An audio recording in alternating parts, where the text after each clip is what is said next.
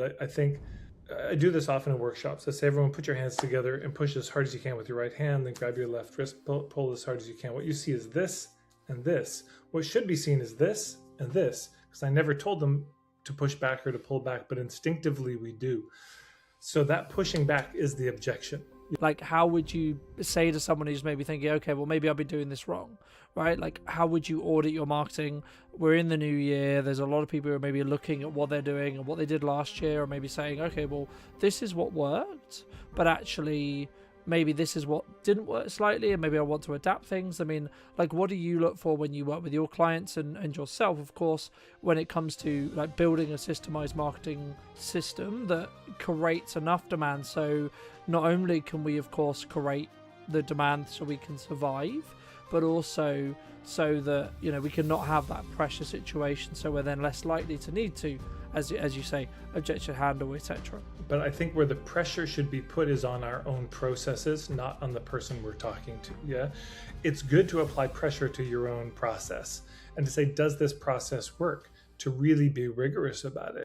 Hello, my friends. Welcome back to a brand new episode of What's Missing in Marketing Today. Today I'm with Tad Hargrave from the opposite side of the world, which is wonderful.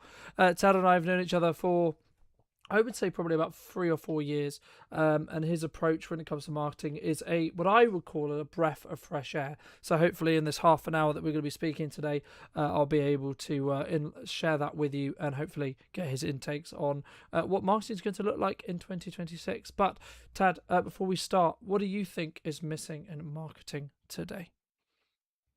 I think the biggest thing that's missing in marketing is the ethics piece. I think most people would attest to, give lip service to, a kind of shallow version of ethics. Most marketing copy I see says, well, you know, of teachers says, well, learn how to market without being pushy or sleazy. But I find their tactics still sometimes pushy and sleazy. And when I say ethics, I think the big thing that's missing is a real commitment to getting to the truth of if this is a fit, over the commitment to doing whatever it takes to get the sale.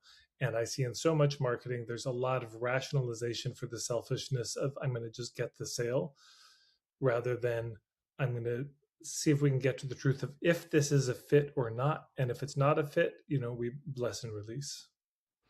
Do you think sometimes I guess what you're like the level of pushing and a lot of your work you talk about, and building off what you were just discussing about ethics, do you think it comes from a level of scarcity? What if I need this person to say yes? I need, you know, whether it's a cash flow concern or whether it's just, I need to validate my own opinion or view for this person to say yes. Do you think that's why people maybe sometimes come across in that way? It's a good question. Yeah, why do we push?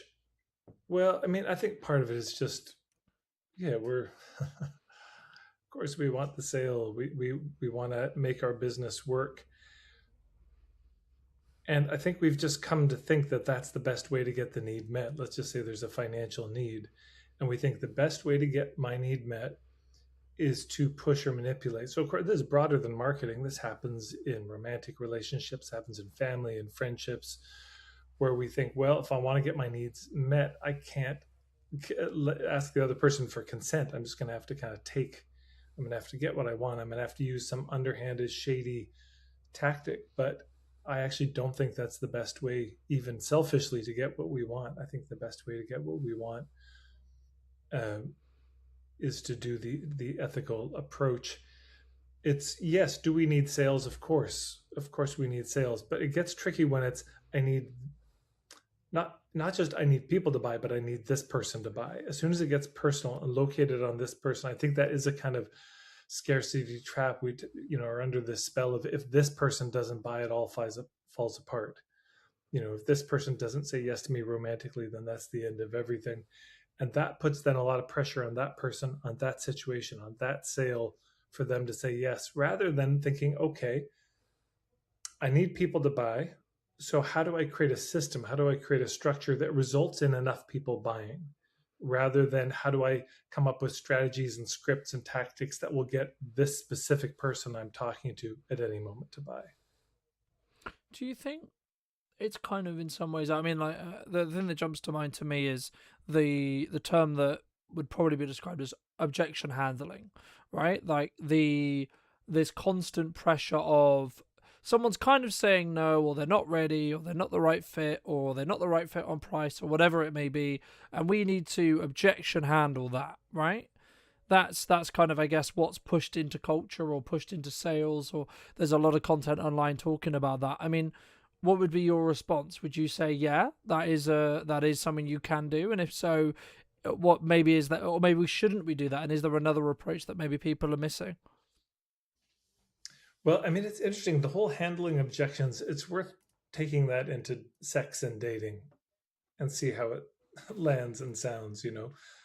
Somebody wants to date you, you don't want to date them, and they start going into this intellectual assault on you of why you're wrong and it's really a good idea when you're just not feeling it at all. Um, yeah, so there can be too much pushiness, but this is the trouble. I think people obsess about, they think the real skill in sales is overcoming objections, but I think I do this often in workshops. I say, everyone put your hands together and push as hard as you can with your right hand, then grab your left wrist, pull as hard as you can. What you see is this and this. What should be seen is this and this, because I never told them to push back or to pull back, but instinctively we do. So that pushing back is the objection. Yeah. So we push them first. They push back with an objection to keep their autonomy, and then the overcoming the objections is then applying more sneakier sideways pressure to still push them. So it gets us locked in this game that nobody wins. Rather than going for overcoming objections, I would submit the best thing to do is to develop the skill and the capacity to identify and diffuse pressure when it comes up. So if you notice that somebody's feeling pressure, you say, hey, can we just time out? My intention here is to see if this is a fit. And if it's not, I might know somebody else who can be a better fit for you. But I just want to get to the truth of if there's a good match here. No pressure either way, no hard feelings if it doesn't work out. Yeah, we're trying to reduce the pressure so we can have a human conversation, not add pressure so we get caught in a pitch. Yeah, absolutely. And I think sometimes, especially maybe when it's the reason why I bring back to the cash flow concern is 'cause I think that's the commonality when it comes to when one would want to apply that pressure. But I guess you talk about systems a lot in your work. I mean, how would you potentially, obviously don't give everything away, but I'd be curious to hear, I mean, like, how would you say to someone who's maybe thinking, okay, well, maybe I've been doing this wrong, right? Like, how would you audit your marketing? We're in the new year, there's a lot of people who are maybe looking at what they're doing and what they did last year, or maybe saying, okay, well, this is what worked, but actually maybe this is what didn't work slightly, and maybe I want to adapt things. I mean, like, what do you look for when you work with your clients and yourself, of course, when it comes to like building a systemized marketing system that creates enough demand, so not only can we of course create the demand so we can survive, but also so that, we can not have that pressure situation, so we're then less likely to need to, as you say, objection handle, etc. It's not that I don't think pressure belongs in marketing, but I think where the pressure should be put is on our own processes, not on the person we're talking to. Yeah. It's good to apply pressure to your own process and to say, does this process work? To really be rigorous about it. It's, you got a table and you're putting pressure on it to see if it is going to buckle, if the legs are strong. That's important to do. But that's where the pressure belongs, internally in our systems, not externally on the person we're talking to. When I'm looking at somebody's marketing and trying to figure out where they're at, is this going to work?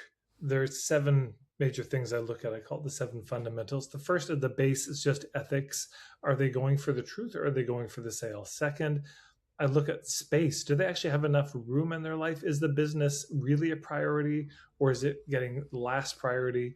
Are they overwhelmed with other things? Sometimes we're just too busy for our business. Sick parents, your kid's sick, or you're going through a real hard time. You may not actually have space for your business, and it's good to be honest about that. Third, do they have a clear niche? Fourth, do they have a compelling and clear point of view? Fifth, do they have a good business model and structure, including the internal administrative systems, the kind of inner systems, the inter systems of how do they stay in touch with their clients over time, and also the external systems, meaning the offers that they're going to be putting out. So is their business model solid? Do they have the hubs? Do they have relationships with the right people who can be introducing them to the right people? And then the last level of sharing of Have they identified a path, an approach, a tactic to marketing that they can actually do sustainably over time, that they're good at, that works for them? No, I completely agree. And I guess, I mean, my next question was going to be around like content creation and why maybe I know you're a massive advocate for signature workshops. And, you know, maybe we can touch on that as well. 'Cause that's obviously how we first worked together and etc. But I think for me, I mean, like for those who are maybe listening who are on the fence about content right now, why does content add to a marketing system to create a level, I guess, of not necessarily urgency, but an additional level of trust? Because that's the main, in my view, that's the main reason why I think you should do content semi consistently, or as consistently as you can do. And then I guess the question that leads on after that is, how does that lead to potentially doing a signature workshop or an in-person event that really deepens that connection with your prospects or clients? I think one of the most important and under discussed principles in marketing is that of safety, making it safe for people to check us out from a distance to see if they want to approach or not, because we forget that they're in control of whether they're going to come to us or not. And I think so many sales are lost because you can't actually check the person out from a distance. I mean, I remember looking for a therapist. This is probably 10 years ago, easy. And I went to Psychology Today and I looked at the profiles. A lot of them didn't have websites, they didn't have photos. I mean, they had no niche and specialization. If I went to the website, there weren't any or many photos of them. There was no video. I couldn't get any sense of the vibe.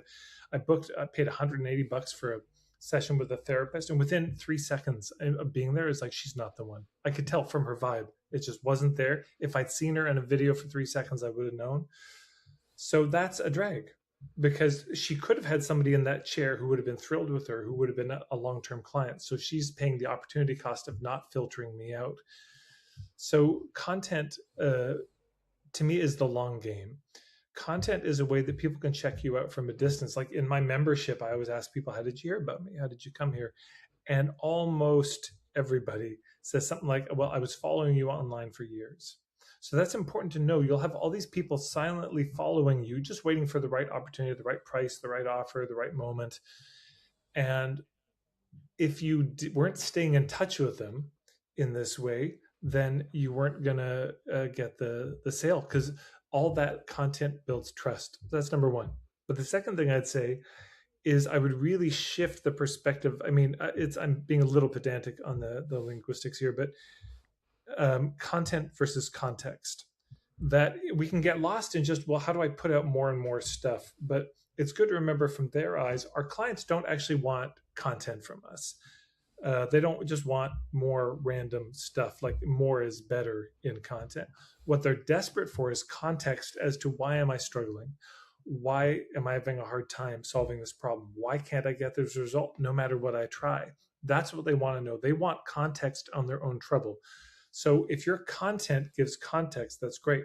The challenge can be that the short form content can only give a little bit of context. It's hard in 90 seconds to give the whole 30,000-foot view, which is where a signature workshop, a day-long workshop, comes in. So whether it's an hour-long online signature workshop, a 2-3 hour evening thing, day-long something, it's helpful to give people a way to take another step closer and check you out. A little bit of risk. Maybe they give their email, they come to a live workshop to see the big picture of how it all fits together, which is, in my mind, that's the outcome. That's the intention of that. Not that I'm doing the signature workshop to get people to buy. I'm doing the signature workshop to give people enough of a taste so they can figure out on their end if I'm a fit for them or not. No, I agree. And I think so many people sometimes I guess it comes from the ability to not want to say, hey, actually, I don't think we're the right fit on a sales call. Or when that you're working with someone, maybe it's like, actually, hey, I don't think that either maybe we're too expensive for you, or I think we're maybe a bit too overkill for you, or etc. Or the other way around. You know, we might actually be hey, you're what you're expecting from us. I don't think we're the best supplier for you, and I think sometimes we don't have the confidence in ourselves, in our offer, in our ability to create demand, to be able to consistently talk about that and say, actually, no, it's okay if I don't win the sale. Or I guess maybe setting up a system so that we're actually fine longer term as well, cash flow wise as well, right? I mean, feel free to add in anything that you wish. But also, I mean, the next question I was going to ask you is: people keep posting, but they don't necessarily grow. Why do you think that is specifically? I mean, what's the cause behind that? Oh gosh. Okay, so there's a couple things there. Yeah. So one is, um, yeah, of course, there's the pressure. We need a process that's going to generate clients. That's true. We've really got to think through the process, because if you don't have a process that you feel confident can ethically get you clients, you will have to resort to pressure. Yeah. If you haven't thought through those fundamentals, if you don't really have your ethics clear, you don't have enough space to think this through strategically, you don't have a clear niche, compelling point of view, good offers that you're reaching out through hubs, if you're not doing any of those things, it just doesn't work very well. So then you still need sales. So then synthetically, steroidally, you have to kind of inject an urgency and scarcity and all these tactics to get people to buy, which they will often resent. You'll get buyer's remorse, you'll get drama, they get disappointment, and it's a bad deal. In terms of this question of why do people post but they don't grow, I think part of it is there's an algorithm, and I don't consider myself any kind of expert on social media or what's useful today. Um, but I think part of it is the format that works is not the format we normally do. So I probably actually wouldn't look to my social media as a great example. The kind of format that I'm doing, just talking to the camera, it's okay. It's stable. Every once in a while, one hits big for some reason, but it's that's an okay way to generate content. But there really is a whole formula to generating the kind of content that goes viral that people have put a lot of thought into, around starting with a hook, ending with something satisfying, the use of visuals, editing, text, all that. There is an art form to it that takes a reel that might have gotten 1,000, 2,000 views to like a million or more. And so if your interest is that, there's that. The second thing is that the posting steadily like that is the long game, and I think it's probably changed. I mean, I know a woman who grew Instagram to 2 million just by writing. I don't know if that's on the table anymore. Maybe. But now there's more AI bots. There's so much AI content that people are fighting through, and that really is just content. That's no context for anybody. That's just sheer Mm. distraction, a lot of it. And I think a lot of people are just stepping back from social media in general. So if you want to grow your social media following, part of it is just putting out good content that really gives content that's useful. That's kind of the baseline. Second, I think, is you're formatting it and designing it well enough that it's the kind of format that would be shared. But third, I think a lot of the growth on social media doesn't come necessarily just from posting on social media.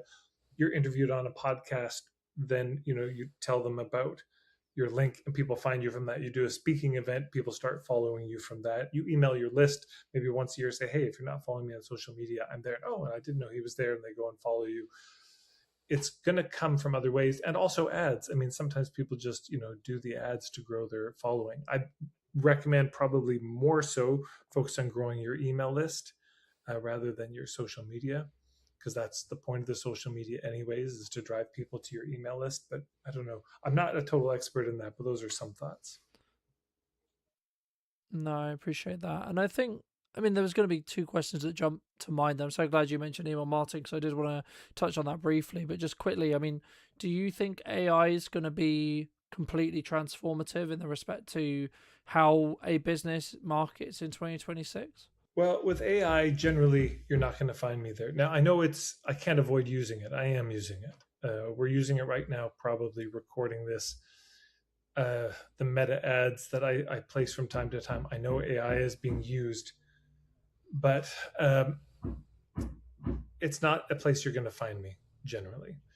So I just feel like I got a limited amount to say. But what I will say is this: the more AI content there is, it's not just content, it's emails people are getting that are from AI bots offering them services because they saw them post something on Facebook, text messages they get because they posted something on Facebook and an AI bot found their phone number and started texting them. It's the fact that we can't even trust whether the emails the texts, the social media posts we're seeing are coming from real human beings anymore. If this person we're seeing is a person or just an AI video, getting harder and harder to tell.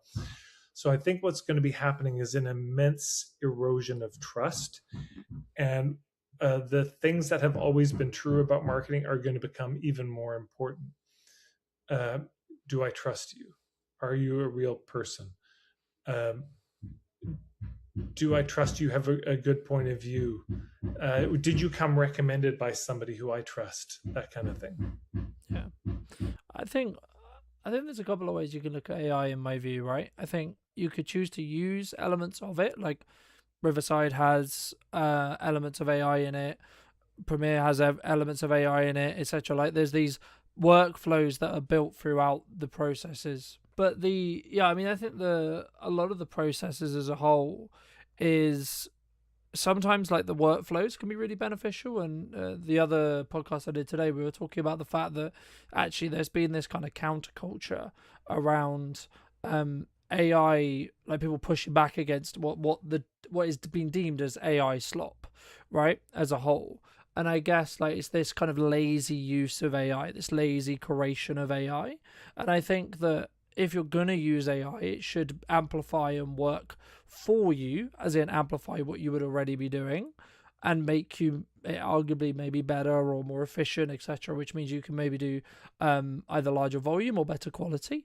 But the lazier aspects of AI, I think, will eventually get phased out because it isn't going to be accepted by society by the looks of it, from what we can see at the moment. But before we look to wrap up, because I know you've got a dash, but how do people? Firstly, I mean, I guess this is kind of a two-pronged question. Number one, how should people like look to actually build their email list in 2026? And secondly, then what do we do once we have some data that we can then talk to?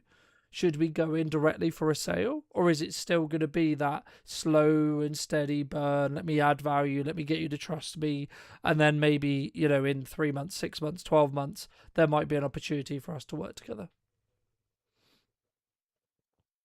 Best ways to grow email lists. I mean, there's probably lots, but the two that come to mind. One, I'd say most important, signature workshops. Get in front of people, talk about what you do. There's multiple ways to do it. It could be, hey, if you come to this workshop, you'll be added to my list, but you can unsubscribe whenever you want. Second, I think that's the riskiest one. Then you could say, hey, you'll be added unless you tick this box, as you're signing up, and then you won't be on my list.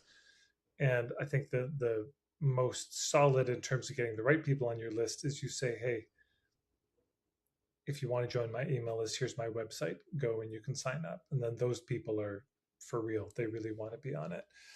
But getting in front of people, talking about what you do, sharing, giving them the chance to sign up for your email list. I think that's the main thing. Also, having something that they might want, a kind of opt in. Now, something they may want may be just a newsletter that's on such a niche topic full of such value, they want to be on that newsletter. That's the best. That's the most important. On top of that, then there could be uh, some sort of offer like a starter kit. Hey, here's something, just as the ethical bribe, as it were, join my email list and you'll get this thing. But of course, a lot of people will join for that and then bounce. But then the starter kit, that kind of context that you give them may bring people back over time. And then, of course, there's just ads, doing ads that drive people. Laura Eastburn is a colleague of mine who I recommend. She does incredible work helping people grow their email list with non-transactional offers. So just like, hey, get on my list because we're gonna talk about these things here. Yeah, so that's how I grow the email list, either ads or signature workshops generally, or podcast interviews. I just think those are more passive, and I don't think they work as well as getting in front of a live crowd. Once they're on your email list, I mean, I think a general thing is, so for me with this ethical marketing starter kit, when people sign up for that, there's immediately what we call the handshake offer, where it's like, hey, you're interested in this, so here's an offer. Normally you pay $140 for this, but it's $50. So save $90 on this one-time offer. And it's, for me, I just picked the issue that I knew most of my clients had, which is how do I articulate what I do? So we give them an offer, and then the rest of people join the email list. There's a series of emails they get, which all have a connection to the membership that I have. And what I'll probably do is get even more sophisticated. And anyone who gets the how do I articulate what I do offer, who buys that, there may be some other follow up series of emails for them, helping them integrate that and use that with another offer, then to the membership, because those are probably hotter leads if they're willing to spend money.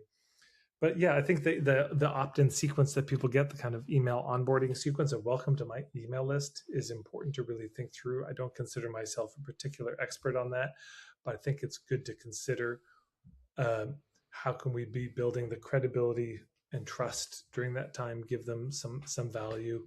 And then that email opt-in series should certainly be clear about what the next steps are, because people could otherwise be on your list for a while, not even realize you had a membership, not realize you had a mentorship program or a school you run or offers you do. And then occasionally you've got to send a solo email promoting something, not just burying it in newsletters. But the main thing is, how do I make this email list amazing? How do I make a great email newsletter that people actually want to read, that's useful for them? That's the most important thing. Fab. And for those who've enjoyed the time we've spent together, Tad, where's best for people to reach out? Where's people to check out what you're doing, maybe join your email list, etc.? Marketingforhippies.com is the best place. Yeah. Fabulous. And if you were going to talk to yourself maybe 10 years ago or 15 years ago specifically, what advice, if you were going to give advice to that person, would you give? Get marketing coaches, get some help with your business. Don't try to be a lone wolf about it and make all the mistakes yourself. Get some help, like find somebody who's where you want to be and learn from them so you don't make all the mistakes yourself. Fabulous. Thank you so much for coming back and joining me. Ladies and gents, if you did enjoy this episode and would like to see more like it, make sure to come back next week for a brand new episode of What's Missing in Marketing Today. YouTube believes you'll enjoy this episode and want to subscribe if you're new, and I'll see you very, very soon. What do you think is missing in marketing today, Connor? I think aggressive patience is missing from marketing today. A lot of people jump from trend to trend. A lot of people jump from thing to thing. You very rarely see people stick it out and target one format, one platform, one approach for 1 year.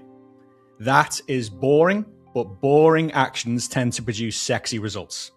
If video is genuinely failing you, I don't think it's necessarily the fault of the video. It might be the structure around it.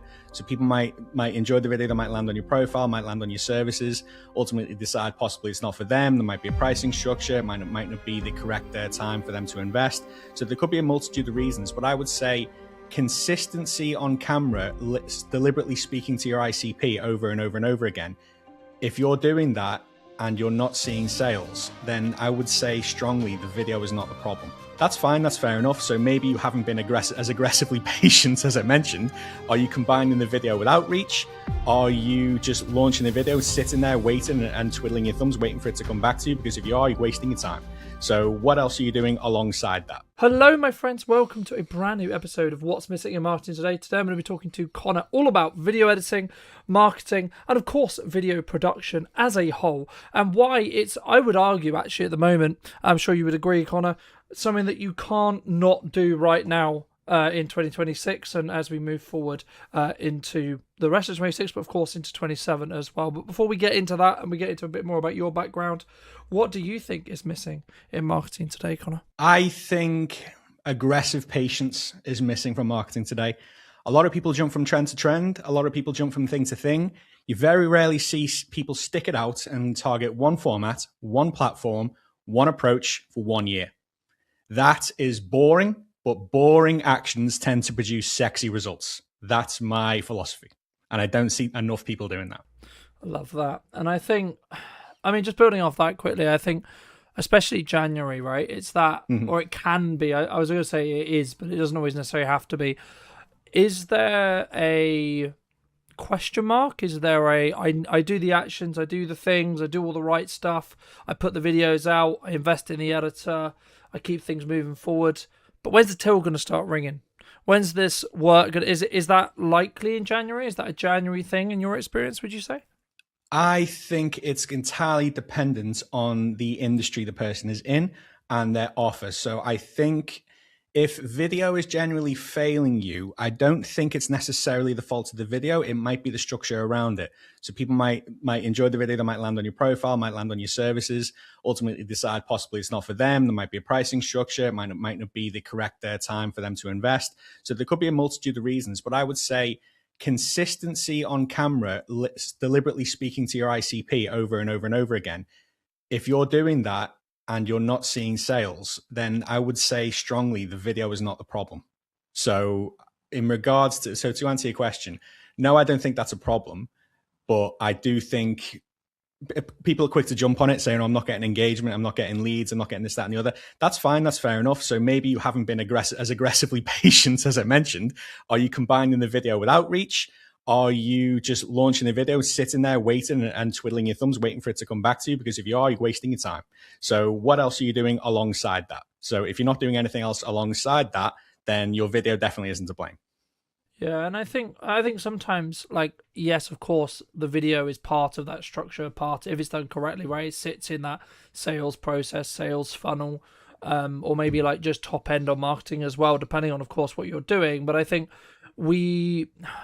I guess sometimes in the past, we don't always take self-accountability 100% to like why things are busy, why things are quiet, why things are maybe not the desired business as a whole that we're looking for. I mean, a lot of the work you do is very remote editing style. Was that a choice that you chose to have that maybe location freedom, or to have the kind of, I guess in some ways, future proofing of, yeah, I don't need to be necessarily going to see my clients on a day-to-day basis? Or like, how did you sort of get into remote editing? Because I think so many people, they look at like maybe what I do, or maybe the production side, and they maybe look at it as a full package. But something I wanted to discuss with you, of course, was actually to get the best of both worlds. I think there's so much more that can be done, and sometimes actually having a different person's perspective when it comes to the editing side can be the reason why the video does, you know, that 1% better or that 2% better, etc. in regards to quality.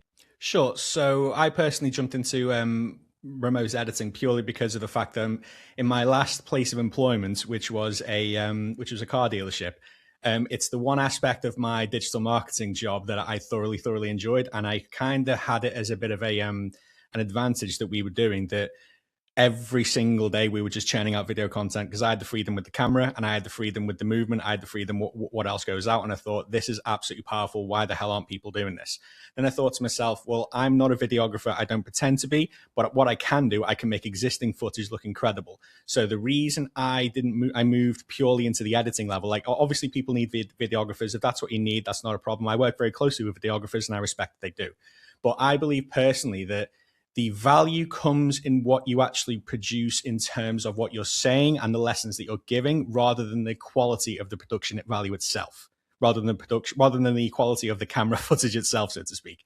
So it's all well and good just having, like, if you want to hire a videographer, by all means do so, but there's absolutely nothing wrong whatsoever with just taking your phone camera out, hitting record, spewing value over and over and over again, and doing that consistently and churning that out. So when I realized that the consistency side and the editing side realistically, they are actually more important than the videography side, in my opinion. That's when I decided to lean into this. So there are occasions where I do need videography assistance. So when that's the case, obviously I outsource that. I play my strengths. So just personally, I just felt like it was for the audience that I wanted to help and the message that I wanted to spread. I just felt that was just more of a priority. I think that's an interesting point, man. I think sometimes we look at maybe like what the Stephen Bartlett's of the world are doing, or the insert large name here are doing, and we maybe don't necessarily consider that. I kind of agree and I kind of don't agree with your point in regards to production, right? But the reason why I think it's different is because it is about the perception you want to give over every time, right? Because I agree. I think you can have an okay video, and everything we do with video and everything we do in marketing has to be structure led and systems led in respect to, I'm going to add these specific points or these specific bits of value to my ideal consumer, my ideal person, right? And as someone who does phone videos and production videos and well edited videos, etc., like I see them as different. They do different jobs, right? For me, and I think the initial point, if like you're gonna, if maybe someone's listening to this or they are actually in a position where they're like, yeah, that sounds cool, Colton, but I've got a lot to say now and I don't really want to spend the money, or it's all complicated, or etc. I mean, what would you say to those people who are maybe on the fence about bar like just starting, which is the obvious one? But is there anything else that maybe someone can either self-plan, self-edit, self-produce that maybe has like very little budget and they want to start getting their teeth into this concept that we call video, right?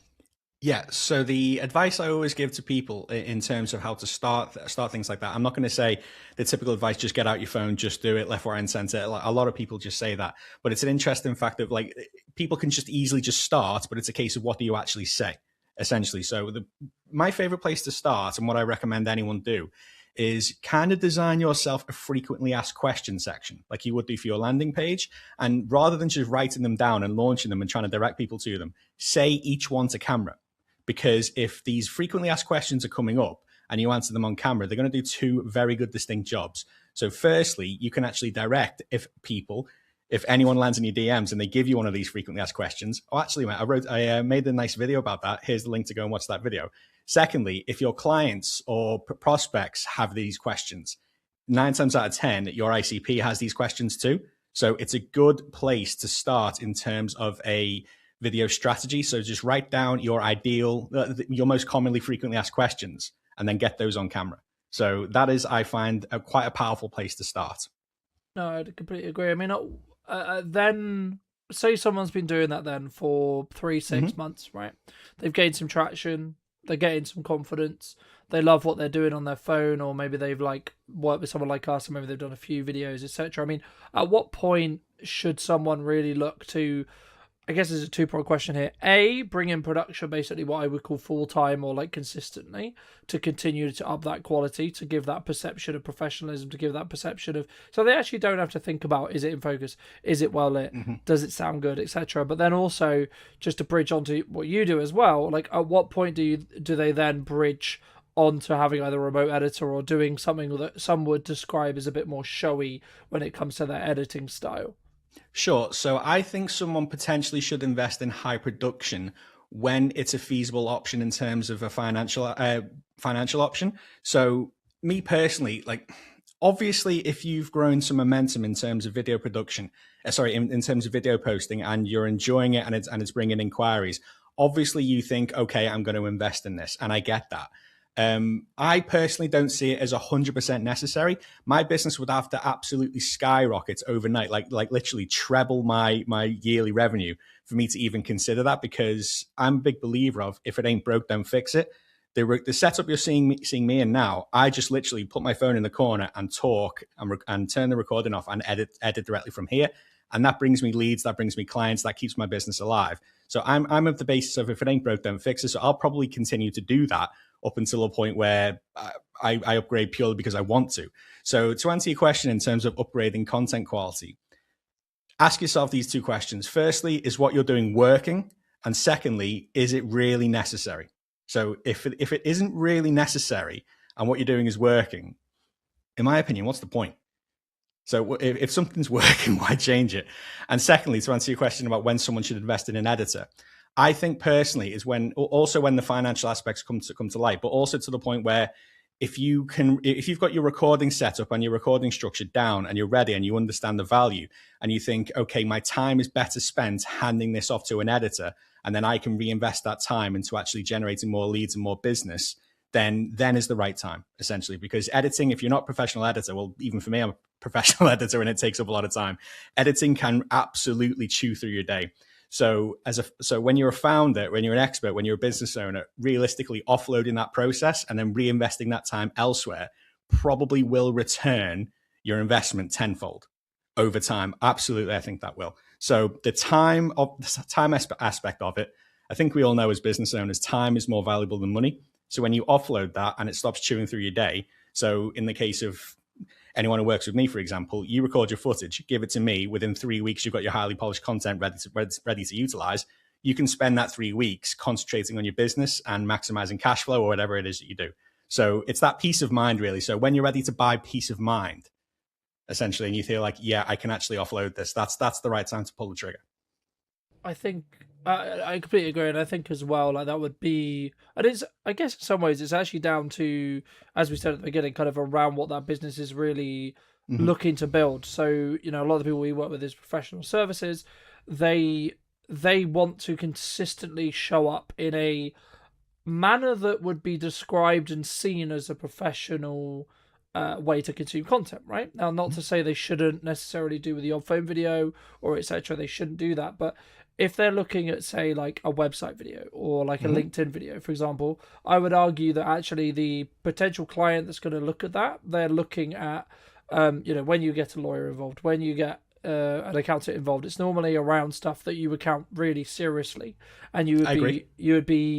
you should increase that level of trust by the fact that what you put out consistently, but also how it feels when it comes across. And I think there's two balances there, which you could do on using a webcam or a phone. Yes, if you were working with a polished editor like yourself, for example, you know, you could polish that up. But then what I would argue is actually, well, is the footage the weak end of that chain at that point to really become that trust engine for you? And that's something that we focus to work with our clients, is like, actually, let's build an entire system that leaves no question marks, right, on I the agree. professionalism, how you come across, etc. But it's very easy for us to say that about, you know, we're clearly very competent in the respect to how to come across, how to talk to our ISP, or unique selling proposition, or like the person we're trying to talk to, right? That group of people who we're trying to talk to. Where would you say, from your view as an editor, or where is like maybe your job harder as an editor, looking at how people are creating their footage necessarily? So, you know, is it actually it falls apart because of the energy maybe wasn't as good from the presenter, or they didn't do enough pre-production, or maybe they're actually struggling because they've got too many ideas? You know, it's like, what, for those who are listening, I mean, what can they do, I guess, to make, I guess the golden question here is, what can they do to make when in the prep before a video is filmed, before they create that footage, to make your job easier as an editor, which in turn means, I would argue, you can then spend more time looking at how do you add that 1% on the video rather than having to fix those mistakes as a whole.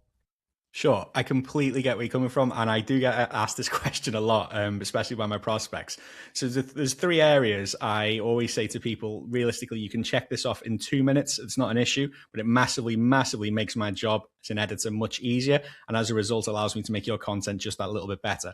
So, firstly, lighting. A lot of people undervalue this, and like the value of a good light setup can seriously affect your content quality, because obviously with low light, pixelation is seen a bit more easily, and relevancy and relevant to that edit, it does actually make my job a lot easier. So if you don't have a ring light or anything like that, a very easy hack: just simply stand in front of the window. It's that simple. Natural light is very, very good. So make sure you have a decent lighting setup. Secondly, I want you to remove as much friction as possible from the setup. So therefore, it actually makes your life easier. And once you enjoy it and your life is easy, it makes my life easier. So what I mean by removing friction is, I want to walk you through that setup just before you actually pull the trigger. So in the case of me, for example, I have my phone set up in the corner, but I always have my phone plugged into my laptop at all times. So whenever I'm finished the recording, as soon as I press stop, it's automatically synchronized into my laptop, and within 5 minutes, it's already ready and uploaded on my Premiere Pro. So if you can reduce the friction between once you finish recording and then getting that content to me, it's going to reduce your mental load massively, I would say. So in order to actually do that, I tend to walk my clients through the process from start to finish before we actually start. So I make sure they have a G Drive set up. Sometimes I'll make sure they have the G Drive app already immediately set up on their phone. So when they're actually done, I can make sure they synchronize it directly to my file without me even asking for it, essentially. So reducing the friction is one of the easiest things we can do. And thirdly, if we can help it, and this is dependent on where we're actually placing the footage. So I like to work for LinkedIn and YouTube, but what I will actually ask my clients to do, I will actually ask them to record in landscape. Even if we're going for portrait, I will actually ask them to record in landscape, but I'll make sure they position themselves in the middle third and with plenty of scope above their head, because that serves two purposes. One, I can very easily repurpose that portrait if I need to without dropping quality. And secondly, it gives me as much versatility as your editor as possible. Because if you record in landscape with enough scope to actually repurpose the portrait, you only have to record once. It's that simple. Because a landscape video, you can add captions and that goes straight on LinkedIn. That footage then can be cropped for portrait. It can also go on LinkedIn, can go on Instagram, go on YouTube, and the obvious one, that can also go on YouTube itself. So I try and reduce friction in that sense by making sure they have good enough lighting, making sure the process is as easy as possible for them, and making sure that they give me as much versatile content as possible so I can cover all grounds, but just by a single 5, 10, 15-minute recording, essentially. So founders like it when you reduce as much friction as possible. So basically I say to a founder, all I need you to do is get in front of the camera 15 to 20 minutes per month, and I can basically cover all grounds for you. So I'm all about reducing friction, and founders love that. Yeah, no, I completely agree, and I think that's one of the reasons why you should bring in a quote unquote pro, right? Like I think we know the systems and the ways that we need to create the content that's going to then perpetually perform. I guess the lead up or the reason why someone would then do it would be, is it just that planning stage in the respect to because I've always been a big advocate, especially this year and the kind of the back end into last year, where I'm spending more time in for my own content, but also for clients as well. I'm spending more time in the pre-production window of time than I'm actually spending when it comes to actually like production time. So when I have that production time in a studio, when I have that production time with that client for the day or etc., depending on what we're doing, there's no question marks on how we're going to utilize our time. Sure. I think for me, I think that's the key, and I think that's what sometimes people don't focus on as a whole. Like, because then your job as an editor, then my job as a production professional is going to be, let's add that. Let's really tune the language. Let's tweak instead of having to maybe problem solve on the day about, well, we've got this extra time. What can we use it for, etc. I mean, is it? I guess the question then runs onto that: is it better to have a quality and quantity balance, right? Because some people was going to say that you should be posting, say, once a week on LinkedIn, for example, or once a week on YouTube, and that should be the best video it possibly could be, right?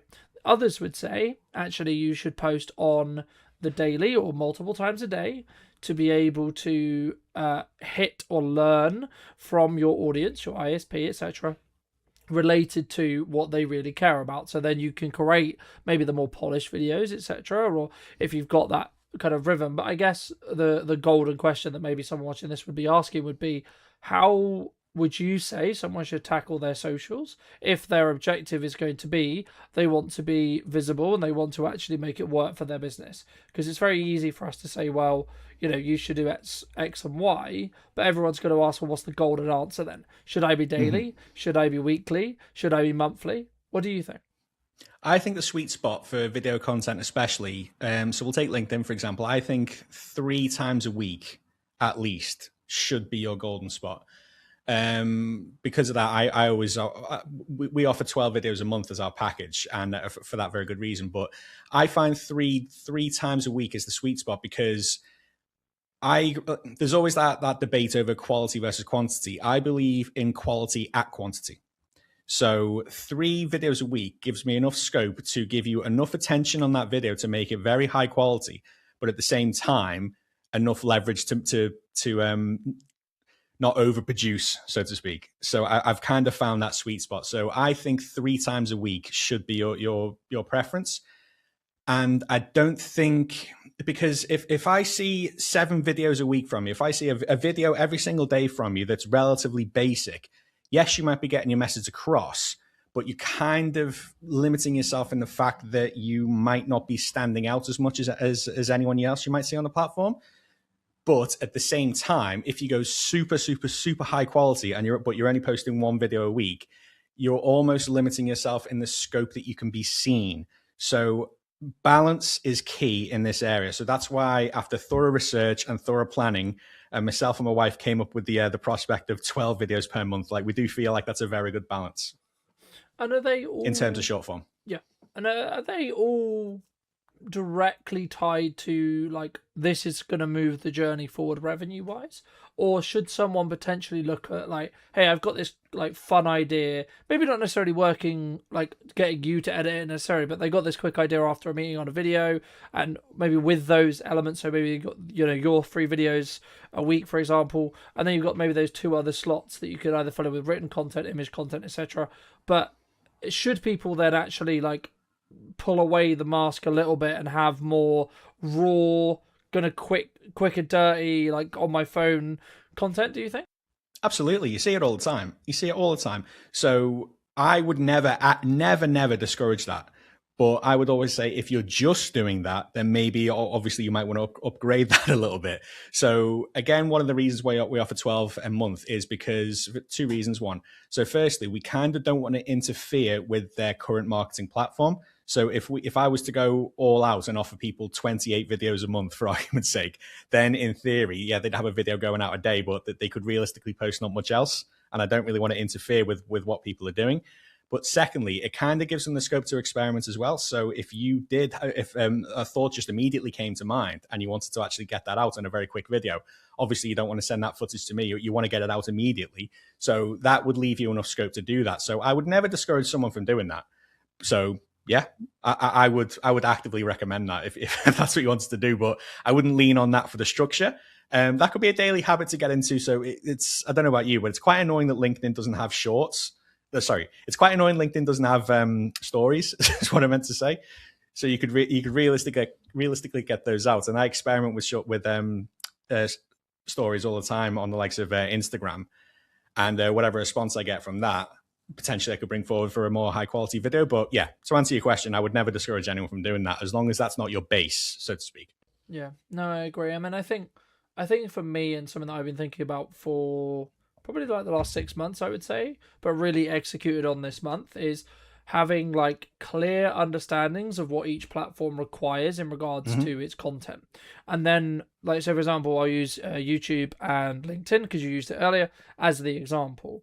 For me, that's where I put my top, I would say 10% of my content. So in regards to, I know it's hitting the right like marks in regards to what the message is, how it comes across, how I come across, etc. But also like the best quality content I can produce. Like, I'm not looking for volume more this year on LinkedIn. I personally post once a day, but that's because I know how to post produce and use and extract as much as I can, along with them throwing in lives, etc. Love it. To be able to do that, because there is a barrier, but the barrier is more my time than necessarily a constant financial resource spend on it. Sure.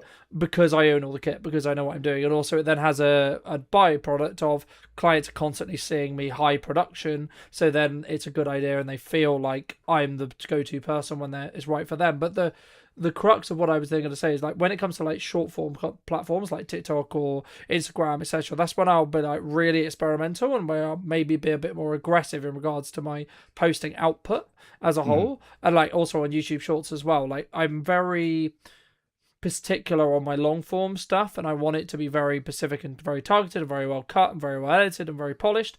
But also but then on the short form stuff, it's like, actually it's only going to have a shelf life of maybe 12 hours, and it's where I get to experiment with language. I get to experiment with, like, look for those outcropper videos. And even if I first film it on my phone, I'm testing language, I'm testing reaction, I'm testing how well did it do when I did it on my phone, because then when I come into a studio day, or I look for a performance video, or I look for like a podcast theme, I can then take those themes that I already know work with my audience and then go, okay, cool, we can now polish those up. So you're not necessarily going to invest time, energy, and resources and editing time and so on potentially dead topics. But it leads on to my next question, which was going to be around, like, you talk a lot about shipping content, right? What would you class posting, or someone who's just recording content, and then versus like shipping content? What's the difference between those two for those who maybe don't know? Okay, that's a very, very interesting question. So I would say that's a very good question, man. If I'm just shipping content, to me, that sounds like there's not too much intent behind it. I'm just showing up for the sake of showing up. Whereas if I'm posting intentionally, like, I don't make a video if it doesn't help my ICP in any way, shape, or form.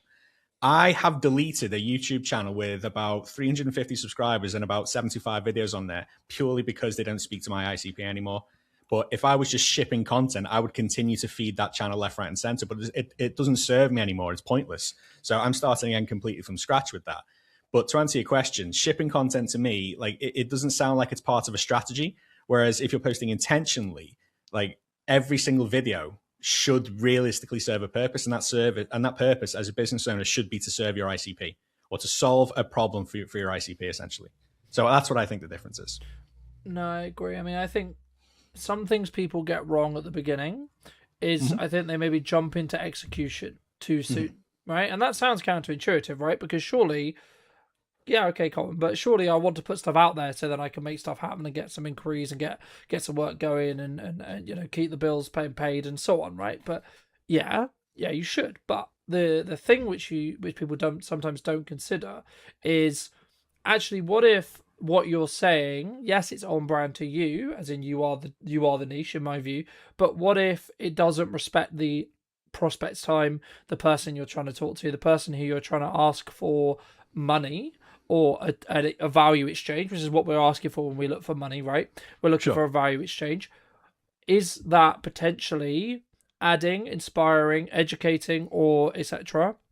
when it comes to the content? But I guess the question that comes, and maybe this is about you and your other half's like positioning as a whole, but like when a business is looking at doing marketing as a whole, this is a more general marketing question, and you're looking at maybe positioning, right? Like when you were coming up with your remote offering and you were looking at it, did you do research? How did you go about your positioning? Because I think for me, the more I've been in business and the more I look at what we're doing, the more positioning has come to matter. And actually, that's why I've come to that bit that I talked about earlier with long form stuff, where that's the key, because it's on LinkedIn and because I know it's going to be consumed by a demographic in a certain mood. I need to make sure that content does a job in correspondence to when someone's scrolling at home on TikTok or scrolling on Shorts or scrolling on Instagram. So my positioning will be similar in regards to what I talk about, but it will be positioned in a different way. Just to reiterate the question, I mean, how did you come up with your own positioning? And then maybe after that, how would you recommend people listening to this potentially come up with their own positioning themselves if they're in that process of either tweaking what they're doing or adapting as a whole? Sure. So my positioning, I wanted to come from a position of what am I taking off your plate and how am I making your life easier, rather than trying to sell how good my video editing is. When I was doing initial research on the market of video editing, a lot of the market, and when I say a lot, I mean like 95% of the market, they try and position themselves as one of the best editors you can work with, and they try and sell editing quality. So trying to sell what you're good at as opposed to trying to sell the problems you can solve for your ICP, it's not really a strong approach. And I wish I'd taken that approach from the very, very beginning, because I did make that mistake at the start. But it's only when I was a solopreneur, but it's only when I went into a full-on business with myself and my wife that we actually changed that positioning. And we focused on how do I make these people's lives easier, as opposed to how do I show people how good I am, so to speak, which I think is the wrong thing to do. So identifying what problem you solve as opposed to what benefit you give. Like it might sound similar, but from my experience, it's not. And that's kind of how I position myself in the video editing niche. So would I call myself an editor? Of course, but my main goal is not to provide you with high quality video editing. Obviously that comes with a package, but my main goal is to alleviate your time, alleviate your stress, and give you another means to actually generate leads, rather than just essentially saying, here's fantastic editing, here I'm going to blow your audience away with the quality of these videos. No one cares. Like, no one cares how good of an editor I am. No one cares of the level of the service you produce. They care about themselves, and they care about what problems that you solve. And the issues surrounding that are almost irrelevant, because you should be, any business really solves a problem. You go to a supermarket because you're hungry. Any business solves a problem. You go to B&Q because your bathroom's falling apart. It's a problem that needs solving. So that's essentially what we positioned ourselves as problem solvers. We need to help you alleviate your time back, so you can spend this on something that's going to keep business rolling in, as opposed to you're bogged down into editing your videos. So that's essentially the position that we came from. What do you think people get wrong about editing? I think digestibility is an overlooked factor. So I don't judge someone on how good quality their editing is. I judge on how well it delivers the information and how well the video actually does its job on either promoting the individual, promoting the service, or just general positioning on the individual as a whole. So there's nothing wrong with producing content that's just captions and cuts. There's nothing wrong with that. You could probably run a 6 or 7 figure business off that. It's the value and message that you deliver. Like, I can only do so much as your editor. If you're I'm not suggesting anyone I work with or anyone I've ever worked with does this, but if you're talking absolute garbage and you don't deliver any sort of value whatsoever in the business, the best editors in the world couldn't help you.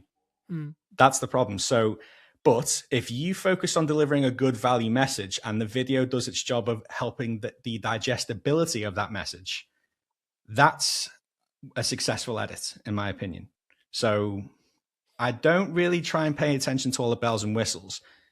Before I press go on any sort of graphic that I add to a video, I think, does this help digest the message? If the answer is yes, I add it. If the answer is no, I let the video play. Yeah. And the amount of videos I've returned to a client or a prospect because I say, no, you need to do this again. I'm not actually getting anything of value out of this video.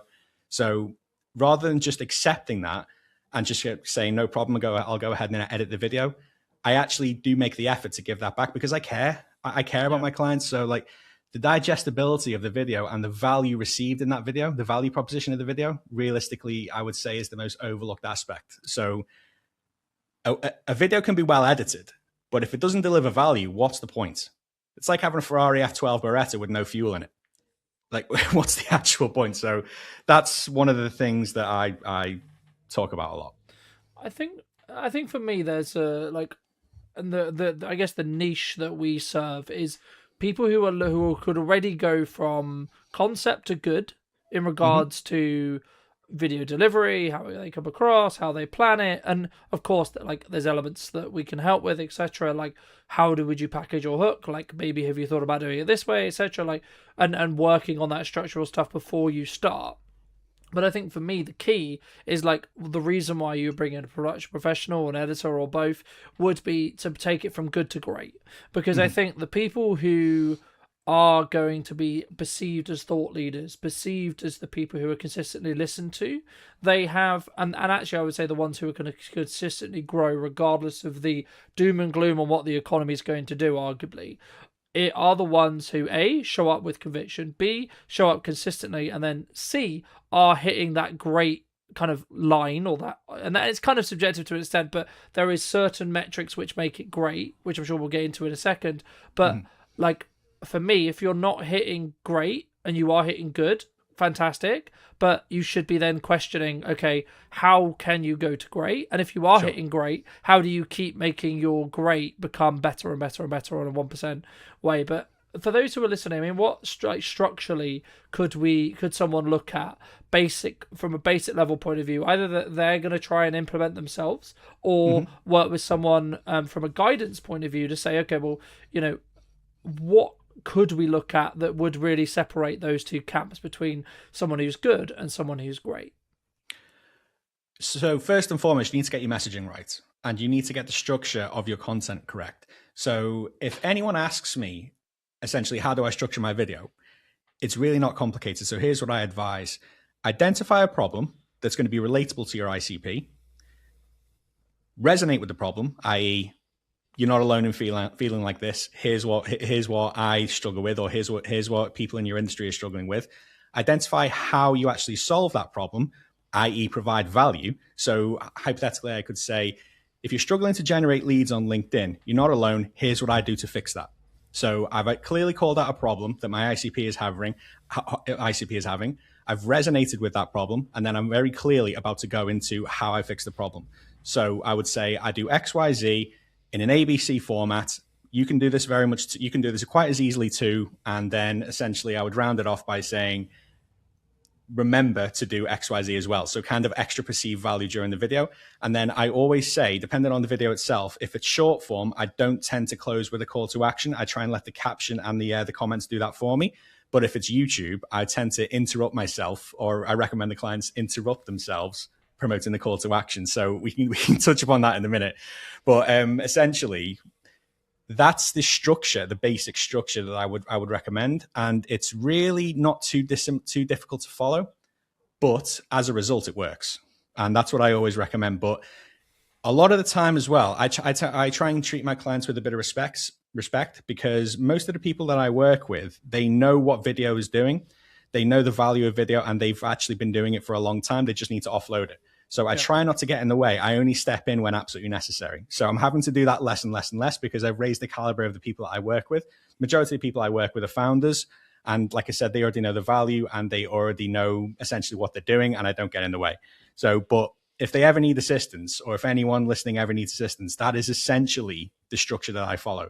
So identify the problem, resonate with the problem, offer a solution with the problem, and then add extra value at the end, essentially. So that's the basic structure to follow.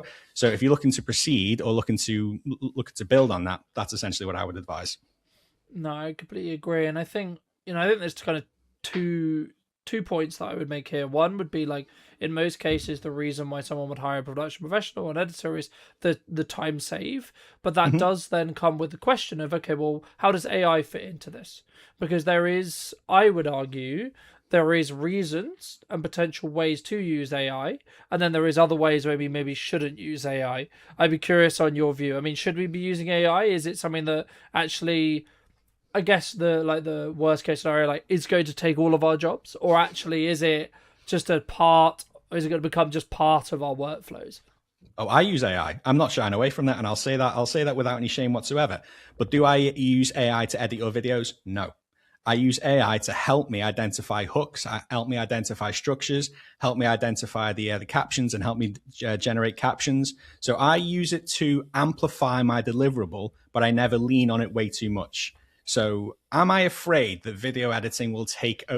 sorry, I'll start that again. Am I afraid that AI will completely take over video editing? No. Can you use AI to actually take over your video editing now? Yes, you can. A lot of people lean on Opus. I would never recommend Opus for one simple reason only. It's crap. It's absolutely crap. You can very easily see an Opus video these days, and I get the fact that you're leaning on you're trying to alleviate time by doing so. I completely get that. If you're going to use Opus, I would use it to identify parts of the video that would actually make a good clip, because it does rank them in terms of virality. So I would lean on AI to actually assist with what you're doing.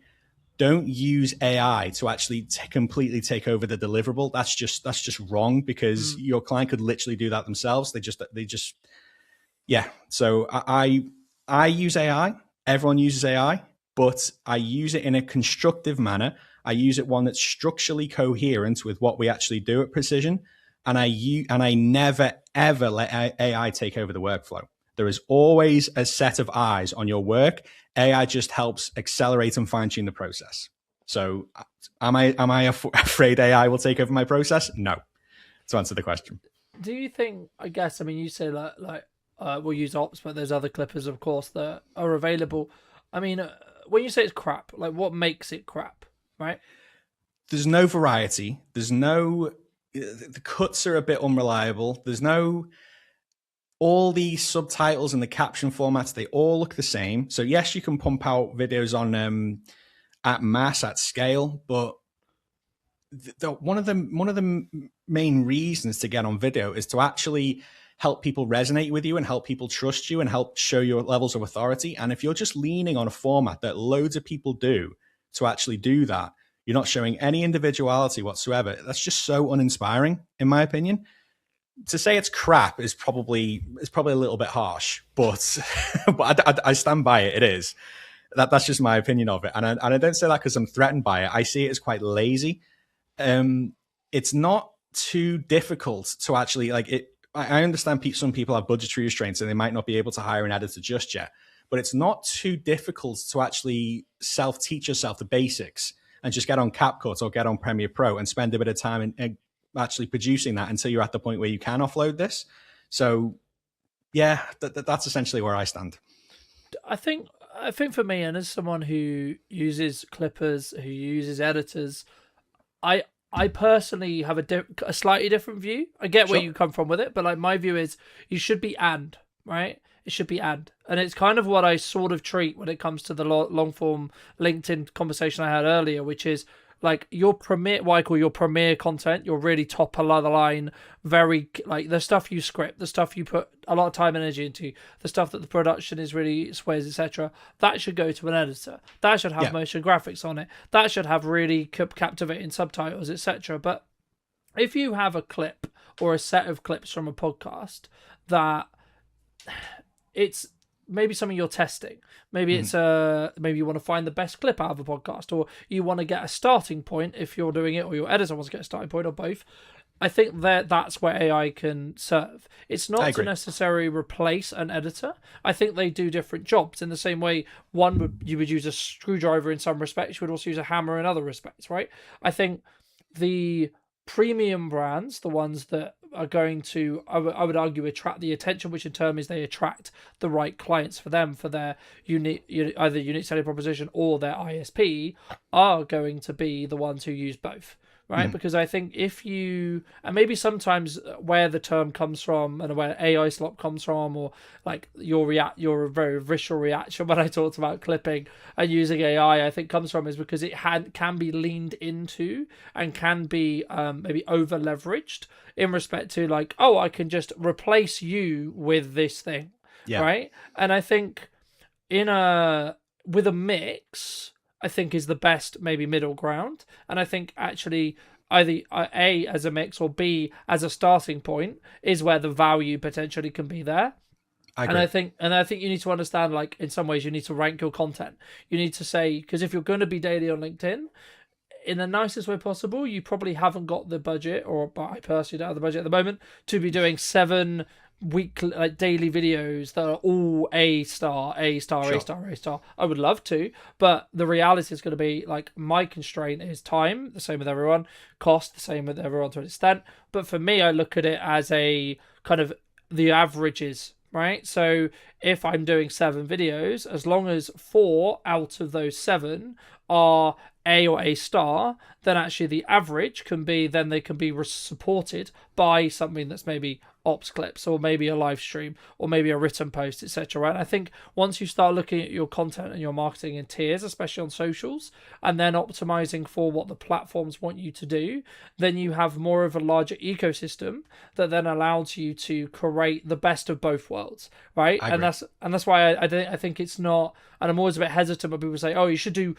AI or an editor or etc. I think it should be right, within reason. I think, because as I say, I think some things need that human nuance, need that human shape, and others are just like, it kind of goes into that camp of, I've got this idea, let me just, bang, here you go, right? Like when I have an idea for a new video concept, like something that's been working for me this year is doing phone videos to test the tonality, and then I'll potentially film that as a walk-in video on a mirrorless camera. Okay, cool. So I'm up in the production quality, but then I maybe want to add captions on it quickly so it can be consumed better on those platforms. But I'm still in that testing phase with that terminology. So maybe it would be slightly overkill for me to get an editor in to do a really polished version of it. So that's when like AI can play in, or like those other things. But just to move back, I guess, I think as a whole, if you're not doing something consistently, I don't believe you can gain competency in whatever that is. So if it's presenting, if it's coming across on video, which will be the common ones we're going to discuss today. But how do people actually get consistent? Because it's very easy for us to sit here and say, oh, well, be consistent, as we are consistent, right? But how would you say, for people who are listening to this, how can they actually become consistent? For me, I would advise you need to remove as much friction as possible. So I'll use myself as an example, and this is what I always advise my clients to do. Where I work is my recording studio, and my recording studio is where I work. So everything is in a permanent position. Light, phone, microphone, everything, it doesn't move. So there's roughly about 5 minutes difference between me turning on the camera and the footage actually being ready for me on my laptop. So if you've entered the habit where you think, oh God, I need to record today, I need to set up my camera, I need to set up everything, I need to clear the table, that makes it much, much less likely that you'll actually do it consistently. So by removing friction, you're able to make it a habit. And once you're able to make it a habit, it actually returns dividends much more easily. So it's very easy to develop that habit when you remove friction. And any habit that any process that you need to get into where it starts with you saying to yourself, oh, for fuck's sake, you're going to find it difficult to get consistent on that. So remove as much friction as possible. That's always what I advise. I agree. And I think there's like little things like build a habit around creating a phone piece of content, and that's the yardstick you need to start doing. Build a habit of, I've got this idea, I'm going to write it down, I'm going to build this habit around, I'm going to film this idea as I have it, etc. Because I think sometimes we make excuses about why we're not doing the thing, right? Yep. So like, I think it's very common maybe in January, people are maybe concerned about what's going to happen, or like they're trying to create work and like deal with and talk to more prospects. But like for me, I did what I call a SWOT analysis, where I looked at, okay, well, what are my strengths from last year? What are my weaknesses from last year? What need gains or advances on? And then what are my like total pool of resources that I can then allocate to those things, right? That's the job of a SWOT analysis in my view. And for me, the weaknesses was actually, I'm good and I enjoy marketing, right? So that's quite easy for me to do. But the thing that I struggle with more or do less of, that I'm focusing more on this year, is actually that middle section between actually getting the calls in and getting people to maybe convert, or actually reminding people, hey, we can do this and this is how much that would cost. And I guess for me, like, is that partly why someone would maybe outsource to you? You talked about earlier about like saving that time. If they notice that actually they are, and I remember hearing Alex Camozzi talk about this multiple times, and I'll just use a quick analogy. You know, he was talking about the fact that you're not disciplined if you enjoy it. So he was talking to a lot of personal trainers around like, oh, I wake up at 5, I do this work, I do this workout, da da da. Yeah, but he was like, you fucking enjoy it. Like, stop being a prick, you enjoy it, right? And the crux that what he was pointing out was discipline is showing up when you don't want to do it. But actually, if you're doing the thing that you enjoy, arguably you would have done it anyway. So the real quote unquote discipline, and the thing that I'm leaning into a little bit more now, is I don't really want to do this as this is uncomfortable, and I still need to do it consistently, right? Because that's where the results come from. That's where compounding happens. But just to reiterate the question, I guess, what would you say to people who are struggling with being disciplined with their videos? And is that actually why you would then recommend people then outsource something like you, so they have that time block allocation in regards to funds, so they can then refocus on the bit I mentioned here, which was those calls and that closing? Right. I think if someone is struggling to be disciplined with videos, I don't think they are the people I want to work with just yet. Okay. Because the people I want to work with are already disciplined with it. They know the value of it. They've just sinking way too much time into the editing, and it's becoming a bottleneck.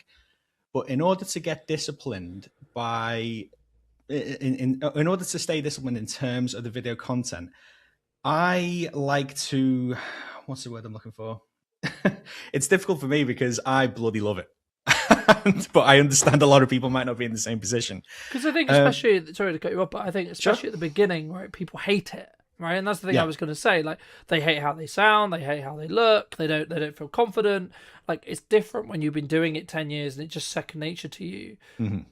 But it's not for everyone, especially when they start out. Like, they might have loads to say and they might actually eventually become really good at it, and especially when they add that extra sauce on top with editing and etc. But like, that's why I mentioned, like, sometimes you have to show up and do the thing you don't want to do, because that's the thing that's going to move the needle for your business. Oh, 100%. Like I said earlier, the most boring actions repeated daily produce the sexiest results. So if producing a video a day to you is absolutely boring, and that's not really something you feel like is going to move the needle, well, newsflash, it really is. Like, if you're consistent with that every day, believe me, that really is. But put it into perspective, obviously we all know who Mr. Beast is. He posted 447 videos before he actually got any sort of traction whatsoever. Admittedly, he actually fell in love with the process, and that's why obviously he's at the insane level where he is today. But that's besides the point. But the daily actions, if video is one of them, and you get over that, just think to yourself, what else can you achieve? if that's something you genuinely hate but know you need to do it, like, case in point, none of us like doing cold outreach. Like, none of us like doing it at all, but it's something we know we have to do, and I'm at peace with it. So I would advise, if you want to get consistent doing that, target the morning. Target before you actually get on with any sort of work. Because if you wait until the evening, trust me, you're burnt out. You're done with the day. You just think, oh, I can't be fucked. I'll do it tomorrow. But I developed that as a bit of a daily habit. So any recording sessions I do, I've made sure that the morning is targeted for that, because I feel like I'm most productive in the morning. And you could be a night owl for all I know. Like, obviously, if it works for you, it works for you. But if recording to you feels like part of the bottleneck work, and it starts to feel like, I don't really want to do this. Have you ever heard the phrase, once you see results, it starts to become an addiction? That's essentially, that's a phrase a lot of people go to the gym say. But once you actually start doing this, like just like you've been to the gym, if you force yourself to go to the gym for 2 weeks straight, you're going to see results. It's the same with video. It is absolutely the same with video. So if you're consistent with it for a couple of weeks or even a month, depending on how long it takes, once you start to see the results, you won't want to stop.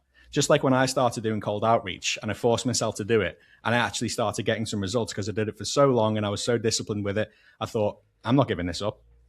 You will get bitten by that bug when it comes to video. I guarantee it. So if you if you just grind it out and force yourself to do it, if you dislike it, but if you force yourself to do it, it will inevitably produce dividends, in my opinion.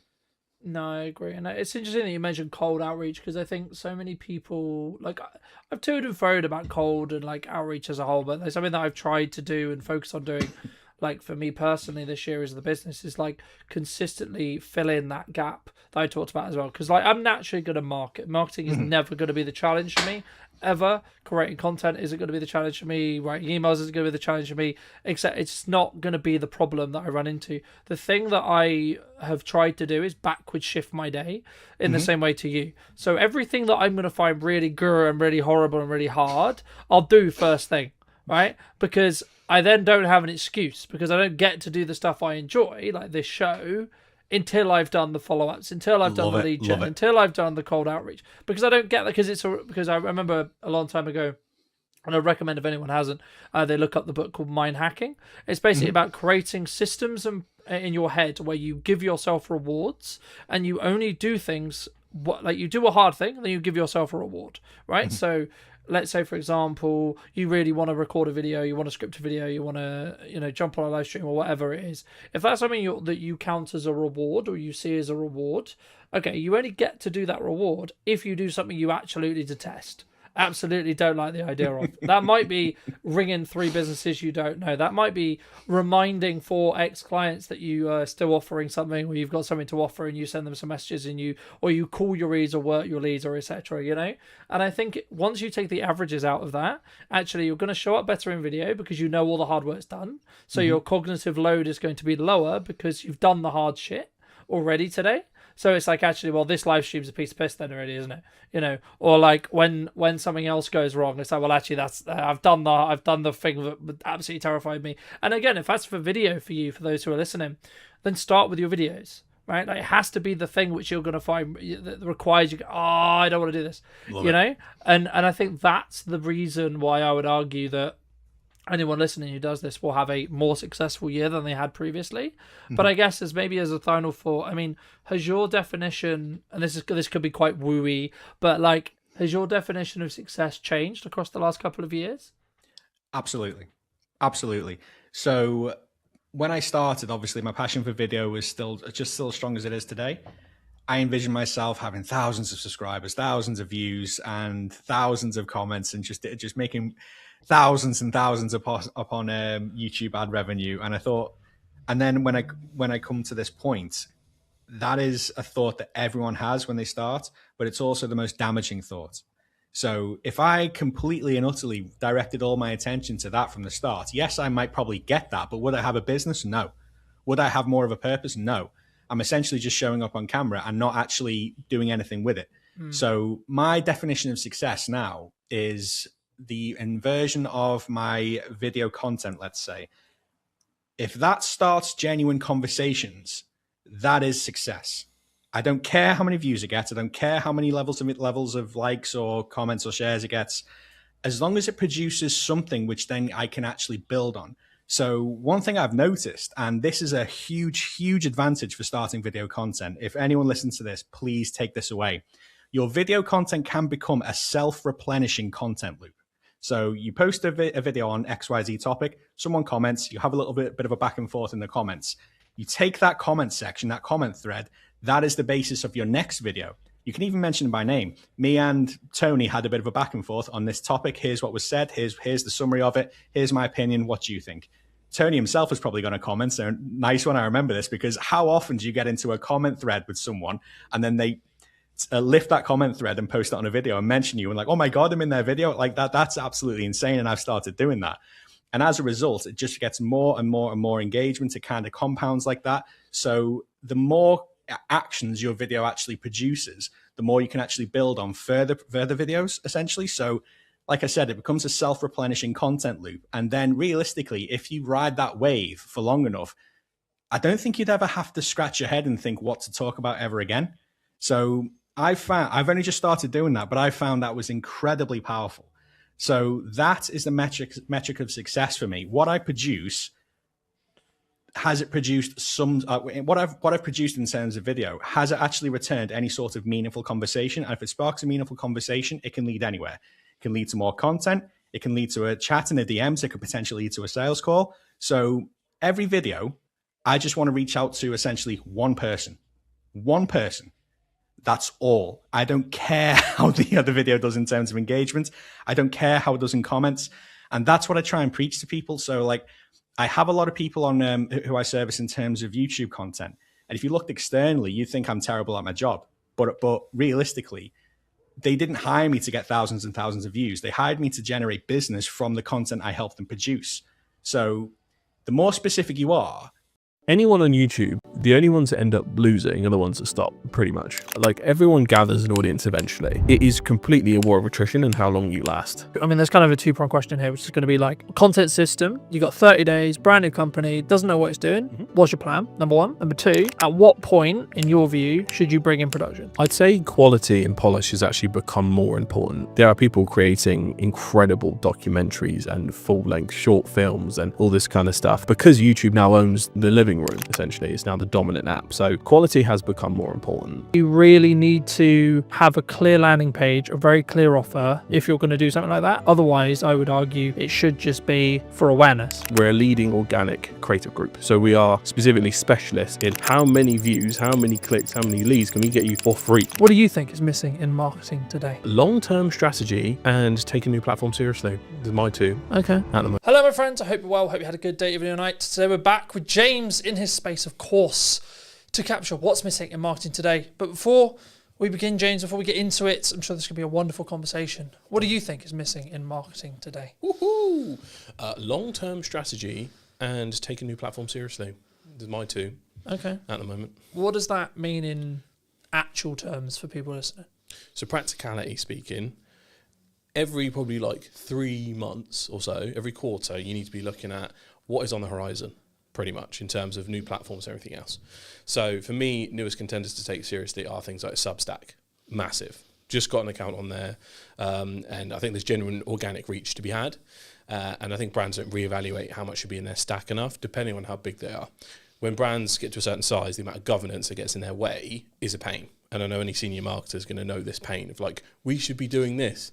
Okay, well, it has to pass through procurement and this and this and this and security. So it's like, it can really get in their way. However, the smaller, medium-sized businesses that may not have that, they can take a quarterly view on what they need to bring into their stack and experiment.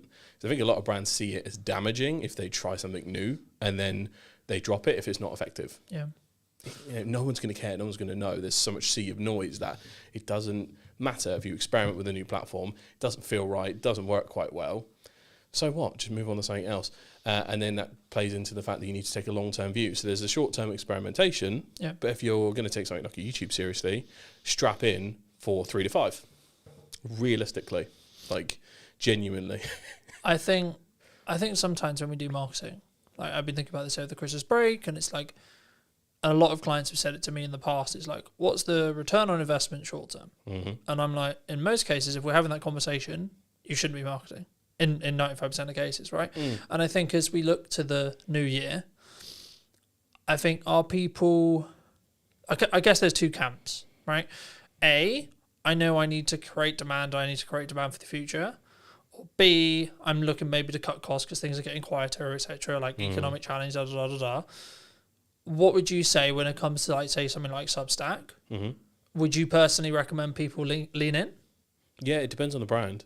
So I've been looking, obviously, I'm from a B2B perspective, so just reintroduce myself to the crowd.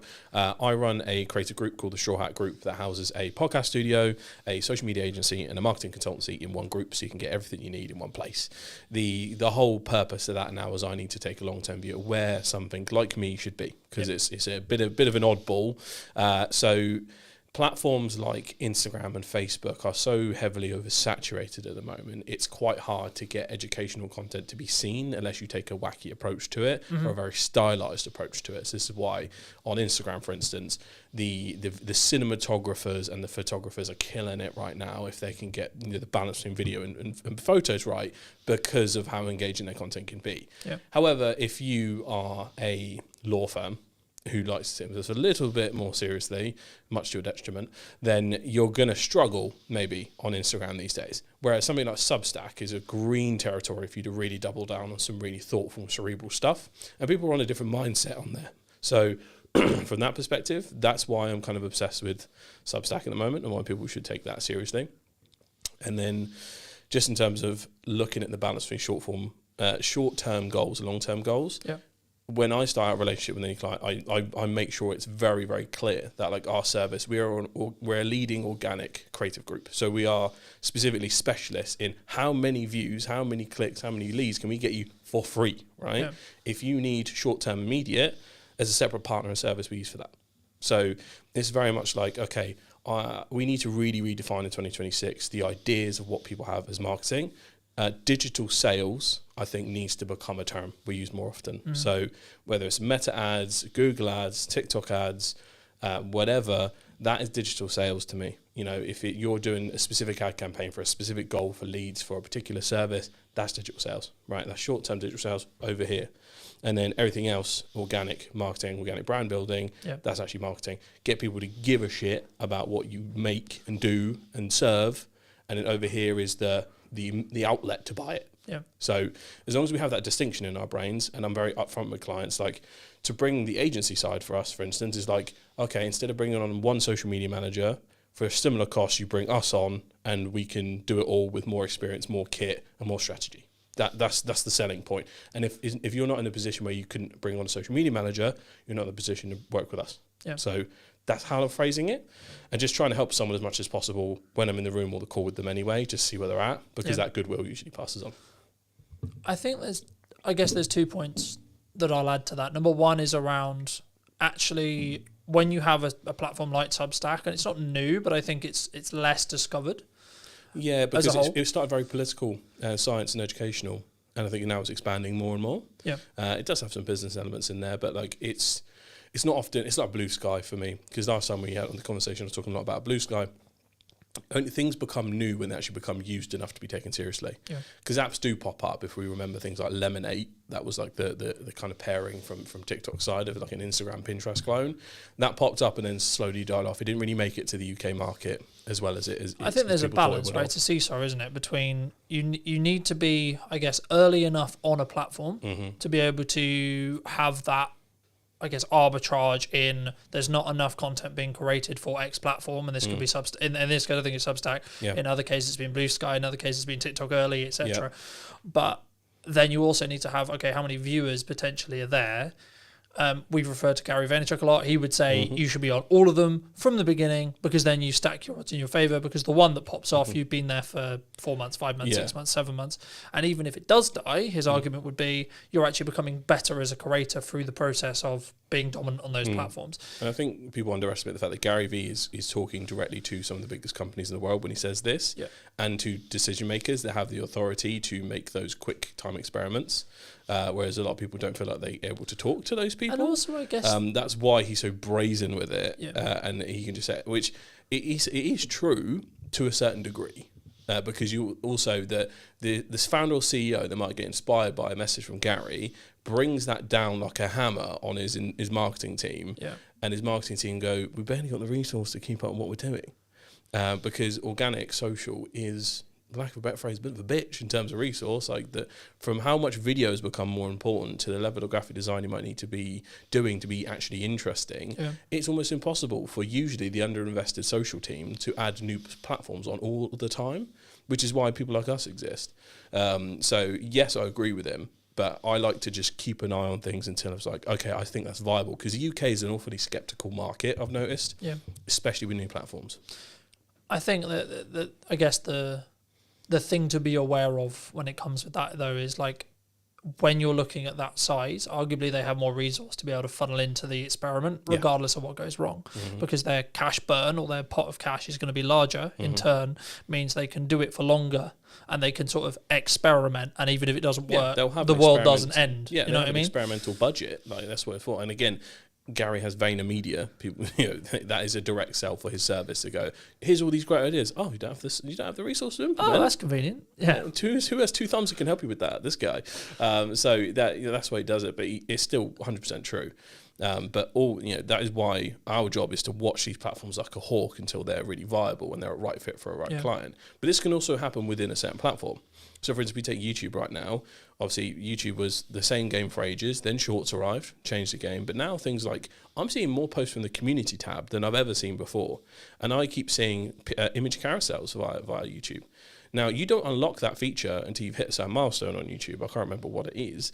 But, you have to put in the work to unlock that feature to then get those organic views. So, actually, you need to look at the features within the platforms you already have. Are you over-indexing or under-indexing on certain things? And are you running a strategy from like 2020, which a lot of people, especially on Instagram, still are? I guess the question that some people would be asking, because a lot of people, as you may know, who listen to this are solo entrepreneurs, smaller teams. They don't have massive resource to chuck at Substack, to chuck at maybe Meta, etc. I mean, quickly on ads, like something that I find working really well right now is taking, we sort of touched on this already last episode, but I think to reiterate it, I think it's important to take the content that already works organically and then amplify it. 100. Rather than let's just create a piece of content and chuck it on an ad. Because I think, I mean, I guess what is your view if someone is looking to allocate a little bit of spend on ads? Maybe it's just awareness, maybe it's lead target, etc. But how should they go about actually finding that creative? Because a lot of the work we're potentially doing this year or looking to do is, let's create a specific video that does a specific job, right? Most of which could be under a paid channel, right? But how do we, as a generic, because you can't move anything unless you've got data. So what would you say when you were looking at a client or talking to a client or talking to the people listening? How would you say someone should tackle, let's get our teeth into maybe a little bit of paid or target a little bit of organic? Like what level of experimentation should be really following? A minimum of a month experimentation with a smaller tester budget of what is your proper budget. So say if you've got $1,000 to spend for the month, I'm taking 200 of that and I'm going to be testing like 5 to 10 different ad creatives against each other. That can be finding a piece of organic social that's along the same lines as the campaign you wanted to run. Let's say it's a reel of you talking about something specific. Okay, cool. I'm going to run that as my control group A. B, take that, tweak it, maybe with like visual CTAs on the actual video. B. C, add in a bunch of B-roll that's more familiar, more engaging. Right, now I have 3 variants of that one video that I know is performing fairly okay. Now can I take the transcript of that information I talked about and turn it into visual carousels? That is number 1. So we test the photos against each other. And then can you actually get maybe some kind of quote creative alongside photos? So like you've ever seen like a picture of someone with a quote underneath, swipe a different picture, swipe another quote, for instance. So you can try that against each other. Just with that, a little brainstorm alone, there's 5 different ad creatives there to run against each other, see what works with that 2-week period minimum, see what works. They've just done a major algorithmic change to the Meta backend anyway, so it's a lot smarter than it used to be. You're not going to have to mess around with manual bidding or anything. It's just about selecting the right thing that you want, and then making sure that, because that test is obviously the creative is one thing, getting the clicks is one thing, but most of the time companies underestimate a converting page. Like the website part, if is the most important part really, because a lot of the time even shitty ads get clicks. Yep. Because sometimes it can be by accident. But oftentimes, if that website doesn't look good enough, if the social proof isn't there, if it doesn't feel trustworthy, if they're not slick enough, if it loads too slow, game enders. And you've got to find out, using that tester budget, one, which creatives work okay, and two, which of these actual things could it be on the website? And it's a process of elimination. So you have to go through and see what works. No, I think that's true. I mean, I guess the question would come, and what I do is personally, as you know, like as we were discussing while I was setting up, like I look at what has performed in the last 30 days, and then let's amplify that, right? Unless there's a strategic objective or there's something specifically there that I'm like, I want to amplify this because I know if someone sees it, they're more likely to buy from me in the next 3 months. Yeah. I guess the overall question, and something that I'm interested in for me personally, has been seeing how my carousels or my image posts have overperformed as a solo creator who is someone who's very video dominant. Yeah. I think for me, there's kind of three things. Like, one, you need to build habits around like what you're going to create consistently. But then number two, then be willing to experiment on organic social where it costs you nothing. Yep. And then follow the data rather than follow the hunch when it comes to paid, right? And I guess, I don't know, I've been doing a lot of like thoughts around paid strategies as a whole, but I think for me at the moment, and I'd be interested in your review, that's why I'm asking it, but like the retargeting reach and the getting the leads through the ads, I think is actually maybe an underrepresented part of paid. Yeah. And I think you really need to have a clear landing page, a very clear offer, if you're going to do something like that. Otherwise, I would argue it should just be for awareness, right? Longer term tail. Yeah. Let's bring more people into the top of the quote unquote traditional funnel to get more people to know you exist. Yeah. Do you think from a B2B? Yes. Yeah. Do you think, because a lot of the audience, as you may know, is like B2B. So like from a B2B point of view, is that the arbitrage? Is that the thing we should potentially be spending ad money on when we can afford to do so? Because it builds that pipeline further, bringing more people in the top end rather than let's just look transactionally. It's like, I'm always very cautious when it comes to doing paid ads for like just transactional sales. Yeah. Because because I think it goes downwind of or downstream of everything you do marketing, right? Yeah, exactly. B2C standards are often applied to B2B marketing teams. And I know they know this pain because the immediacy of what they are asked to get is always applied to what is usually a 6 to 12 month sales cycle for most B2B companies. And it is strange, but it's mostly an education thing. So if you brought in your senior leadership and your sales team and just did a quick 30-minute to an hour sesh on exactly what the marketing is set up to do is to generate demand for these guys to scoop up when it's ready, right? Because people do not buy, especially like things that could be a minimum year, 6-month contracts, right? Sometimes 2-year contracts. They don't buy that from an IG ad. They don't buy that from a LinkedIn ad straight away. There's going to be, the funnel exists for a reason. And I think we all need to recalculate how exactly we allocate value based on those leads. So that's step one, mindset shift.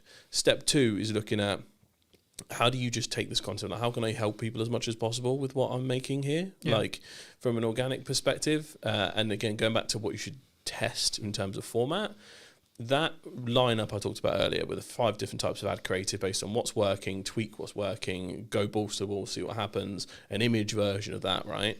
That is all cold. That is all just like completely new people. They've never met you before. We're trying to get some awareness into the funnel.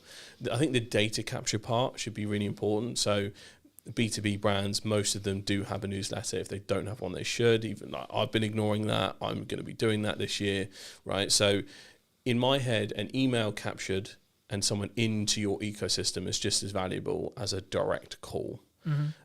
Because client product fit might not be there for the person who's booked in for your call. We've had many a call with people that's like, actually you probably need this, you probably need that. So data capture and refocusing how we do things like lead magnets. Again, you might have seen a trend where people go, oh, here's 3-5 tips to do this, whatever. By the way, I have a whole guide to do this. Just comment guide down there and I'll send it to you, right? That should be the new meta for B2B advertising, both organic and paid, because you can just amplify that.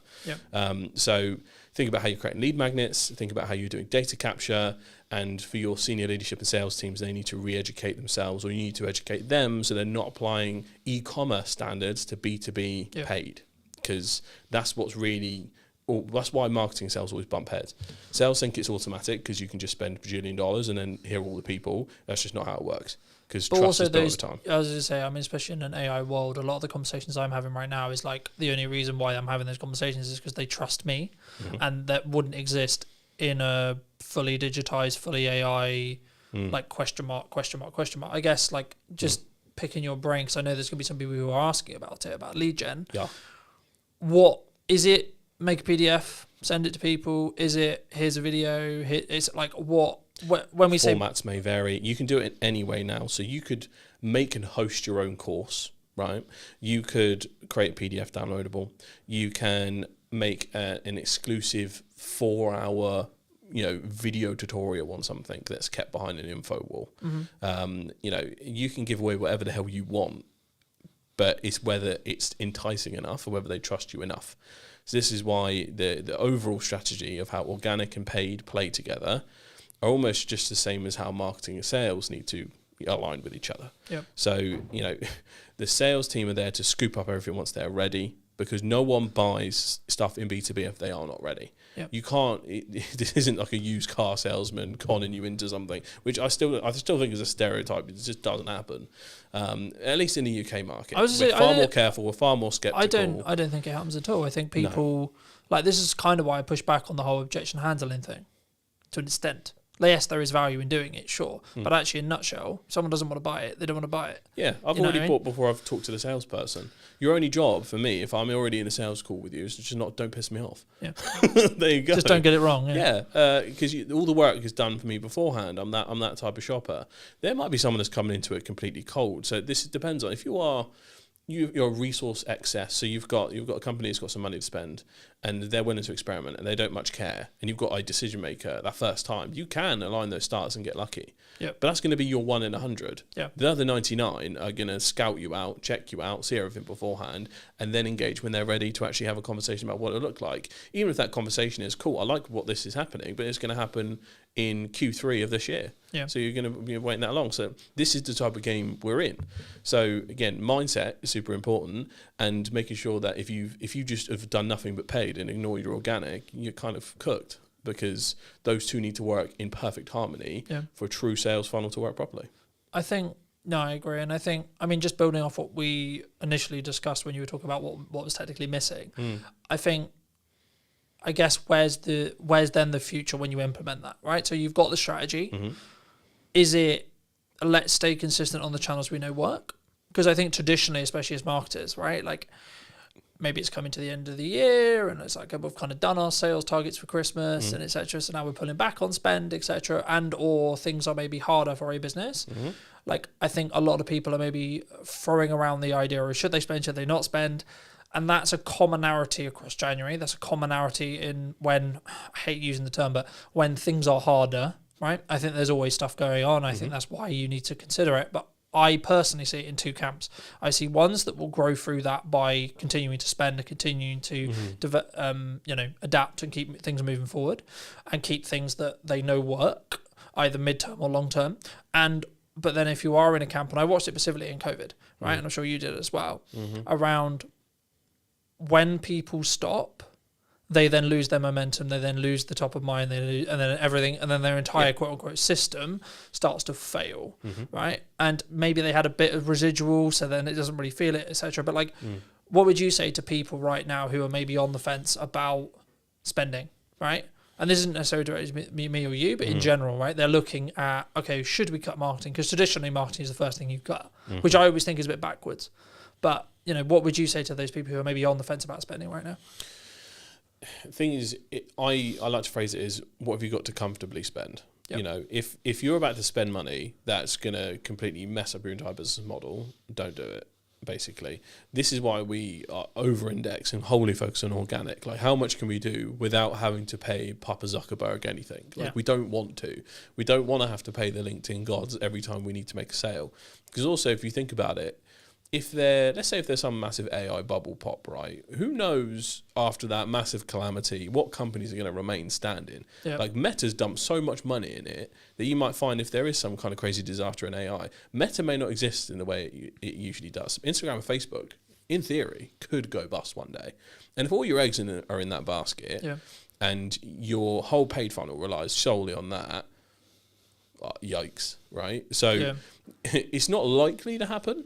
Like, whatever, usually these companies are too big to fail. They'll probably be bailed out like banks or something. But in general, if you've got all your eggs in one basket because you're clinging to whatever has previously worked, eventually that will also run out. Because if you're running an old strategy on the platform which is all yeller, then you're going to run into a wall. You have to constantly adapt. You're not supposed to shoot yourself in the foot and be like, okay, I'm going to immediately dump anything that's working and move on to something. But it's experimenting comfortably without doing yourself in. And there's so many different ways to do that, whether you work with an external force, whether you bring on an apprentice, whatever that happens to be. Sometimes you just need a fresh perspective. Go on a course or a webinar, right? And just see what works or where you can spend. Or just, I think, don't pull back spend out of fear. Just experiment with strategy and intent. Yeah.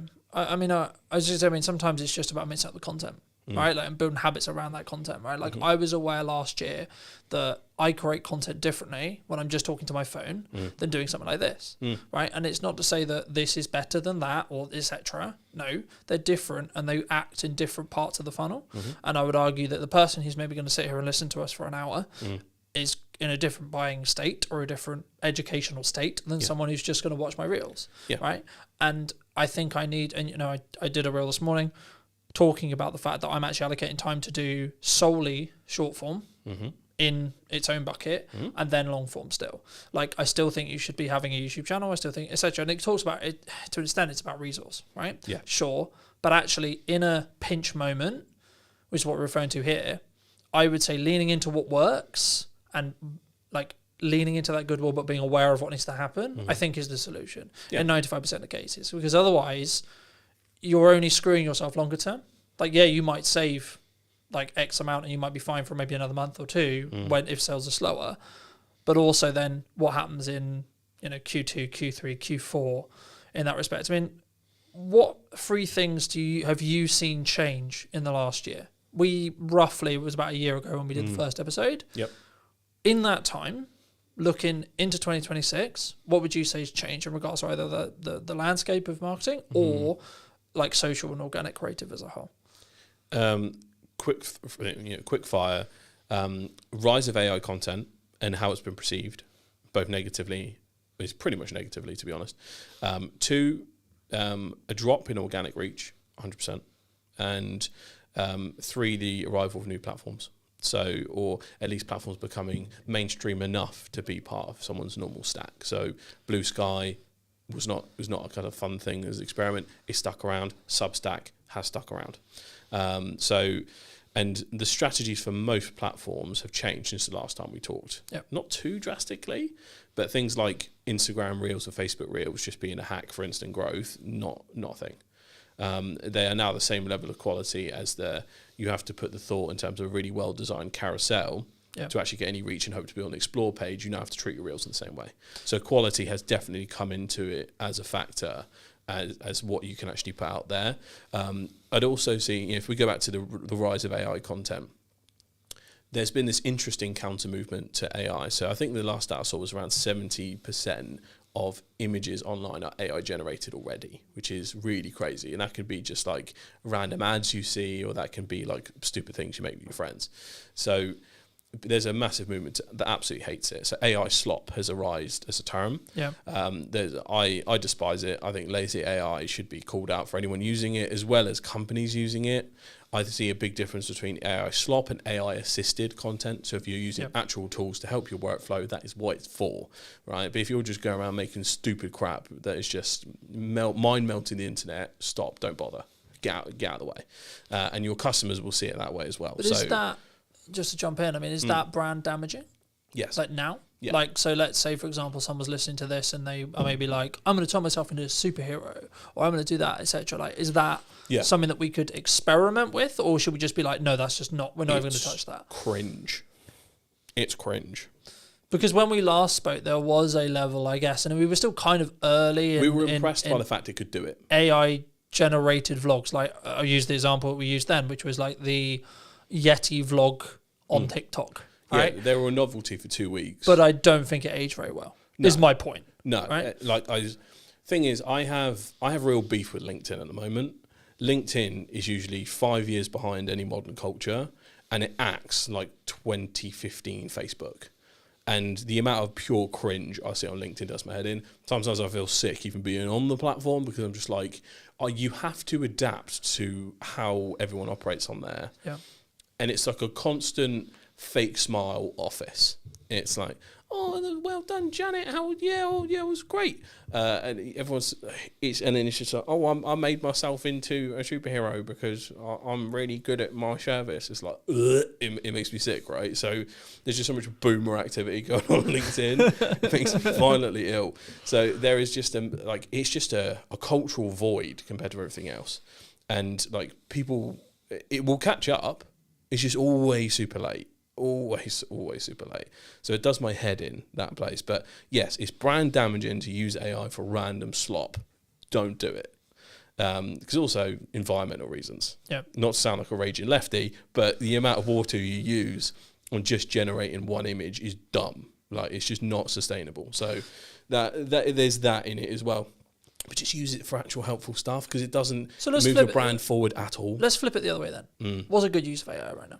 A good use of AI is when it is implemented as practical tools. So AI agents that can help you do stuff.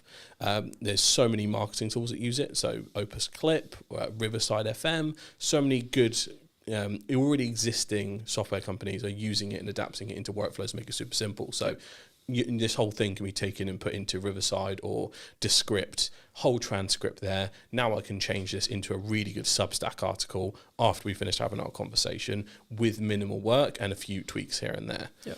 And especially if I've have a Claude account, I've worked on that quite a bit, I can now tweak that with Claude so it sounds a lot more like me. So that is one of the practical outputs of it. If you're just generating cringe images, get in the bin. That's my general take on it. But yeah, it's so many practical uses for it. I guess still. Does it go in the camp of, and I saw this a lot, and we're filming this early January, so I saw this a lot over the Christmas break, especially like yesterday at the time of filming, where it was like first day working back, and it was like everyone was like Happy New Year, and I'm just looking at that post going, you had nothing to post, did you? You had nothing to say that was actually valuable, right? Yeah. Because okay, I get it, sure, good idea, but if you had something valuable to say, surely wouldn't you swap that out and then add on the tag on the end, Happy New Year? Or if you wanted to do a Happy New Year, like, the kind of similar was like in some ways the Happy Christmas, or like those kind of. I mean, guess does it go in that camp when it comes to like, oh look at this cool thing? I remember there was I don't know whether it was a trend, I don't know whether you saw it a lot, but like there was this thing over Christmas which was like everyone was turning themselves into an elf. Yeah, right. And I was just like, on the shelf, I was like, stuff, what, or the people that were doing those fake red carpet things where they walk around. Yeah. But it was just like what I always added and go whenever I think about creating a piece of content. Maybe it's just me and it's how I think. But what value am I adding, or what educational value or entertainment value or whatever am I adding to the person who's like potentially going to consume this? If there's nothing tangibly, like I can't think of something, it won't be a post. Yeah, the output is zero, so you might get a couple of likes from the people in the immediate circle, and that's kind of what it's for. I'm a bit of a Grinch when it comes to this, because like I have beef with awareness days. My conspiracy is awareness days in general were made up by social media managers that didn't have anything good to post. Yeah. So National Chair Leg Day. Yeah, all right then. Like, and I kind of treat Christmas and New Year's the same way. Like everyone's jumping on saying Happy New Year. Okay. If you've jumped on and you've done like, here's 20 things that like completely changed how well 2025 went, or how badly it went, and you can adapt to it, actually useful. Yeah. Cool, I'll take that. But most of the time it's just like, wow, what a year. And it's just like everyone's just doing the same thing. But do people not put it through that filter, do you think? Is that the problem? No, a lot of people treat their LinkedIn like a personal Facebook, which goes back to the point of I find it a cringe culture 99% of the time. And if you compare it to something like it treats trends completely differently on LinkedIn and TikTok. So if we treat how TikTok will take something, because it's an audio-based culture, people take the audio of it and often have their own spin on how that trend will turn out. Yep. Whereas LinkedIn will just see a trend, elf on the shelf or something, and they all just do the same thing.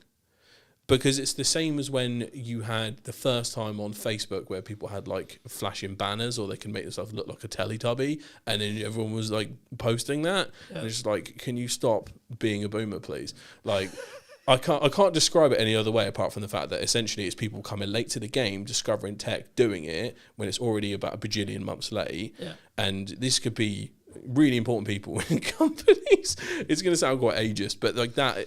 Like the whole of LinkedIn is just poopy, stinky bum bums a lot of the time. But it needs to change. I guess a naivety or a thing where actually the opportunity then is to educate those people on why that isn't a good idea, right? Yeah. Or why that potentially is brand damaging. As people who do help businesses move forward, and my next question was going to be like, when a business says we need more content, sure you've heard that, sure loads of people have heard that before.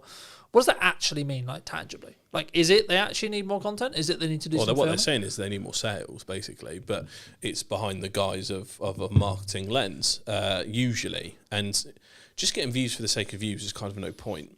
So it depends on, like, whenever you're trying to boost your views up on a certain platform, it's usually for lead gen or sales. But if we're looking at a long-term brand strategy, if you were to create a YouTube channel, for instance, for...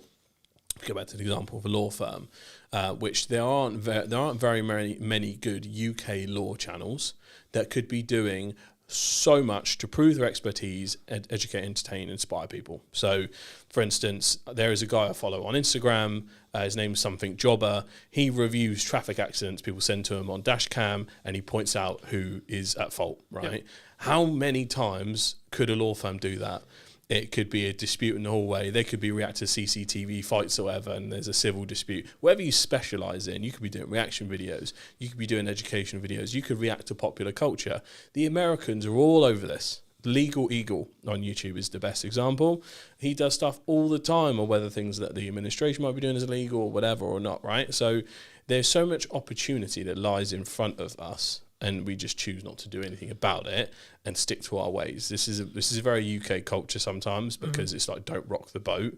And those who do are always the one that win. So yes, we need to be helpful to people instead of just saying stop being cringe. Most of the time people aren't thinking about their personal brands the same way me and you do. Yeah. They'll think about their company brand in that way, and then their personal brand is theirs, and they just think of it like their Facebook or Instagram. So it depends on if they are actually a leader or a founder or a CEO where it's actually important for them to project certain things via their brand. Because most people isn't, and they won't treat it in the same way. I guess for me, I've always been eternally grateful for anyone who's willing to give me any amount of time, right? So I take that as a responsibility whenever I do create a piece to say, I'm asking for 2 minutes, I'm asking for 10 minutes, I'm asking for 50, whatever it is.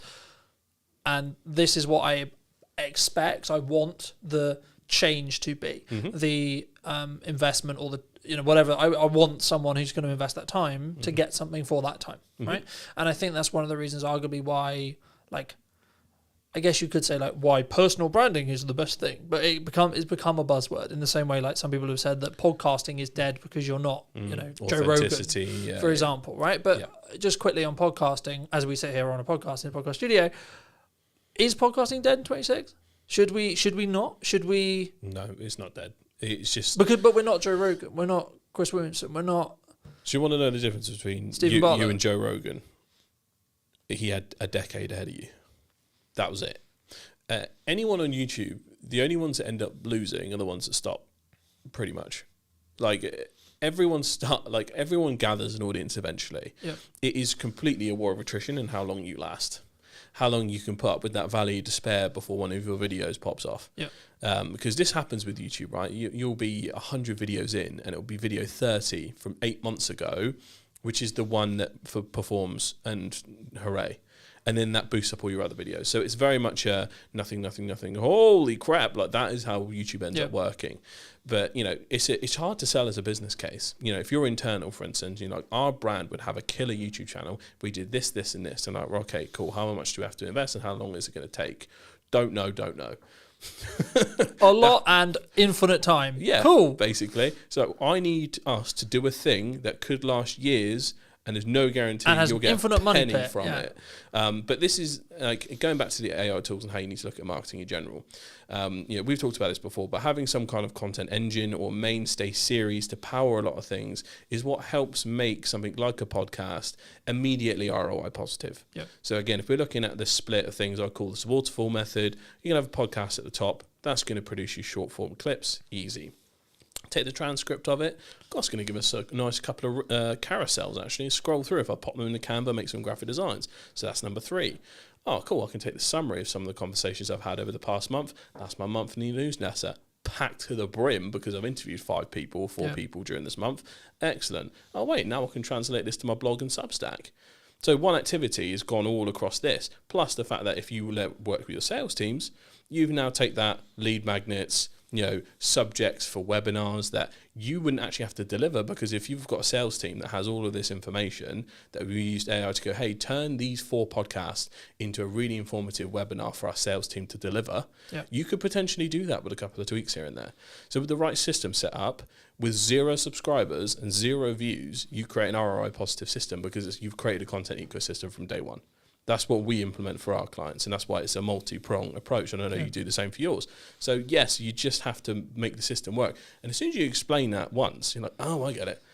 So it's a reframing the conversation, make sure you put a practical business spin on it for those who aren't in the world of social.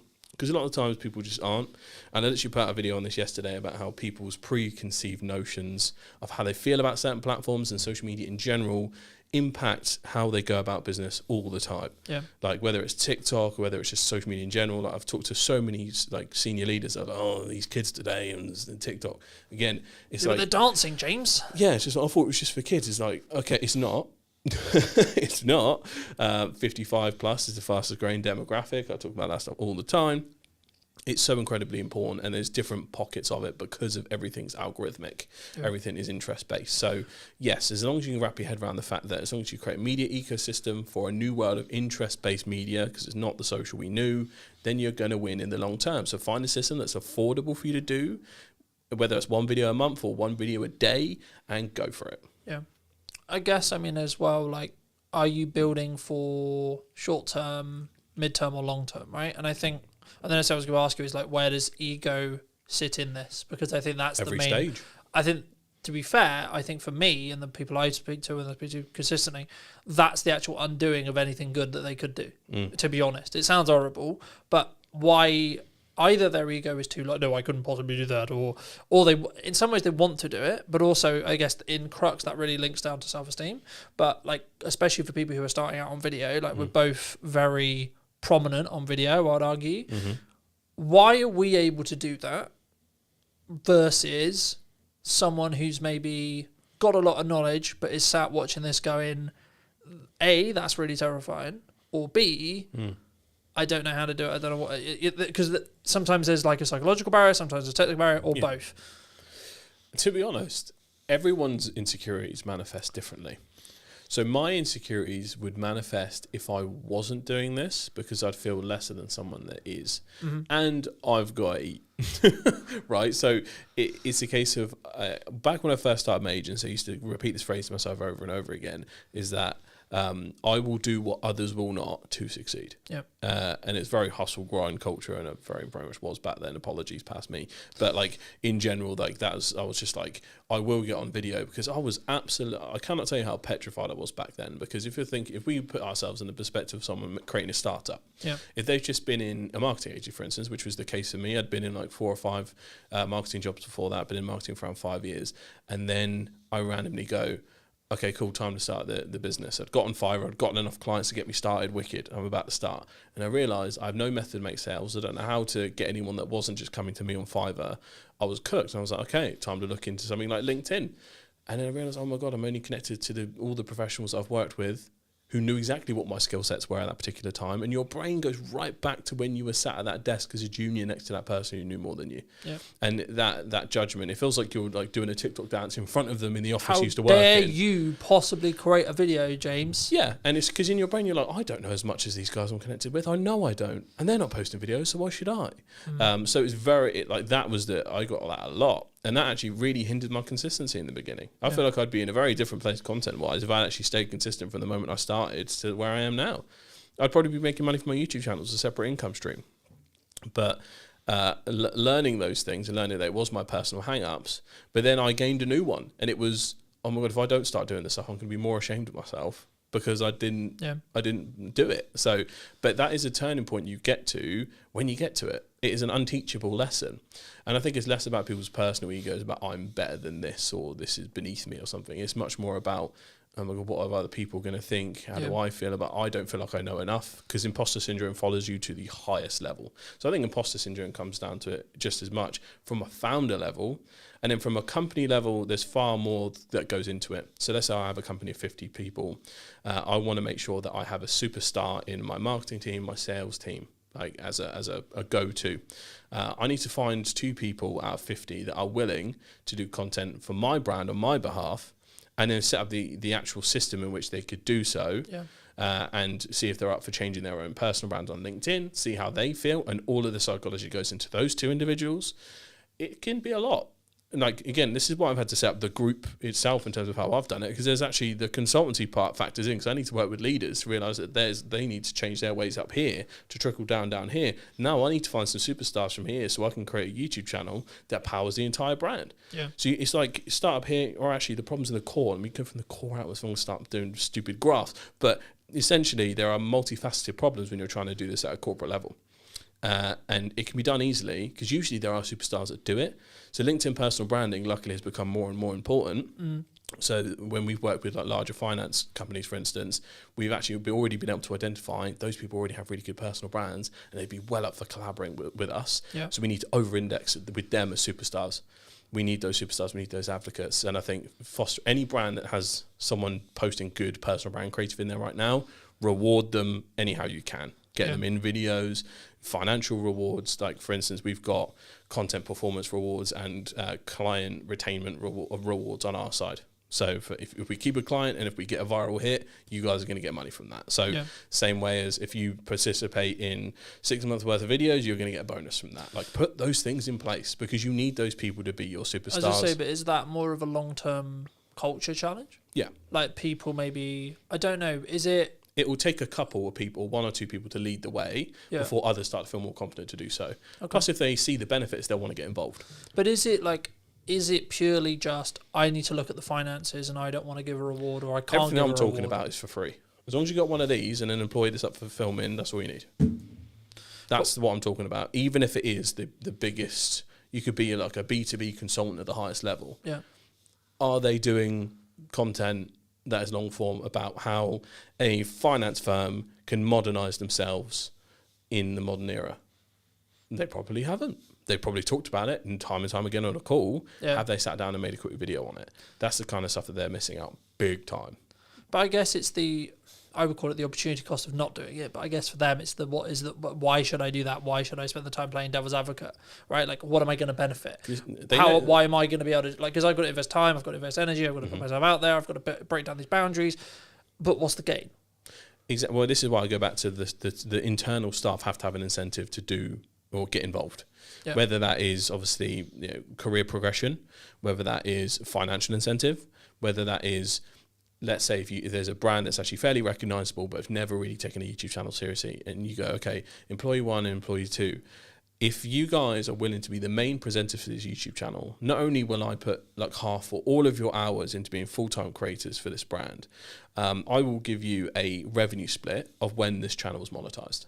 Like, you could actually do that. But it takes the leaders with that level of foresight and the sign-off potential to do that, to be able to make those changes, and the willingness to bet on internal teams.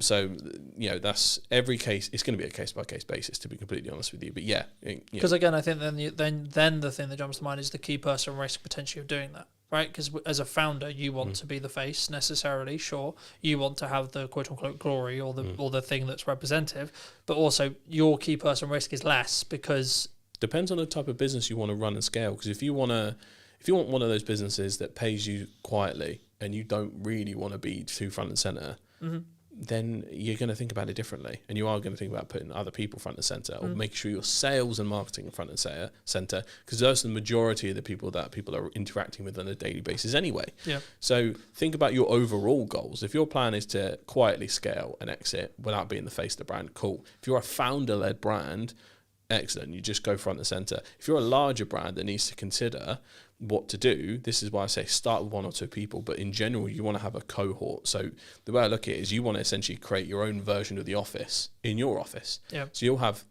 2, 3, 4, 5 recognizable people. So if someone does swap in and out, it's fine, because you can be honest with that journey and say bye to them and everything else.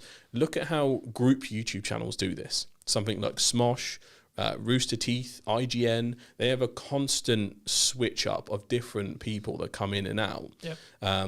So the model is completely applicable to any brand. So you could be the biggest law firm in Hampshire, and you can just take the same approach that Smosh on YouTube has done and whack it into your firm as a recurring series of characters that have their own things going on. Yep. And it doesn't actually take much to make that happen. You need a smartphone, a good mic, and an editor. And I know brands that big have that resource. And so that's the thing. It's not even necessarily a risk, because it's your people who know their stuff. Yeah. And it can be done with such low cost if you get it right. But usually it's a strategy thing, because just saying to a brand of a decent size, just use your phone, they won't want to, because they're worried about quality issues, and they're worried about how they'll be perceived if everything's done on a smartphone, which is when actually you can then go, well, maybe you should spend a little bit on this. But a comfortable spend, you could do over 1 to 2 years. Yeah. Now, then we're talking. I guess then that naturally brings on to the question, which, I mean, there's kind of a 2-pronged question here, which is going to be like, content system, you've got 30 days, brand new company, doesn't know what it's doing. What's your plan? Number 1. Number 2, at what point, in your view, should you bring in production? So production cost, production quality, etc. Because we just talked a lot about you should use your phone. But when should you bring in someone like myself to help you up that quality? When should you come to a studio like this to up that quality, to do something that feels more polished, feels more premium? I'd say quality and polish has actually become more important. As we've seen the sea of content progress, more like smartphone heavy content is still really prevalent on platforms like TikTok, but I'm seeing other platforms like Facebook and Instagram and other things, and YouTube Shorts and things actually move to a higher quality standard, especially on the YouTube side. Yeah. YouTube you're going to see massive incremental gains in terms of the quality of creators on there. There are people creating incredible documentaries and full length short films and all this kind of stuff. That is because YouTube now owns the living room. Essentially, it's now the dominant app. So quality has become more important. Volume is still more important if you're starting out. So to either answer any of these questions, you'd need to know what industry that client's in. You'd need to know who their ideal target market is. And you need to know what the goals of the leaders or the founder is. Because ultimately, if it's like, I'm not really too fussed, I'm probably just we've got a good sales system going, I'm just going to sell and exit later on, cool, don't even worry about that, this isn't for you. Yeah. But if it's someone that I need to scale, I want to double the team in the next 2-3 years or something, like excellent, we need to make sure we get you a real good organic baseline right now that's going to feed and support all the paid activity and everything else. So that's when you build a content system for that person. So if we take the example of someone who's in B2B, it could be, if we go back to a law firm example, because it's constantly on my head these days, we know that their clients are really going to value trust. They're really going to value that the quality actually will play a factor into it, because are you going to trust a lawyer running around on a smartphone? Not 100% sure. It doesn't mean to say that they can't have any personality. So I think people get authenticity mixed up with shoddy, or just handheld quality. Yep. Like, you can be just as authentic with nice cameras like these as you can with your smartphone. So don't get it twisted. Let lawyers be themselves. Don't, as strange as it sounds, make sure they don't act as loyally as you think they need to. As you can tell by, if we take an example of politics, anytime any politician sounds like a politician, we all hate it. Yep.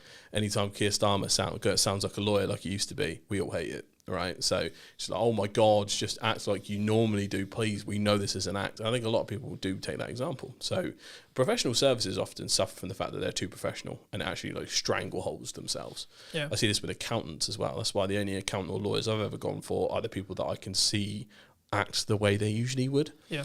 And not everyone's going to think like that, but it really does help just to add that just a little extra, just let them be. Don't over-engineer them. I think it allows you to be human, right? Like, because even if you are a boring industry, lawyers, accountants, etc., right? I would say that by you being more human, it then by proxy allows you to non-boringify, if that's a term, what you do. Because you can talk in real terms, right? You can, and especially in the finance space, right? Like there's been this rise, I think this last year especially, but I imagine it will continue this year around personal finance and there's been a big push towards investing. And I know that's kind of coming from the Treasury in the UK especially, but also like it was kind of there already. And they were just like, hey, that's a good idea. But also I think that's when regulation kind of needs to tweak and change if there is this like constant need, and maybe it's a reaction, I don't know, to cost of living and cost going up, right? People are constantly thinking about how do I make more money, how can I use my money better, etc. Maybe every time you make more, you go back to the baseline you were before. I mean, maybe that's the reflection, but I guess the key there is actually like, is it a trend that's going to stay? But also the people who are actually winning in those fields or that field in general are building off your point, which was they're more personal. They're not just, these are the things you should do and this is why it's a good idea and disclaimer. They're actually, hey, this is my story. And I think storytelling as a whole will become more and more prevalent. Yeah. And I think will become more and more. So I think quality increase will be really powerful, and I think good executed storytelling is going to be. And that also goes to short form as well. People think they can kind of get away with it. Even the clip you choose from a podcast has to tell the best story it can from the moment you do it, and that's going to go from podcasters who know they're talking in a bite to how do I make this a really nice thing that will end on a nice point. I think people will come through it and so on and so forth. So I think you're 100% right on the storytelling part, because if I'm taking an example, go back to the law firm, if their content ecosystem is the center of it is their YouTube channel, and they do reaction videos for like civil cases, and they do commentary on what might be changing in terms of policy. But if they start each video with, hello, today is this, we will be covering this. You can be like, start with a couple of images. The year is 2026. The US has just invaded Venezuela. Was it legal? Like, that kind of stuff that builds the narrative, the hook. So in YouTube theory, there's often the title, thumbnail, and the first 10 seconds are the most important part. YouTube is a click and watch platform. We'll chuck it on at the end of the day. Whatever's on your homepage, whoever's going to win the fight is that the one that has your interests nailed down, and the thumbnail title nailed down. But there's something that happens in that 10 seconds and just after it, which is you have to confirm the click and leave another open loop. So that is, okay, we've got your attention, it's fairly good, and now there's you know what you're going to get out of this video. So that's what the first 10 seconds is for. Now we also open another open loop, which is, and also, does it impact this? Or how does it impact you? That's the open loop that you need to create for them to be intrigued on the rest of the video. So it's all very much fishing and storytelling. That is when it might be harder for internal teams to pull this off with that level of storytelling, unless they have someone who is very familiar with YouTube, knows that strategy, because every video is an opportunity. I think that comes in time, though. It does, I don't think you need to go from, we're going to start doing YouTube videos, to here's the perfect opening sequence that means that it's going to get 20 million views, right? And I think the key is start, get the 1%, and then look how you optimize those things, right? Is there a thumbnail? Could you put money into thumbnail designing, or could you specifically put a member of the team who is on that content team?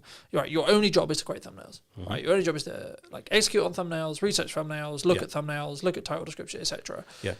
I guess as a maybe a final point, what would you say to people who, this is what I would call commonality, right? Where someone is on Instagram or they're on Facebook or etc., and they've got kind of plateauing views, right? Maybe on LinkedIn as well. Like maybe they have a couple of outliers, but most of their stuff is like, I know it's roughly going to get 200 views. I know roughly it's going to get 400 views. I know roughly it's whatever their baseline is. Is that game over? Is that we need to go back to the drawing board? Or is that actually just in reality what most have, and actually it doesn't. It does from a business point of view. That's okay. Yeah. So again, it depends on the goals of the person, the individual, the brand, the company. So that's step one. Step two is looking at your current stack, constantly reevaluating your approach. Probably every month or two is really important. So you should be doing that all the time anyway. But if you know you have some absolute stinkers, they don't go anywhere, then you can swap them out and it's okay. You don't have to chuck out the entire strategy. You can just go, right, I'm going to lift that out and I'm going to put something back in. But I would also caution about chasing the dragon in regards to I need to be going after viral hits, because really you should be trying to build up a real community, because that's kind of what is happening on the internet at the moment. You know, on YouTube, there's 10 million videos uploaded every day. Every day. Like, you are in that level of saturation, and that's obviously a global statistic. But you know, you can try and get the most viral mega thing ever and compromise on what you actually might believe, how you tend to do the style. You could invest too much of your resource in trying to chase that dragon, or you could either try and improve incrementally what you do in that stack. So if you know there's a series that's actually performed well here and there, that shows potential. That means I can go, right, how do I tweak the storytelling of this particular short, for instance? So What do you think is missing in marketing today, my friend? For me, I think it's passion. If I had to put a stamp on it, what's the one thing that is missing? I think it's passion. I think personally, for me, you need to know how to create it at least at a basic level to then be able to judge any editor that you would then bring in. I think currently we're in a phase, and I personally believe that will hold on for the next 4 years at least, whereby it's not yet replacing creative editors. If you stay in your local area or you work in your local area, then you'll be limited in regards to income because of the likelihood of the ability to make a fee. A good strategy when it comes to content, if you're trying to become a standout name, is just do the exact opposite of what everyone else is. Hello, my friends. Welcome back to a brand new episode of What's Missing in Marketing Today. So this week, I'll be interviewing Ryan, who's a content strategist and also, of course, a video editor. Ryan, thank you so much for the time, and I can't wait to get into this conversation. But before we start off, what do you think is missing in marketing today, my friend? Thanks, first of all, for the introduction. So I've been giving this one a lot of thought, because that was definitely one of the questions that was kind of obvious that was going to come. For me, I think it's passion. If I had to put a stamp on it, what's the one thing that is missing? I think it's passion. And what I mean by that is, I think sometimes people confuse that with authenticity. And so, that is probably the loudest shout that I see on social media. It is make more authentic content.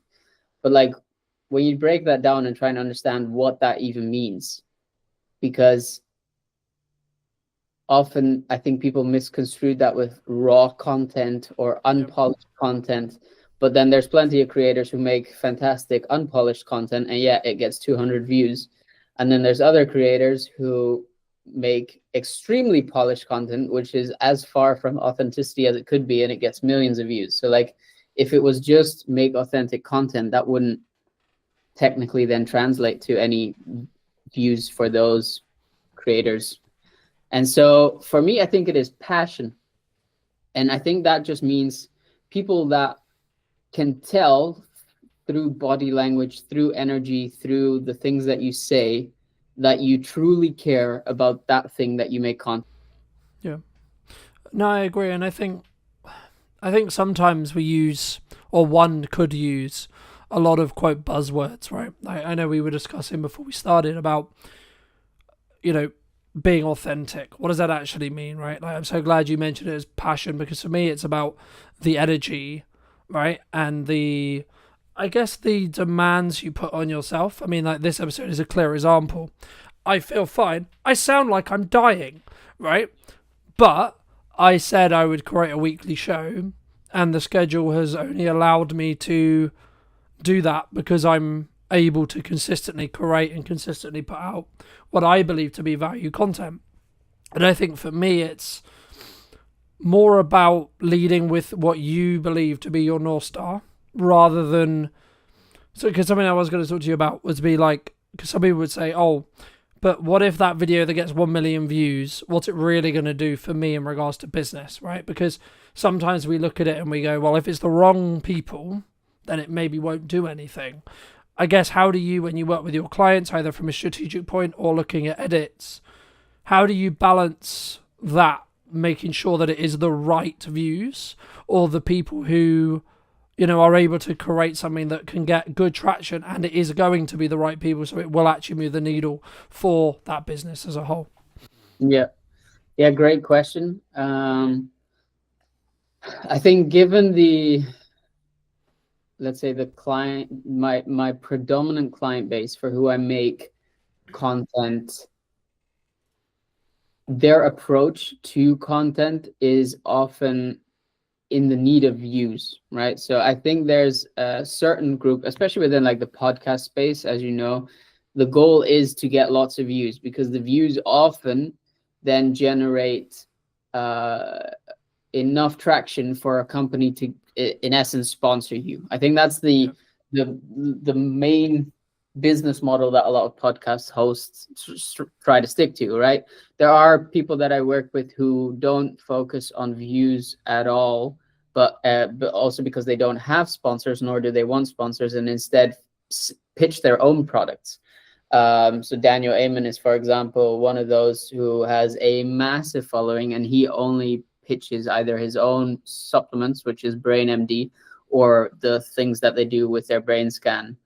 The brain scans at their Amen clinics.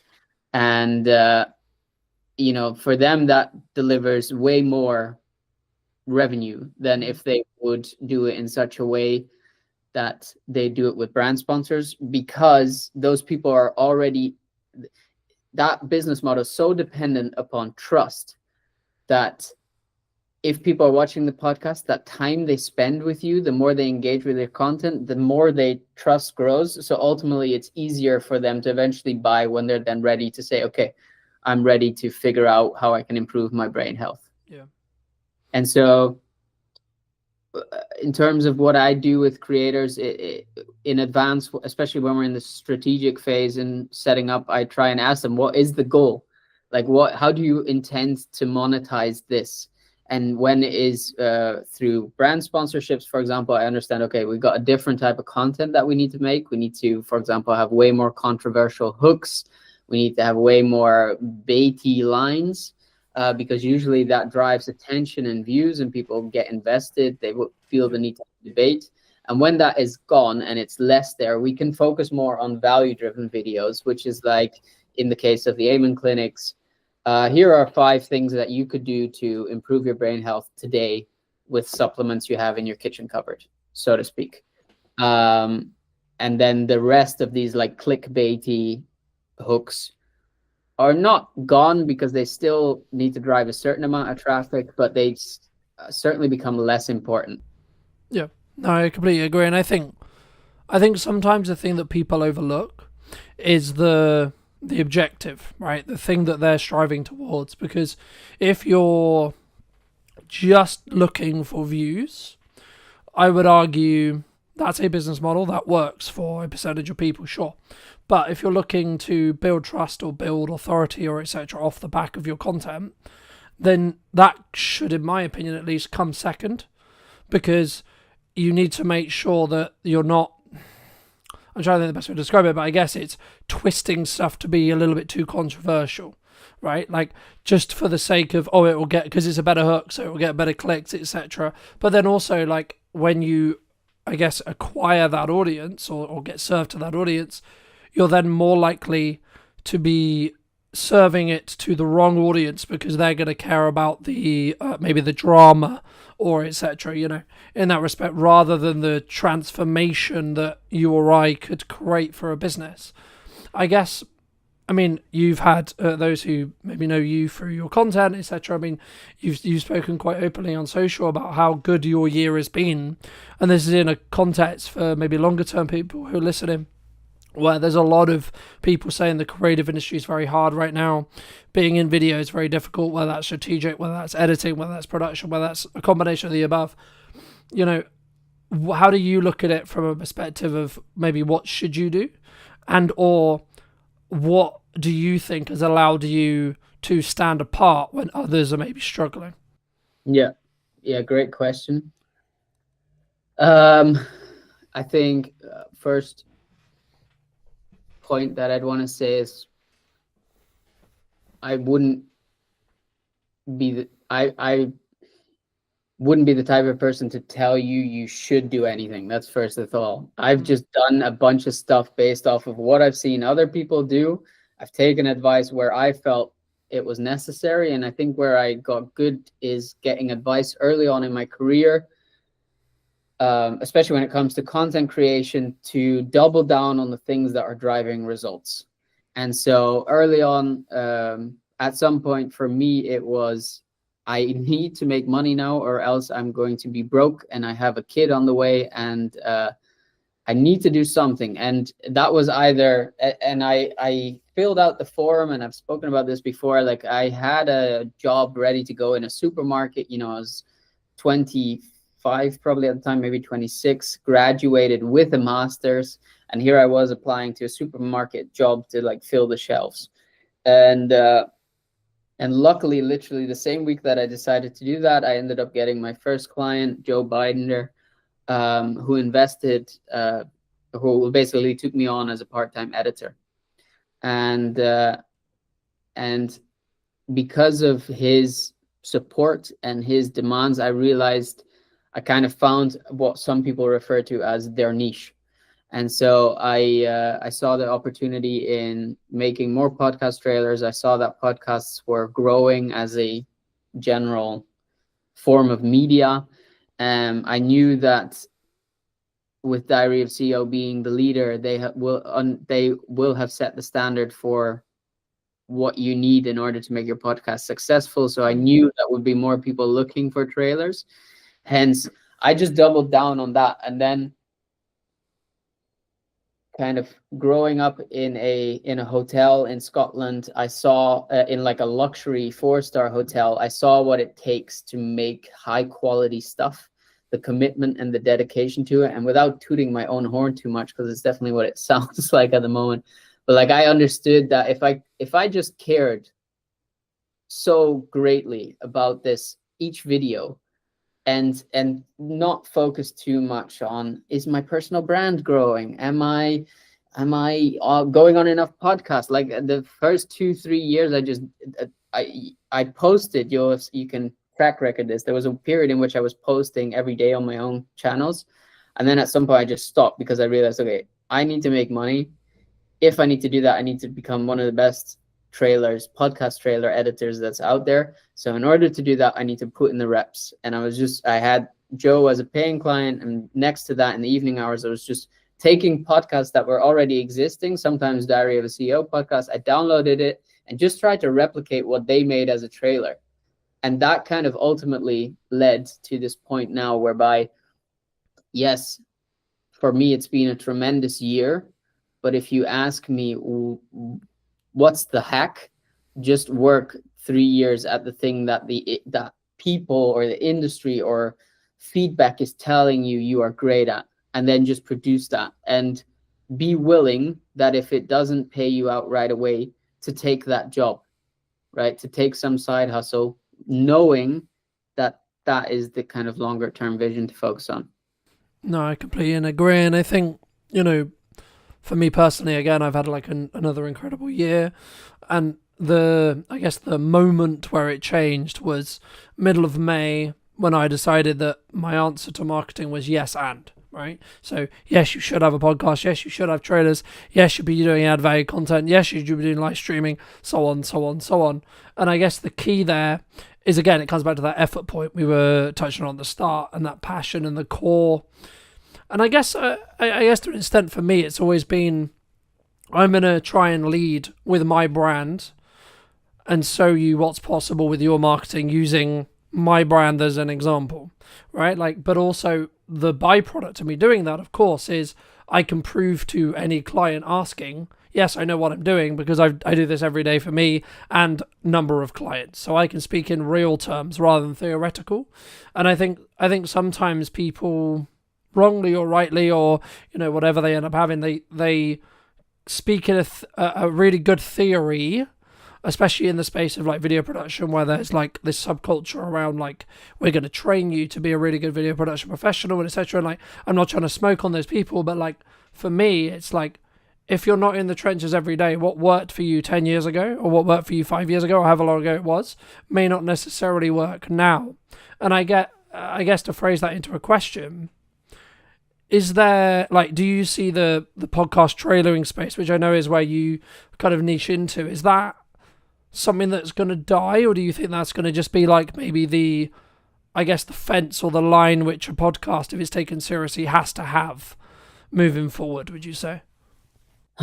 Good question. Again, I don't think there are absolutes. I don't think every podcast needs to make a podcast trailer. I think there are certain ones, especially these ones which are like an hour and a half, 2 hours long, in which it makes sense to do that, right? Like the way I often pitch to clients is podcast.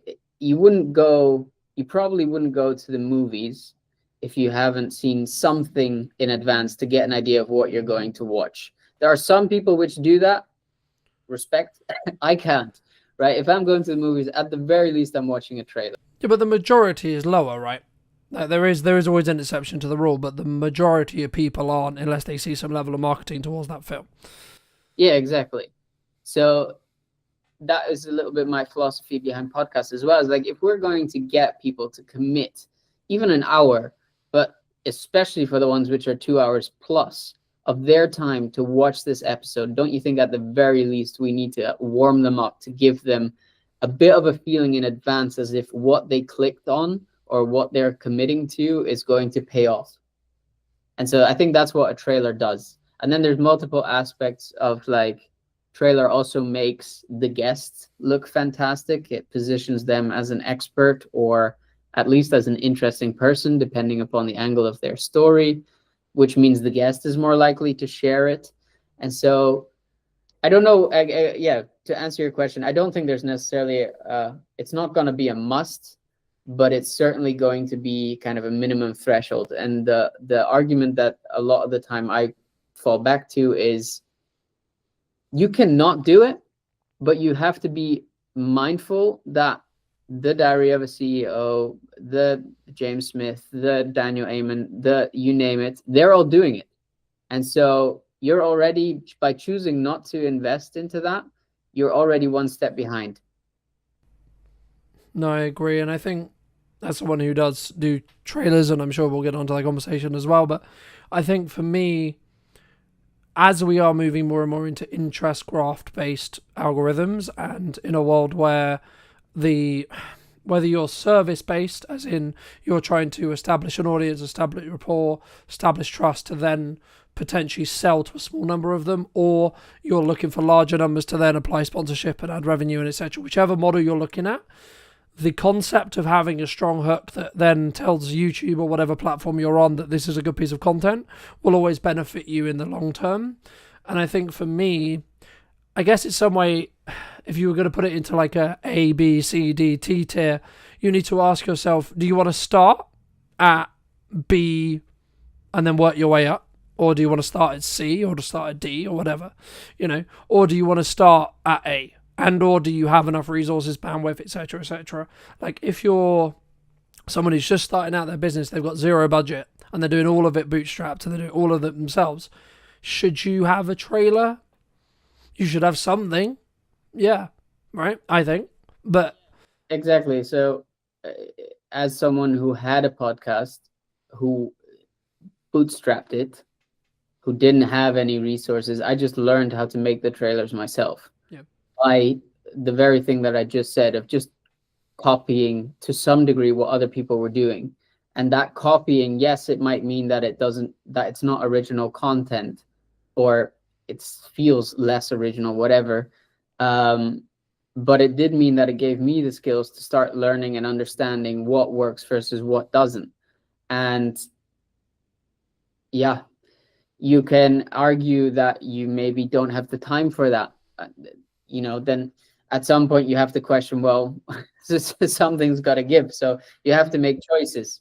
I agree. I think personally, for me, you need to know how to create it, at least in a basic level, to then be able to judge any editor that you would then bring in, right? Like, because for me, otherwise, and this is the same with any marketing, this is the same with anything you do, you should be able to do it yourself. A, because when shit hits the fan, you might have to, right? And B, you also are in a position where then you can judge the person you're outsourcing your ads to, you're outsourcing your marketing to, you're outsourcing your video editing to, etc. But then also, like, think about it this way. The capacity you could gain by getting someone, quote, more skilled in trailer making to come in, someone like Ryan, for example, right?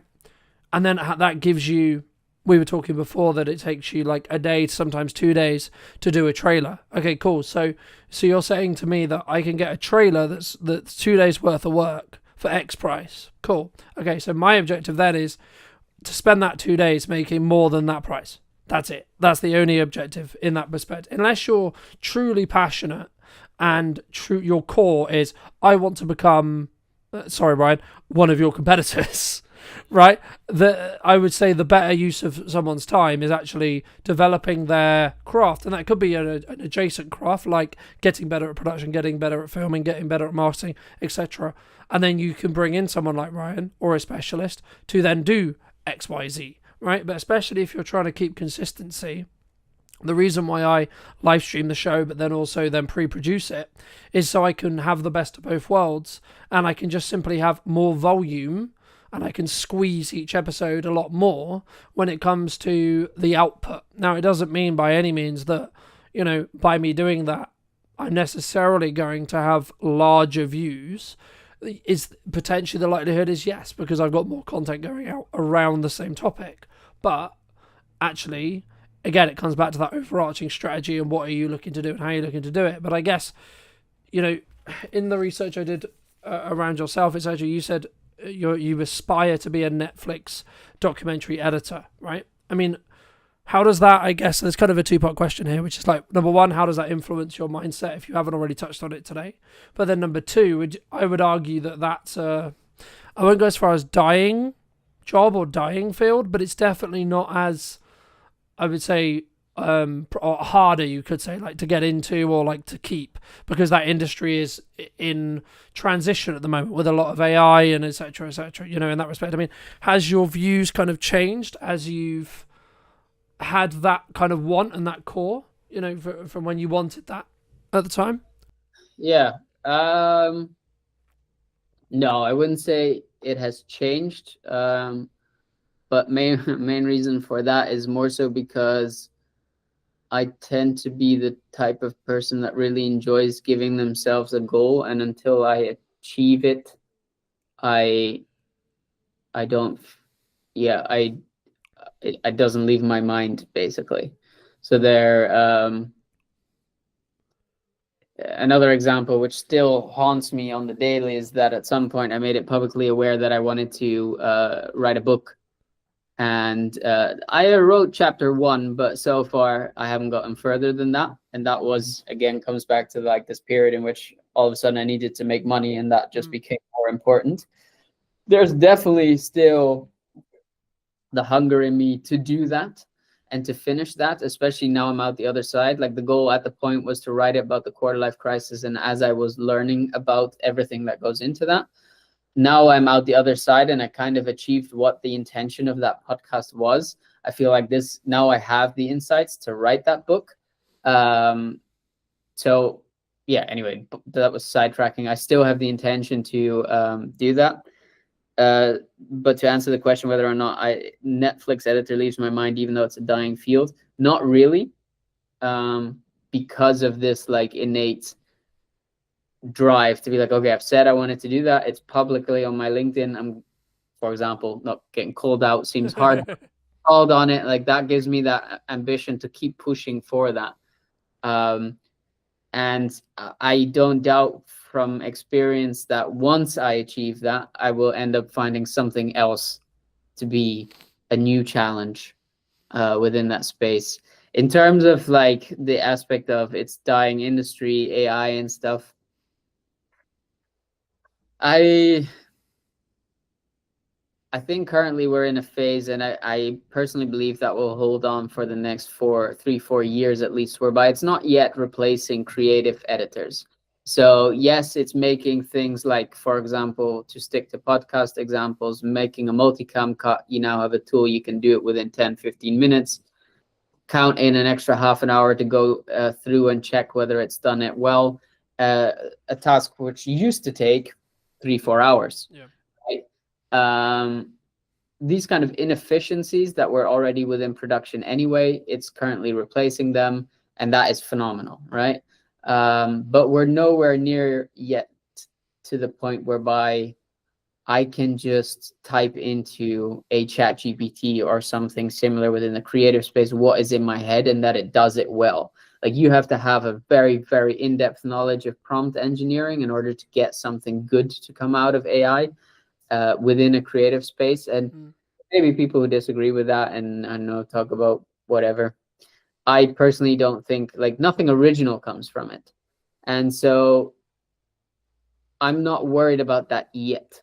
That being said, I've also talked about it before. That is my intention, to do this for, let's say, the next 5-6 years, and continue building and kind of see how far I get, and around that time look into pivoting to something which is more offline heavy. My partner and I have always talked about setting up a retreat center, and I could imagine at that point we'll end up doing something like that, because I do believe as AI develops, as social media becomes more and more cluttered with AI garbage, I do think there is an element of people wanting to be more in person, because it's the only thing that their eyes will believe, right? They can't believe anything on the internet anymore at some point. And I do think the, like, social validation, these things which are innate human psychological things, that we will default back to those more. And so rather get out while on top than kind of sit it out and then be at risk of staying at that point in a dying industry. Yeah, and I use the word, like, loosely when I say dying, right? Like, I think, like many industries, will pivot, will adapt, will change, and we'll see, you know, because there's a lot of speculation around, like, is AI actually going to get to the point where it can replace you or I or etc., right? Maybe not, right? If you talk to the people who are, quote, making it, of course they're going to be like, yeah, of course they are, right? But in reality, are we going to get there? I don't know. But it kind of, to an extent, I guess it does lead on to my next question, which was going to be, you've been very fortunate to work with, I would argue, some high-performing clients, right, in regards to their clearly successful in the monetary definition of the term, but and or even like health and balance and freedom and etc., right? What would you say makes them either different, or even like maybe some other examples that you've studied yourself, like when it comes to either their work ethic, how they show up, what they do, that I guess has allowed them to rise above the, quote, average in that respect? Yeah, I think for everyone, the main thing that applies is they know one rule to be true, and that is that quantity brings quality. And so they are just unapologetic about posting insane, and it is truly insane, volumes of content, and often repeating content which is performed really well several times. And they just do that day in, day out. So, like, I think currently for the Amen team, we're putting out like 300 pieces of content a week. You know, for James Smith, he himself is putting out a ginormous amount of content, whether that's his own or over Newtonic, or now with the podcast coming back, he's putting out 1 a week, going to scale up to 2 a week. You know, those long form podcasts, they get cut down into at least 2 to 3 clips, which are like 3 to 10 minutes. In addition, the same one gets cut into about 5 to 6 reels, which, you know, gives you almost a day, every day, something to post. And yeah, think about, if you then, that's currently with 1 episode. If you have 2 per week, you know, you're doubling it. Obviously, the amount of content you have going out, like, And that's what you're competing against, right? That is what, and then people will get annoyed when they put out one post and it gets 3 likes and they're like, oh, let me quit because no one cares. And I had this conversation with a friend of mine a while ago. He's trying to build a surface-based business, and I'm like, he was like, yeah, I've put out 10 posts, and from that I've only got, I think he said 2 clients. And like, do you realize like the ratio of that is insane. That's actually really good. You put out 10 posts and you've already got 2 clients on a beta product. That's crazy. Yep. Like, just imagine if you 10x the amount of content, or even just like, don't overdo it. Maybe just say, okay, from now on I commit to posting every single day, right? So you got 30 instead of 10. That means you're making 6 new clients a month, right? And this stuff is exponential. So the more you put out, the more it's going to grow. Like, and just kind of putting it out that way towards these people and helping them see, yes, maybe you feel like you were deserving of more. That could be. But I think you just grossly underestimate the amount of volume it takes. Do you think, I mean, for me, that's where I think people who are learning to leverage AI, learning to leverage creative editors, creative people, and then working hard themselves are the ones who are then going to, quote, win. And I would count myself in that for me personally, but the reason why I say that is because I have always understood that the answer is just work, right? There is no shortcut, there is no magic, there is no BS. You want X, Y, and Z. You want to times your revenue by X amount. You want to make however much it is. Okay, then you better work infinitely harder than you think it's going to be to hit that mark, whatever your mark is. The same in fitness, the same in podcasting, the same in everything. And the thing that I did wrong, I guess, last year was I wasn't solely focused on, I'm only going to do these pillars only, right? And the reason why I mention it here is because it's talking about that 1% improvement every time that you alluded to when it comes to volume. And the way behind it, for those who may not know, is it comes from, well, many things, but it comes from a pottery study, which is the most used one, which is a semester was cut in half. One was only asked to basically create one pottery item, so I think it was like a potter, etc. And then the other half was given the opportunity to create as many as they possibly could.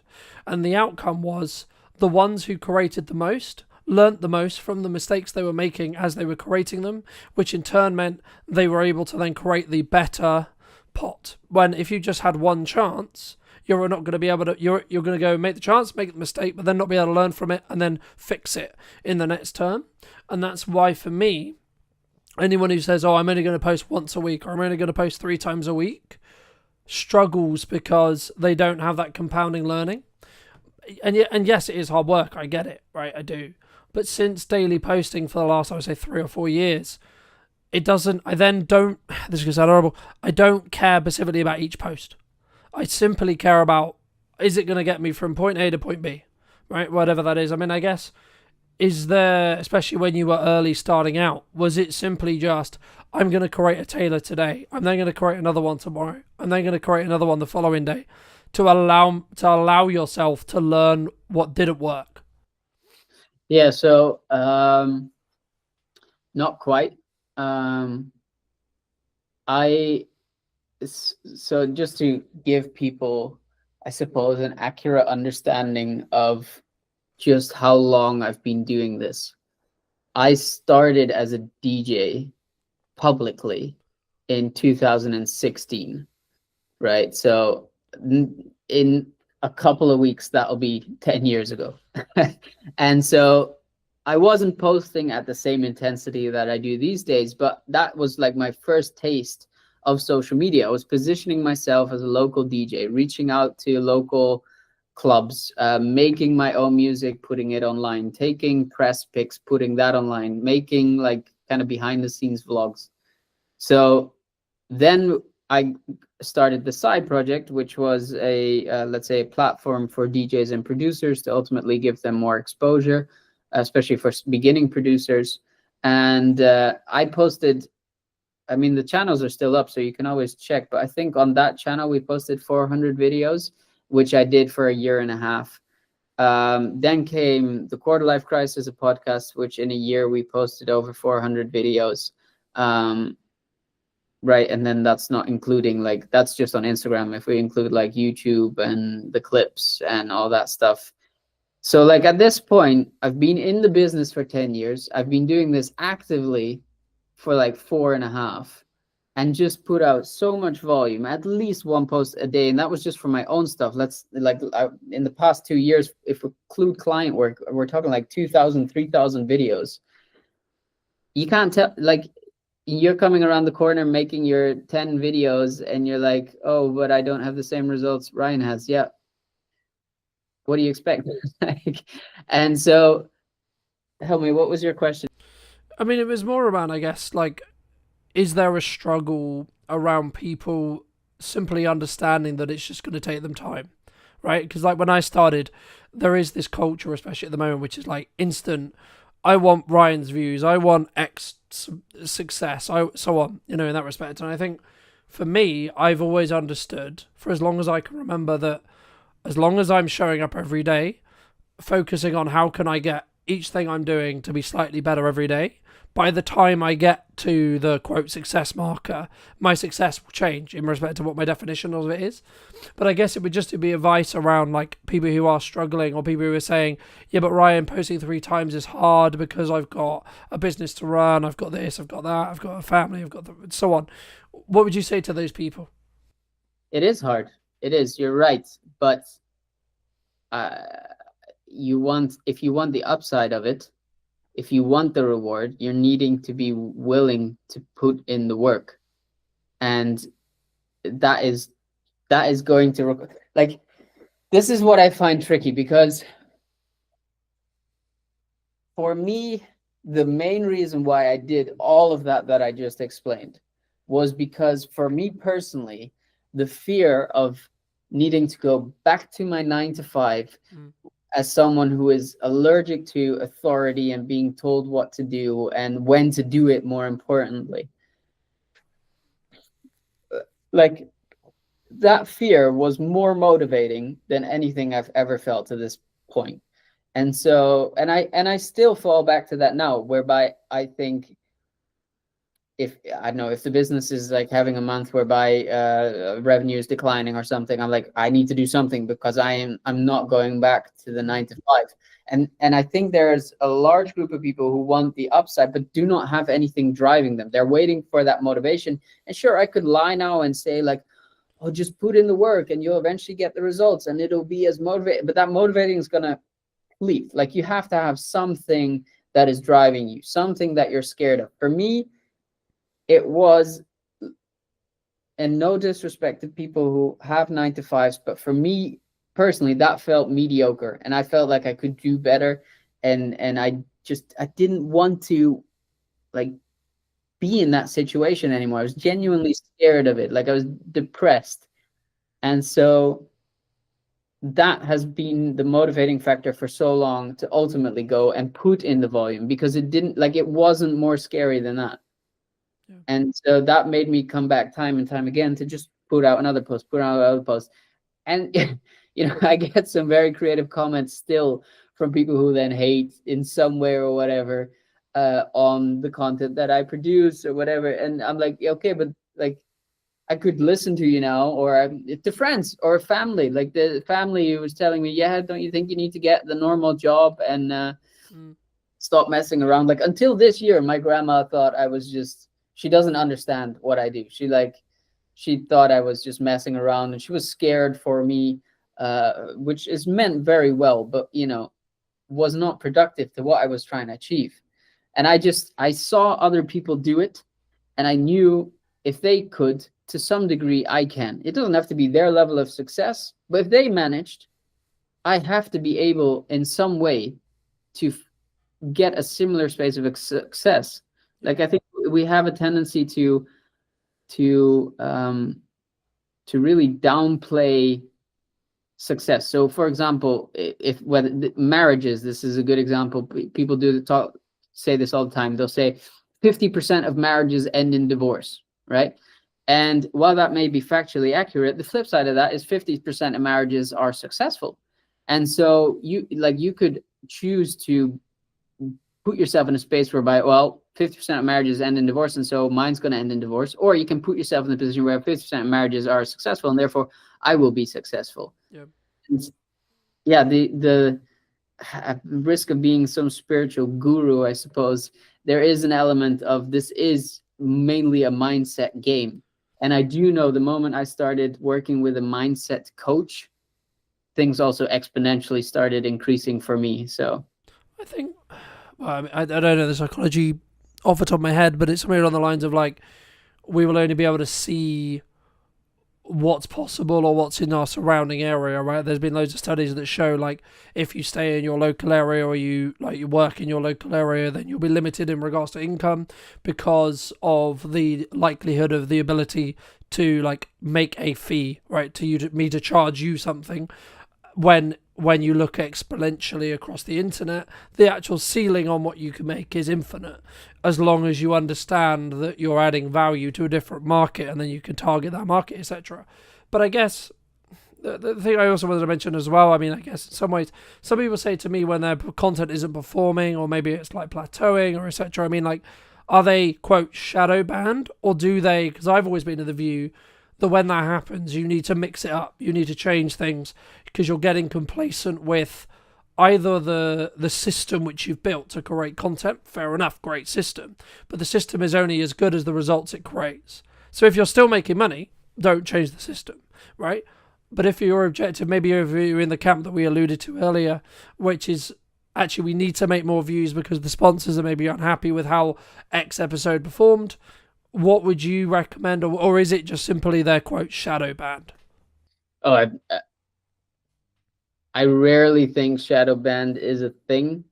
Maybe if you like swear a lot or you break a lot of the community guidelines or you're pushing a lot of like, I don't know, controversial things which don't speak in favor of the social media algorithm, right?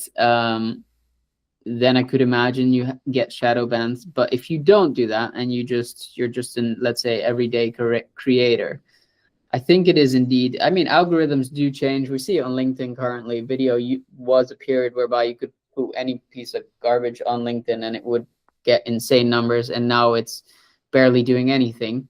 And so I do think that is in part to an algorithm change, but I wouldn't go as far as saying you're shadow banned. And if anything, if you are in your core a creator, that should be the challenge, right? That should be the challenge for you to say, okay, I got here at some point by trying a bunch of different stuff, right? At some point I found something which worked, and so I doubled down on that and decided to focus on just that and do nothing else anymore. And people like fatigue, people's attention fatigue, and if you're not bringing anything new anymore, at some point they've seen your stuff over and over again, and so it gets boring, right? And so they're looking for new stuff. And so if you are a creator in your core and you find yourself in the position you're talking about, I say a good ratio to stick to, especially in the beginning, is just 50% test content and 50% of what you think personally will most likely do well. And as you grow, you'll see certain videos do better than others, and the ratio kind of adjusts. And so you'll at some point be producing for 75% of the content that always consistently does well. But I still think you should have that 25% of content whereby you're just testing new ideas, new formats, new iterations of stuff. And sometimes it doesn't have to be extensive. Like I produce a weekly show in which I break down how edits are made, right? And so I've been doing this now again for about 2 months. And in the most recent episode that I recorded last week, I decided to add a segment in which I basically give strategic advice when it comes to content. It's like a 1-minute thing in which I basically give a strategic tip of the week. And so that show expands, right? It's gone from just me reviewing 3 videos to my strategic advice plus the 3 videos. And then the week after, I added in a color grade segment. So I take like a scene from Stranger Things and explain these are the color elements that go into creating a scene like Stranger Things. And so the show builds, and I've given myself here with 2 new segments that I can test and see how they do. So I'll put it out on socials as an individual clip. I'll also like ask in the episode what they think, which ultimately creates engagement, causes people to give feedback. And so there's this ratio that I stick to that works very well for me, at least, of continuously developing yourself and figuring out some way to stay fresh. Because otherwise, the alternative is you become boring, and in the end, that's only going to be a downhill spiral from there, right? Yeah, no, I agree. And I think there's kind of 2 points, I guess. A, the Alex Samodi side of it, which is like outlast everyone else who is quote unquote boring, right? So be the longest running podcast in your niche just because you want to be the stubbornness person, right? There's that. Or I would say actually probably it's more and then also adding those other elements in, like those elements you kindly shared about what can we do to make the show unique? What angle can we think about it? Or just think, actually, maybe I'm going to go after the guests who haven't been on shows before. Maybe I'm going to simply go after the people who are, tiny, right? So they would actually really appreciate being asked. And actually you can get more nuance, but maybe they're like seasoned professionals, right? So like they've been in the industry like 50 years, but they're so small in the respect to like they're not like a known marketer or a known name. So when you get an interview with them, it's like this completely brand new perspective. And or you then try and compete with, and I guess it comes back to your our previous point at the very beginning, which was like, what's your your actual reason for doing the content? Is it to make you more money, or is it to get more views, right? So if you're what I believe Stephen Bartlett's now looking to do, which he's like, I want to create the largest podcast in regards to numbers, period. He's going to have a very different guest plan, guest structure, guest strategy than say someone like I or maybe you have or would have, because we're looking for strategic experts that will help us position us as experts in marketing, in video, in video content creation, etc., rather than him who is looking for how much mass, I would assume, I don't know, but my assumption would be how much mass appeal is this episode going to get because how well known is X name, and or how topical is the conversation which we're going to have, right? At the peak of AI, funnily enough, he did a load of stuff about AI, Yeah. Now he's anti-AI, which is kind of funny. But what I do think the Diary of a CEO team does smartly is, I was lucky enough, I think I started listening at like episode 20, and now they're at like, I think 400 or something like that. So when I started listening, one of the main reasons I started listening was because it was about CEOs, right? And with time, as Stephen developed and got more interested into, because you can look back at the first, he was definitely not lean or muscular or like he was, it was most definitely not fat or anything, or it was just, normal dude. And over time, you can tell with the people he interviewed and the learnings he was taking from them, fitness and health and all of that started becoming way more of an interest to him. And so what he did as a result of that is started speaking to these people who were also interested in health and fitness, etc. And I think he's done it very smartly, whereby he understands there's an element, what you're referencing at is like which people get massive views. So like Michelle Obama, right? That's just naturally going to be a hit. Recently, Kevin Hart, that's naturally going to be a hit, right? And then there's the element of all of the like technical experts that he still interviews, which are more in relation to health and fitness. But then there was also someone, I honestly don't remember who, but there was someone more recently that he interviewed, which was relatively unknown. Like at the time, the first time he got Daniel Priestley on, at that point, I think he had like 30,000 followers, which sounds like a lot, but it's really not if you put it into context of the normal average guest of Stephen at that time. And so I think if anything, he holds exactly true for what I just said to the ratio of like testing, right? Continue that. Sure, focus on the views if that is the goal of the podcast. Keep that in mind. But like also feel free to like get the random guest on there. And that being said, the flip side of what you were already hinting at is a good strategy when it comes to content. If you're trying to become a standout name, It's just do the exact opposite of what everyone else is doing. Yeah. And so everyone is creating a trailer with 3-hour-long episodes. Cool. You make a podcast that is maybe 10 minutes long with one core question that you discuss with a friend, for example, or maybe you just discuss it yourself, right? And you put that out every day instead of once a week, right? Or the same goes for hooks. Like everyone is starting with very controversial hooks. You start with a like colored screen and text on it, and you animate the text in with an image, and then you go into the like bulk of the trailer. Like I think if you just try the opposite of what you feel works, 9 times out of 10, I think you're going to find better results that way. I think, in some ways I hate to say this, but a lot of marketing is science, right? You have to be creative enough to think up the ideas, sure, but you actually have to then get the data to then learn from it, right? So you might have in the same way a scientist would have a theory or a hypothesis. You would go, I think this is the case. In the same when we work with clients or we're looking to try and get a client a certain objective, it's like, okay, well, in theory, we think you want to talk to this kind of person who's this demographic who lives roughly around this area. Cool. Okay, cool. Right. So now what we're going to do is we're going to test that theory and see what happens. I guess the crux and the thing that we use Stephen as an example, so I'll continue to use him. The thing that he does more than others is he will do exactly what we described, which was he will do the and methodology when it comes to, we know what works, we're going to continue that, so we're going to say we're going to do that every week, but then we'll have a bonus episode which is purely for testing. We don't care whether that episode is going to get 5 views, 10 views, 1 million views, or 100 million views, or whatever it is. We're purely going to do that episode just so we can understand, does this resonate with our current audience, and or do we gain a new audience from doing so?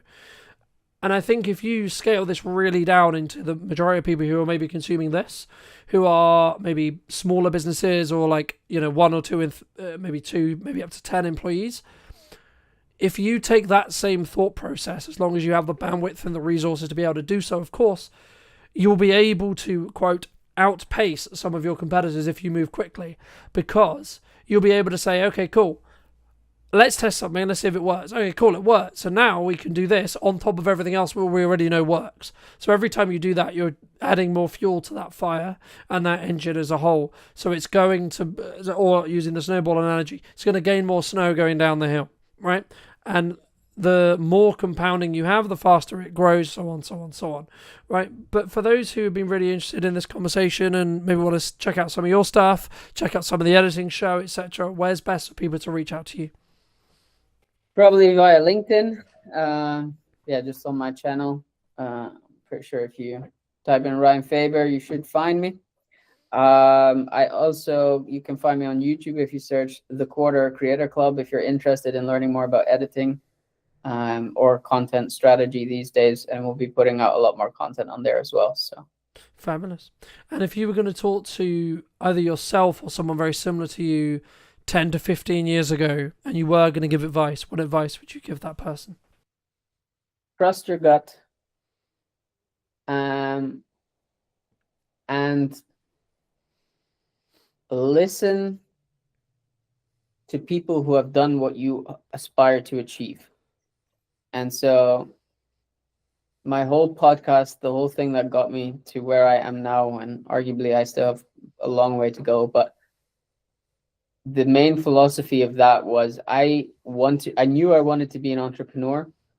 I knew there were hundreds to thousands of entrepreneurs who had made it work. I figured if I would talk to enough of them and ask them questions as to how or what they thought the frameworks were that made it, in all of those subjective experience, I should be able to find an objective line.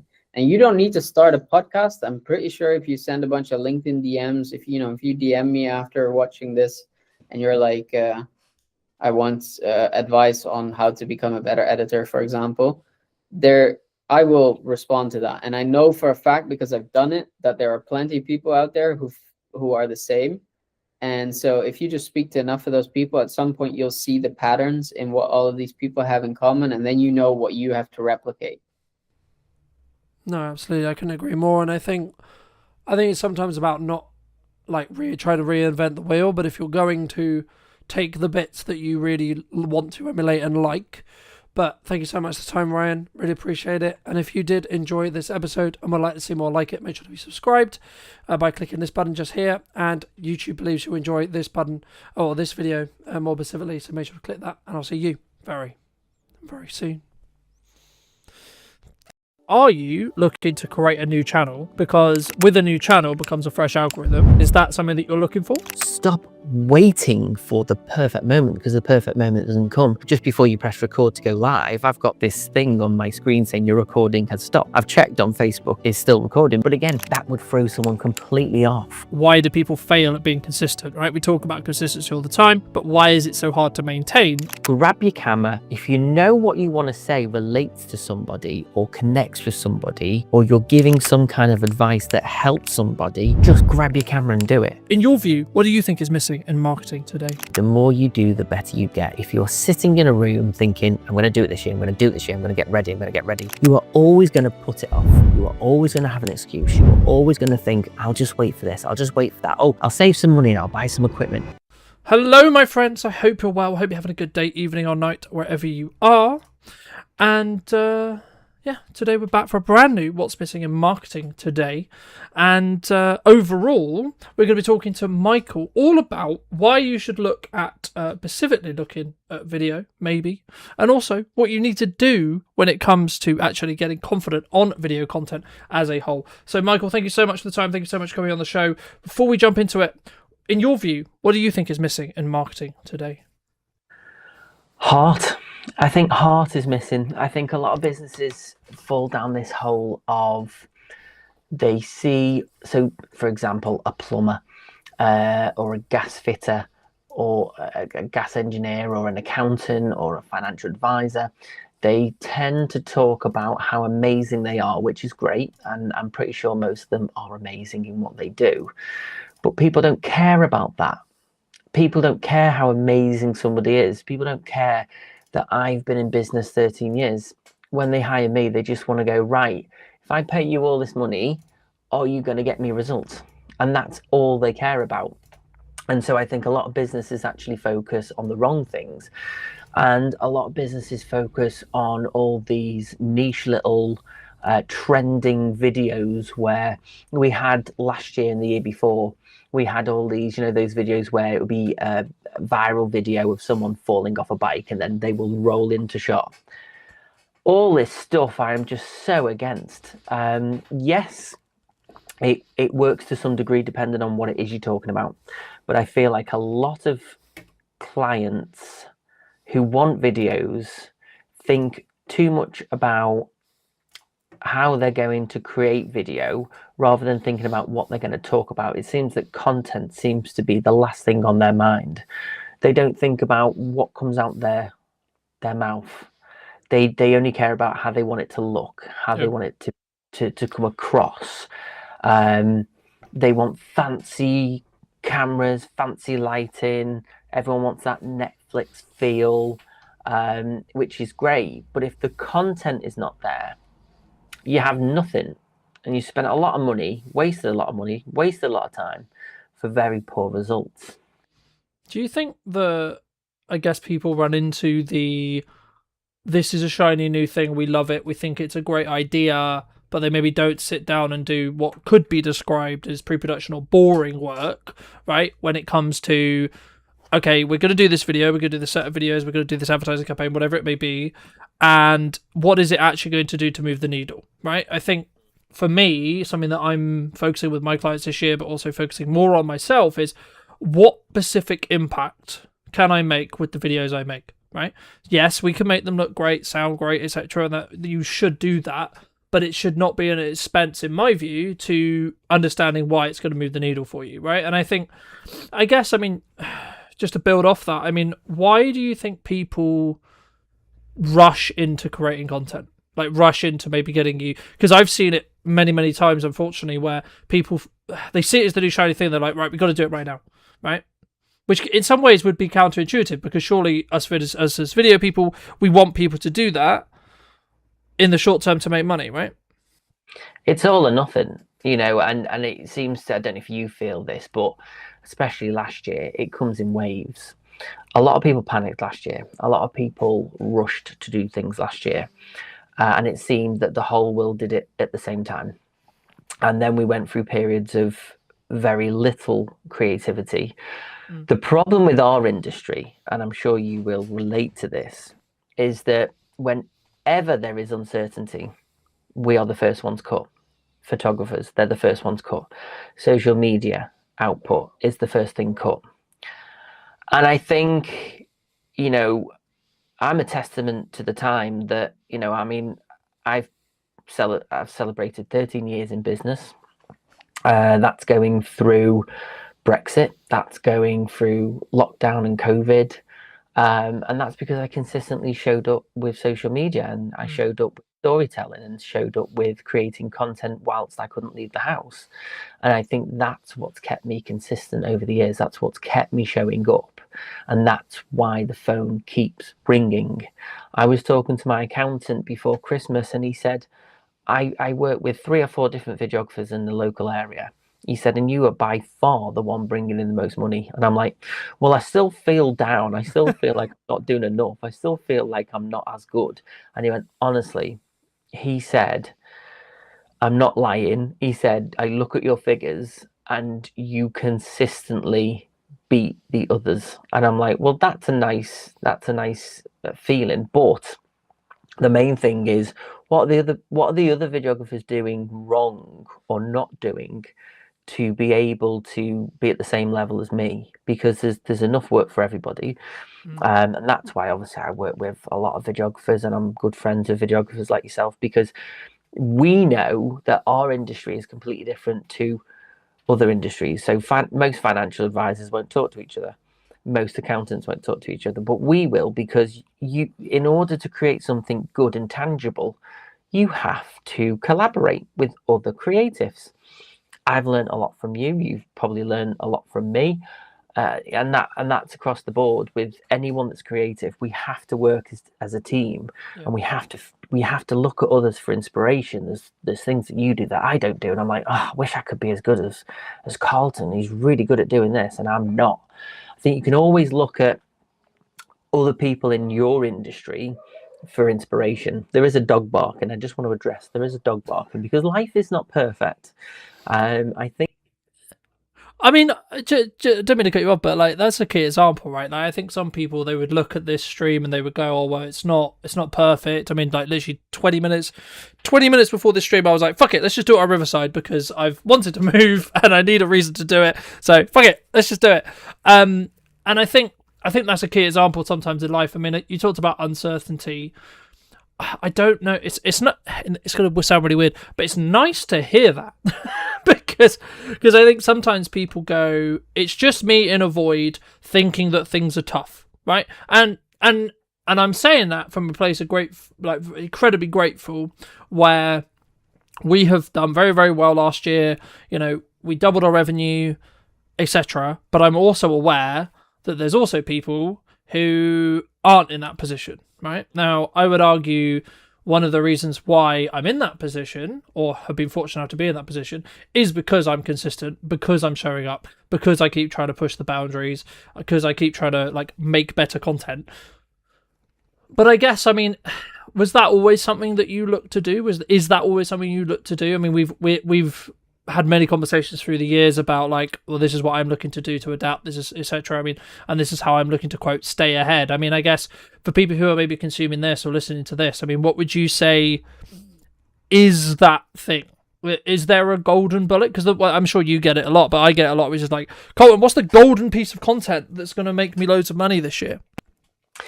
It's a double-edged sword because, you know, for me, I always want to move away from just generic video. I mean, unfortunately, you have to pay the bills and you have to do certain jobs that you think, oh, this could be so much better if they just do an extra day's filming and listen to me a bit more. And I always have the respect of my client. I always know that my client knows what they want, but sometimes they need me to guide them to where they need to be.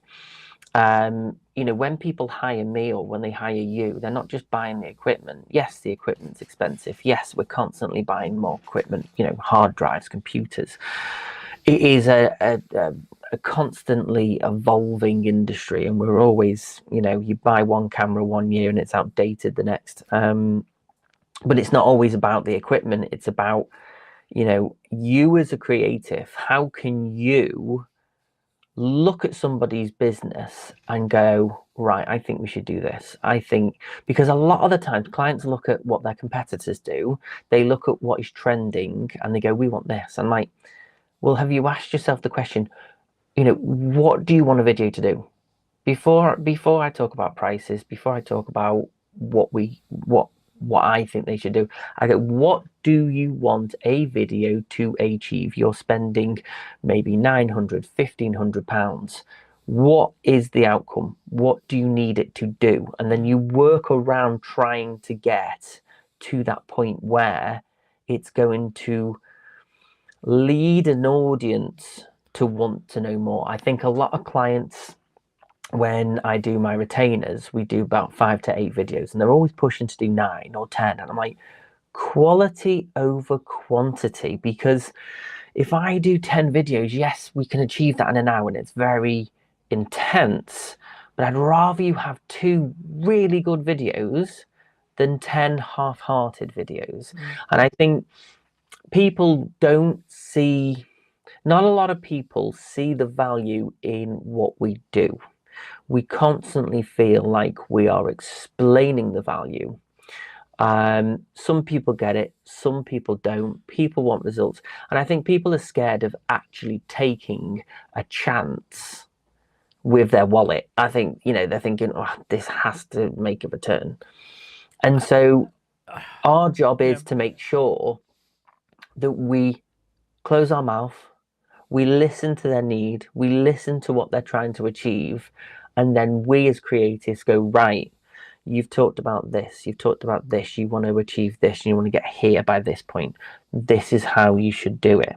And it might necessarily be, you know, we are consuming content at such an incredible rate these days that even short form content has to be so spot on for people to engage, because every single person on the planet is competing for time. Do you think, I mean, my next question was going to be, do you think there's a content problem? Do you think there's an attention problem? But just to add a bit more context around that, I think what you're talking about here is like everyone wants, because everyone understands, right? Like, you put out a load of content, you get more time with people, you build more trust faster, which in turn means you're more likely to win a sale, right? In crux, that's what we're talking about. But the crux, I guess, is something that I've been thinking about a lot over the last couple of years, especially over the Christmas break, and then leading into what we're doing as a business and as a content strategy as a whole moving forward, and what I'm doing to talk to my editors about it, etc. Like, what we're looking to do is that 1% improvement that we did all of last year, but also how can I create buckets of energy, buckets of time, where I'm not only creating like long form targeted content on its own on a consistent basis, but then also other content standalone for just like scrolling feeds, right? So I think for a long time we were very clip farmy, right? If that makes sense. Like, one of the reasons why you want a podcast, and you shouldn't, and I'm not saying for a second, by the way, because ironically, you'll see clips from this show that are clip farmy, right? It's not, in my view at least, and something that really worked for me last year was not or, it's an and question, right? So for me, I'm thinking, how can I create standalone short form content that I plan in the same way I plan my long form, but is that worth it in regards to time?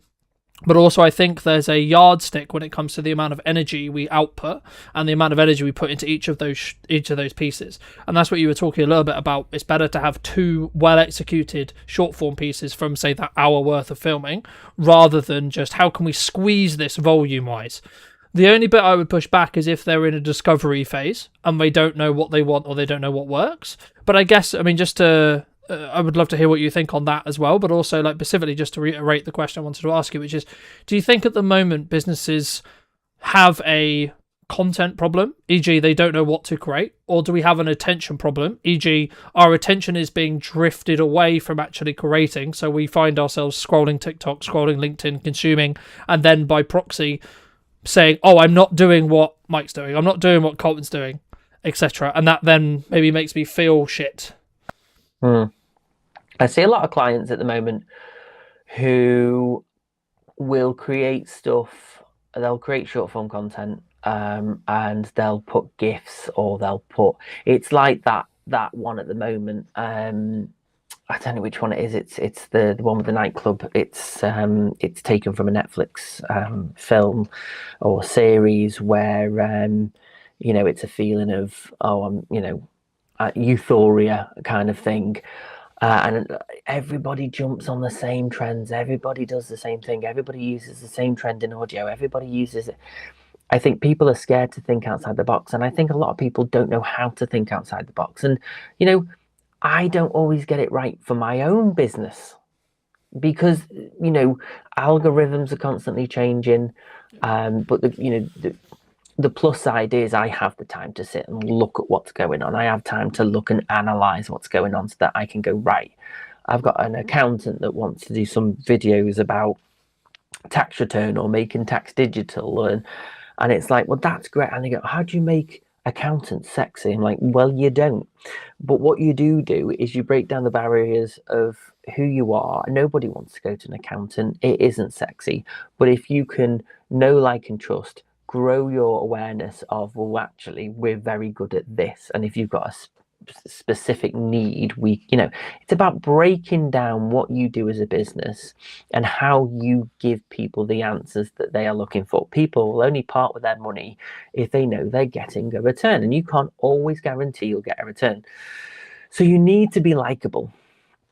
I think in today's world, in terms of attention spans, we see a lot of idiots now, and I think that's the technical term, they'll do pranks on the street. They will throw eggs at people just before they get on a train.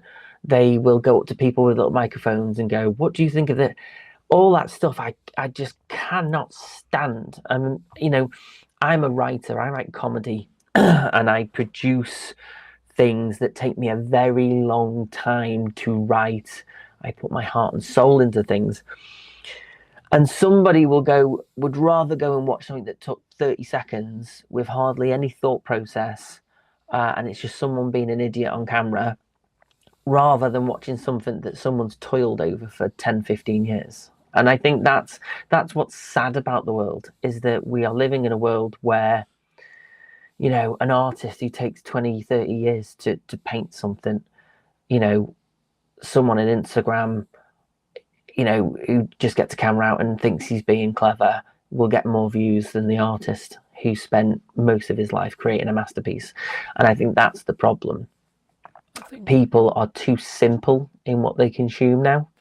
And it's such a shame that where I stand is I want to make something emotionally tangible. I want to connect on an emotive level so that people go, wow, I really, really want to work with that guy or girl, or, and so it's trying to get people. And again, I think vulnerability, if you are vulnerable on camera, you will get more likes. So when I do outtakes, or when I post videos that, I might be doing some of my short form videos in bulk and the dog's barking, I'll post a clip of the dog barking and me getting frustrated. That will get more views than the content I'm trying to create. Do you think that, I guess the thing I was going to ask you is this principle around, would you rather have a video get 1 million views but maybe didn't hit the right audience, e.g. didn't do a lot for your business, or would you rather have consistently, let's just call it 1,000 views for sake of conversation, and it was hitting those right 1,000 people, right? And I think, from my perspective, I was going to ask you, do you think it's a lost art when it comes to what you're talking about with, like, the emotional storytelling or emotional core, and or is this something which we can, I guess, I wouldn't say use AI for, because I think it's counterintuitive, but is that one of the reasons why we're potentially losing, maybe if we are losing it as an art? Well, I think in a world of AI at the moment, the problem you have is nothing seems real. And to me and you, we have a trained eye. We can watch Lord of the Rings and appreciate the lighting and why that lighting is graded in a certain way for a certain feel, or the composition is composed for whatever reason, whether it's to make someone look proud, to make someone look small. We look at film in a completely different way to most people, so we have a trained eye. So we can, not all the time, but most of the time, we can tell when something is AI, when something's generated. I love AI. I think there is some amazing things we can do now, but I think the problem is it's not policed, and anybody can just create any rubbish. And the amount of, you sit on your phone, you scroll in the evening, you'll get one or two fantastic videos, but most of it is just, I feel sorry for all the servers and the cloud systems that literally just have so much rubbish uploaded to it on it. Every minute of the day, there's some video content being uploaded. And, it's, where's the quality control? But then obviously, AI is there for anyone to express how they feel and what they want to create. But I feel like when they start taking faces of actors and start manipulating things that didn't even happen, and taking historical content and completely changing the narrative, I think we're in a very scary place where we can't trust what we see anymore. Do you think That's that the scary makes part. trust more of a currency to care about then? Like, it was always a currency to care about, but what jumps to mind when you say that is actually, by us creating evergreen content that is maybe accelerated through AI, right, or utilized in a workflow that has AI built in, but the core is still a real person having a real conversation, for example, in this case, right? Or us going through the painstaking task of crafting a educational video, a comedy script, a comedy skit, etc., etc., etc. Do you think that those will actually rise above the top because of the amount of AI slop or the AI challenge as a whole? And then if so, does that have a knock-on effect to potentially why we would be trusted rather than someone who's like fully AI leaning in that respect? I just think people don't want to work for the content anymore. I think, long form content, I explain to my clients like this. Long form content should sit on your website. Long form content should be your online course, behind a paid wall or whatever. Your long form content should be people already in your ecosystem. Trying to get someone who doesn't know who you are or knows of you to watch long form content, they just ain't going to do it unless you are some influencer with millions and millions of views. And even then, because content creators and influencers are constantly chasing the next video, that in itself becomes a full-time job. A lot of clients say to me, "Oh, I want to focus on YouTube this year." I'm like, well, expect at least a year or two before you even start to get your SEO on track. Yeah. Because I had a viral video, because my business started off as a comedy production company back in 2012, and I focused on writing online comedy. This was where the world was completely different in 2012, and I wanted to write comedy. And over the last 13 years, it's become a production company that produces videos for businesses. So obviously, the main reason of creating a business has completely changed today from what it was. But I had a video that got 17 million views and still gets a good 100 per month. But that has actually had a negative effect on my account because the algorithm's completely different, and because the content's completely different. Trying to get an account that's got 10,000 subscribers with over 70 million views on, it's now hard because it's a dead account in a sense. Well, I think from the research I've done on the YouTube algorithm, it thinks your viewer bucket is X when actually your viewer bucket is now Y. Now, I guess my question to you would be, and I think the reason why I asked this is because I think it'd be valuable for those listening. Why haven't you / are you looking to create a new channel? Because with a new channel becomes a fresh algorithm, which in turn means if you're creating solely business content or solely like this is why you should use video, etc., and you're targeting A, filmmakers, B, marketers, C-suite, etc., you're targeting that group of people.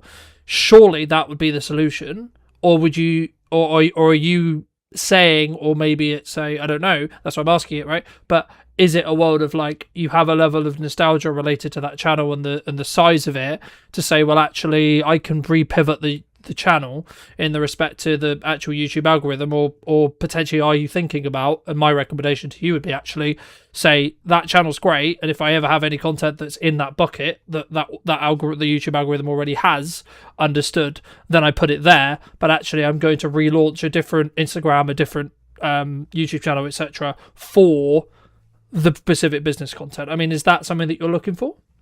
I think for me to seriously take YouTube seriously, I think it's a full-time job in itself. I'm out every week filming. How long has it taken me to get on a podcast with you? I'm time poor because I've become a very busy fool. This year is about not saying yes to everyone and sitting down and having coffee for an hour. This year is about being a bit more focused and taking a bit more of my time back. Focusing on what networking groups are working for me and which ones are not. Looking at cutting down my overheads a little bit this year, kind of resetting myself. I don't personally think building a YouTube for me as a videographer is going to lead to me getting local work. Yes, I travel the UK. Yes, I have clients in Turkey. But for me, what do I want YouTube to do for me apart from having an online presence that maybe potentially people might want to jump on my online courses? So yeah, maybe another account for that. I think it's just a case of I do still get views. It is actually on the way up slowly because I post every week now and have been for a couple of months. I am starting to see a difference, but my end goal is not to be completely focused on YouTube doing better for me. It's about consistently showing up. My videos go out at 10 o'clock every Wednesday at a set time, so people know exactly where I'm going to be. Because people get into rhythms and routines, and if they know someone's going to be up every week, then they kind of go, right, okay, he'll post again next week. I'll have a look for his videos. I think YouTube, because the problem is clients say to me, oh, we want to grow our YouTube account. I'm like, okay. So what do you want to achieve from that? Again, that's the first question I ask. What do you want to achieve from growing a YouTube account? Oh, we just want more awareness. I'm like, yeah, but YouTube is the world. So are if you want to focus on a location, if you're an accountant in Chester or an accountant in North Wales or Liverpool, why do you want the whole world to see what you do? Why are you posting to the whole world? Why not do meta ads? Why not do targeted video content for Instagram and Facebook? Use meta, which then can kind of go, right, well, we want a 10-mile radius of our office. I think a lot of people don't know what's out there. I think a lot of people just think, oh, we'll make videos and we'll get loads of work. It doesn't work like that. It's like with passive income. Like people say, well, if I just create short form videos every single day, then I'll get loads of business from it. I'm like, but are your clients all over the world? Can you work all over the world? Does it mean that you have to travel a lot more? Does that mean, you have an online platform that, you sell courses? If I was to focus on YouTube, it would be for my online coaching only. It wouldn't be, I'm a filmmaker, I'll come and work for you. Because I'd rather work at home, near to home, be home for tea, than, if I've got work down in Salisbury, I'll pick up the phone and say, you might as well do it. What's the point? What is the point in me driving all the way down there when you're capable of doing it? Yeah. And I think to an extent, just to build off that, I mean, I think the key there is like understanding, firstly, why did you go in business? Secondly, like what life do you quote unquote want from the business that you are actually building? Because like, let's say for example, you're in a stage of your life or a season of your life where family is really important, whether that means a partner, whether that means a full-on family, whatever that means for you. And then of course, you should consider that maybe actually your career, you need to bring in enough to pay bills, etc., but should then be targeting clients that mean you have a more, we have this kind of standard joke in our relationship, I think, for a long time, which has been, you love holidays, right? And I'm not against holidays, and I do take time off, but I do it in my way. And I think that's a very key example of like creating a life which then has the output that you want, right? I, at the moment in this stage of my life, I can prioritize my career and I can continue to grow as a principal and I see it as an advantage to continue to market, to continue to develop, and continue to work on the business when others are maybe really investing in their family, right? And that's not a bad thing. It's about understanding that we are both different people and we're both obviously going to react differently or have a different focus. And it reminds me of a conversation I had in a conversation, I think it was around Boxing Day, there or thereabouts. Someone basically said something on the lines of, this is how you can work with me in 2026, and then was asking for feedback on what people thought about that 2-week window where people are like, should I market, should I not market, should I be taking time off, etc., socially, should I be reflecting, etc. And I basically just said, well, if you're willing to put the work in and that aligns with what you're looking to do across that 2-week window, you'll probably be rewarded now, as in January 5th and January onwards, than people who otherwise wouldn't. But also those people would be gaining other benefits because they'll be spending time with their family. And I basically just got, I forget who exactly the comment was from, but it was something like I was saying, there's other things to life than work. And I said, well, it's your choice, right? And everything, I guess the older I get, the more I understand that life is about choices. And this is the same when it comes to like, what businesses are you building and what areas of attention are you trying to focus on when it comes to building your business. And I would argue that's actually why you potentially should bring in a professional, whatever that means for you, professional marketer, professional video production company, professional advertising company, because if you are a person who values the time with family, yeah, you could get a camera, you could learn how to use it, you could learn how lighting works, you could learn how audio works, so on, to be able to produce your content.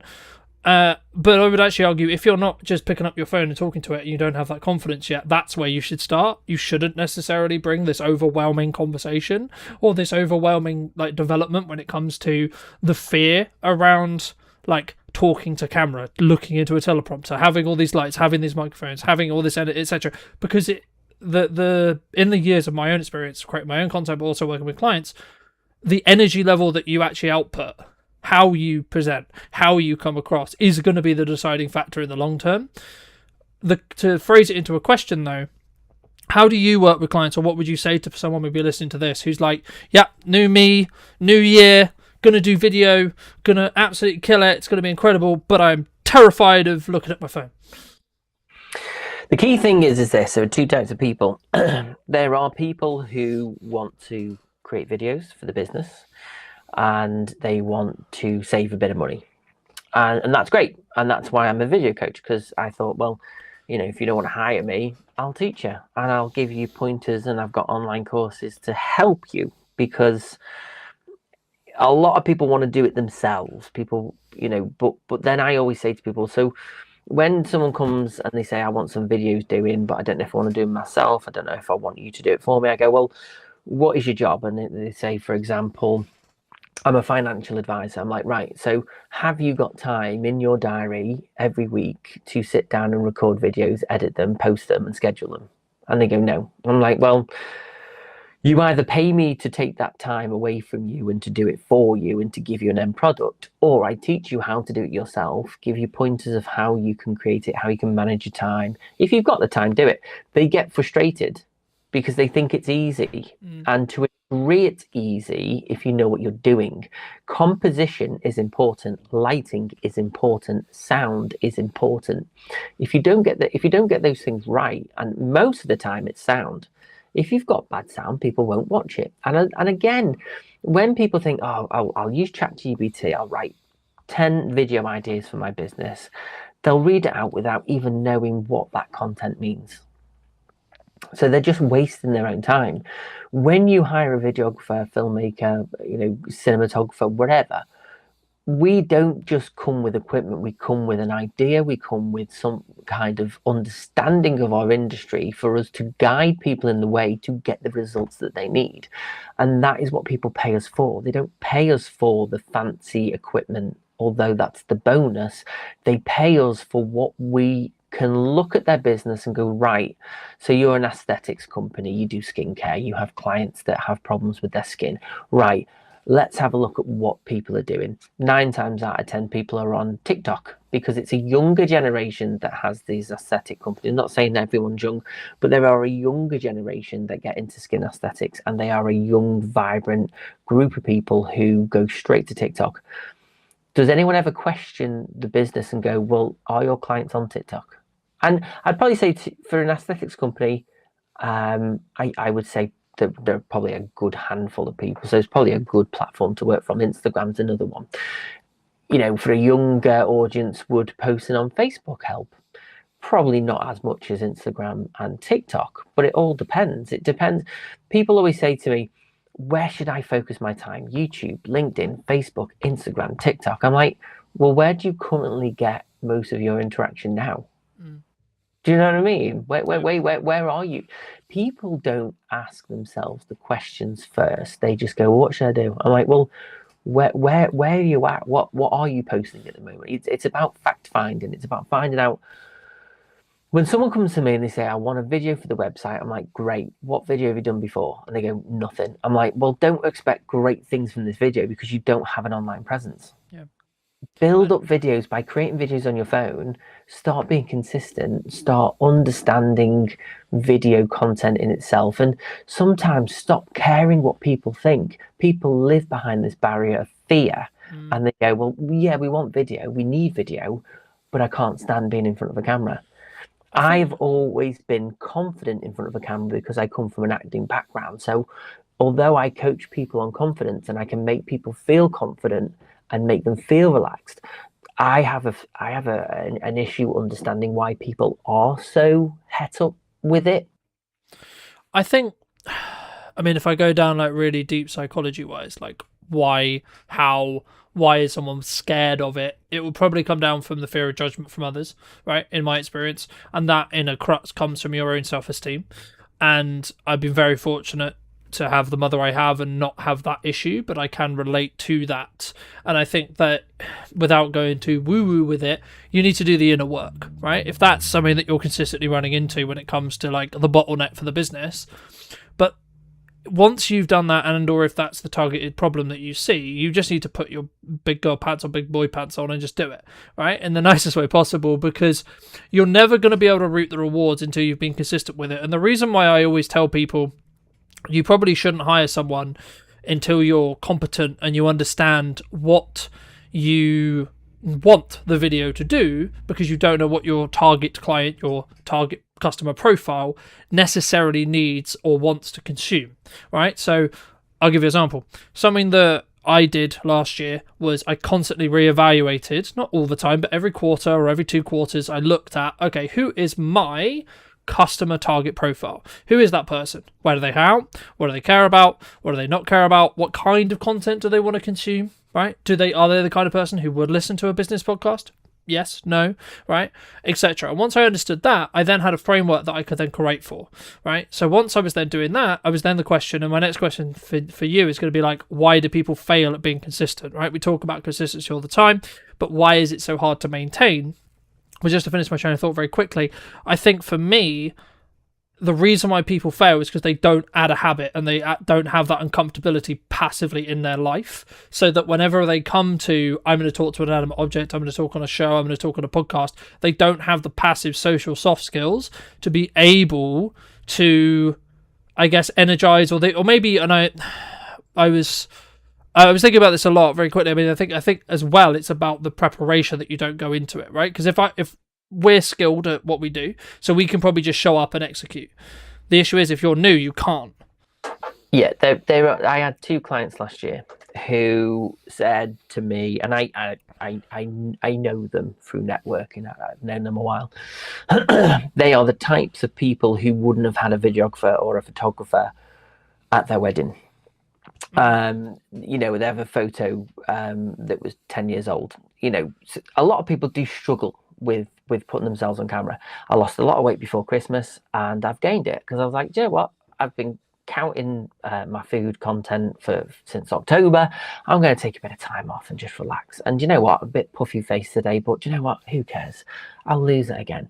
But that is what would stop somebody from creating video content. There is always an excuse. Yep. Oh, my hair's not right. I'll wait until I get a haircut. I'll wait until I just lose a bit of weight before. I'm like, yeah, but you might gain that weight again in a couple of months' time. It's like, stop waiting for the perfect moment, because the perfect moment doesn't come. We've even had this in this. I've got just before you press record to go live, I've got this thing on my screen saying your recording has stopped. I've checked on Facebook and the recording is still recording, but again, that would throw someone completely off and would completely change their side. Yeah, no, I'm definitely on it. I can see me on Facebook, but a lot of people wait for that perfect moment, and it's never going to happen. Grab your camera. If you know what you want to say relates to somebody or connects with somebody, or you're giving some kind of advice that helps somebody, just grab your camera and do it. I fall foul of that sometimes, because obviously when it comes to production value, I rate that higher than most people do. So, and obviously with me in my industry, I have to try my best to capture the best looking image that I can. But when you're creating short form content and when you are on the go, you can't always work with harsh lighting. You don't always have a diffuser in your pocket to stop your head from glowing up in the sun. You have to just sometimes go, do you know what? It's a bit messy, bit dirty, not the greatest content, but what I'm saying is spot on. If your content is king, the rest of it isn't the end of the world, just providing that you've got reasonably good audio, which, you know, there are AI apps now that can clean up audio even if it's a bit windy. You can buy cheap, reasonably priced clip-on mics now for phones, and there's DJI have got the Osmo to stabilize your image, £100, less than £100. You know, so there is no excuse really. It's just, before you start creating video content, ask yourself, what do I want to achieve this year? What is the story that I am going to tell this year? And how am I going to help my client? Not how amazing am I need to tell the world. How am I going to help my client? A lot of people think inside rather than outside. They think of what they want to talk about, not what their audience wants to hear. Yeah. I had a client before Christmas that sent me a script, and I said, this is great, but you're just talking about yourself and no one cares. Turn it around. How is all of this that is great from your perspective, how does that connect and help somebody else? And a lot of clients think that they're going to try and answer everything in the world in one video. Yep. And I'm like, break it down. Break all these things down into shorter videos. You've got more content then. It's like this long form video we're doing now. Will most people watch 48 minutes? Probably not. If you cut that down and slice it up and put it on multiple platforms and mix them around, so put different ones on different platforms, you are then content rich. Yeah. But you're using a 48-minute interview. Yeah. You know, people won't sit and watch 48 minutes of me and you. They just won't. But if we put enough nuggets out there, they might go, that actually is quite worth watching. But you'd still have to cut the 48-minute down, because we've blabbed about things that are just not important. I think for me, I think it's about that. There's kind of two camps, right? I think the people who are maybe struggling or thinking that they've maybe had video on the to-do list for ages, right? Like, the advice I would give to them is just kick them up the arse and get them to do it, right? Like, and I don't, in the nicest way possible, I don't really care how good it is, because at the beginning, my only objective is get you to do it, right? Once you've been doing it for a while, right, then people may say to you, or other people have said, etc., right? Like, but I guess this leads on to my next question, which was going to be like, what specifically would you say when someone says to you, my content isn't working, right? A, what's actually going on? And B, potentially what's the solution? Look at the language. You look at the language of what someone is using. Now, like I've just said in the previous answer, most people feel like, people say, oh, we've won these awards, we've done this, we've been in business this years. Nobody cares.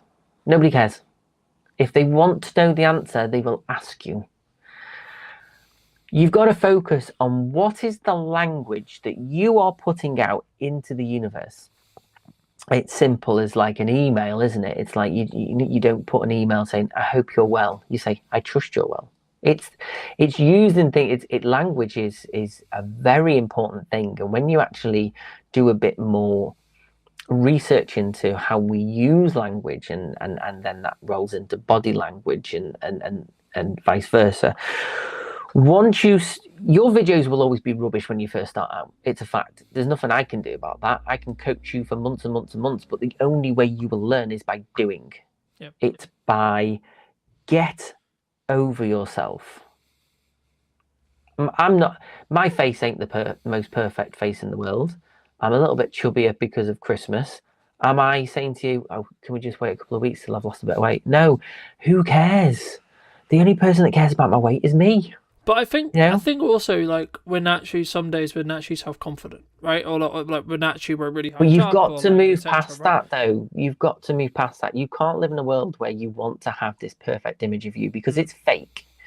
It is a fake representation of life. It is a fake representation of you.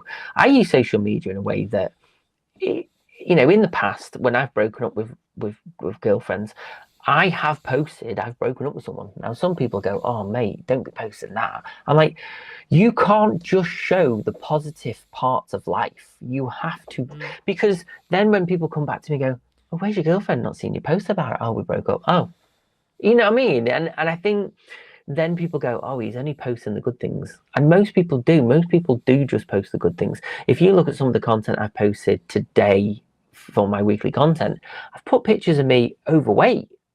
Because it's relevant to what I'm talking about or whatever. But you've got to move past this perfection, this idea that life is perfect. None of my videos in 13 years have been perfect. But when I look back at the videos I did a year ago, my lighting has improved. I look back at my videos from 2 years ago, my sound has improved. Video is a journey. The more you do, the better you get. If you're sitting in a room thinking, I'm going to do it this year, I'm going to do it this year, I'm going to get ready, you are always going to put it off. You are always going to have an excuse. You are always going to think, I'll just wait for this, I'll just wait for that. Oh, I'll save some money and I'll buy some equipment. How many people do you know you'll go to do a job for somebody and they'll go, oh, I've got all this equipment, I've got softbox lights, I've got a ring light, I've got a tripod. I'm like, do you use it? No, I haven't sat and learned how to use it yet. I'm like,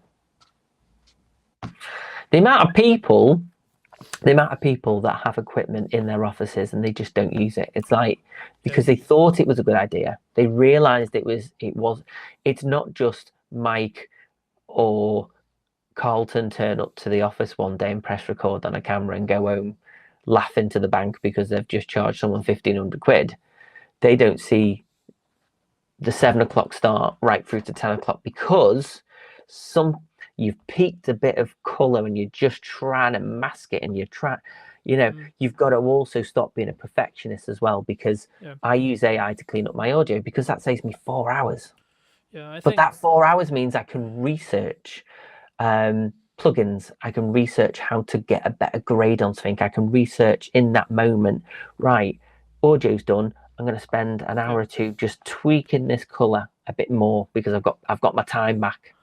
I think people don't want to pay you to sit there for 4 hours cleaning audio. If you can use AI to get it cut down quicker, to get it back into the project, if you can quickly grade and make it look reasonably good, because our level of understanding of perfectionism is completely different. An example of non-perfection. There we go. I know, you just disappeared, and I thought I was going to disappear first. Am I back? I don't know. You're Who knows? back. You were back. I think maybe your camera's burning, getting a bit hot, because mine does that after a while. But it's true, though. It's true. I think people live in this world. I'll just keep talking and filling while you're. I'll tell you what. Let me sort my camera out, and then here you go. It's Mike's show now. The top 5 tips that you can do while I fit this for everyone listening. Top 5 tips. So right, let's think off the top of my head. The first tip would be to stop caring what people think. You have to stop waiting for perfect to happen, because perfect is not going to happen. Number 2, you need to be consistent. If you are going to be creating videos for 2026, just be consistent. Think about what you're going to say before you go out and film it. Number 3, I think we're on. I would say look at your language. Think about the language that you are using. Think about how you are writing your content and how you are projecting that out, because there is a lot of value in using the right kind of terminology when creating content. So don't talk about yourself. Talk about how you help people, how what you do makes a difference in somebody's life, how, you know, somebody spending money with you in your business will lead to a result, because people don't care about how long you've been doing it. They don't care how good you are. They just want to know, will this person do this job, and will this person who I've paid get the results that I want? 4, be authentic. Just be your natural self. Stop trying to be somebody that you're not. Stop trying to be polished. We are living in a world of AI where everything is fake. Everything is not real. So to get that human connection, the the R's, the slight pauses, I leave some of them into my videos because that emotionally connects people to a human. Those little tiny those small imperfections that we have as humans is what AI probably can replicate to a degree, and probably will in the next 2-3 years. But we are constantly trying to strip away our humanity, our idiosyncrasies, if that's the word. I don't know. I think again, like, I had a 5th one, but I can't think of it. I'll come back to the 5th one. I'll add it onto the end of the AI one, because I think it's true, and I think that so many people, they look for, maybe we're looking at AI and we're looking at, okay, well, this can replace X time, right? But then we don't think about how we utilize the other time, right? So let's say, for example, I'm using Autopod to edit this podcast, and it means that I can save the 2 hours it would have probably taken me to manually cut it. Okay, cool. But the thing that some people think about is, how can I save the 2 hours? Instead of how can I still use the same amount of time in the podcast, but how can I add that extra time in, not on grunt work, so to speak, e.g. cutting backwards and forwards between myself and Michael, but how can I tweak the grade? How can I tweak the audio? How can I make it flow better? Do I rewatch it? Do I add maybe some motion graphics? Do I add maybe some B-roll, etc.? And I think for me, that's the 1% I was referring to a little bit earlier. And I think that once you understand that, then you can look to, because it's kind of counterintuitive, right? Because we want to keep making stuff better and better and better, yes, but not to get in our way, right? So I'd rather execute imperfect action than getting to a position where, because then you can add value, right? Then you can move the needle, because then you know what that 1% is really going to matter and how it works, because then you're not worrying about the skill of presenting, the skill of how do we do a podcast, how do we come across, etc. But you mentioned trend jacking at the beginning, and I think I have kind of 2 opinions, which is like, if you have the bandwidth to do it, then yeah, potentially you could create a load of content, but it shouldn't ever replace your evergreen content. I guess for people who are maybe consuming this or thinking about this, about the postman's finally come, and the problem you have is it's the quality over quantity. Just because other people are doing things doesn't mean you should too. Yes, you might get loads of views, but does posting content of trending videos of people falling off bikes and then you sliding in as a presenter, does that actually mean, oh, he must be a great plumber, he must be an accountant, I want to hire him because his video was good? No, people forget about it. And that's the problem. People forget about it. They see it and go, oh, that was funny. They forget about it. They don't follow. They don't like. There's nothing tangible there. There's nothing real there. It's just people trying to stand out by copying everybody else. Yeah, I think it's about using it sparingly, though, right? Like, you can use the hook of that. But the problem is, people look at these things and go, right, everyone's doing this, we'll do that. Do they actually think, well, what is our brand? What is our vision? What is it that what is our mission statement? I don't create. I could easily act like an idiot, get someone to follow me around town, and I could be a class clown, and I could get loads of views. Yep. Does it mean that people want to hire me as a videographer? No, because for me, I want people to trust me. I want people to go, that guy is going to do what he says he's going to do. Okay. So the last thing they need is some idiot who is ruining his brand and image by acting like an idiot just for likes. And this is where I really hate the world at the moment in terms of how we consume content, because people just think acting like an idiot's going to get you results, might get you views, but it's not about having thousands of views on a video, because it doesn't mean 1,000 people pick up the phone and go, hiya, I'd like to hire you. Yeah, no, I mean, I guess people think that the view count is the important thing, and it's not. It's really not. Well, it's about whether you're doing it in the entertainment bucket or whether you're doing it in the brand building bucket. And as long as and that's kind of where I'm in two minds when it comes to trend jacking, because I agree with you, right? Like, if it's going to be brand damaging, no, absolutely, you shouldn't do it, right? I would much rather have consistently 200 views, 300 views, 400 views, 5,000 views, whatever it is, whatever your standard line is. And it was all building to consistency, reminding people that I exist, how I show up, etc. Right? A. B. The thing to consider, though, is how can you potentially see something? And this is why I think every single person should have a level of, I'm going to curate, mostly you should be in the curate side of the content window, but potentially you should have a small window of time when it comes to, this is how we're going to look at what's happening online, right? Not to say that you should necessarily copy or use the inspiration every time. It's so that you have an awareness of what's going on. So once you have that awareness and you know, oh, there is a trend, okay, well, is that then on brand? And then could you leverage it to gain more attention? Potentially, okay. And or do you have the bandwidth, or could you actually spend that time potentially doing more evergreen content, like something like this? Or is that going to take your decision away or distract you, I guess, is the further question. But just while we wrap up and while we think about, leave people with some thoughts as they think, I mean, what would you say if someone is looking to maybe up their marketing this year, or they're maybe to get into video or etc.? What should they do? What should they tangibly do after watching this? How do they move forward? How do they move that next, take that first step, take that next step for them? They need to storytell. They need to be themselves. They need to stop caring who they want. They need to stop trying to be something they're not. I have clients who will go and get a makeup artist to come and do their makeup, and then we'll do the videos. They'll look fantastic, and then they'll watch the videos back and go, it just doesn't look like me. And I'm like, well, what do you think's different? He went, well, I don't normally wear that much makeup, but I was trying a bit too hard. I'm like, why are you trying too hard? Because now, if you want to create videos on your phone, you're gonna have to get a makeup artist. You've set the bar up here now. I think you've just got to be your natural self, and it's hard because people don't want to be vulnerable. People are scared of their school friends seeing it or their family seeing it, and I'm like, stop caring about what people think. Yeah. There are videos on social media that I've posted over the last 13 years, and some of them are so embarrassing.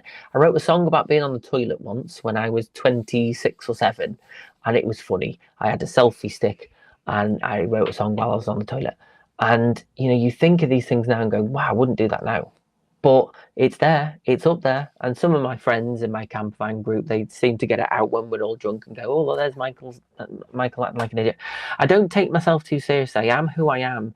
I'm there are flaws in my personality. I'm not just this happy, bubbly, fantastic, wonderful guy that I try to portray. I am a happy, nice, bubbly guy, and I will help people as much as I can.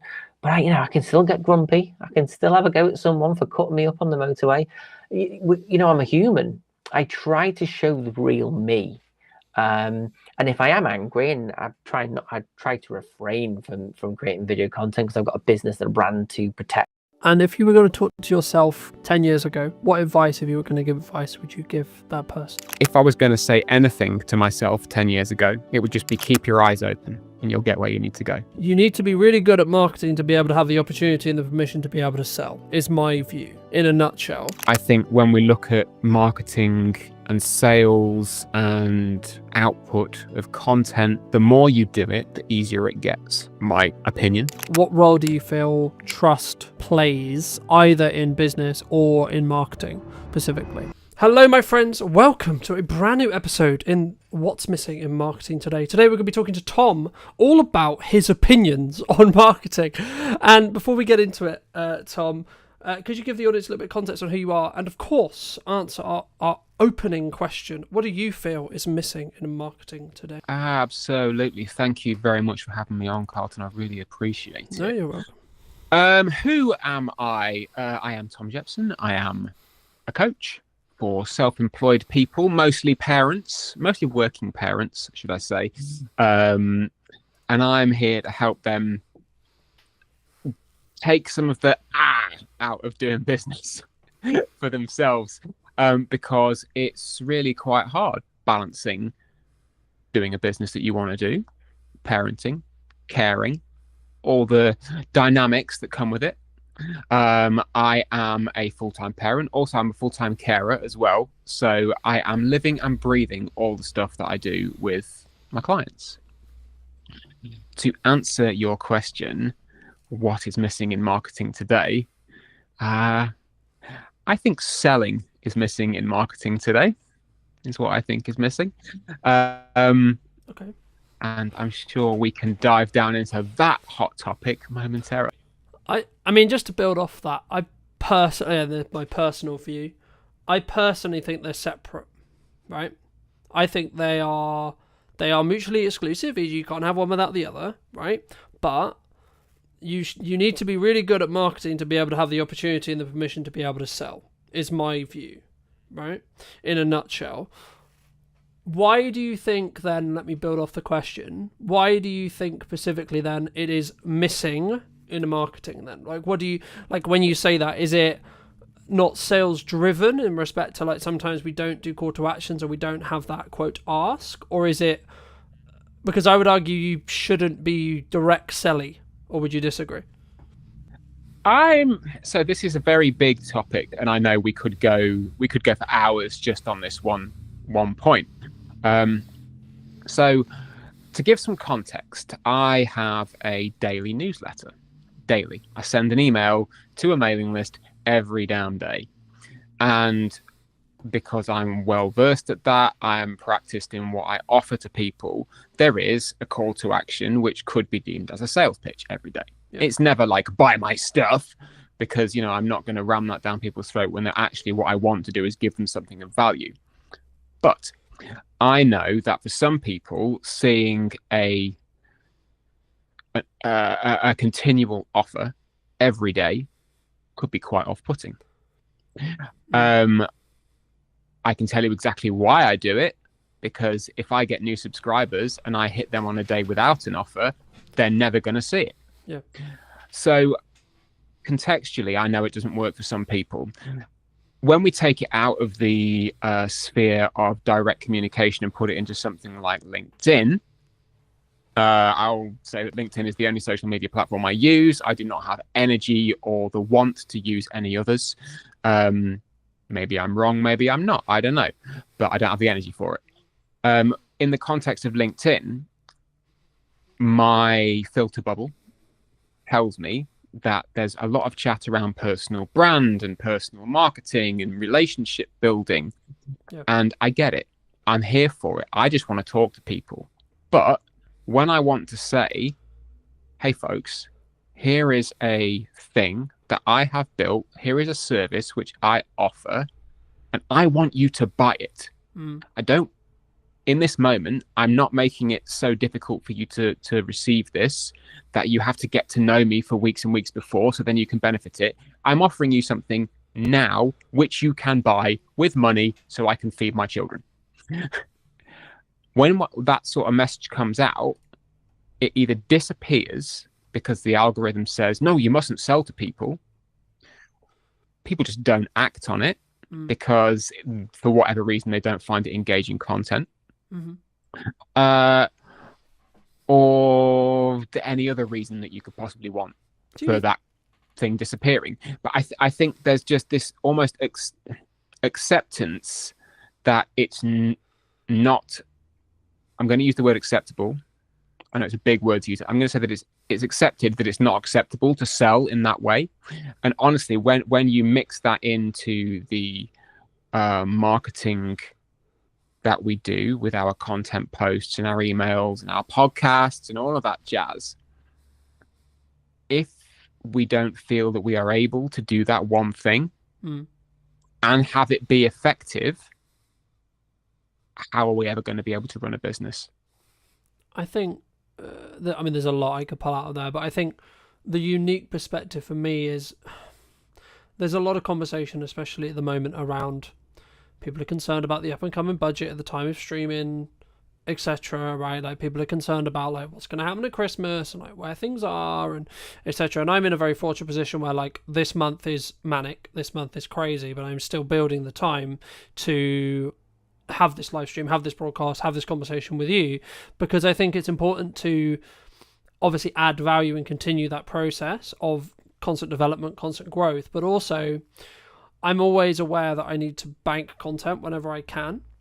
And the key, I guess, to build off your previous point about sales is, I guess, to most people who may be listening to this, you need to ask yourself, from my view at least, where you are in business. And if you are in a position where you need to make money and you need to generate cash flow, then absolutely you should be pushing more sales. And there's nothing, I don't believe, wrong with that, because that might be the reason why you're in business next year, right?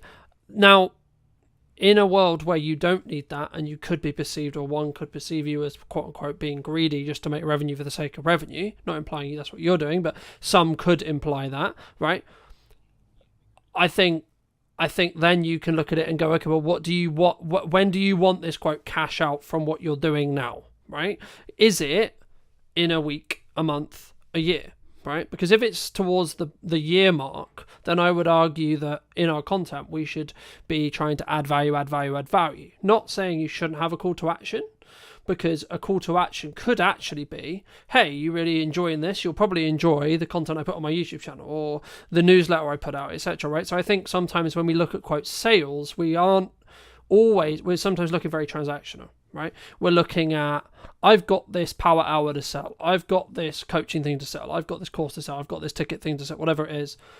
And we just push to that instead of thinking, actually, because I would say you should have a call to action in every piece of content you do, but it should be in relevance and understanding with where the business is and what the business needs from you, and how much, I guess in some ways, how much good karma you have with your established audience, whether that's on socials, YouTube, email list, etc., depending on your method of articulation.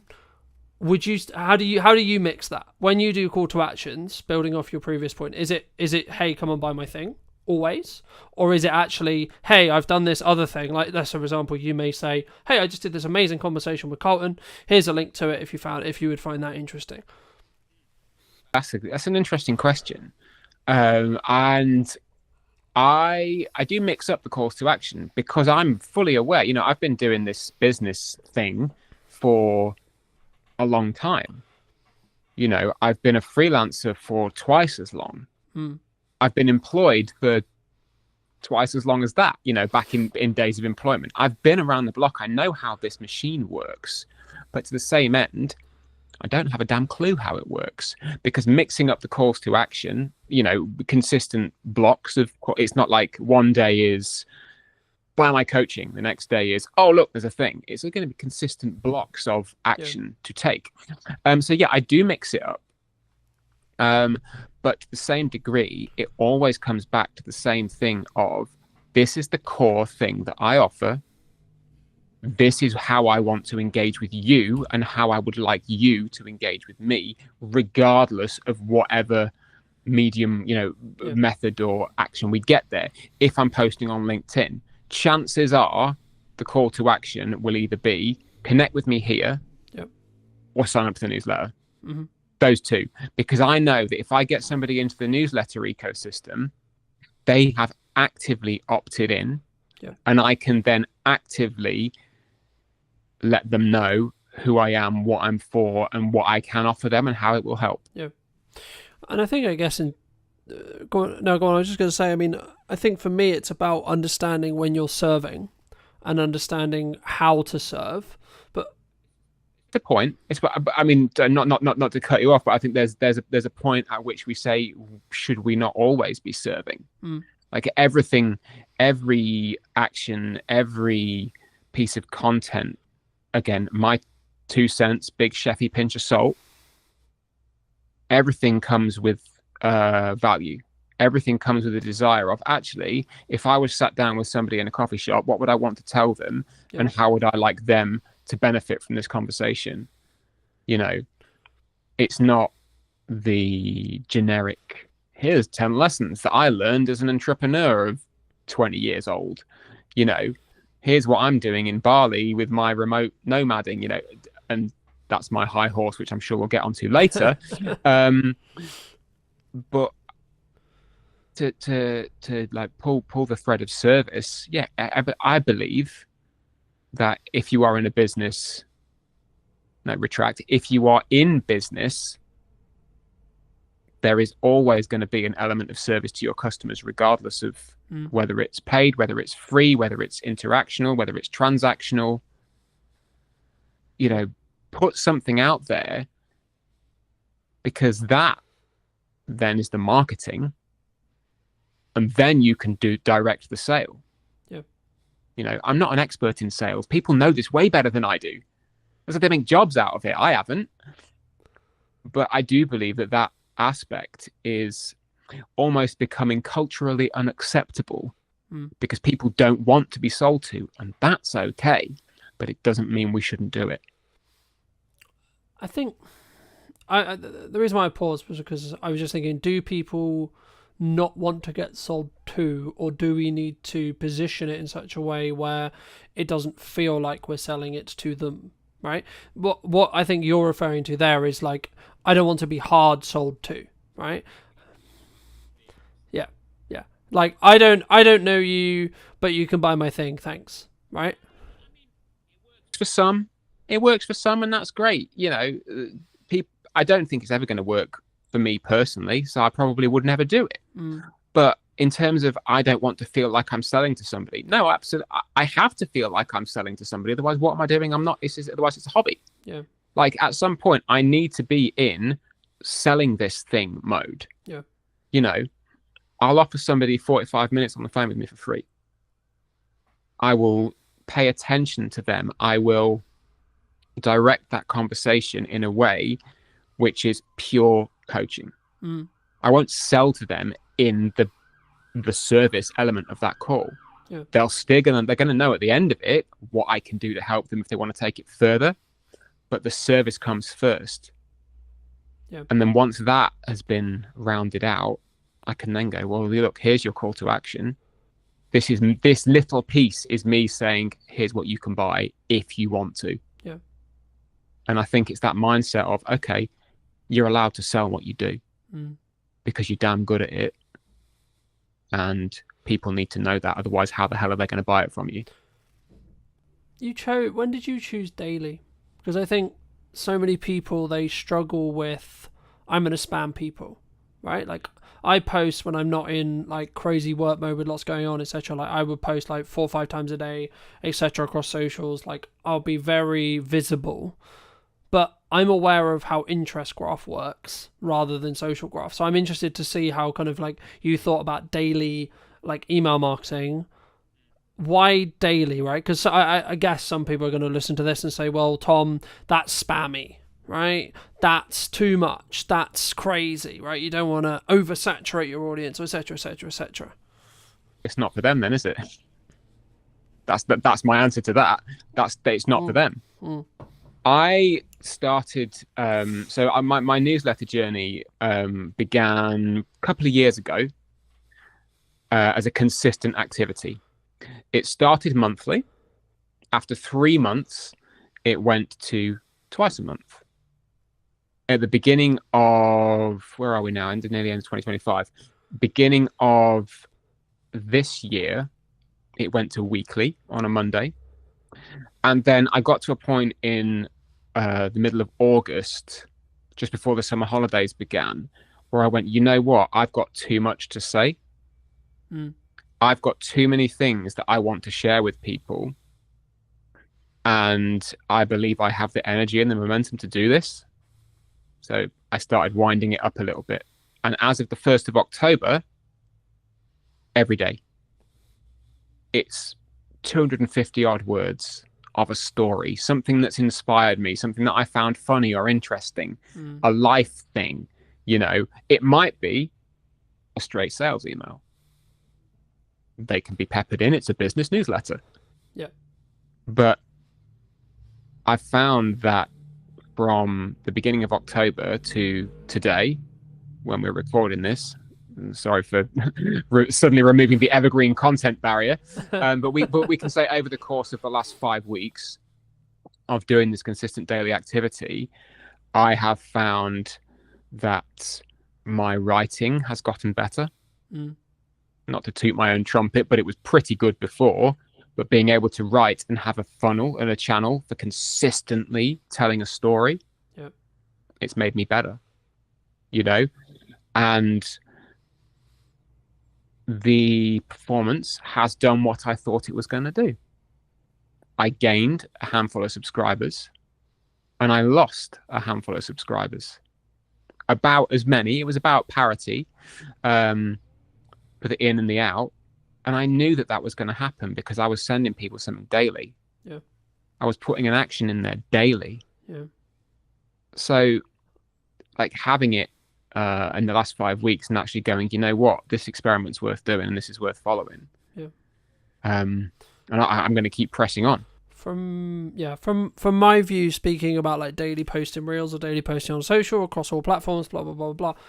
I think me, it's very similar, right? Like I remember I did a workshop in September, and an old friend, but also someone whose wife followed me, said something on the lines of, "Fucking hell, Carlton, you're everywhere," and she ended up tuning off and like unfollowing me, and I was like, okay, cool, but would she ever buy from me?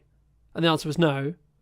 I was like, okay, well then, in the nicest way possible, thank you so much for the time you spent with me, and thank you so much for the support you gave on the content, but you know, actually maybe you're not the right person.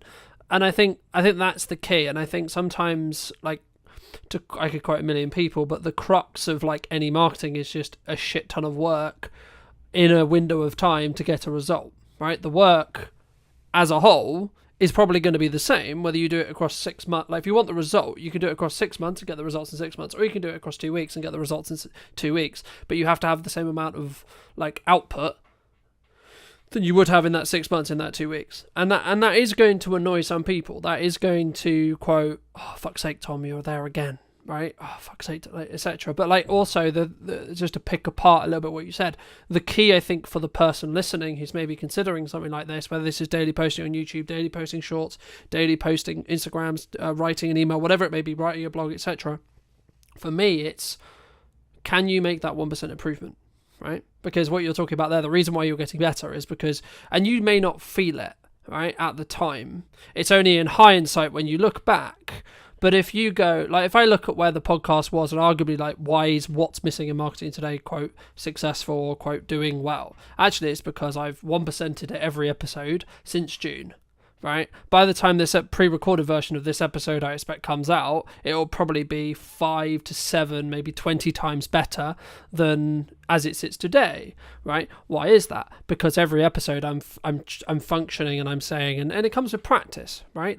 Like anything, right? You can't expect to be in great shape if you don't work out every day, right? In my opinion, right? You can do 3 days a week if you want. That's up to you, right? In the same way, you can do 3 emails a month or 3 emails a week, etc. But it would be wrong of me not to ask you about like this huge volume, this huge value add, this huge amount of work, and not talk about, do you think the modern expectations of marketing can lead to, especially smaller entrepreneurial business owners, getting to burnout? There's the word burnout. Is that?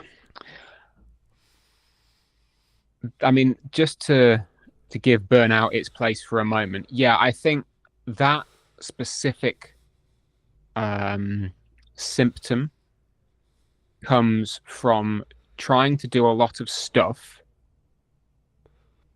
that you don't enjoy, that you are not equipped to do. You might be capable of doing it, but in that moment you're not equipped to do it.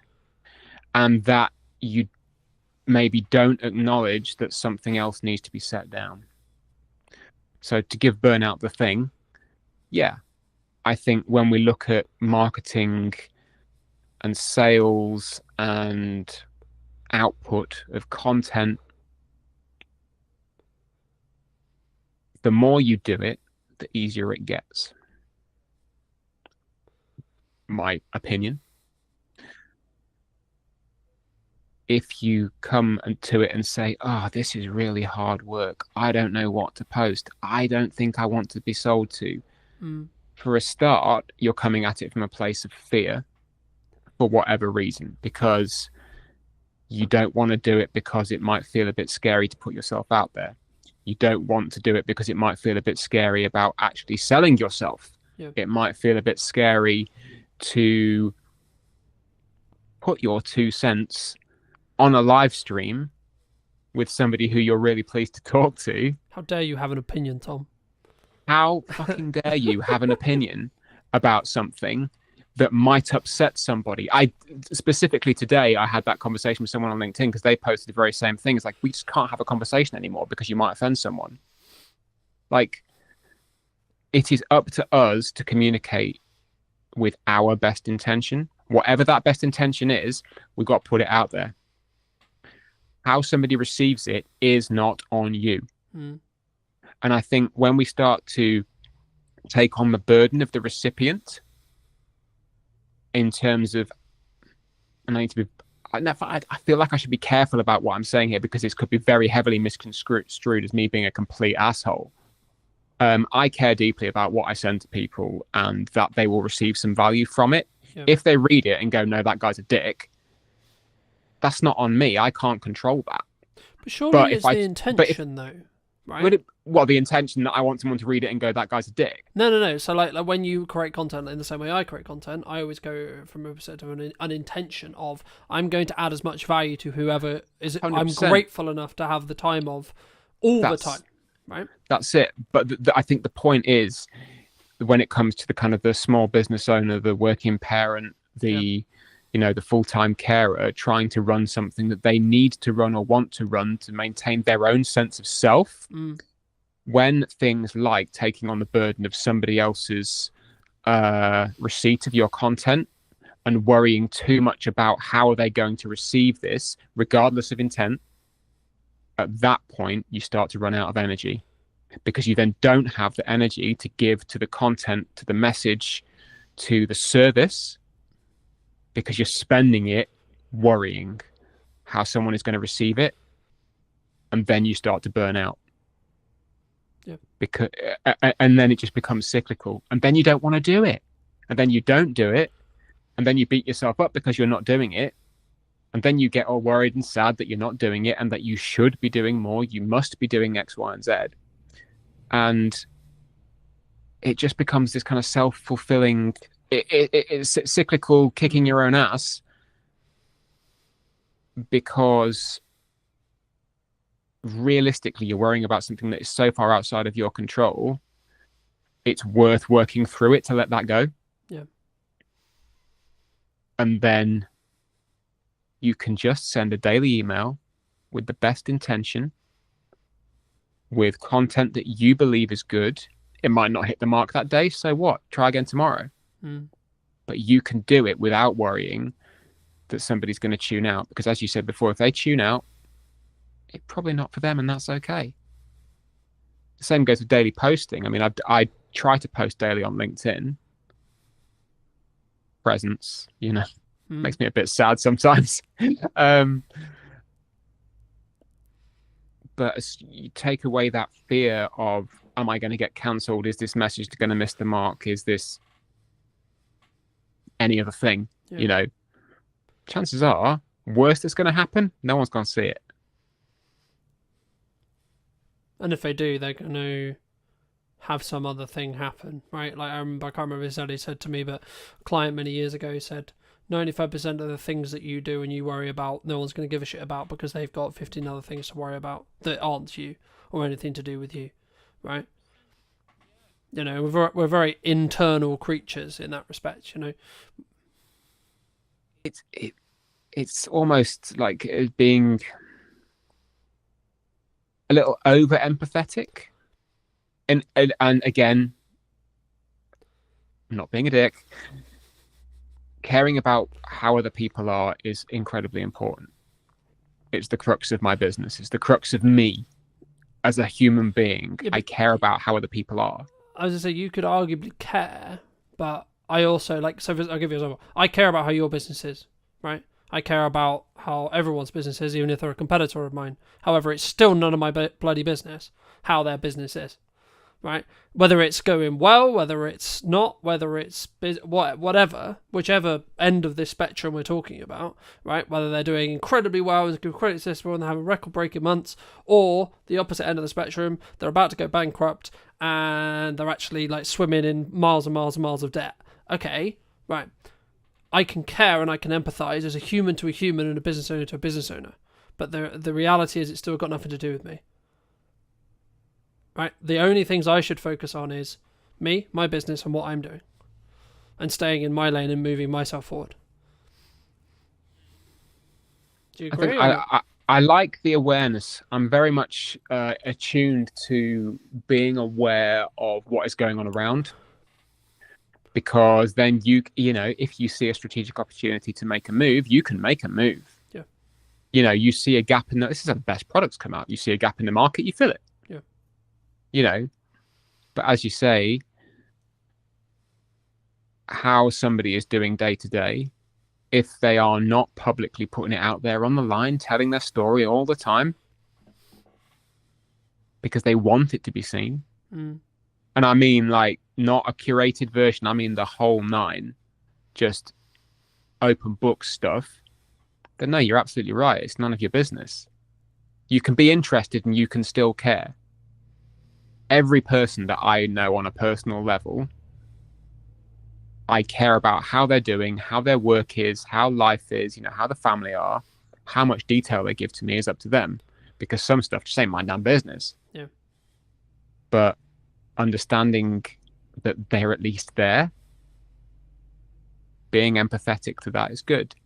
But you know, to circle back around to the over empathizing, as you say, when you get to the point of actually that's not your damn business, then you can stop. You can go, all right, I've used my energy to this point. I can put it back into marketing myself. I can put it back into selling myself. I can put it back into serving other people who are actually on my doorstep waiting to be served. Yeah. I think it's knowing where and how to channel that energy to build the right boundary and really to keep yourself safe.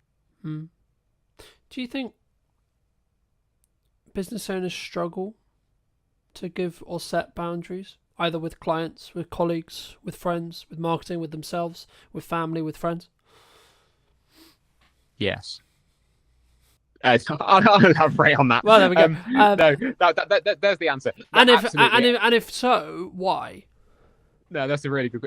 Sorry, that was a veiled attempt at humour. Yes, absolutely, I do. I mean, everyone does because they're creatures of service. You know. Does it come from that? If I don't say yes to this job, there's not going to be another one coming thing. Do you think, in some case, like in that specific nuance? As part of it, yeah. I mean, I've been reworking a workshop that I ran eons ago, all about saying no to things, which is, you know, coming down the pipe at some point. Hopefully, by the time the published version of this comes out, people will actually see it and it'll be live. But I think that because prioritization is hard. Separating yourself from your work is hard. Separating you from the public version of you can be kind of hard. Separating different facets of work and life is hard. Just establishing boundaries and maintaining them is hard. Like being able to go, you know what? I'm stopping work at 3. And I'm not going to answer my emails till tomorrow morning because it's family time now. You still get the little itch, you know? Sat down, scrolling on TV, like while the TV's on, you get an email pings and you go, oh, I'm just going to answer that now. You could just not because nothing's going to happen. But it's maintaining that boundary because you get that little itch of if I don't do it now, somebody else might get there first, or I might forget. I might be busy. You know, it's difficult to maintain it. And again, a lot of the time, in my opinion, it comes back around to being afraid of something. Forgetfulness, busyness. And sometimes you just kind of need to go, okay, well, if something happens, it happens. That's kind of a future me problem. Right now, I've decided that this is my boundary, and that's more important. Yeah, and I think as long as you can reflect on every situation, every job, every etc., like whatever it is you're doing, whatever you're trying to achieve, whether you're trying to launch a podcast, newsletter, work with a new client, do marketing, whatever it is, or do sales or whatever it is, as long as you can actually hand on heart say you did your best and it was in line with what you were or wanted or needed at the time, and or like, I think it's interesting, right? Because I think sometimes we act as if we're busy, or we imply that we're busy, or we are busy, or etc. But actually, in reality, what we're actually saying is, at the moment, the thing you're asking me to do cannot be a priority. In crux, if someone ever asked you, in my opinion at least, oh, I'm too busy for that, what they're actually saying is, no, right now that's not a priority. So personally, something I've done the last couple of years is whenever I have a situation which is like, hey, I know I said, or I know we said, or I know you're expecting me to do X or Y, I will give you a realistic timeline regardless of how that makes you feel in the short term. And that might be, oh, etc. But it's actually, I'm not doing you a good service if I don't give you clear, concise, and transactional or transparency within my communication style. Because the reason why someone would get upset or pissed off is because you said, Tom, you would get me that thing a week ago, 2 weeks pass, 3 weeks pass, and then it slipped through the gap, right? Look, I'm not saying mistakes don't happen, but if you said to me, let's say we were working together and you said, hey, it's going to be like 3 weeks, I'm like, okay, cool. But then I'm not expecting it next week. I'm expecting it in 3 weeks, I mean, that's almost kind of a side point, isn't it, really? That's just being good at what you do and doing what you say you were going to do. Yeah. But do you think we struggle sometimes? Because, like, especially when we win, like, the client, right? The client of my dreams, or the project of my dreams, or the money of my dreams, or the project is amazing because it pays me X, or it's actually a great opportunity, etc. We have this, like, want to, I'll do it tomorrow. Oh, it's done tomorrow. I'm going to go out on a limb here, and I'm going to say that if a client, for example, would expect you to bend over backwards and not maintain your boundaries and your working practices as a self-employed business owner, they are not the client of your dreams. End of. Do you think that can change over time? I was just going to ask you. So, like, where we were, say, like, for example, for me personally, like, my target client, my target expectations, etc., 3 years ago were completely different to now. Yeah, for real, man. I mean, the dial shifts, and it shifts because you learn, not maybe because your clients learn. It could be because the clients learn, but it's more about what you best in the world. It's about what you want. I would argue though that you get a reflection of what you like enforce in respect to boundary setting, right? Like, so like like for me, like you can set a boundary you like. The question is what happens when it gets tested. Well, that's exactly it. If you let's say use the example of it's 4 o'clock, you sat down with the kids, you're getting them in from school, getting snack time and everything, and a client's decided for whatever reason that that's the time they want to have a meeting. You can handle that in any number of ways. And again, we can tie this straight back to marketing. This whole point, we can tie this straight back because it is, you could just say no. You could go, no, I don't do that. That's crossing my line. You could say, okay, I might flex this once, but I'm going to reinforce it in a way which says it's not happening again. Or you could set it up from the outset by positioning yourself with your marketable material, with your boundaries, with the expectation setting from the off that says, actually, this is never going to happen because my priorities are this. this, and this. Serving you is within those priorities. But this is the line. And as I said before, if their client decides that that's not good enough, they're not your client. Well, yeah, in the nicest way possible, they can go somewhere else, you know. They can go, somebody else will flex for them. Somebody else will flex. And I know that context is everything. Yes, there have been times when I have had to completely smash down my boundaries because the project scope of something has changed. Like, it's happened recently. It was very painful for me. Like, it wrote off days of time, weeks of time that I thought I was going to be able to spend with the family, but I had to do it. I had to because money would have been lost. And in today's economy, at some point, yes, you do need to go. I was going to say, does that come back to kind of what I opened with, which is like, you need to understand what the business is required for you? Like sometimes you need to eat the shit, so to speak. Sometimes, but at best will in the world, I'm 42 years old. I've been doing this for eons. I ain't eating shit for anybody. I'm not doing it. Yeah. But in this occasion, I went, you know what? The scope of this has changed. You've acknowledged that it's changed and that the work you're asking me to do is borderline unreasonable. But I'm going to do it because A, I'm not a diva. I'm not going to throw my toys out the pram and say, oh, screw you guys. That's bad business. But the acknowledgement from everyone is that actually this is crossing a line. So yeah, context is everything, but being able to control that yourself is what is important in this. The client, because they know how I work and they know my boundaries, we've worked together for a long time, I marketed that to them from the beginning. Yep. I don't need to sell them on that. They already know. So having that within your control, I think, is also very important as to how you can put yourself out there and say, I'm the one who's saying when this line moves. Yeah.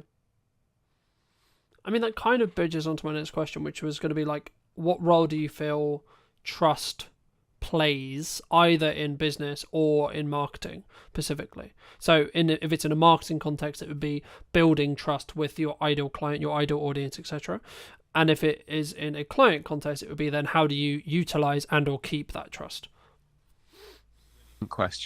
Brilliant question. So I'll put my coaching hat on now.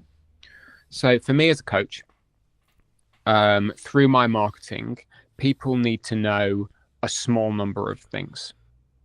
I mean, the first thing is obviously that I am a coach and that I am good at what I do.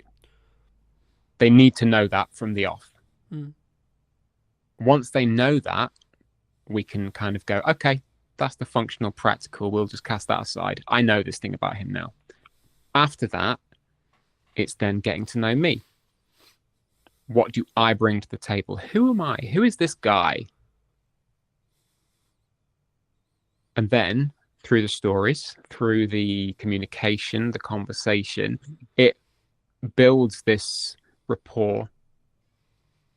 It builds the camaraderie. And eventually the camaraderie and the rapport turn into trust.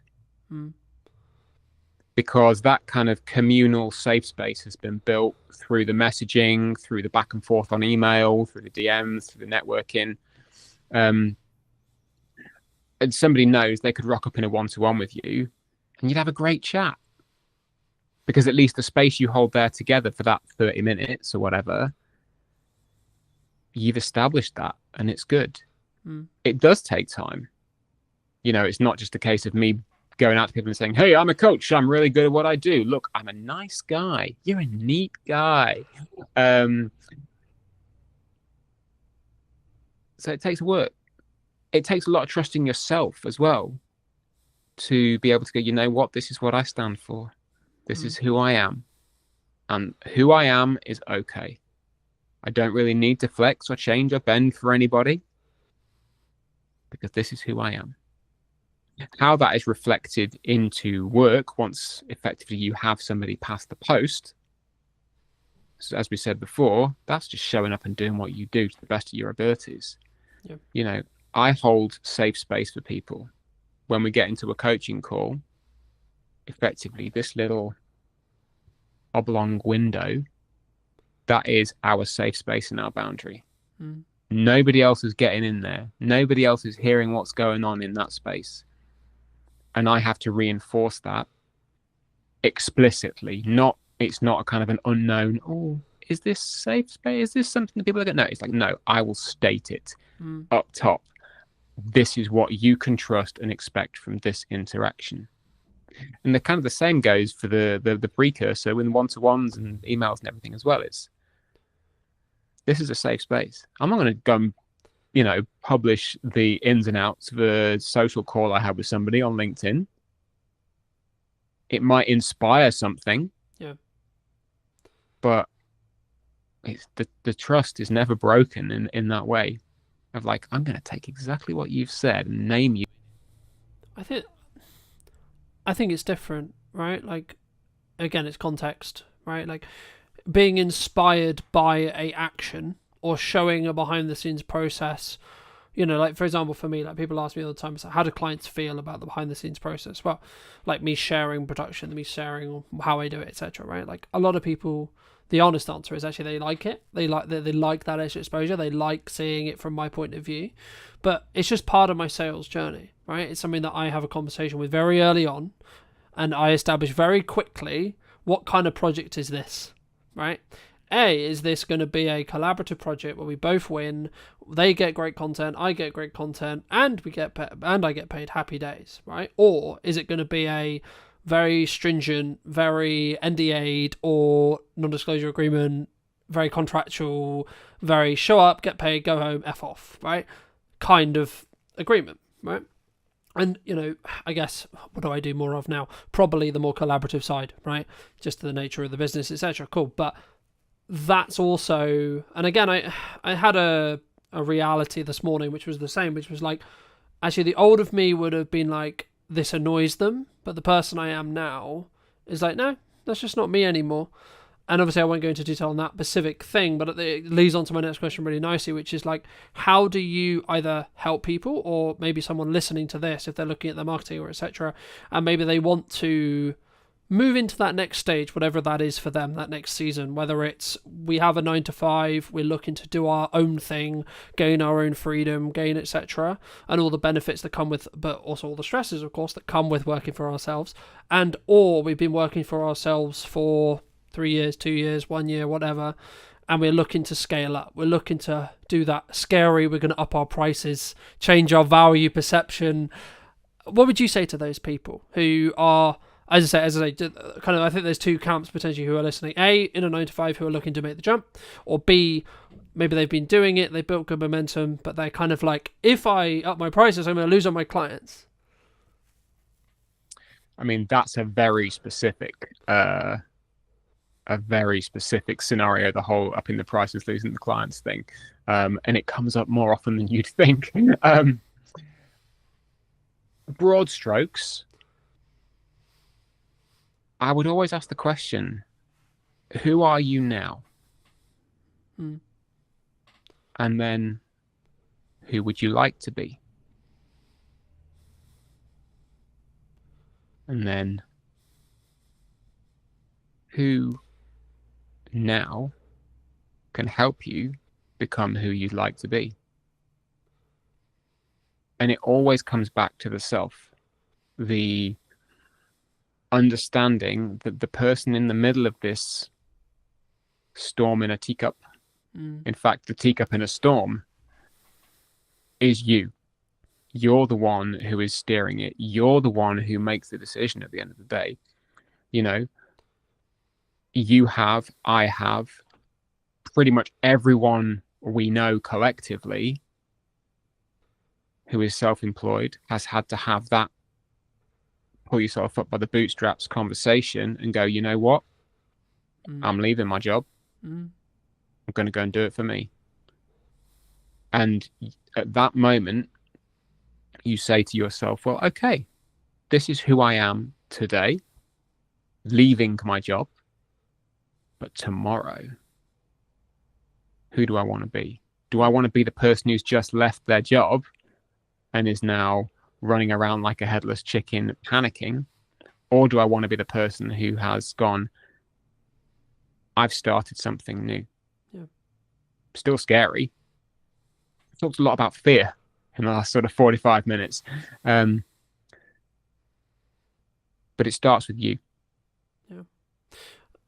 And I think just to build on that from a marketing context, I had a realization yesterday when I was talking to a client at the time of broadcast, and they were like, it's how they react. So we were talking about their brand in Pacific, and for obvious reasons I won't go into detail, but we were talking about how I perceive their brand.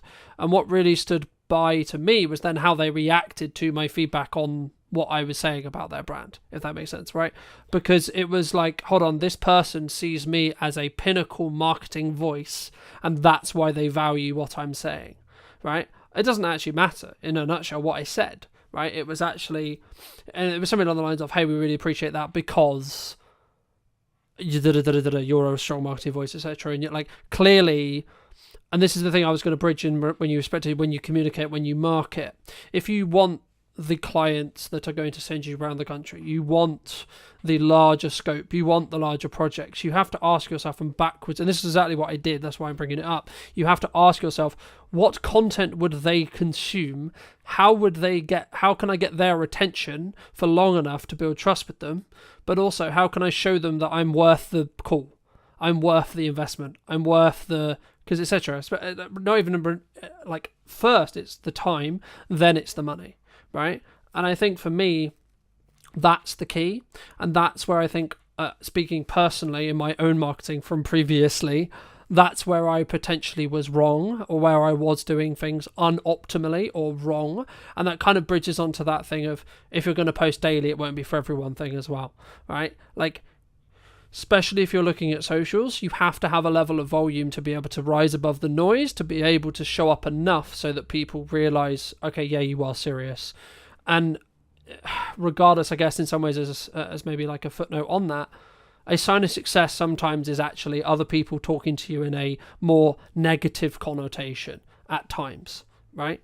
And what I mean by that isn't a direct client. It could be a quote rival podcast, a old friend, a old person. And what I always ask myself is, what is their intention when they're coming with that information, or etc., and or do they have all the context, right?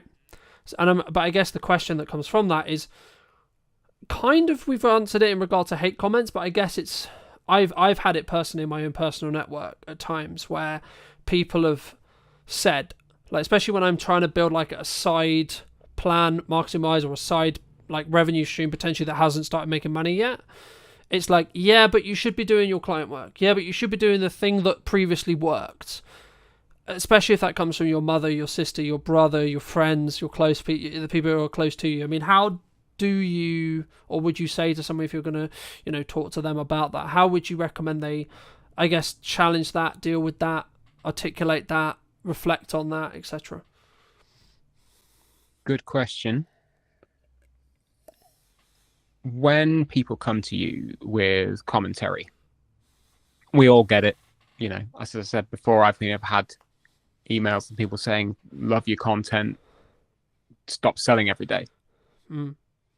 Which my answer is, thank you for your feedback, but no. but no.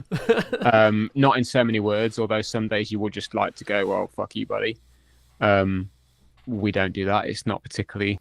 Yeah, but also just to quickly interject, you have every right to say, well, look, if you don't enjoy what I'm doing here, you can watch something else, right? And or read something else, or consume something, etc. Again, context is everything. Thankfully, a lot of the time I can look at, I don't know, I never like to defer to data, but I can look at the numbers and go, well, has that person been subscribed to me for a long time? And if they have and they don't like the selling, and they still hang around, I know they can kind of ignore it and it's fine. But to come back to the question of commentary from outsiders, first, I would always, I caveat this with, you're a human being. Okay? You're a human. Humans react to things in very, very funny ways, whether or not you are a trained coach who knows how to be impartial, or you are a rocket scientist or an astronaut who is actually trained to be out in space when things are on fire. People react to things in very, very funny ways. So if somebody comes to you and says, "Oh, are you really enjoying what you do? Surely you'd just like to get a regular job." There might be no intention behind that whatsoever. It might be an innocent question. Or it could be them going, "Actually, I see that you've not made any money for 3 months and it looks like you're struggling a bit. Is there another option for you out there?" Or, just to quickly interject, or it might be, shit, you're doing better than I thought you were going to do. Please go and get a job because it makes me feel better about not pursuing something. I mean, personally, I've never experienced that. If it was ever to happen, brill, because obviously somebody is seeing a margin of success and they're then envious, what have you, But again, as we said before, how you receive what you're putting out into the world kind of ain't on you. Yeah. Or how someone else received it, should I say. But being able to open the conversation is important. Yeah. If the conversation is worth having. Sometimes it's just not worth having. Someone coming to you and saying, looks like it's a bit of a difficult one, should you not have just stuck with X, Y, and Z? Or, depending on who they are, what they know of you, what they've learned through your conversations, communication, family member, client, ex-client, audience member, whatever. Yeah. Sometimes the conversation is not worth having because it just opens you up to expending your energy in a place where you're going to get no return. Sometimes it is worth having in that it's a learning opportunity for you, and that you can then potentially bring someone on side, or have them as a contrarian. Everyone loves a contrarian, but that, again, because they can teach you things. Yeah. And that then immediately weighs into, well, if somebody is being a contrarian and at some point they could potentially become a client, now I can learn something and I can then talk to them better. Yeah. And well, that's what I was going to add. I think it's really contextual, but like for me, if it was maybe someone you connected to personally, like family or someone really close to you, in the nicest way possible, you need to, like, I always strip that line personally, where I want to make sure they're heard, but also in the nicest way possible. Again, it goes back to that, it's not really your concern, right? Like, what I do with the business in the nicest way possible, unless they're like directly involved in it. But like, if it's just like my mother, or like, and this is not aiming at any of these people, like, but just examples, right? If it's my sister, or if it's my brother, or it's my mother, or girlfriend, etc., boyfriend, so on. Normally it comes from a place of care. Normally it comes from a place of, hey, shouldn't you be doing something that pays money, right? Or shouldn't it be like, in some ways they're saying, actually, hey, that thing you're currently doing, I don't personally believe it's going to do what you think, right? Because they look at the evidence, and it's ironic because at the start of a business, when I remember when I was having the idea of Brand Media in my head, I was like, everyone was saying to me, "Oh no, go get a job. Oh, it's not going to work because you don't have the track record." But now I have the track record of making it work across the period of time I've made it work. I'm like, I just personally ask myself, is this going to move what I'm trying to do faster, forward, or is there a level of learning that can happen, or both? Right? And when I ask myself, I mean, I'll give you an example. At the time of broadcast, it's incredibly busy with client work. There's lots going on, blah, blah, blah, blah. And I'm like, okay, nearly every single day is uncomfortable. This morning, it would be like, actually, me doing this conversation with Tom, however valuable it may be, it's uncomfortable because I should be doing other things related to client work right now. However, in December, in January, when I'm going to look back and go, in November when you could have done that, when you could have weaved it in, and yes, it would have been uncomfortable, but you didn't. I can then not complain that things weren't busy if I don't keep things moving forward whilst simultaneously working everything else out. And I need to be okay with the fact that for me personally, I'm like, okay, cool, this is uncomfortable, but it's temporary, right? Me being uncomfortable right now is what is required of me from November. Okay, cool. So when we get to December, it will naturally become, because Christmas coming up, people spending time with, so on, right? I'll naturally have that release. So actually, me leaning into this comfortability is a learning opportunity. Yes, it's uncomfortable, but it will be a learning opportunity to go, okay, well, what is too much for me? Do you think people sometimes, I guess, stop before they hit that glass ceiling? Because I've always been of the view of you're maybe one email away when things are harder, especially looking at the current quote climate, right? Where people are like, oh, you're one email away, you're one post away from the opportunity that completely changes your business. Or your life in some ways as well. Oh, absolutely. You know, you never know what's going to come around the corner. You never know. Because you are never around the corner till you are round the corner. I have hit the wall a number of times. Overloaded with work, overloaded with life, you know, bogged down by terrible employment, you know, whatever. And again, this cycles back around to understanding who you are today and who you would like to be tomorrow. It comes around to a boundary. You could say, okay, well, heart of hearts, this is what I want, this is my boundary, and this is what I'm going to stick to, having not lived it.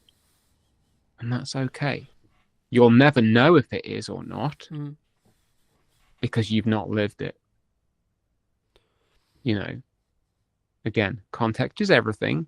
I can safely say that I never want to be without a pair of shoes and having to live outdoors. I've never done that, but I'm pretty sure I can say that I never want that to happen, you know? Yeah.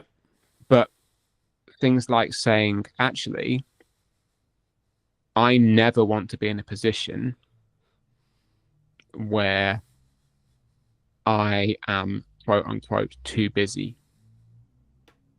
I never want to be in a position where clients demand of me more than my time is, you know, more than my capacity. Because at that point, I've then lost a boundary. I've then, I've given away a little bit of me. You know, I've devolved something or dissolved something which I've worked so hard to put together because I've lived it before, and I know that I don't want to be in that place again.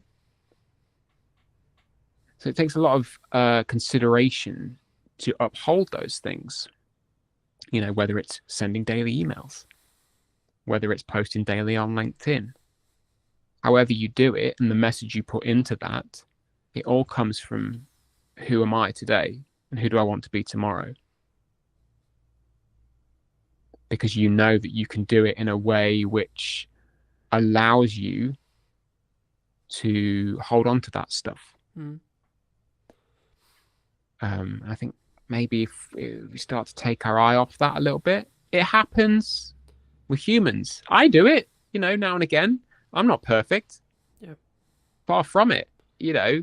If you've got long form content, this is why you and I, or all three of us, love long form content, is that you have so much more opportunity with it. If you've put it through, I don't know, Riverside or whatever, and you've got yourself 50 clips, why would you not put all those 50 clips out? For people who maybe don't know you, what starting advice would you give them if they're looking to build their, I'll use your terminology, ecosystem, right? Or they're looking to start out on video? What should we do? First people advice. What are you trying to achieve? All right. What do you want to do? Because we're never going to tell you to do something you don't want to do. What we are going to say is, though, regardless of those things, you do have to lay your foundations down. And this is something that a lot of businesses don't do. If you were going to give advice to either yourself 10 years ago or the other person 10 years ago, what would you say? Be memorable. Be as memorable as you can be. And if you think you're boring, you possibly are, not being rude, but that will be memorable in its own way. You can still find your audience. Hello, my friends. Welcome back to a brand new episode of What's Missing in Marketing Today. Today is going to be a bit of a roller coaster, I think deliberately. Today I'm with Alan and Emily from Yellow Tuxedo. Welcome to the show, guys. How's it going? I just can't believe you've got us back for a podcast all these years later after knowing the first time. It was great. I loved the first one, so I thought we don't want to do it in person this time. It's just, you know what? It's just exciting. We like talking about what we do. We like chatting with other people. So this really is a kind of a no. And we let you out of the house. We had said that. We were just chatting to the others here. We're like, we don't get out of the house much. So when we do get out, it's like we have to remember to stop talking at times because we just sit opposite round our dining table working. So yeah, it's like we've escaped. I love it. I can't wait. But before we get into it too much, what do you both think? It might not necessarily be the same thing, but what do you think is missing in marketing today? Do you want to go first? No, you can go first. No, because we have this conversation quite a lot. And I think in terms of what's missing in marketing is simply the human touch. And I think we've got to the point now with a lot of small business owners where it gets quite formulaic because this is like how you market your business. And we forget sometimes that actually to be a bit more human, to realise to talk to people on a two-way street, you're really good at that, aren't you? Yeah, well, yeah. I think you just basically handed it over to me because you ran out of what to talk about. Yes. I think there's two things, actually. I think there is that human touch. There's still there's a large desire to broadcast. Let's broadcast. When actually the conversation needs to happen. We still, audience growth is what we're talking about. And I think audience involves an interaction. I mean, this is all buzzwords, but the principles sound, right? So we want as businesses to grow an audience of people who want to follow us, fans of our brand and everything else. So human kind of touch is an important part of that. And you see that, I'm not going to diss any social media platforms, particularly LinkedIn, but LinkedIn's very broadcasty. I've done this. And you sometimes go through the comments and they might have 5 comments and they've replied to 1. And it's like, take the time to reply. We're all busy. Take the time to reply.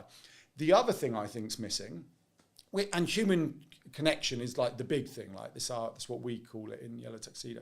The other thing is what we call and. It sounds stupid. But I think so many people think they can do one thing. It's like, I'm just going to go networking. I'm just going to do LinkedIn. I'm just going to go on Instagram or TikTok. And you know what? For an extremely small percentage, that will be fine. For everyone else, it's what else are you going to do? I'm doing this and I'm doing that. And one of the kind of realizations, I'm gonna pick on LinkedIn a little bit. I'm okay with it, right? But it just gives some very good examples. But you see the LinkedIn kind of coaches, they go, oh, LinkedIn's this, I'll teach you to that. It's brilliant. I did this one post that got me 5 leads and all of this, but they're also on TikTok, on YouTube, on Thread, and that's fine, right? And when I say and, it's not just about and other social platforms, it's and collaborations, and macro, and email, right? You have to do more than one thing. And now I won't mention names, but we were chatting to an owner of a networking group where I'm really gutted, I can't remember the numbers, right? But they said quite a large amount of people had left recently. And of that amount who had left, a large percentage had left because their business had closed, right? Sad times for them. But in talking to them, the vast majority had only gone networking. There was no, I nearly said online ecosystem, but I got punched under the leg because it was like straight in with our jargon. But there was nothing else for the people they were connecting with to explore. And in this very modern world where we jump from platform to platform, we consume email, even WhatsApp, right? We've got a WhatsApp group off of the Funpreneurs Big Day Out this year, in June, but people are still chatting from that day. And we all work in different ways. So we have to accept that people work in different ways. Yeah, I think that's really important because when I pivoted in May, as you may have seen the post, and I was doing certain things, like when we first met, really, really well. I was doing lots of things, but I was doing them really badly, right? And then through lots of things, I pulled back on loads of stuff. I was like, right, what do I actually want to spend a lot of my time doing? What do I think is actually best suited to the business? And what can I personally do to give the best, right? Yeah. To give my best. Anyway, fast forward to 2025 May, I basically then decided it's going to be yes and strategy. So as long as I can continue the consistency and everything that I'm sure we're going to get into and do it well, it'll be yes and. Yes and a live stream. Yes and a podcast. Yes and content. Yes and reviews. Yes and an unboxing, etc. And the key that I found was that's why I'm now successful. That's why I'm now busy, right? Yeah. It's not just a binary, oh, someone saw me at a networking meeting and that's why, right? I personally only do content now, but that's just because of just the nature of the business, time and leveraging. It's efficient for you. It's efficient. It's totally efficient. That's why I love the fact when you said we're going live in this one today. I mean, absolutely. Why would you not? And if you can get past the confidence of being live on camera, you do that when you're talking to your customers directly. You don't go, sorry, can we just record this and send you this to you? You know, you would have that conversation. You'd have that in a shop. You'd have that in an office. So doing it as a live stream is so efficient. You get people who are watching live now, hopefully, lots of you. Thank you. Mum. Hi, nice. Hi, Mum. Can't even get onto an internet, let alone. That is true. But you do. But then you've got the content after that. Then you're going to slice and dice it and do what you do best. Why would you not be efficient like that? It makes total sense. People asked me the other day, they were like, why do you just not live stream it? And I was like, well, I want my source. I want to add, I want to have the trailers on the front end. I want to be able to multi-cut it. I want to, etc. I want to be able to either utilize AI or do my own clips, etc. And I think you can, by building off our original point at the beginning, I think you can do all of it, right? When should someone not, though? Because we're talking as season pros, right? We're people who know we can do content quickly, right? We can distribute quickly. We can articulate quickly. We can articulate well. We know what we're doing. That isn't everyone. No, it's not everyone. It's not at all. Not everyone wants the same thing either, which is just that's a huge thing. Is that do you need to? Do you want to? Those two big directors there, but also, you're right. We are in the marketing sphere. You are in the market. It's just for the record. We're online visibility specialists. Of course, we're not marketing. And that's a very big thing. And we don't use the dirty word. Marketing's a thing, right? We're not that because we don't want to be in someone else's business and to get to under. We want to help you be more efficient, and that's a massive thing for us: is efficiency and time and space to be able to do the things you want to do. When it comes to a muggle, I know that's a question you asked before. And as a muggle, not everyone's got all of those skill sets. I completely understand that. But also, what are you trying to achieve with it? Where are you trying to get to with it? We need to obviously show best practice of what you could do and how far you could stretch content. Because obviously, if we can do that, we can help teach that as well. And we can show, like, we are doing this and we've reaped all of these rewards from doing X, Y, Z. When it comes to, I don't know, a forest bathing instructor or an artist or a plumber, they're not always going to have that skill set. But it doesn't always matter. I think we always show best, and I put a post on LinkedIn just yesterday, and all the marketers in the world are going, Emily, shut up. But in terms of email marketing, so I have a client I work with on a regular basis. It's a great story, isn't it? No, I was thinking about the marketers all DMing you, but they didn't actually. This is best practice for email marketing. Yeah. But he's been sending out a news that we worked on a strategy back in the spring, and we worked on a strategy, and he's been creating it, and he's doing it for himself, because we're very much about doing it for yourself if you can. And then about a week ago, he realised that all of his subject lines for the last 6 months had main newsletter, and he hadn't changed. He didn't know how to change his subject line, and then he was beating himself up about the fact that I haven't thought about the strategy behind my subject lines, and I haven't thought about how to get them in the hook and what the hook should be and how long it should be and all the things that we kind of over process in our heads. His open rate was 38%. Brilliant, fantastic. I'd love 38%. And his click-through rate was 4.6. Like, nothing had changed. Those percentages were fine. But we kind of put ourselves on this, you should be doing this, and it should be up here, and this should be the better, and you can't do this for yourself. But ultimately, yes, he could outsource that and get an email marketing company to kind of really shine and polish it. Would they always get the same return? I don't know. We don't always know that sort of grey area between the black and white. We don't know it. I think if you're at a point where you want to be out there a lot and you want to do video and you really can't pick up the camera, that's when, yes, absolutely, find someone who can help you to do that, because the block to the tech shouldn't be the reason that you're not doing something. So someone can always come and help you out that way. I think you want to say, Chachi in the corner. No, I mean, I agree. I think you have to choose a medium to start with, though, right? Like for me, I just did video because it was the one that suited me best, right?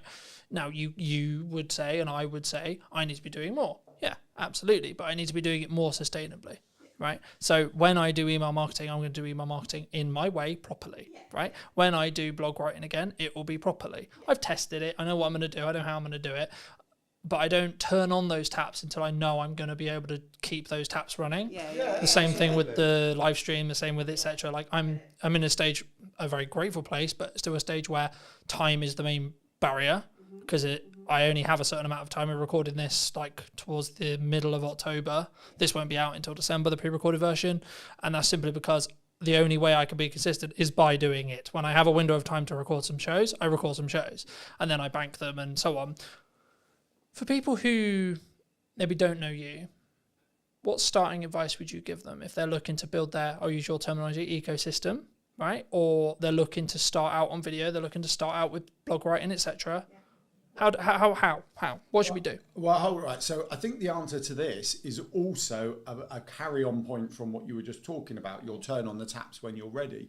And that's really important. So it has to, you have to start with what are you trying to achieve? Yeah, that's the first thing, right? What do you want to achieve? Because if you go, I want global domination, then you get a list like this, right? And if you go, I just want to, actually, we got someone we can talk about. So Callie, client of ours, member of the Digital Circus, the team community we founded. And I remember when we first started, she said something like this: I'm just trying to make enough money to take the family on holiday, right? So she joined the Digital Circus. We've been working with her. She comes to the group sessions. There's no one-on-one in it particularly, other than just answering the odd question. And recently she's got, it's all kind of kicked in and working. I'm getting so many inquiries organically now that she said, I don't need to post on social media. And we take that as a win, right? She takes it as a win because she's got, she can pick and choose what she does. And we're going, we don't see social media as a bad thing, but it can be a bad thing if you're feeling you have to do it to help you get to where you're going, right? Because then the mindset's different. But for her, she's like, well, I just do the odd posts for the people who are trying to validate me, but actually everything's coming in through the online ecosystem she's built. And that's really good. So going back to first people advice, what are you trying to achieve, all right? What do you want to do? Because we're never going to tell you to do something you don't want to do. What we are going to say is, though, regardless of those things, you do have to lay your foundations down. And this is something that a lot of businesses don't do. And the foundations are as simple as making sure your website's working for you. Because if we hear again, I paid someone $1,000 to build my website, but it doesn't do anything, we go, why does it do nothing? You do. You don't. You say, why is it doing nothing? Why? It should be bringing you in kind of visitors into your audience, into your ecosystem. And then it's going to build it out from that. How are you going to nurture your audience? You've got to choose something. So it could be like social media. I recommend email. So an off-platform audience is always better than an algorithmic platform. And email's so powerful because they want to be there. They give you permission to email them and there's no algorithm, right? Or even what you could do a WhatsApp group if you only want a small client base, so keep in touch with them. And then you build it out from there. So that's what you do. You align it to your goals, start with the website and build out. And the simplest thing of your website is imagining it like your shop, right? Like Tesco's and everything else.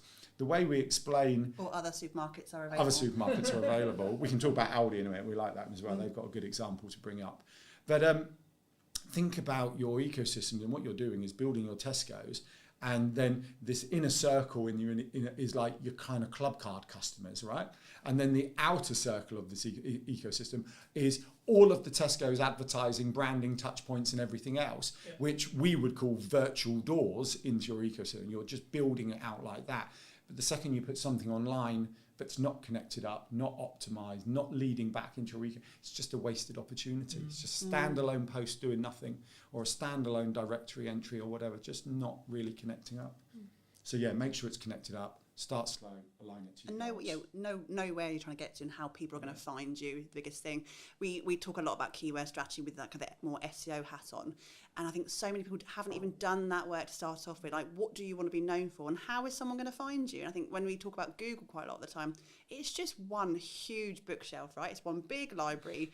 It's a really clever robot, but it's not a mind reader. And I think if you don't know what you want to be known for, how is Google ever going to know what you're known for as well? It's such a good analogy. If you think of Google as a library, okay, so you've built your website, you've written a book, not literally, metaphorically written a book, right, your website. Well, lots of people are writing books. I know, that's why. And it's like, what a lot of people do is, I've got my website, open the door to the library, Google, and throw it in and walk out. Yeah. Right? How the heck do you find that? Whereas what you need to do is almost anchor it down within the library, tell Google what space it needs to go on, so then people can find it. And then what happens is this unbelievable thing, Google will show it to people who are looking for it. Wow, like that, it's like, it's there, it's all there. Is that all going to change though? With AI? We have this conversation, and AI is changing the world. We know it's changing the world, but at this point right now, it has to be human-led. There's an element of human-led there, and to a point where AI completely takes over the world, when the robots are, and we're going to be proper War of the Worlds, which could be tomorrow, you never know. But we still have to have what is right now, and right now is the fact that we need to be really crystal clear. It's still machine learning, where it's looking at human content, feeding that machine, and we still need to be front and centre with that up until they tell us otherwise. So we can't predict the future. Well, because the problem is, right, like, unless you're CEO of AI company, right, you could use OpenAI, you could use one of the others, Google, etc. You may know the future, yeah, but you haven't built it yet. You don't know it 100% is going to happen. So we might just be in a world like everyone's going, well, what happens when when I can plug as much video as I've got into me, and then I've got an AI version of me that looks as identical, has the same nuance, everything. But that might never come, ever.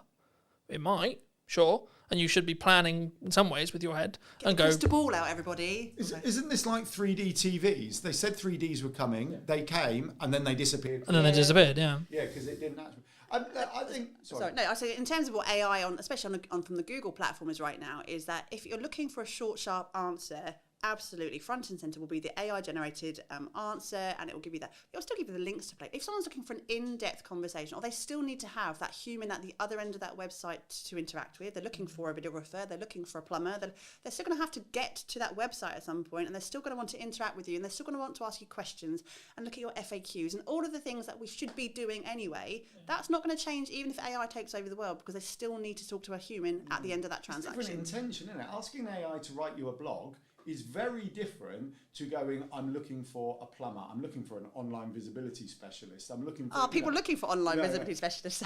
The other thing, I think there's a huge opportunity for...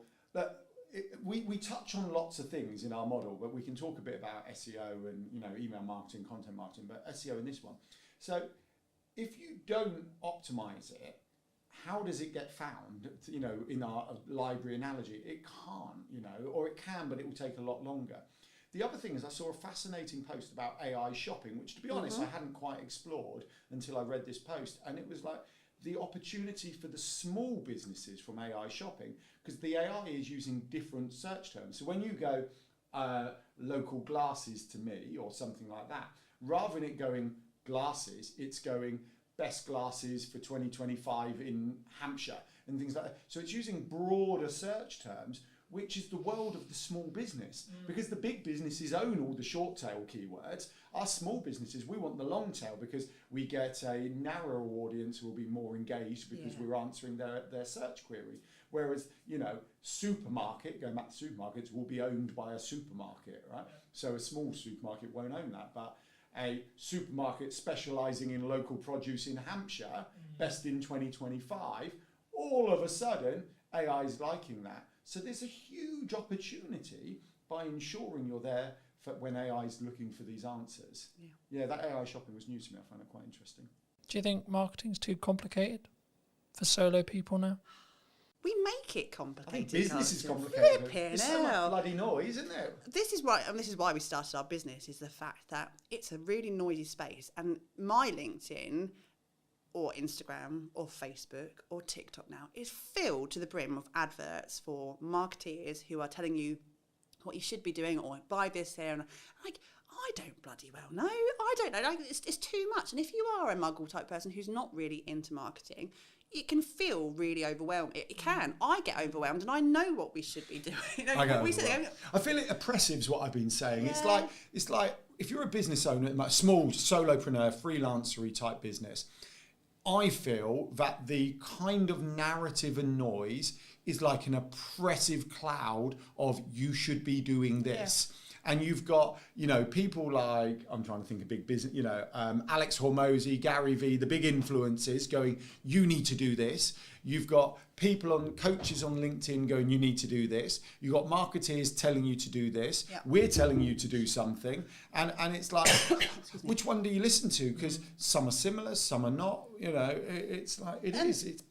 And I think it really is simple. You can extrapolate as much as you want. You can be really simplified. You can do everything like we were talking about earlier. You can do all of the things. No one can tell you you're wrong to do that. That's why I always get quite frustrated when you hear the influencers just do one thing and do this. Well, that's fine if it works for you, but you may want to do more. And if that's how, fill your boots, crack on, do you. And I think what's missing these days is that we're so focused on the structure of marketing that we forget the creativity of marketing. And like, I look at our social, not ours, we look at other people's social media, and it's like really transactional. Small business world is, I have a thing to sell, buy my thing, I'm going to target my ideal client, talk to my ideal client, and hopefully you buy my thing. But you look at the big brands, like we were talking about Aldi before, weren't we? Or any other big, they're so creative and fun and not taking themselves seriously, or just connecting with you on that human level. They don't overthink the fact that they haven't done 5 LinkedIn posts this week and done this over there and sent that email. They don't do that. So we need to actually look at those bigger brands and go, how can we make our life simpler, show up the way we want to show up, and stop worrying about the fact that, TikTok's done this new algorithm change this week, and that's done over there, and that person's telling me to do this, and I should do this. Like, breathe. just breathe and do you. Done's better than perfect any day of the week. Well, that example of the email Exactly suddenly, he got it out ultimately. The message in his email was brilliant. He still got people clicking through in that email. Yes, he could have been shiny with a really profound, opening statement. I got really excited on our email. So we send a weekly newsletter on a Thursday. It's a kind of, we share some thoughts on kind of the business world and what we do, with some hints and tips and some other, and community news and blah, blah, blah, it goes out. And I started adjusting the subject line, and I noticed the open rate went up by 10%. I'm like, Emily, I've worked out how to increase a 10% open rate. You hadn't. No, I hadn't. And so the next week I followed the same formula, 10% increase, next week 10%, week after 10%, and then week after, same thing, no, back down to normal. So I was like, well, hold on, what's going on here? Look, the 6 weeks that it had gone up with the 6 week summer holidays. So we'd increased the 10%, So the point is, the subject line did nothing, but the summer holidays, people were sitting there reading our email who were usually rushing around. And it's like, that's fantastic. But there's me thinking I was really clever, securing the best kind of subject lines ever, taking ours up from about 38 to 48, when the reality was, it was just the summer holidays, which is good. I think people, they don't, because sometimes people use it as an excuse, right? I'm slow because it's Christmas. I'm slow because it's the summer. I'm slow because da da da da da. But then I have a conversation with someone, and I'll just use MySpace as an example. So I have a conversation with a videographer. They'll be like, I haven't had any jobs in, things are really slow. Da da da. I was like, okay, but when did you last show your work? When did you last write a blog? When did you last make a YouTube video? When did you make a passion project? So on, so on, so on, so on. And I guess there's a level of a self-accountability that you need to have yourself. So like for me, regardless how busy I am, Brunton Media will be the top paying client in respect to my output, because I know, unfortunately, right or wrong, some clients will still work with me. Other clients will choose to go different ways, go different paths, whatever. So I need to make sure there's a bloodline constantly, refilling that pipeline. And even though now, as the time we record this, I'm basically not looking for any more work to 25 at all. Not really at all. But grateful place to be. But I still should be having the marketing turned on so that when we hit 26, I'm busy still. Right? It's not going to be magic. It's not going to just appear. And I guess that leads into a question of like, is it just doing those things and building those reps that you like, I'm going to commit to doing video because I love video, I love etc. Or I'm just going to do email, etc.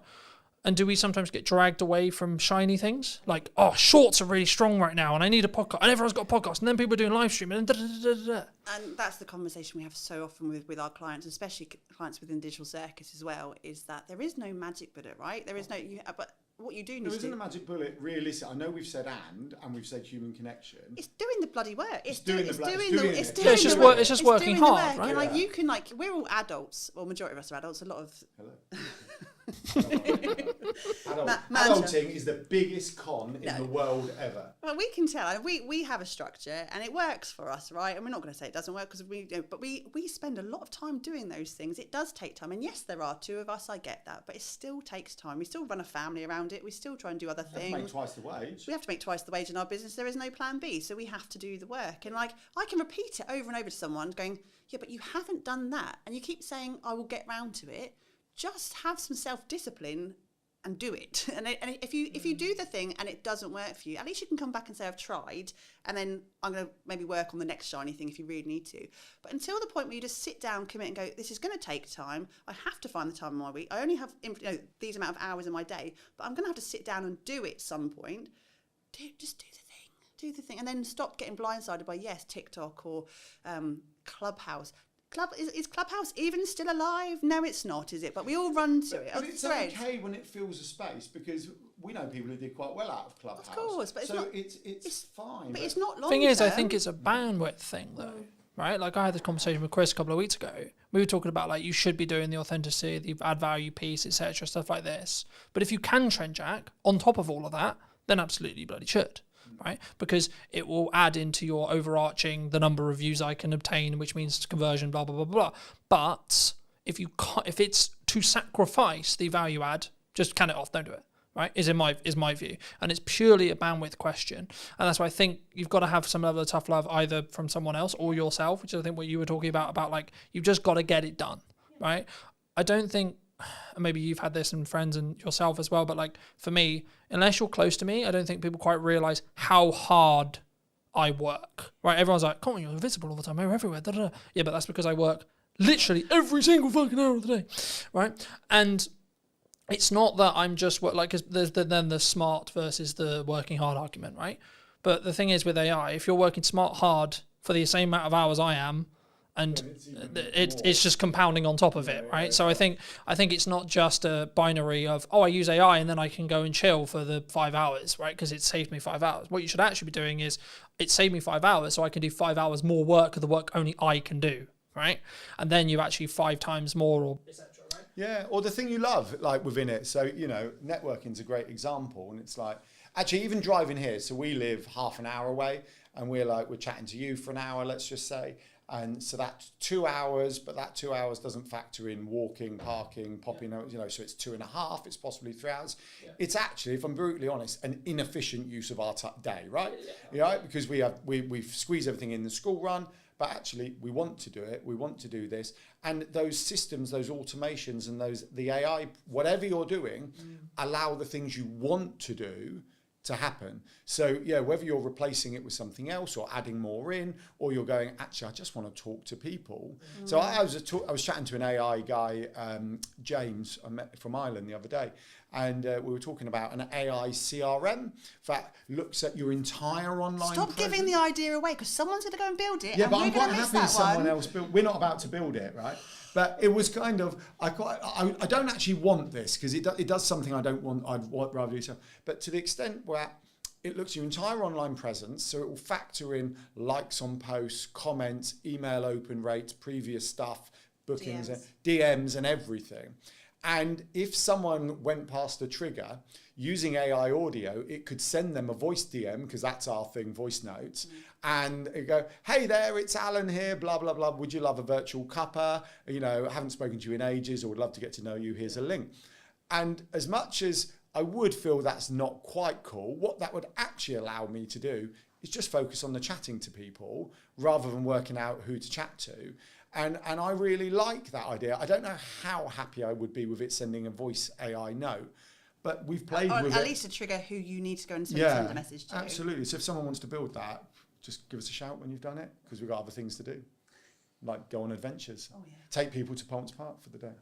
We have to talk about some fun stuff at some point. Absolutely. I mean, just quickly on the voice cloning note, like that you can, like now, as of today. We use Riverside we've played with it. It's brilliant. Alan said to me, absolutely clone your voice. I could period. not tell the difference. Yeah. He played something to me and he said, "Do I sound alright? Does my microphone sound a bit tinny?" And I went, "Oh, it sounds really good." He went, "Yeah, it's not me." I put a post out on LinkedIn with it. I put a post out. It was, so I got the audio, and then over the top of it, I did a video of me doing like a phone jacker voice going like this, and put it out, and people go, "No, it sounds just like you." So I thought it did as well. Scary.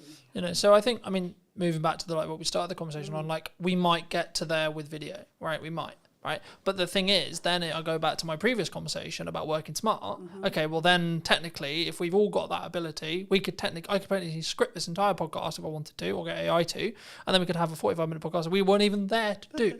Now, should we? Then comes the question, right? Because is the energy going to be different? Yes, AI can mimic us, but the nuance, is it ever going to... we don't know, right? No, and also, in terms of your own sort of self... It exists. Come back to it. It exists. I watched a video this morning on it. but forgetting the output, it's surely about your own sort of, I don't know, self-gratification of enjoying to do these. As I was going to say, but surely if you enjoy podcasting, you want to surely that's counterintuitive. You wouldn't AI it out if you enjoy doing it. No, but what we're saying is like we can get so far from it, but ultimately, what is the end of it? What's the ROI? You know, the ROI would be, yes, getting some efficient content created, but the ROI also has to be You're so businessy. I'm sorry. You said ROI and ideal I client wrote today. ROI on it this week, and I kind of felt dirty. Honestly, who even are you? You've changed. Yeah, it's like, it's what you're trying to get out of your business, and I think something Alan and I have been exploring recently in terms of time and space in your business and what your bigger picture is. Actually, we don't get into business to go, what else can I do to be really efficient today? Like you go unless your goal is, yeah, you know. But also, you choose your chosen field because of your love of the field, or the fact that you want to be outdoors more, or you want to chat to people, or you want to, whatever that is for you. I don't know what everyone else's sort of end goal is, but for me, I like humans. I really like humans. Well, some humans, not all humans, you know, won't they? But yeah, I want to. No, we like chatting. I think in a world where I could not chat to another human being again, I'd be really, really flipping lonely, and I don't want that. So yeah, AI might be efficient, but I'm still going to want these kind of interactions. Yeah, but that's for me. That right? Hold on. AI video. So I watched a Casey Neistat on YouTube this morning. I think it only came out last night or this morning. And there's a new TikTok. I think it's called Saru or Sura or something like that, by OpenAI. When you start it up, you scan your face like this, and then you go video of me 1930s James Bond style thing, and then you get an AI video of you. And he did a whole video of it, and he was talking about it's cool, but it's slop, and he explained why. And he said I'm not anti it actually, but so go and watch that. That's worthwhile. So it does exist. Whether it exists for 1 hour long form, I don't know, but that'd be interesting to see. It's how you take that and use it, isn't it? It's like if you're taking the piss out of yourself, absolutely. That's a great example of being able to use that kind of filterage type thing. We've had filters on your phones for bloody years. It's just not using that as gold for your business, and that's not expecting that's going to be the magic bullet. I think there was also, there's lots of trends that me and James talked about for ages. James Gale, whose space we're sat in, but like for me, we talk about like there's a monkey vlogging and like stupid shit like that. There's this is actually really creative, and this is actually part of the creativity process, right? Yeah. And that doesn't take away from like me AI and myself. And I think actually, are we ever going to get to a world where we're completely AI? Probably not. I don't think society will accept it, to be honest. Are we going to be? Will we have the tech to do it? Sure, probably, yeah. I just feel like we're going to be, you know that Disney film WALL-E, when actually they're in a spaceship, there's big fat blimps just going around because they haven't. That's how I feel we're probably never going to get to, but maybe. Our kids can tell us. We won't know. What's the other thing I was going to say? You're not the interviewer, by the way. No, I know. It was just following on the points. But the AI thing, I think, is still, it's there for the things that aren't in your zone of genius or you don't want to do. And I think that's no different to outsourcing, right? Mm-hmm. People outsource their social media because they can't get their head around it, don't know what to do, don't know how to do it. Or just have no interest in doing it. Or don't have any interest. But they understand they need it for the business, right? Yeah. They want the visibility. They understand that opportunities will come if they're on it. Yeah. But the idea of them doing it is like, no. Especially as, going back to, like, whatever your goal is probably the most important thing, with your why and everything else. And if you've got, Emily mentioned forest bathing, we've got a client who's a forest bathing instructor. She wants to go forest bathing, right? That's what she wants to do. She wants to take people forest bathing. Does she want to sit there doing short form, blog, SEO? Probably not. No. So why would you not utilise what is about to do it? Now, we always say to a certain extent you should still input, because actually if you truly outsource your social media, it's never going to be you. It's never going to be you, right? It's really difficult to get it right. And actually AI would probably be more you than outsourcing it to an individual, right? A human being, which is... Especially if you become skilled at training AI, right? Which is the important element, right? Yeah. A lot of commonalities is people open ChatGPT, Perplexity, Gemini, whatever you're using, and go, write me a social media post for X business, right? And then they're like, why does it sound robotic? Why does it sound weird? Because what they're not doing is saying, here's stuff I've written. Here's what I've said. Here's my terminology. Here's the words I use. Here's the word I don't use, etc. And then once you do that, it's like, well, it actually will be pretty close. And then you should tweak it and you should read it and you should adapt it, right? And you mentioned Gary Vee earlier. He still writes 95% of his posts, right? Now, right? So yes, he's a big influencer. He has lots of team, But if he's capable of doing it, what's really your excuse for not doing it? Like, really? Yeah. And this is exactly it. He's like probably the most hard-working person on the planet. I don't think he ever sleeps, does he, at Gary Vee? He never does. Don't know. But it's like, do you live with him?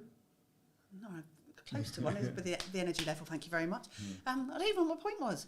Oh no, it's like, yeah, there is no excuse. And if you want it bad enough, you bloody well just do it. Thing is, I think he does, because he talks about sleep all the time. He says I get 8 hours, but that doesn't matter. The 16 hours I'm awake is what matters. That's what is mattering with it, right? exactly. His output within the 16 hours is so efficient and so well done that he can outperform. And he's also been doing it a billion years, right? There is that other point, right? If we're going to talk about social media for a second, and you know, okay, so I'm one of the believers that volume is key. Actually, I'm okay with vanity metrics. I think they're an indicator. So if you've got one like and you've got 1,000 likes, I think it's fair to say that there's a potential that your 1,000 like account may bring you in more kind of inquiries. Could, right? Probably will, could. Depends on how engaged that one person is. I know, because someone will prove me wrong. You are right. But if you were taking a broad generalization, you would say if I'm hitting 100k, like I am right now, roughly every month, and someone's hitting 10k, I'm probably going to have more inquiries, probably going to have more people talking about my brand and my business and me than someone who's 20 or 30k. I think that's fair to say. What was my point? But I think one of the challenges, especially if we're going back to small business owners, solopreneurs, is the long post, right? A lot of posts are long, whereas going back to Gary Vee, lots of his are extremely short, and they're a repurposed piece of content. They're not fresh content. They're a video he did 5 years ago that, whether he's got AI editing it or he's got an editor editing it, he's bringing back out, he's repackaging and everything else. And we shared some online visibility Christmas tips in a newsletter, just to help people get their heads around it. And it sounds unbelievably crazy, but coming up with some optimized content, so content that will appear when people are looking for an answer, that could be around something Christmassy, will work for you on your socials, on your newsletter, and in the kind of search engine results every single year.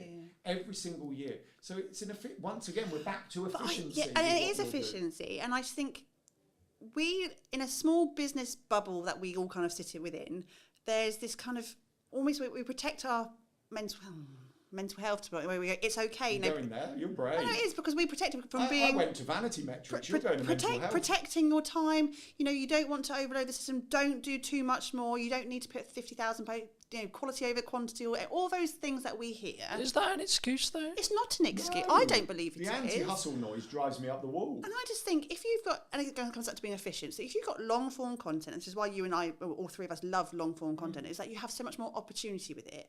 If you've put it through, I don't know, Riverside or whatever, and you've got yourself 50 clips, why would you not put all those 50 clips out? So hold on, let's break that down, right? You do one video, okay? So you film an hour-long conversation, you put it on YouTube, gets 10 views, okay?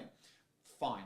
You live stream it to 4 platforms, okay? All 4 of them get 10 views. You've now got 40 views, right? If you then take the recording, do a bit of tidying up and put it on YouTube in December, like you said, you've now got 50 views, right? You take that recording, you chuck it through, whether you want to do it manually or an open AI thing, you're sat here going, what the heck do I put on social media for the next month? Yeah. And let's say you come up with 10 shorts that all have 10 views again, and 10 views on each of the 3-4 platforms you repurpose it onto, which you can automate. All of a sudden, your 110 view has got 1,000 views. And if they're the same 10 people multiple times, then you're hitting multiple touch points with those people, so they're more likely to convert into warm audience. And I don't think people should demonise doing more if you want to, because if you have capacity and you want to, fair play to you. There was also a lot of noise, wasn't there, for a while? For a long time, it was just like do less and be more efficient. And but I'm not hitting my goals. If you're only putting 3 posts on Instagram a week and you're wondering why you're not getting sales, mate, come on. Again, what else can you do to amplify? And I think, when we were advertising the Funpreneurs Big Day Out back in June. Thank God, I've been working out how to crowbar it in. But I'm there telling your close family and friends, could you please, if you see a post, share it. But the stuff you do as a small business owner. My mum's like, Ems, when are you going to share it? I can't find it. Like, even my mum can't see that post because they don't see it, and we know what algorithms are like. We know it pushes you further away from people, so you have to do more because that person may not see that one post out of your 3 that week. But if you are consistently putting stuff out, that is still quality because the original content is quality. But it's also like, what is value? That's down to the market to choose. That's quantitative in regards to like the person watching it, not you, right? Me giving as much business advice for an hour, you guys giving the business advice for an hour, if you're not a business owner, it's not very valuable. Yeah, but they have that thumb. They can scroll. It's just like, don't watch it, especially on an interest got base. You just won't be served it. It's you won't even see it, right? So you don't even know it exists.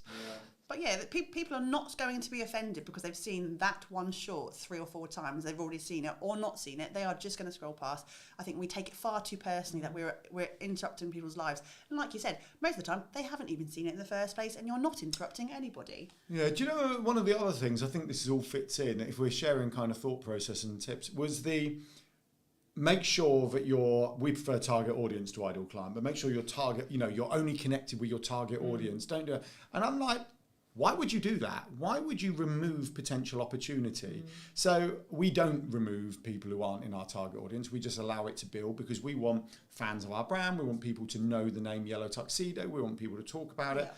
But then what you get is opportunity. And you said this earlier about people who say, oh, there's no business in December. Rather than saying there's no business in December, why don't you go, what could I sell this December? Because people are definitely spending money in December, right? They may be spending on something else. And let's use forest bathing. Nicola, hi Nicola. She'll be watching. She'll be fine with this. Let's use forest bathing Nicola again, right? Nicola takes people forest bathing. That's what she do. I don't know if Nicola would say this, but absolutely I could imagine she could go, December's not as busy for me, right? Because people are partying or whatever. But you could bring out a gift voucher. You could bring out some in-home experience that could be bought in a box. I know she does forest bathing in a box. There are other opportunities. A range of waterproof jackets Nicola could bring out that would be brilliant for the winter because she goes forest bathing if she wanted to. There is a plethora of you got plethora. It only took you. Well, it took us ages to get to Fumpernose Big Day Out and plethora. That's one of our buzzwords. We have like a business bingo lingo type thing, and plethora comes Plethора's out. on our list, yeah. Plethora comes out a lot. So, and that's the thing, I want to go, what can I do differently? And once again, it might take time. So you could have a conversation with AI and go, December always feels busy. This is my business. What could I do differently? You could ask your community you remember of, like the Digital Circus. We've had Decembers where we've thought we were going to be quiet. They have been our busiest months, haven't they? Yeah. Well, you used to say December's quiet, and I used to say, can you stop saying that? Because there's no logic for December's being quiet. And then we literally got an inquiry on the 31st of November for this fantastic project that led us up to Christmas, which we then stopped for 2 weeks to spend it with the kids. Right? I think the key, and I think originally it was Alex Emosi who said it, but if no one, like not every single person on the planet knows you, then you need to market more. Yeah, I do agree. Like, simple as that. And I keep having multiple points whenever I do a podcast, whenever I do an event, etc., where like, I think someone said it in the event I did in September. I forget who exactly it was, but it doesn't matter. The point still stands, which is like, well, actually, you're marketing too much. Someone said, oh, I'm marketing too much. I said, okay. But then someone literally within the same room said, in the second after that, they said, yeah, but not every single person in the world knows Colton, therefore no, then he hasn't. Because the thing is, yes, I may not want work as of today's live stream, necessarily, okay? If the right project comes in and I can make it work, cool, yes, sure. But as I said earlier, I will want work in January, February, March, April, so on. And the thing that people don't understand or don't think about sometimes when they do marketing is you need to front load it by 3 months for it to then work. Because it takes time for people to firstly see the content, then go, actually, hold on, do I even want to, what does this person sell? What the fuck? Like, who, what, do I even like this person?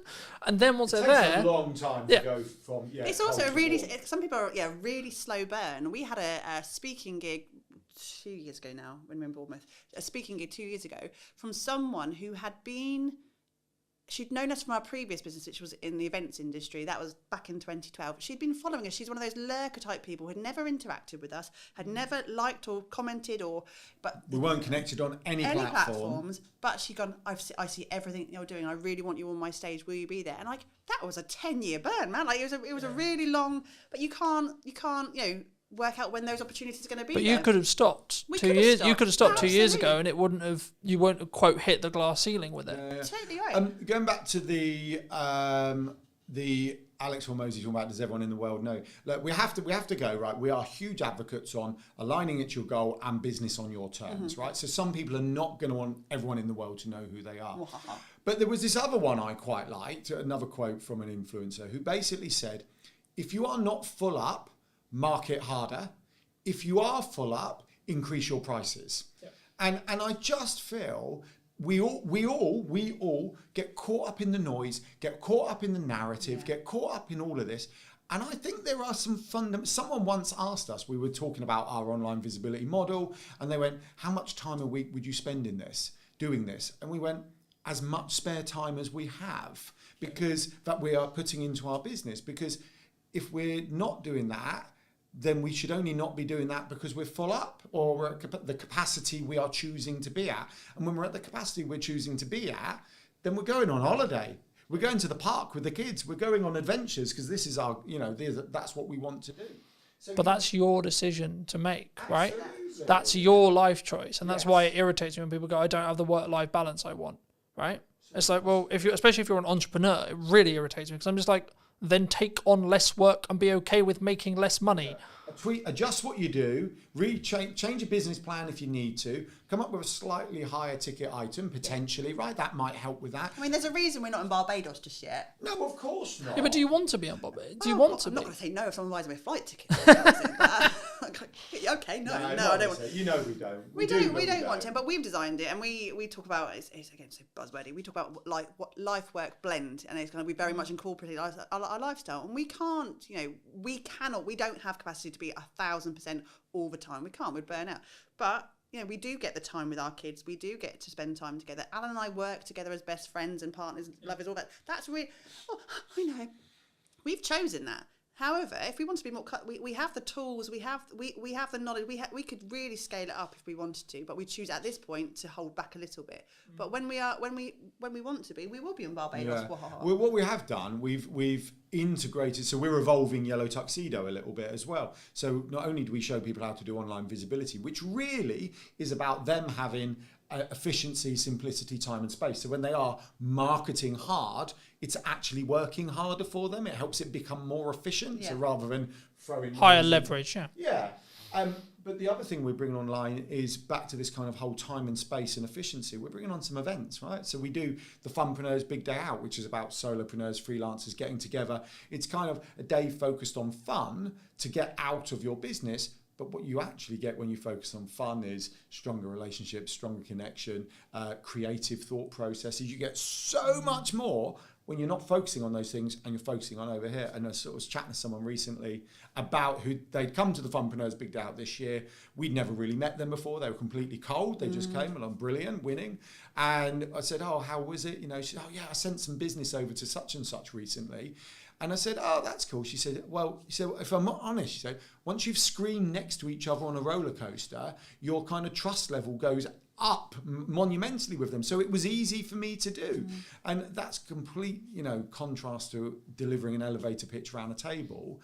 And we're looking, Emily's got a retreat coming online in March. Not online, it's not coming online. It's already not online, there. it's in person. 2/3 full up. So be quick if you want to go to March on Emily's retreat. Look at you crowbarring. No. I'm crowbarring it all in, Emily.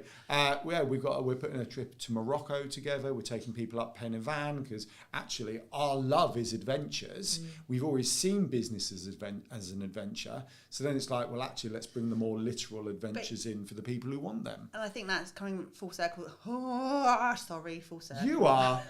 Did you? I'm sorry. You're such a coach. But it's about going back to the online ecosystem and getting your online affairs in order and having those foundations in place. It makes your life simpler. Once you've got that in place, you can go to Morocco, right? But you need to stop whinging when it's not working because you're not taking that time to build what's going to lift you up. And you have to put that effort in, and it comes right back to... Sorry. We can't... Oh, we could do it for you if you want to. But, you have to... Kids do need shoes. do need shoes. And it's Christmas coming up. We need to buy presents. No one's going to do it for you. You have to put up your big pants, like Gail Tong would say, put up your big pants and just do the thing. Even if it was really awkward, even if you don't like the camera, if you're doing content, even if you don't like pressing buttons because you're worried you're going to break the tech, go and either find someone to support you doing those things or just get over yourself and do it. Well, really. Ricky's Ricky Lott, long-term friend of Yellow Tuxedo, member of the Digital Circus. He's a great one. I was catching up with him this week. We're just kind of hanging out, chatting. And he's evolving his business. He's been doing it 5-6 years. He was a wedding and events magician, still is, but he's evolving into confidence speaking around the world. He's done a TED Talk recently. And he basically said, it's difficult to deliver this because it was basically telling us what we taught him was brilliant. But he basically said, the years hanging out and kind of proactively building his ecosystem have allowed for him to evolve his business now in the direction he wants. Because what he's seeing is, you know, on a random blog post that he optimized 3 years ago, he's getting 3 inquiries a month just off that one blog post as an example, on top of everything else, because he's done he's done and some collaborative stuff and some social media over the years and completely built ecosystem. It all has its place. As people need those multiple touch points, they get to watch a video, listen to a podcast, read an email, do X, Y, Z. So his conversion rate's gone up, his inquiry rates have gone up. He's over here doing his TED talk, becoming a confidence coach, working with, I can't remember the other team, he's CEO of the Confidence Club. How could I forget that? And all this other stuff. It's the direction he wants to evolve to. But his magician stuff, his wedding stuff, is just ticking over nicely for him. Well, I think the equity you gain by being visible and being on marketing, you know what will work in the market because you've got feedback from yesterday. Right, so I can tell you what the best performing reel of this week is because I look at it, because I put them out and I see the views. But also, in a time, I think Gary Vaynerchuk said this mostly, like in a time when things become harder, right, economically, either like where you are or just your own business because of XYZ, are you willing to put the extra work in to make sure that is not the case, right? It would be wrong of me to not look at the market right now and say I understand that people are finding it difficult, right? I get that, sure, okay, but then my question is, how do we fix that problem? Not, people are struggling. I was having a conversation with my partner yesterday, and I was like, people are like, because I think on the news it said like people are worried about their job security, and this sounds horrible to say, but I was like, are they? And it's not that I don't understand. Problem, you watch the news, just don't watch the news. Well, there you go. I guess the crux though is I was like, I'm so engrossed in my world and I'm so engrossed with, quote, how well I'm doing and what I've got going on that it kind of took me, I was like, shit, fuck, really? You know, because I was like, I like empathetically, I'm like, shit, that's really bad. And like, I wouldn't want anyone to feel that way. But like, for me, I'm that then also, if that is you in that position and you are listening to this and that is you in that position, what are you doing as a backup plan? Are you online? Etc. Like, don't talk about, like, if you're at a company and they've made very clear to you, don't talk about the company. Here's an idea, don't talk about the company. Might be a good idea. But you have a load of other stuff that you can talk about. And that was going to be my next question, which is like, how do we weave that line of talking about personal, talking about the person, right? Colton, Emily, Alan, etc. And then the business. And it's still being, quote, authentic. Buzzword. Bleh. I don't like authentic. I don't, because I just kind of think if you're not being authentic, surely you are surely you're just being you, right? So if you're having to say that you're being authentic, you're not being authentic. I'm being my authentic. Okay, right. So I'm going to be devil's advocate here. So let's be honest. Some people don't find everything simple and easy, right? Clearly, we are happy being ourselves, sitting around the table, chatting, right? Fine. Others may not find that. But what happens with all these things is, like the anti-hustle culture, like the be authentic thing, they all have their place for the right people. Yeah. But I was speaking to someone the other day, and she was like, what's she into? I've forgotten. She was really interesting, actually.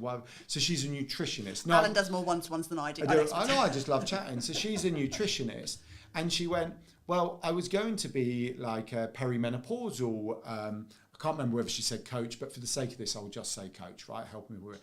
But she said there was so much noise about perimenopause at the time, but I've got to be very careful here, right? But she said, You're very brave mentioning that. No, I know, I'm so nervous. But she said, I didn't want to do it. And I find that in this world, that there's peaks and troughs of noise. And for the vast majority of us, the answer is, just crack on, be yourself, be a bit more efficient, make some more noise, right? Be a bit more visible. Well, lean in and then do it longer, I would say. If truly, like, so I want to talk about marketing, I want to talk about video, I want to talk about doing, okay, I'm doing it for 10 years. That's my sprint. My sprint is 10 years. Let's see if you can keep up, right? There's lots of other people who are doing it, sure. But have you been doing it as long as I have? Probably not. No. Yeah. Well, it's like The Rock always says, be the hardest worker in the room, doesn't it? Yeah. But then once again, that does have to align with your goals. And yeah, exactly. And we have quite a few clients who are, what's the polite phrase? They're older than us. And more mature clients. I think the term is on the way down, or on the wind down. On the wind. Some aren't. Some are hungry we have a whole host of clients that we work with who are in their latter stages of their career life, who are not slowing down. They've got, and actually they're the best workers we have in terms of taking ownership and doing it. They've been through the career ladder, they've done things, they've maybe changed complete direction, they've maybe got to their They understand working hard. They understand well. work ethic. It's an amazing thing to have because they've done that their entire lives. And then it's on that final sprint to retirement or not retirement, because loads of people don't even want to retire, is that this is my last career, the last thing I'm going to do, I'm going to make it count. And they are the best workers. I really, well, really Michelle Armitage is you are dropping names today. Well, not, because they're compliments, right? So Michelle Armitage had a corporate life. I think she said she was 10 years from retirement if she wanted it. She didn't. She quit. She wrote the book for the topic that no one else had written the book on, but she was interested in something, went to find a book on it. No one had written it, so wrote it, right? It was on design psychology and how you mix psychology with design, literal design. And so she wrote the book, and now she talks about that. She's bringing that into business. But I love that. She could have just done that last 10 years, but went, no, I want more out of my life in this. And I respect that. So. We, going back to your question about sort of bringing that person into the business, I think a lot of us spend too much time comparing ourselves to what other people in our industries are doing and what we should be doing, and then that whole transactional thing comes back out to it. Like, I don't know if anyone's seen any of our social media reads, and if you're watching live, some of you who are watching us would probably know this. Hello? The conversation about the bears. The bears, right? And this is a great example. I don't know if, Carlton, you've seen our video on bears. I'll be honest, I haven't. Okay, so I'm now going to go and watch the conversation about bears. So we had one in the summer, one of those giant Costco teddy bears. You know, they're like the massive ones, bigger than Alan. And I was like, oh, crap. Thank you very much. Well, Joseph won one at a fair. Our youngest child won one at a fair. And then we went to another fair about a month ago, and our middle child was a bit upset, and he accidentally won. I think they felt sorry for him and gave him another giant bear. So we have two of these damn massive things, and we haven't got the biggest house. We're not in a mansion. We're not in Barbados yet. We've already said that. And then a couple of weeks ago, another giant bear anonymously arrived on our doorstep. Just someone brought, and we were like, what the fuck? What are we going to do with these massive things? And that became, again, it was a light-hearted bit of banter. It became a bit of content on there because it wasn't about online visibility. It wasn't about digital marketing or social media. We just put some posts out about the bear. And then what we couldn't have accounted for after that was the conversation from people outwardly who were watching our stuff, sending us bears in the post. We have had mini bears put, we've had Care Bears through the post, we've had people, and the conversation and content that came on, it's been hilarious. That's nothing to do with what we did, but they're getting to know us. They're looking at our tone and our fact that we don't take ourselves too seriously, and the fact that we are just human beings. And also, it was content gold. We did a reel in the end of us beating up the bears. Adam actually put his shoulder. I still have a bad shoulder. He's got a bad shoulder. He kind of threw it on the floor and kind of rammed it and hurt his shoulder. Approaching 50 and doing a big elbow on a cuddly bear on the floor is not a good idea. But we didn't go, do we have permission to do that kind of content? Does it fit with our content strategy?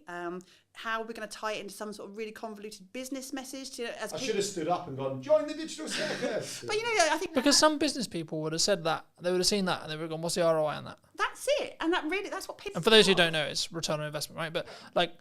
It really pisses me off when people do that, Every single post in their head, in that person's head. What's the business learning? What's the business ROI? What's the business ROI? And they'll put and I'll see a post that's different on LinkedIn, in particular with this, and I get really excited because I can start to see someone just being a little bit more confident to go, I'm just going to share this today, and then I read the entire post and go, oh, there it is. There it is at the bottom. I'm like, you didn't have to do that. Do you know the challenges? We've always talked about this. The challenge with a black and white marketing strategy. And I understand, it's a bit like the law, right? When you're kind of doing, the law has to be black and white. But, it's that classic, but I was doing 34 in the 30, but you're doing 4 miles per hour over. Like, no, I know it was, but it was clear, it was open, surely, no, you're over, right? There has to be a line, right? And marketing is very much like that. There has to be a line. You have to look at the statistics. But sometimes what's ignored is we're all humans, right? When you're telling your story, it's not about you. If you are sharing something that you've been through or you're going through, it's self-indulgent unless you're doing it for the people you're speaking to. You work with, I would say, a lot of thought experts, a lot of people who have a story to tell. Why do you think so many people struggle to A, tell their story, or B, actually help that story connect to an audience? Because people don't value their own stories. The number of people that say to me, but I don't have a story, who'd be interested in my story? What do you think is specifically missing in marketing today? What's missing in marketing today? I don't know. I was thinking about this, and maybe there's an element of trust, I think. I think, of course, we don't know, AI changes every day, etc. But I think as it stands right now, the time of broadcast, the time of recording, I don't think it will ever replace a human in the concept of strategy, strategic thinking, etc. Hello, my friends. Welcome to a brand new episode of What is Missing in Marketing Today. Hope you're well. And today we're going to be talking to Jackie.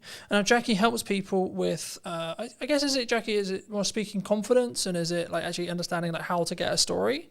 Just to start there. Yeah, it's all about that. But before we get into, I mean, obviously speaking and I think content as well, I mean, what do you think is specifically missing in marketing today? Well, firstly, I have to say I'm not a marketing expert, but I help people apparently market themselves effectively with their voices. Yeah.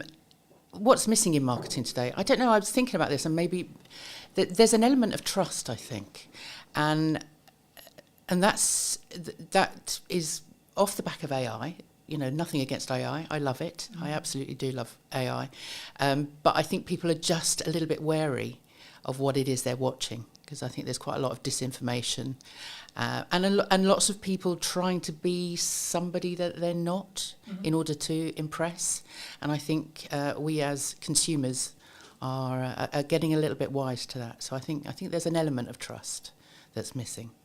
Do you think, because a lot of people talk about AI, they say that maybe we're all going to be out of jobs, or maybe it's going to replace, I mean, specifically AI has seemed to be targeting the creative sector as a whole, right? Maybe by proxy or maybe by accident, but would you say that is true? Are we all about to lose our jobs, and we're all, you know, the universal income argument is necessarily going to happen, or is it more actually in the middle ground? I think we'll adapt, as we have with every other piece of technology that's come along. I think what is different with AI at the moment, as you say, it suddenly us creatives are thinking, oh, we didn't understand that somebody could possibly take away. I mean, we're all creative as human beings. Every single human being is creative. But if that's your job, if you're a writer or an artist or a singer, songwriter, whatever, there suddenly is something that could take away that element of creativity, your IP, your intellectual property, and I don't think that's actually happened before. So I think in terms of being creative, I think maybe there is something to worry about. But otherwise, robots have been doing jobs for ages. When computers were invented, we all thought that was going to be the end, that we'd never have a job again. But I think we adapt, and I think AI will be similar. I think there's kind of two camps right now for me personally, right? From the people I speak to and the people I connect with on a regular basis, there's kind of the ones who are using it to become more efficient, and they're utilizing it, and maybe they are using it for research, and they're using it to help them write, and etc. And we can, I'm sure, go into a bit more use cases. But then there's also the other camp, which is like, no, I'm not going to touch it. And my worry with those people is I have a feeling they might, because they're not in using it and they don't understand it, and they're not even at least playing with it, their concern, well, my concern for them would be they might get left behind, right? And they might be in a position where actually maybe they're missing opportunities because they could be more efficient with AI, but also actually their idea of what is a job, so their idea of a camera operator, their idea of an editor, etc., might cease to be as valuable to a client or a market, an end consumer, because they haven't understood that AI can actually replace certain elements of that. I think, of course, we don't know, AI changes every day, etc. But I think as it stands right now, the time of broadcast, the time of recording, I don't think it will ever replace a human in the concept of strategy, strategic thinking, etc. From what we've seen, right? As an editor, yeah. As a support, as a junior, sure. Would it I mean, there's a lot of conversation in the video space about, am I ever going to be able to put the hours of material I have of me talking on camera into an AI, and then it will be able to basically give me this infinite feed of me, then it will look and sound and have the same mannerisms, etc. And actually, should we have that? Well, I guess is the question that comes from that. You know? That is the point, isn't it? That there is that element of trust. Is what you're watching actually in real time? Is that actually the human being that's thinking on the spot in that moment? I mean, those are the things that we won't know as consumers. That then you kind of end up feeling duped somehow. And I think the people that don't touch AI, exactly as you say, will get left behind. But it's an element of fear. It's an element of touching it and it all falling apart. You know, certainly my parents' generation took ages to get into the computer world because they suddenly thought, well, if they press a button, they'll lose everything. And I think it's similar with AI, because people aren't going in and just experimenting and exploring and seeing what it can do, that actually they're frightened of breaking it, so they don't try. Do you think there's also kind of this is the way I've worked for years, this is the way I am, this is the way I've done it. You know, I've been hired as a camera op for years, I've been hired as an editor for years, so no, that couldn't, you know, I mean, is it a level of pride, I think, or level of like, oh no, this couldn't be replacing me, you know? Well, yeah, I'm sure there is a level of that as well, but I think people are frightened of change, you know, and especially if there are people out there that have been in the same, doing the same job day in, day out for years, and it's kept them safe and it's kept them in their comfort zone and, you know, family fed and all of that. If suddenly something is threatening that, then that's when people kind of, there's a fear around it, and then they would rather fight it than actually understand it. You work with, I would say, a lot of thought experts, a lot of people who have maybe experience or a story to tell, perhaps. I mean, why do you think so many people struggle to, A, tell their story, or B, actually help that story connect to an audience, would you say? Because people don't value their own stories.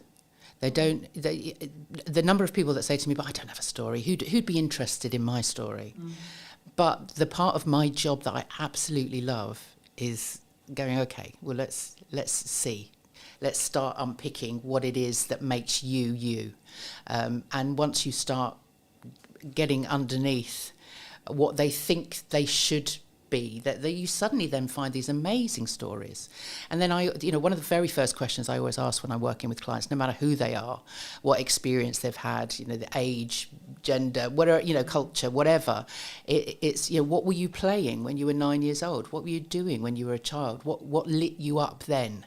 And usually I find that whatever that is that they were playing in the playground, you know, whatever they, you know, for me it was grabbing everybody and, right, we're going to put on a play, let's, you know, and I'd write it and direct it and star in it, obviously. And then we'd play it, perform it to the class at the end of the week. So that was what I was doing, and that I can see that progression in me from that moment. And I think everybody has an element of that, no matter what they're doing, even if it is a sort of a day in, day out kind of job that they've done forever. There's a reason that they get up in the morning. And usually, especially with thought leaders, thought experts, subject experts, they are expert in that area because there's something in there that lights them up. There's something in there that they're passionate about. And you can follow that story. But they don't value it until they speak it out loud to someone like me, that I can then go, now that's interesting, and I can see that I can then join the dots, and you know and then I start drawing out the stories, and so then when they get in front of an audience and start sharing their story, they can relate it back directly to what it is that they're doing, and why it's important to the people that they're speaking to. Do you think? Because a lot of the conversation I have, especially with like accountants, lawyers, etc., right, quite dry businesses perhaps, they go, well, yeah, but my day-to-day and my story is really boring. Yeah, but what I do is actually really boring and really dry and really just, I look at spreadsheets, I look at law, I look at etc. Is their story boring, or is there elements maybe they're not seeing? Do they feel that other people find their jobs boring, so therefore they're, you know, but I would say nobody works in a business like that for 20 years. Nobody spends all those years getting qualified to do something that they're bored with. And so I think that's a cover. I think they say to other people, "No, I have a boring job. You know, don't talk about listen me to me. because Yeah, it's don't listen- boring, It's boring. you know, I just look at spreadsheets." But inside, there's going, "I look at spreadsheets. So, you know, I'm so excited. I look at spreadsheets. That's what lights me up." And so there's a reason for that. And I always love to get to, you know, what is that? What is it that makes you get up and do that every day? And there's always a story. Always a story. Do you think we sometimes, does it come from that I don't want people to look at me like, I've never really personally struggled with this, but I know many people do, which is the like self-promotion, especially as a business owner or an entrepreneur. You know, we try and put ourselves out there a lot and say, well, that's what we should be doing in my view. But, you know, it's the reason why I get the opportunities that I get. It's the reason why, quote, I'm as successful as I am, etc. But like, is there a hurdle there? Do people just like, oh no, it's a very British thing, right? It's very, oh no, I couldn't possibly put myself out there. Yeah. Do you think that's why? Yeah, that's why we have a deflection of like, oh no, I just have a boring job and I look at spreadsheets. You know, is that because maybe it's deflection to say, well, that's why I'm not doing it? Yeah, a lot of people don't like blowing their own trumpet, do they? I certainly don't. But there's something in people's. People, you know, you can be an introvert, and there are obviously, you know, we're introverts and extroverts, and people that are somewhere in between. But generally, the introverts are the people that don't necessarily socially want to sort of get out there and connect and be in loud spaces and all of that. But actually, they still have a story to tell, and they still have a reason for promoting their business and promoting what it is that they do. So I think it's not so much about them sort of getting out of their comfort zone, but just taking baby steps. What is it that they can do that will just take them a little bit further forward, and find a story or something that they can tell, even if they just start with a camera and just talking to a camera, just in little, you know, and talking to family and friends and just starting to explain what it is that they do to other people. I mean, I have so many people say to me, my sister, constantly, I don't really know what you do. It's like, well, let me explain. And everybody has that opportunity to explain what they do to somebody else. Just get used to doing it, you know, and you will discover it's not until you start speaking your story out loud that you get feedback from other people. And that's really useful. When I started Power to Speak 4 years ago, I made the conscious decision to get feedback on what were my superpowers, what other people thought were the great things, that, you know, what was I really good at, but also what am I really bad at, where could I improve? And I thought, well, I'm going to bite the bullet. And so I asked, I think, 4 or 5 friends, 4 or 5 former clients, and 4 or 5 networking buddies, say people that I knew through networks. And so I had about 15 different versions come back to me. What do I do really well? What do I, you know, where can I improve? And I was amazed. And I don't think it is quite a brave and vulnerable thing to do, because you don't know what you're going to get back. But I wanted them to be as honest as possible. And actually, the good certainly outweighed the bad. And the bad I could improve on. I knew where that was that I could then improve. So I always recommend people do that. Because sharing your story is a vulnerable thing to do. And that's why people don't want to do it, because they're frightened of being laughed at or being told they're stupid or they're not good enough, or whatever that imposter voice is saying to them. But actually, once you start speaking out loud and actually asking for feedback, you'd be surprised. And a lot of the words, there was a theme of sort of different words that were being used by different people that I could then hold on to for social media and for my blogs, and it just built my confidence around sort of stepping into different, whether it was a networking event or, you know, meeting people or approaching potential clients. You know, I had then the confidence because I'd had that feedback. It reminds me, and I forget where this story originated, so if it's a bit fluffy, I apologise, but I remember someone said to me, I think it was in a networking room or it was a business friend or etc., it doesn't matter, and they said, well, ask around people who your network is and ask, when you think of me or when you think of my brand or my business, what do you think of, right? So we'll do the exercise here really quickly. I mean, when you think of me and my brand and what I'm doing, what do you think of?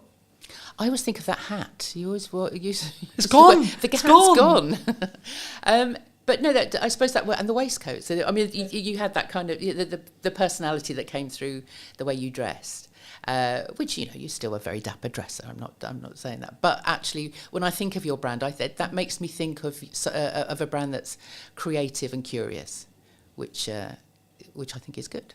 And I think the reason why I asked you is I didn't necessarily want to put words in your mouth, but I think that's a key example of like how I've positioned a lot of what I do and how I do it to imply what I am, right? And what I feel like, and hopefully it will then, if you did choose to work with us, you did choose to trust us to do some marketing or trust us to do some filmmaking or etc., then you would understand that it would be to a level, to a standard, etc. In the same way, if we flip the table, if I come to you, I'm going to think, okay, well, Jackie's going to go deeper into my story than maybe I would have done, because she isn't going to have the hookups that maybe someone would have, right? Speaking personally, or anyone listening, they might have, but I can't talk about that because maybe that's a bit too raw, or that's a bit too much, or maybe I'm oversharing.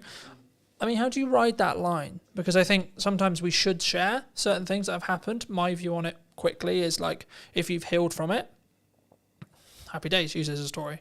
If you're healing from it, no. No, absolutely. No, and that's absolutely right.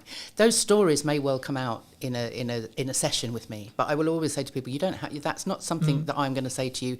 Well, you need to tell people that. That absolutely not. No, if you're not ready to tell everything, then when you're telling your story, it's not about you. If you are sharing something that you've been through or you're going through, it's self-indulgent unless you're doing it for the people you're speaking to. If you're just wanting sympathy or wanting people to know what a terrible life you've had or whatever, things are really hard. It's all about you then. And actually, really business, things really hard. And but what you need to that's fine and relevant if it's relevant to your audience, because if it's not relevant to your audience, they'll switch off. Well, you could tell the same story. So, this is how I overcame being, I've discussed it in podcasts before. I've discussed it saying, 24 was really challenging and really difficult. Okay, but here's actually what I was doing wrong with marketing. Here's actually what I was doing wrong with networking. Here's exactly what I was doing wrong. And this is how I've done it better this year. And this is why, funnily enough, this year is a lot better than 24, right? So I think it's within that context, right? But it was wrong of me not to, hint at your story a bit, right? You began in fashion. You then moved into acting. And then you help people, shape their voice, understand their voice. Would that be fair to say? Yeah. Did you always want to? Have you, the question that comes from that is, in your current career path, is it where you expected it to be when you were maybe acting or in fashion specifically? Is that like, you go, okay, well, this is the path I'm going to go on and this is where I'm going to end up? And if so, how did you sort of get to where you are now? Yeah, does anybody actually end up where they think they're going to end up? When I, as I said, when I was 9 years old in the playground, I was writing, directing, acting, literally producing.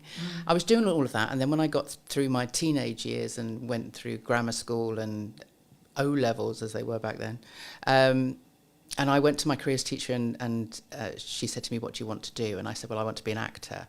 And she sort of head tilted to one side and went, I don't think so. She said, do you go to the theatre? And I was like, well, no, not very often. I lived in North London. I wasn't anywhere sort of near that sort of places, those sort of places. And I wasn't doing a lot of drama. I was doing sort of bits and pieces at school. And she said, no, you don't want to be an actor. She said, if you wanted to be an actor, you'd live, die and breathe the theatre. What else can you do? And I'd said, oh, well, I'm not bad at art. So I ended up, and I loved fashion, I always loved dressing up. So I ended up going to fashion college because for better or for worse, the woman had just literally crushed all of my dreams in that one meeting. It was like, well, obviously I can't do it. That's me done. I can't do that.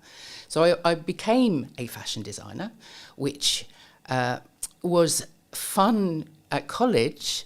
Once I actually got into the business and I was I was in the sort of rag trade end, so I was literally churning out stuff for Topshop and Miss Selfridge and H&M and all of those sort of places, and just they would fly me out to Paris and to copy the stuff on the catwalk to then come back and reproduce for our high street. And I thought, this is no fun, this is not creative at all. And a friend of mine was working at the Royal Shakespeare Company in costume.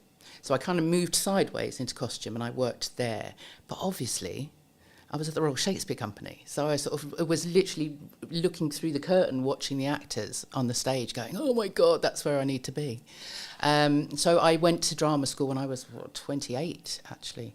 Well, actually, no, I was closer to 30. So I went off to drama school then, came out and did the Fringe. I did Edinburgh Fringe and all of those things, London Fringe. Did a couple of bits and pieces, went off to auditions, did some acting.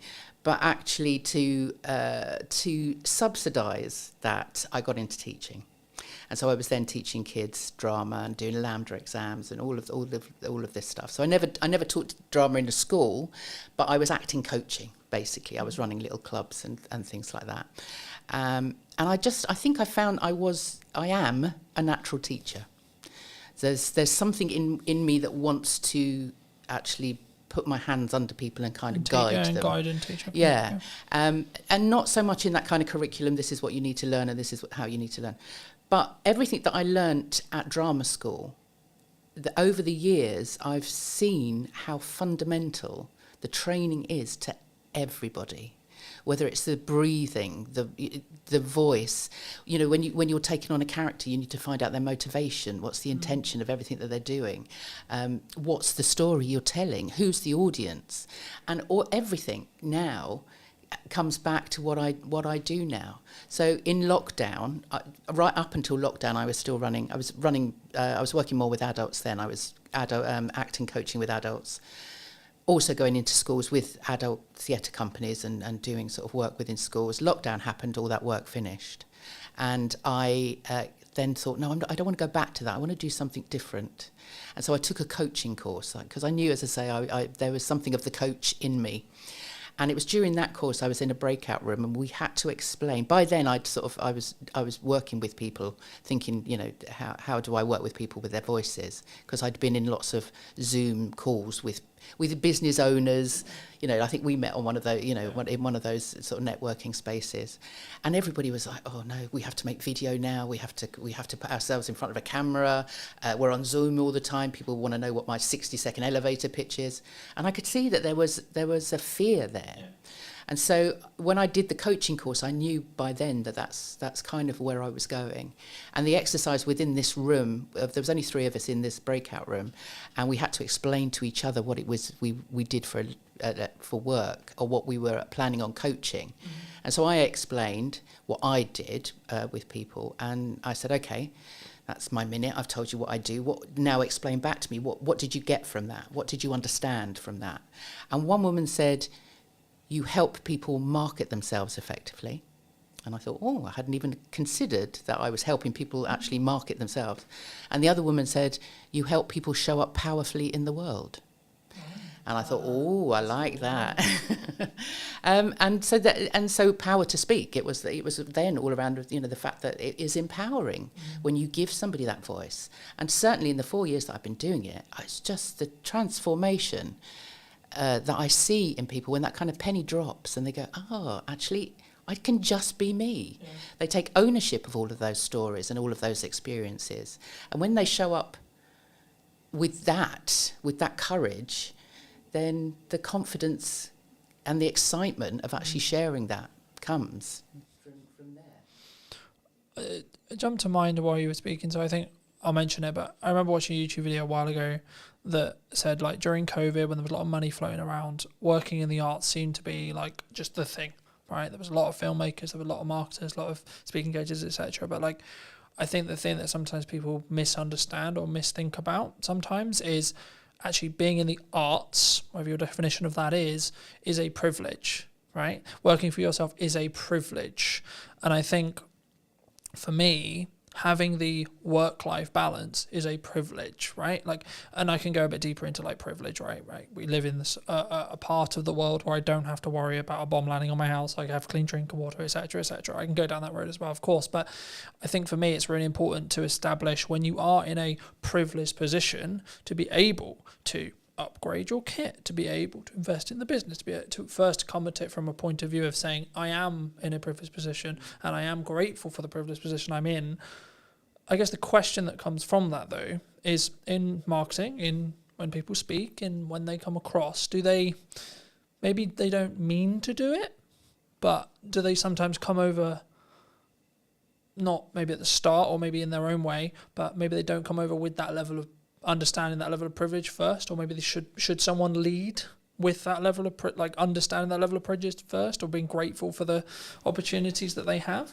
Oh, that is deep. because I think sometimes I use the word entitled. I paused because I didn't know what word to use, but I think the best way to describe it is some people can be very entitled. I'm entitled to people watching this. I'm not entitled to anyone watching anything I do. I hope they do, and I hope they take value from it. But that's actually down to the quality and the value that I add, which is subjective upon the audience, not me. My job is to do the best I possibly can in the grateful opportunities I have to hopefully add value to someone else. Yeah. I mean, I don't know how many people creating content in a privileged environment really understand that that's the case. I don't know how many people are actually.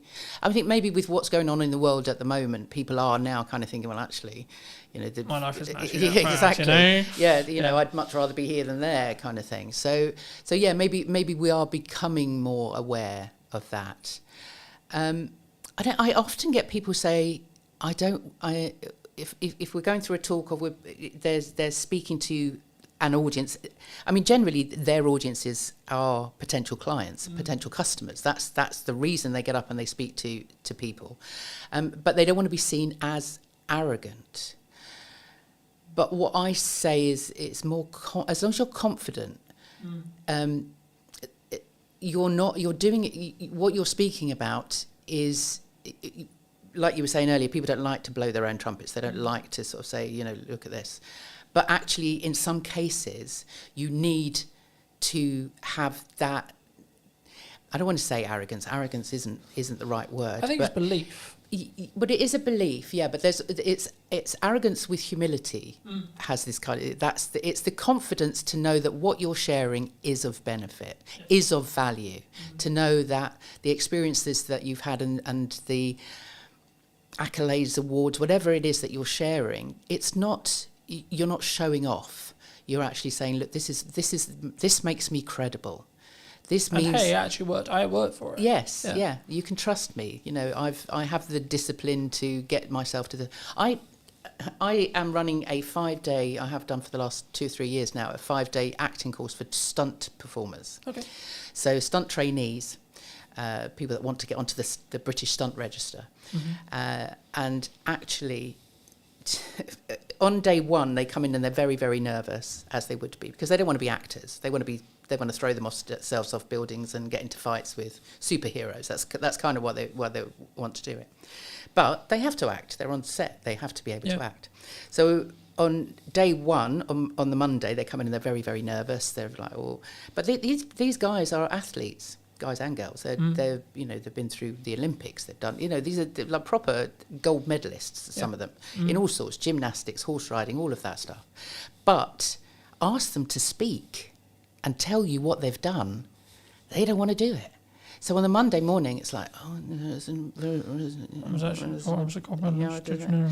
it's like, hold on a minute. On Friday, I'm going to get in a stunt coordinator to talk to you on a Friday afternoon. By Friday, you need to have your 60-second elevator pitch. If you got in a lift with Steven Spielberg, what are you going to tell him that's going to make him want to work with you? So through the week, so by the Wednesday, they have to do it again. By the Wednesday, they're now speaking their stories out loud. So we're now finding out that they are, gold medal. One guy had been training with Tom Daly for the last 7 years. Got to got to the Olympics, gold medal, parkour, European champions, all of this. And as soon as they speak that out loud, they get the reaction from the rest of the group going, wow, that's amazing. Didn't know that on Monday. Yeah. And so by Friday, they've now taken on all of this feedback, and they've seen people kind of go, lean in and listen. They want, the people want to know more.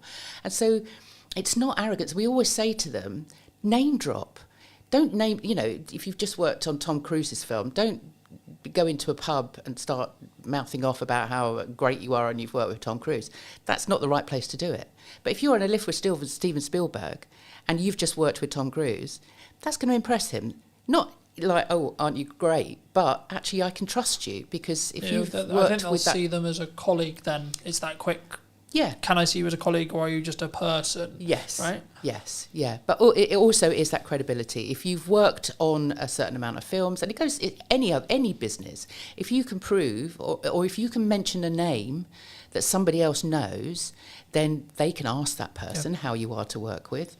They know that you've turned up for that job on time, whatever, all of that reliability. So don't be frightened to blow your own trumpet, because it really does aid your credibility and your trust and all of those things that you need to build with your potential customers and clients.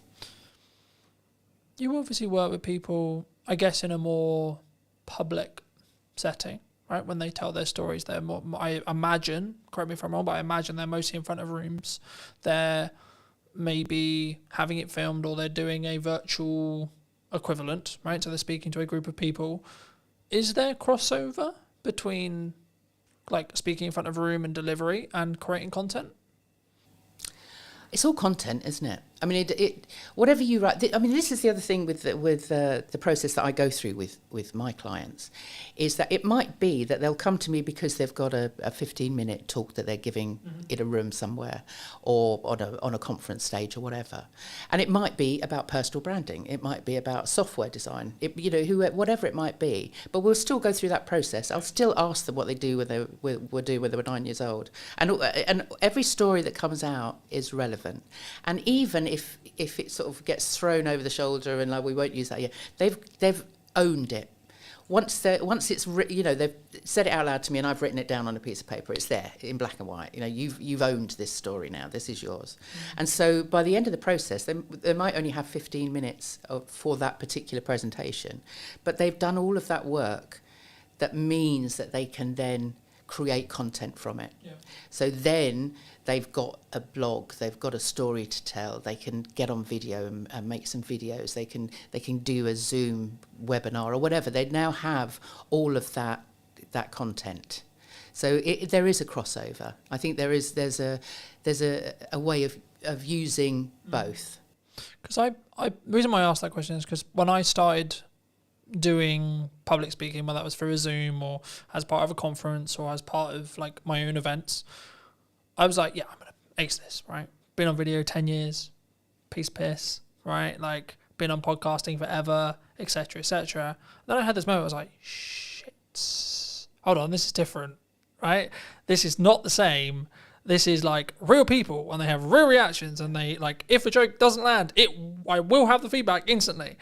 And I think that's why I think sometimes there's this, like, I think they're more adjacent skills, but I think for me, I think you should develop both, right? Because I think there's obviously byproducts of what happens across, but when does it go wrong? Do people focus too much on perfectionism, would you say? Because I'm speaking as a content person who helps people with content a lot, everyone's like, I'm not going to do that, I'm only going to overthink it.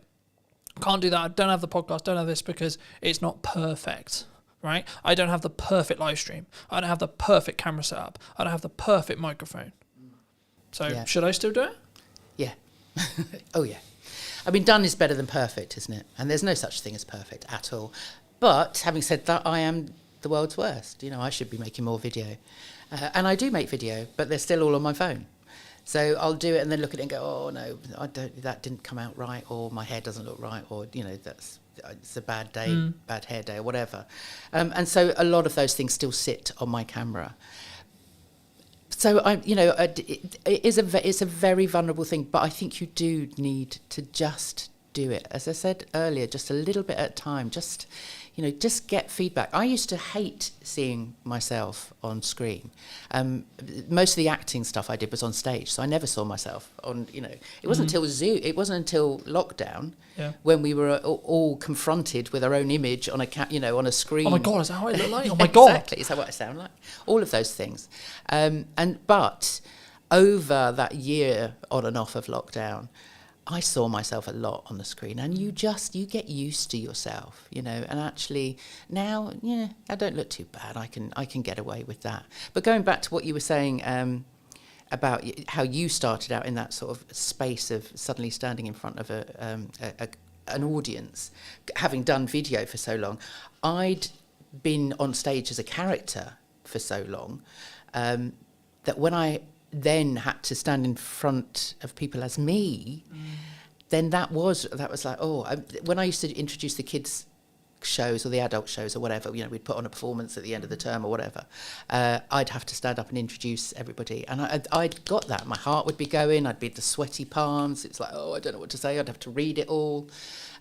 But over the years, and especially now, when I started Power to Speak, I thought, now I'm going to have to walk the walk. I'm going to have to talk the talk. So I have now pushed myself to do as many podcasts as I can, and get onto stage if I can, put together talks for myself, just so that I can say to people, look, I've been there, I've done it. Yeah.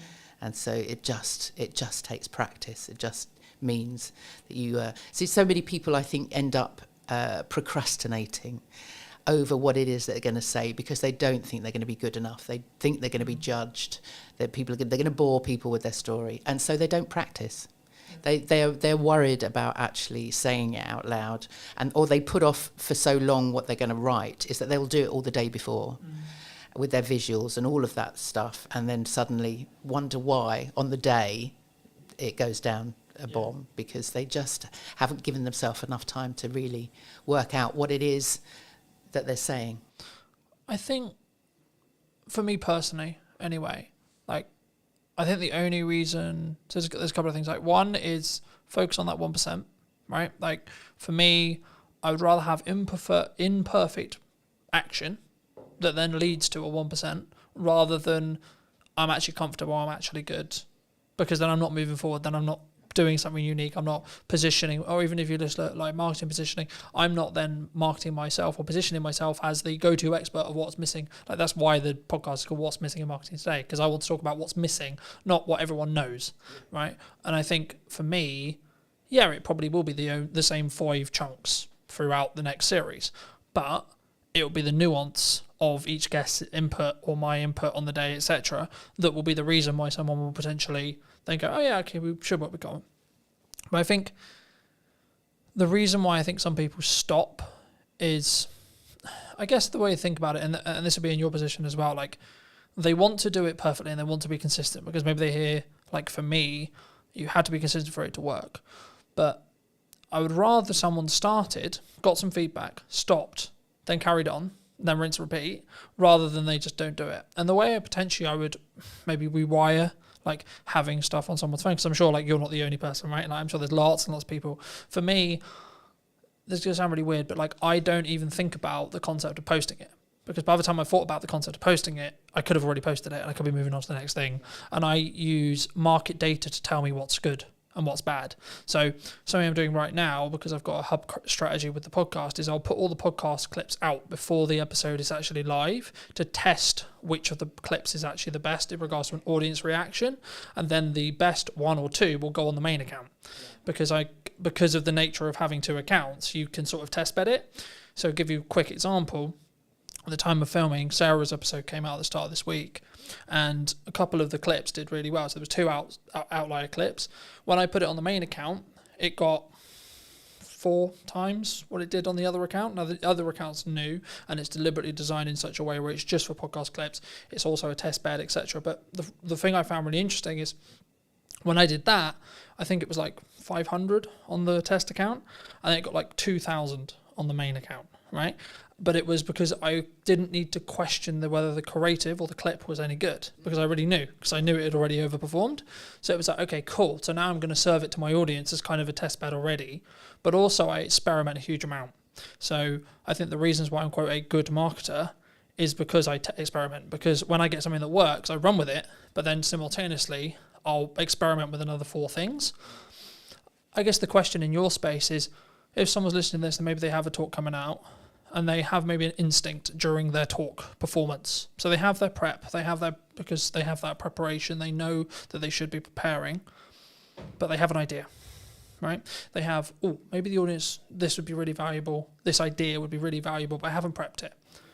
Should they use it? No. I'm thinking you've done that, haven't you? I have. and it so I'm partly asking selfishly, because I have done that. Yeah. And lots of people have. It really depends on your audience and what you need your outcome to be. Because what happens in that moment is that if, for example, you've been given 15 minutes and you're on a whole raft of other speakers, you've got 15 minutes, you've honed your talk, you've prepped it, you've practiced it, you're there, you're doing it, and then suddenly something pops into your head, you speak it out loud, and then you've got to find your way back to where you were to finish in that 15 minutes. Because time is really important. Yeah. And people don't seem to understand that actually, either they'll think, right, I've got 15 minutes, I need to cram in as much as I possibly can in that 15. I need to tell everybody everything. Now, give yourself space. Is make sure that if you've got 15 minutes, you've only got maybe 12 minutes worth of content, so that you can really speak in a measured way. If you then come out of that because something else has popped into your head, then you've kind of messed up all of the work that you've done, really. Because what it also does is it takes you out of the moment. And the whole point of putting together a talk that is structured is the whole thing is a story, from beginning to end. It's not necessarily a series of stories, but if you've prepped correctly, you should have the hook at the beginning. It's that whole journey that you take them on. If you suddenly come out of that, it would be it would be like if you were watching a film and then suddenly the lead actor stopped and turned to the camera and sort of said, actually, I was just thinking about this. Sorry, where were we? Let's go. But it kind of takes the audience out of that journey that you're taking them on. It can work, and if you are a seasoned professional, then maybe. But actually, if it's not something you're used to, then don't do it. Because what you want at the end of that 15 minutes is people asking you questions. You don't want to fit everything into that 15 minutes. You need to put in enough teasers, and you need to be interesting and entertaining enough that actually they want to come up to you afterwards and find out more. So you don't need to put everything in there anyway. I agree. I think it's the context, right? Like anything, it's context, right? I think for me, every time I've done it, it's been, okay, I had a plan to do, let's say, camera confidence, for example, right? And then I find that the audience I actually have in front of me isn't actually that fussed about camera confidence, or maybe they're already quite confident. Okay, cool. So let me go back into the stuff I already really know and go, right, okay, would they actually more care about the stuff that's now working on social media, right? So I think in my stage where I'm at, I can do that because I have a set of stuff that I know really, really well. And I don't really need to prep that much because I have it passively in my head. So I know what's going on with Instagram. I know what's going on LinkedIn. Algorithmically, I know what's going on.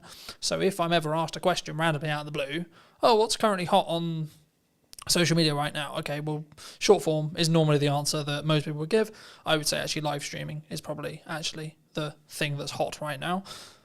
And the reason is it's counter AI, right? So bridging back to the start of our conversation about AI, it's actually anti-AI, because for AI to be live, it's nearly impossible as of today, right? I'm not saying it's not going to be, it might become da-da-da.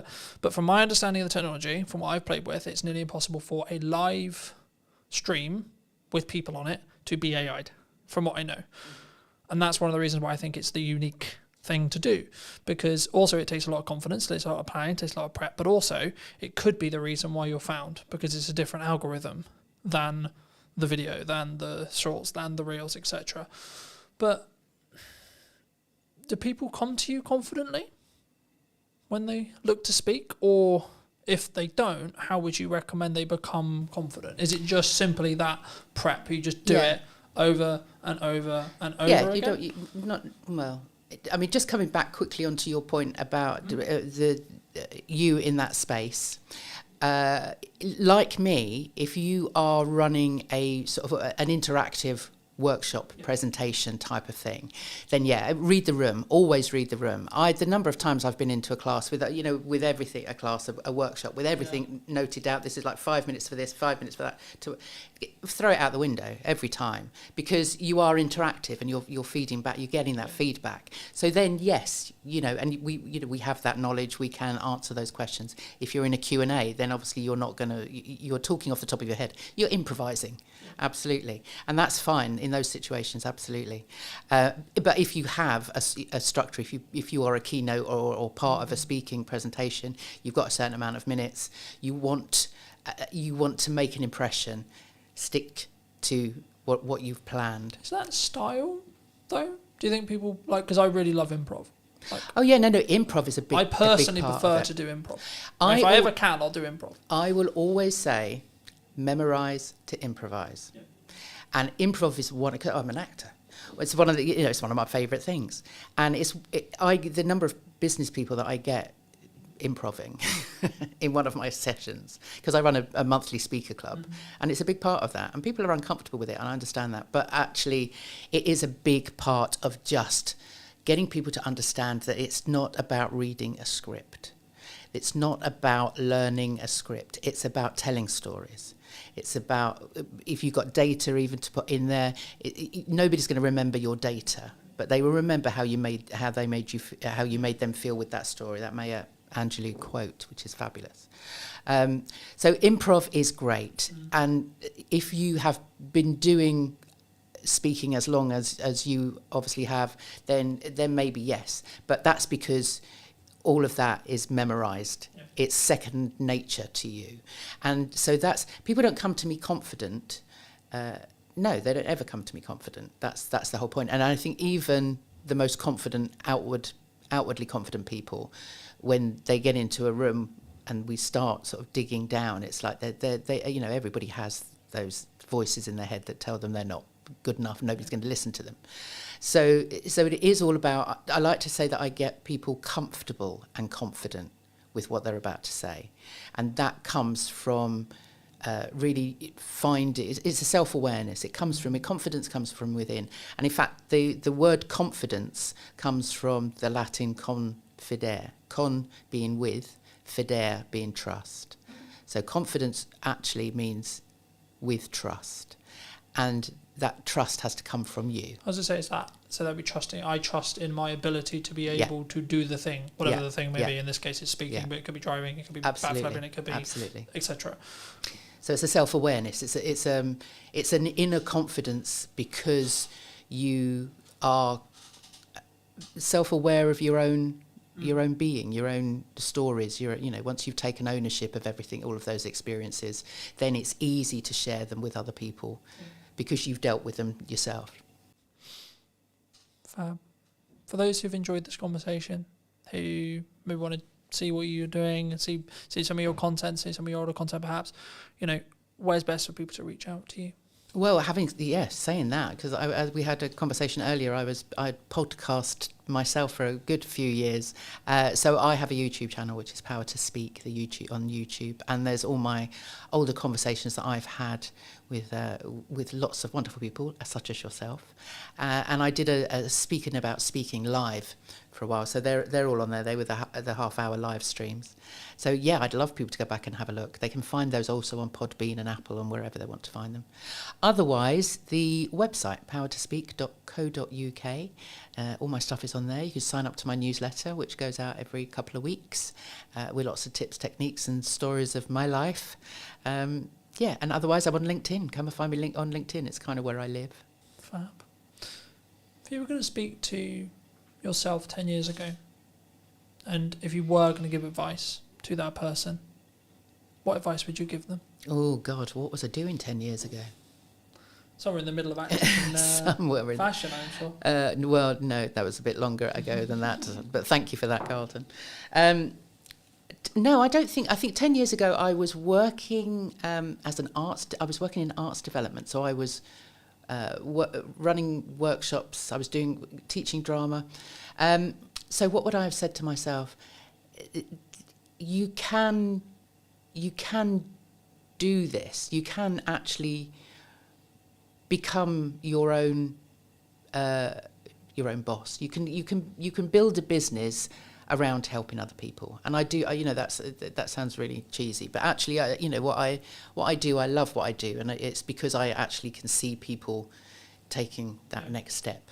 And I think I don't think I ever envisaged myself 10 years ago with that ability. And maybe that goes back to that breakout room and just having somebody say to me, you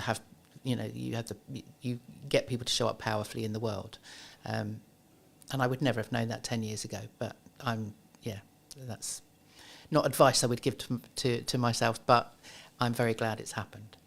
Fab. Thank you so much for coming on. You're welcome. Thank you for having me. And if you did enjoy this episode and would like to see more like it, make sure to be subscribed to the channel. YouTube thinks you enjoyed this episode, so why not check that out? And I'll see you very, very soon. The only reason why it's consistent is because I'm being consistent with the output. I'm constantly looking at, okay, how can I up the quality? How can I do something different? I often just encourage people to use what they've got and start showing up and start posting video content with that strategy in mind and continue to, test and change and see what works. What do you think is missing in marketing today? I think there's a lot of distractions from different things that come up. So I think sticking to a strategy and being consistent in that regard, rather than jumping on this latest craze and hype and all that kind of thing, is definitely a trend I see happening. I'm focused on a very few set of pillars to get work now, right? From a marketing point of view. Paid ads, content creation, and testing my creative to then use in paid ads. That's basically roughly what I'm doing. Hello, my friends. Welcome to a brand new episode of This Week in Marketing Today. And what is missing in marketing today, more specifically, today I'm going to be talking to Andy. He is someone who does a lot of video strategy. He's a filmmaker and also, of course, an agency owner. Andy, thank you so much for coming onto the show. Thank you so much for joining me today. And before we start off, before we get into your story a little bit, I mean, what do you think is missing in marketing today? I think there's a lot of distractions from different things that come up. So I think sticking to a strategy and being consistent in that regard, rather than jumping on this latest craze and hype and all that kind of thing, is definitely a trend I see happening. There's obviously lots of good people doing things there as well online, but I think there's still that hype that's been going on for a long time online, in the online marketing space, where it's like the latest craze, AI or whatever else. And lots of businesses obviously popping up recently with AI and stuff. And it's, some of it's free, obviously, some AI, but you see more and more people now like trying to monetize it and stuff and create their own AI, products and services and things. And so I think that can often distract marketers and actually do them a disservice rather than actually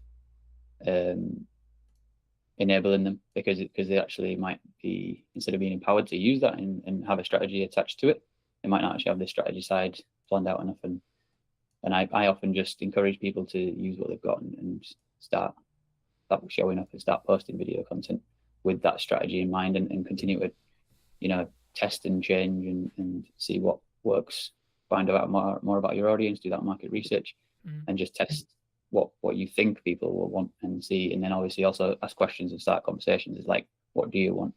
And those kind of things, that's the fundamentals of marketing. So I think if we just come back to the fundamentals of marketing, then that's just obviously a great place to start. It's the foundation, and then those other things can come into it and be useful. But I think a lot of time it's just people jumping straight into the. Yeah. Do you think? I mean, I guess my next question would kind of come along. I guess, like, should we trend track? Because I think some people, within context and within like bandwidth, like my view on it very quickly is like, if you can do it whilst doing the stuff I'm sure that we'll touch on in respect to like the traditional marketing pillars, I think you should look for opportunities to get yourself out there a little bit more, and you should always try and be more visible, etc. But I mean, like, just building off your initial kind of answer, I mean, do you think people, they jump to trends maybe because it's easier? I think it's exciting, and it's obviously shiny, and it's like it does get you more of your attention, and a lot of people talk about attention and like, oh, you have to do short form now. Yes, you have to grab people's attention, and it's like people don't watch for more than like 30 seconds or things like this, and it's people not understanding that if you understand the person that you're talking to, you can get them to consume long form content. And I think there's just different things like that that are going around, and it's been going on for years. Obviously, like people talking about their perspectives of what they see working, and it's like, yeah, that does work, but it don't mean that you have to always do short form. And it's like other audiences will want to watch that long form content, especially when they're like really interested in that one topic. So I think sometimes those different things that come into it, they're like different advice from different people. It just distracts you and gets you off the path of actually doing the most fundamental stuff, really. And it's not necessarily, to me it's not about traditional versus modern advertising or anything like that, because everything's kind of combined now anyway. So yeah, outdoor advertising is digital, radio is digital, and all this stuff. And like these are the things that I've learned from Mark Ritson. So it's like I'm kind of just really talking about what he talks about here, but I just really resonated with the stuff that I learned from him. And I did his mini MBA back in 2021. And that's what helped me to understand marketing and understand the importance of strategy. And also it's like it goes from diagnosis to strategy to tactics. But then, you know, some of these content he talks about how it's just oftentimes jumping straight into tactics and things. So yeah. I think the tactics side, right, is like this new shiny. It's like that. Oh, we're gonna do video. We're gonna do live stream. We're gonna do etc. I'm sure, like, because we're both video creators and etc. I'm sure we'll get on to like the reasons behind why video, but and then maybe even why you should do live, etc. But like, I think for me, the reason why some people don't do like the strategic stuff is, I hate to say it, but it's like it's the boring stuff, right? It's the stuff at the top, which sometimes will actually mean you don't do the live stream, don't do the video. It's the reasons actually sometimes about why you won't do something rather than why you would do something, right? Because I think it's very easy for me to say, or you to say, who are quote seasoned professionals, to say, oh, well, you should do video, oh, you should do live streaming, oh, you should do this, you should do that, etc., right? Because we can naturally go towards that. We can naturally do it quite quickly because we have a skill set in it. But if you're looking at it from a very basic level, I guess the question that comes from that is like, well, firstly, how would someone get started, like from a strategic point of view, like why you market, like in a really nutshell, really basic way, like why does someone, and what does that actually mean, like for maybe someone who's maybe on the fence and like, okay, well, what does marketing actually mean, like at a basic level from your perspective? Yeah, well, the thing about marketing, it's such a broad category, so it's there's many different things inside that. But the thing that most people think about is the communication side. And when it comes to video marketing, for example, it is the communication side that is kind of the main thing. But there's obviously things around still behind that, because even if it is video marketing you're doing, it's like before that there still needs to be the market strategy underneath it that's like just marketing in general. So there's different parts of marketing. One part of it is pricing.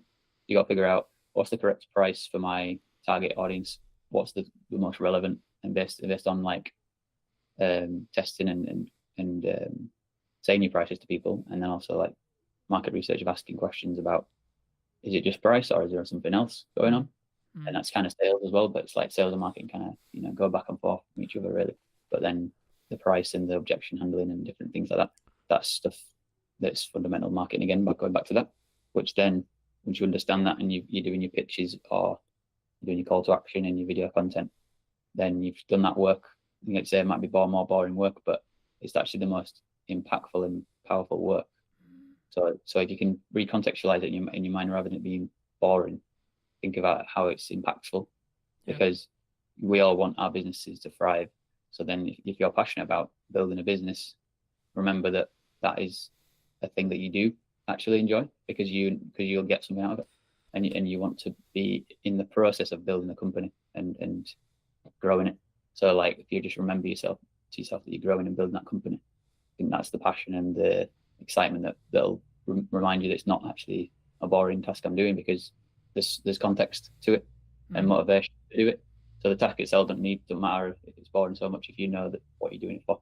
I think that especially helps for people like me, myself, neurodivergent and stuff. So when we've got a meaning behind things, helps us to motivate us to do tasks. And because I've got ADHD, task initiation is another struggle for me oftentimes.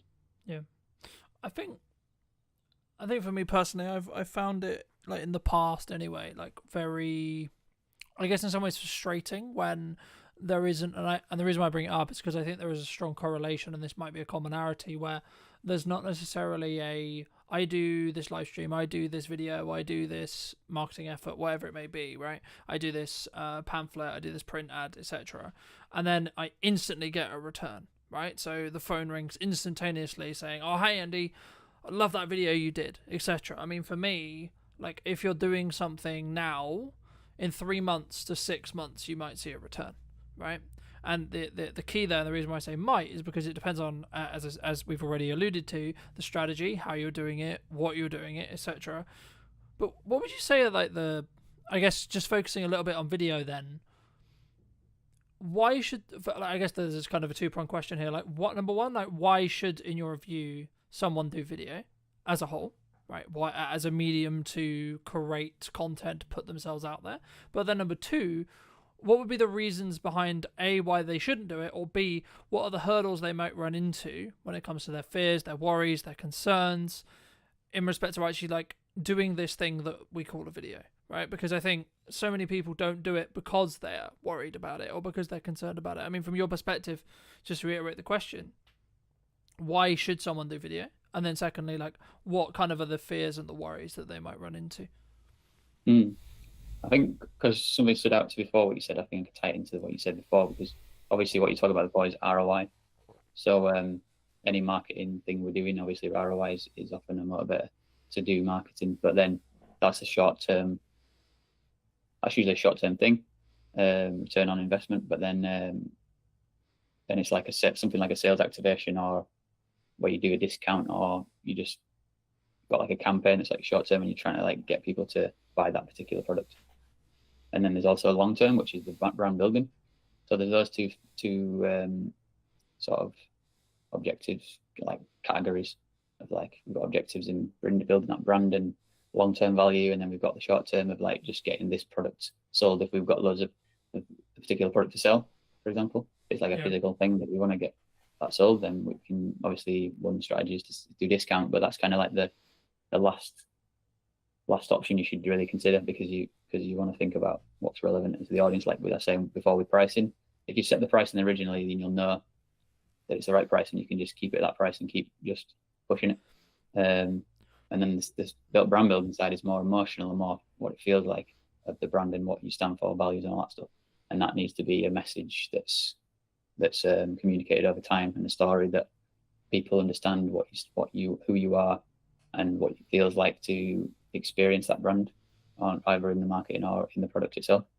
So I think those things are important, whatever marketing you're doing. But then if you're using video, there's some of the benefits are that if you're a person like talking on camera like we're doing, it's like it can humanize the content rather than just text on a screen. Personality can obviously come through text as well, but it's like, I feel like it feels obviously more real. It's like a simulation almost of like real life. So I think that's one of the benefits of video content, and aligning that with the marketing stuff, with either focusing on sales activation or brand building.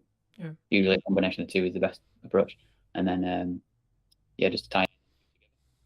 I mean, I agree. I mean, I think for me, whenever you look at maybe doing like a short-term campaign, as you like alluded to as well, like the video strategy or the ads or like the specific creative, so the thing you're going to be showing that audience, is going to be completely different in how it's designed, in my view at least, of like how we would create it if the objective is actually short-term sales. Like, we're recording this and it's going out live at the start of October, and you know, a lot of people are thinking about Christmas, right? Like, now, to be honest, I'm pretty much booked for Christmas, right, in respect to the campaigns I'm doing and the stuff I'm doing, etc. And the reason why that's kind of happened is because I did a lot of the Christmas marketing beforehand, right? So to give the audience some more context, I mean, for me, like, I start talking about Christmas, and there's kind of this joke in marketing, I'm sure you've heard of it as well, and others would have heard of it, where like you're starting to talk about Christmas towards the middle of the summer, because by the time you've done the prep and etc., and like maybe the actual production isn't until October, November,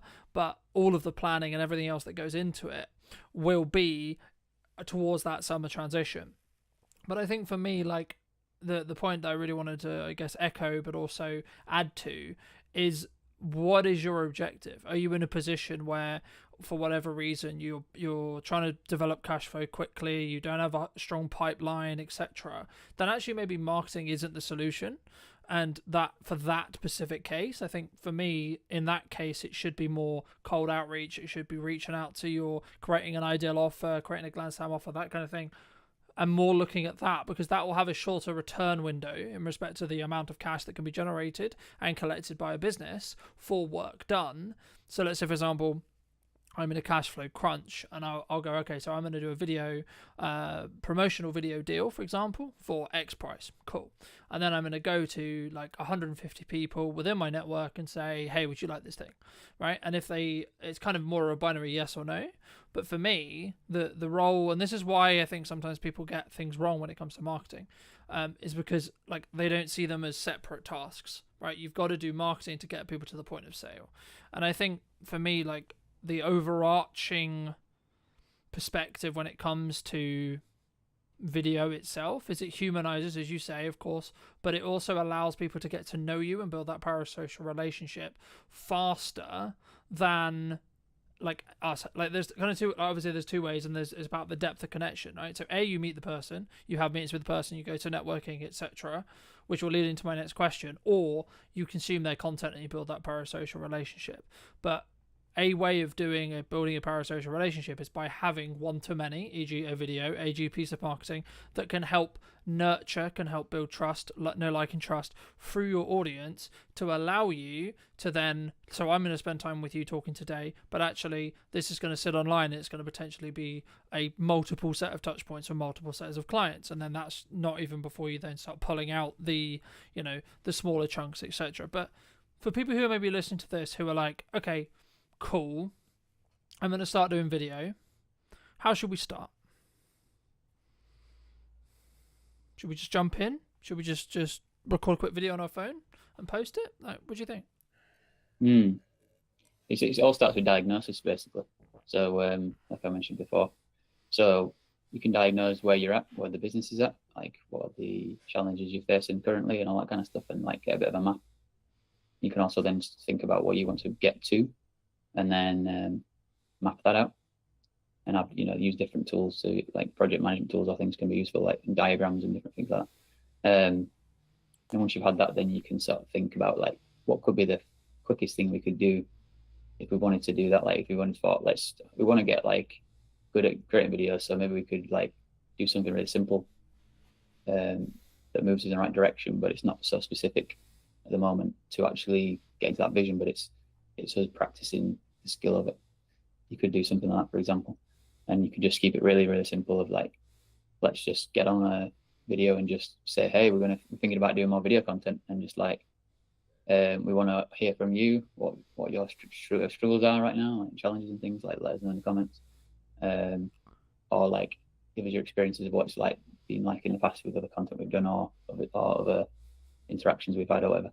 And just see how people react. Because I know that sometimes some people actually get like a really good response from that, and other people don't get anything. So it's worth testing things like that and seeing where your strengths are and stuff. Because sometimes people have got a massive network and they've just never created content, or maybe a few written posts every now and again, but they're not really put video content out or content like that. And then just one thing like that can often get a lot of different people commenting and things, and obviously you can share it around and things. So that's one way of getting started. And then going back to your vision and your diagnosis of like where are our challenges and where are our strengths, and like how do we go and lean into the strengths and sort of make up for the challenges that we're facing at the moment. Do you think, I mean, my next question was going to be around consistency, but like for me, when someone's looking at what they're doing, the key to whether someone's going to be successful for me is that element of consistency, right? Like, so I'll give you a very quick example. One of the reasons why I would argue that the like the podcast, or like what I'm doing with the YouTube channel, what I'm doing with the business, etc., like the only reason why it's consistent Well, the only reason why it's consistently working is because I'm being consistent with the output. I'm constantly looking at, okay, how can I up the quality? How can I do something different? How can I, how do I attract someone in that first 4 seconds or 5 seconds or 10 seconds, depending on where you look at your hooks, etc., depending on what platform we're on, etc. But from your perspective, I mean, is it just about having those consistent reminders going out and having that consistent content to show up for your ideal audience? Or is there actually more to being consistent? And then if so, how would you recommend from your experience people actually are consistent when it comes to video or when it comes to marketing as a whole? One thing I was thinking about when you were talking about something else earlier was like about, you mentioned about like getting your personality across. And I think that's a big benefit of video. And if you've been to like a networking event, which I've been going to quite a lot recently, and like connecting with people, connect with somebody and then they see your content after they've met you in real life, I think it's a powerful combination. And it's and just having that going out there, even if it's nothing to do with your business, I think it's still a powerful tool to use so people that get used to you and feel comfortable with you. It's like building that trust, but it's I think, even though I've talked about strategy and things like that, I've also recently been thinking less about it as well. And I've actually been, and I think partly it might be to do with my being neurodivergent, because I always like seem to find it natural to break rules and to test new things that people don't expect. So like for me, I've been more like less strict about strategy and less strict about certain ways I show up to sort of say I do video content and all that, because I know that just showing up and being myself will like I say, will build trust, and people will go into my page and they'll see my other content I've done about video content anyways, and they'll see, like, read my headline, read my bio, whatever, or go on my website, whatever, and then they'll find out more about me naturally. So it's like having that faith a little bit that I don't always have to be showing up like a maniac talking about video content all the time. It's like I can just like be myself, and I can talk about the things I care about, which more of the stuff I'm planning on doing more content around is accessibility, inclusion, and leadership. So like these topics are the ones I'm interested in and I'm passionate about. So then me talking about that is just an extension of my personality, and it all motivates me to create more content. And then there's also going to be those moments when I go back to the expected thing that I talk about, which is about video again. But then because I always use a lot of video content anyways, and I'm filming myself, people will see the video content. So they'll see the quality of the content that I'm filming. And that's already showcasing my skills at the same time as me showing my personality. And I think for me as a video person, that's one thing I often remind myself about. So I don't need to stress myself out to think I need to be giving these video tips like everyone else does, or I need to do this, or like showing up in a certain way and like strategically positioning myself in a certain way. Like I'm still working on that, and that comes with time, I think, a little bit to refine things. But it's like I don't have to be too obsessed with that. And like I say, I like to break the rules and just test new things. I think, the things I'll just pull out of that I completely agree with. I think sometimes when we look to either do video, we look to do content, it has to be in this model of like loads of people online, Gary Vaynerchuk, etc., like people who I follow a lot, like they constantly talk about add value, right? But I get where they're coming from, and yes, you should, right? Is the answer, but the caveat is, actually, if you're looking for long-term sustainability and long-term growth, and it's kind of a cliche now, but people do buy from people, right? So when I'm looking for a supplier, when I'm looking for whatever it may be, I'm looking for a position where I can get to know the person behind the brand, right? Yes, I need to know that you're a good, in your case or my case, yes, I need to know you're a good videographer. Yes, I need to understand that you're good at X, Y, Z. Sure. So personally, yes, you should have some of that content out there. Yes, you should be sharing your knowledge. Yes, you should be sharing. But I think for me, it comes back to, and this is something I touched on last week with Chris, it's just about bandwidth, right? We discussed at the beginning a little bit about trend jacking, and this is where I think you can really have that kind of creative spark and kind of that creative element. But we did mention at the beginning about, like, everyone wants to talk about AI, everyone's looking to use AI. I mean, are you personally using AI? If so, like, how? But also, should we? Like, why do you think it's such a big talking point online at the moment? Yeah, like initially I was thinking to myself, I don't use it much, and now I'm thinking I do, because it's integrated now into a lot of things we use. So I think everyone uses it now to some extent, without realizing. Like AI is obviously built into search engines now. It's built into video editing software like DaVinci Resolve that I use. So it's like I do use it, but I don't really use it in a like in much of an intentional way of like using one specific tool and like in that kind of way. But yeah, it's become a part of my workflow. Like definitely some useful features in DaVinci Resolve, like move background removal of noise and things like that. Do you think it can go too far? Do you think people can use it too much? A tool that's used for this, for like I say, go back to the strategy and really, because I think you mentioned earlier, like sometimes it's about what you don't do in your strategy, and you just think of like, as long as I'm clear of like what I'm not doing, it'll become clearer what I will do, because it's like I have less options and the choice overload is reduced, and you become more clear, you have more clarity, and you're like, I'm not going to do that or that or that or that. Yeah. And especially if you're thinking like as a default perspective, not to jump on hypes and just think about your strategy, then you're going to be like more grounded and be like, what's going to be best for the strategy? Yeah. And then you make that decision. And then if it is one of the hype things, you can go, okay, I can use that and test that out as part of it.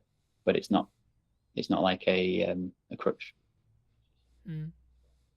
I think you have to experiment in marketing. Like that's the first thing I would say, and then the second thing though would be everything I put through that I'm thinking of doing, spending money on a trip, whatever it is, a piece of gear, so on, right? Or even nowadays, to be honest, looking at some client jobs and looking at some projects that I'm like maybe asked to consult on, or asked to help with, or asked to produce, or whatever. And I think, is this going to make my boat go faster? Is this money worth the time, energy, resources? A. B, is the client the right fit? Right? A, B, or C, like how does their attitude, like how do they work, what is the value exchange good in respect to either how much you're making or potentially the benefits that client could potentially work with you, etc. Like but also do you like them as people or person, depending on how you're working as well? Because I think sometimes something that I definitely struggled with in the early days was doing a load of things, like all the things that we say we should be doing as business owners, right? I need to be super visible. Okay, so that means I'm going to go to 100 networking meetings, I'm going to go and do 15 one-to-ones a week, I'm also going to do content, I'm also going to do this, I'm also going to put some banner ads out, I'm also going to do paid ads, I'm also going to do this, I'm also going to like put letters through or leaflets through people's doors, etc. But the issue is actually what ends up happening in my experience is you end up doing nearly all of those things badly. Instead, what you should do is you should say, okay, well, firstly, how do I want to spend my time? What's a good use of me as a founder, me as a leader, etc., spending my time? Okay, so for me personally, me being in content, I will never be able to outsource. Everything else about the content I can outsource. How it's edited, how it's SEO'd, when it's posted, all those things I can outsource. Me personally being in the content, talking to you today, I cannot outsource. I never will be able to outsource that unless we get to a position where, of course, AI can generate my content for me. But again, I would argue those who already have an established brand will be the ones who win from that, because actually it's me AIing myself, if that makes any sense, but it would only be used in a context to allow me to accelerate what I'm doing. So it would still have my nuance, it would still have me, but that only matters because of the years of work I put into building brand, right? But I guess the question that comes from that is there an opportunity with AI to potentially, like, I guess, infinitely scale? Or is it something which you're looking at as, okay, I can look for efficiencies, but actually, because I'm seeing kind of two camps. One is, yeah, let's use it, let's optimize it, and then let's use it to go out in volume and use it, etc. But also people are going, actually, no, we're not going to use it, and we're going to stand and say, I mean, I was on a very marketing websites, an old marketing person who I used to know a long time ago, their website today, and they have an AI policy. I didn't go into it, but I assume what that says is either this is how we use AI, or we don't use AI at all, right? I mean, looking forward into 26, 27, 28, do you think that more companies are going to do that? It's about adaptability, really. Like we're saying with marketing, you do have to see what's going on and adapt. And whenever something makes sense, like I say, if it fits with your strategy and you think that could work to help us, that's a good thing, as long as you're not scrambling around and don't know what you're doing in the first place. Like with the overall strategy, you're all right to test and adapt. And I'm trying to think, what was the other topics that AI and It's specifically, I think, for me, like about, do you need to be doing everything, right? Like I gave that story of, I was doing loads and loads of things, and then I was doing them really badly. So for me, I'm focused on a very few set of pillars to get work now, right? From a marketing point of view, paid ads, content creation, and testing my creator to then use in paid ads. That's basically roughly what I'm doing. I'm dabbling in a bit of blog writing, etc., etc. Like that's one of my unique kind of like testing things, and then I'm building out the YouTube channel potentially as another revenue stream, but also as another marketing source. So that's personally what I'm doing. Do you see people going down that route and just doing a small set of things very, very well, or do we think does one think that we need to be a bit more diversified as a whole when it comes to our marketing? I think it's more the first version, but also thinking about with your company, Brunton Media, it's your name, but at the same time, I think your content could be still not featuring you because it's a business. And I think that's the way I look at my content is in the future, I want to get other people involved and it be a team effort. And I enjoy doing it, but I don't feel like it has to be always me on camera. And as I go forward, I want to do more collaborations with different people. I'm going to be like putting more events together and things like that. That's definitely a part of my journey going forwards in the vision of what I've been putting together. And different communities I want to target and create those movements together in a way that gives back, and then also to where to get my name out there and promote myself. I think it's a good thing when you can find ways to do both those things together. You're having a positive impact and you feel satisfied by the interactions with people, networking and being creative together and things, collaborating. But then you're also obviously putting your name out in the brand building side of things. And that's what I'm thinking about, is like things like podcast episodes, but also like creative sketches, like comedy sketches is something I want to do more of. And I'm going to be working more actors and things like that. And it kind of goes into the filmmaking path, which something I've always found tricky to actually execute on, because you kind of need like a bit of a team generally to make that work. Especially obviously you're working with actors or whatever to really bring a story together. And it's something I want to experiment more with, and at the same time like be building my brand and stuff like that. So yeah, excited to do that. I think for me, this is something that I've heard a lot commonalities through episodes and etc. before, which is, I guess, the founder weakness, which is clients get to know, like, and trust you, right? So they get to know Colton rather than they get to know Bronte Media, right? Now, I was having a conversation with a client yesterday, and he was talking about the image perception of a Gmail account, right? Now, this is the first conversation I've ever had with a client where it's been actually like had a conversation or etc. with me about kind of, is there a level of perception? But for me, I can see it as when it's like Colton is the company, the Bronte Media, right? Like that's the main face. When you're starting out or when you're building it as a family business, then you should lean into your personal I guess nuances or who you are as a person, right? Because the likelihood is that when someone rings you, they're going to still ring you. When they connect with you on shoot, etc., or like when they hire you, they're going to work with you, right?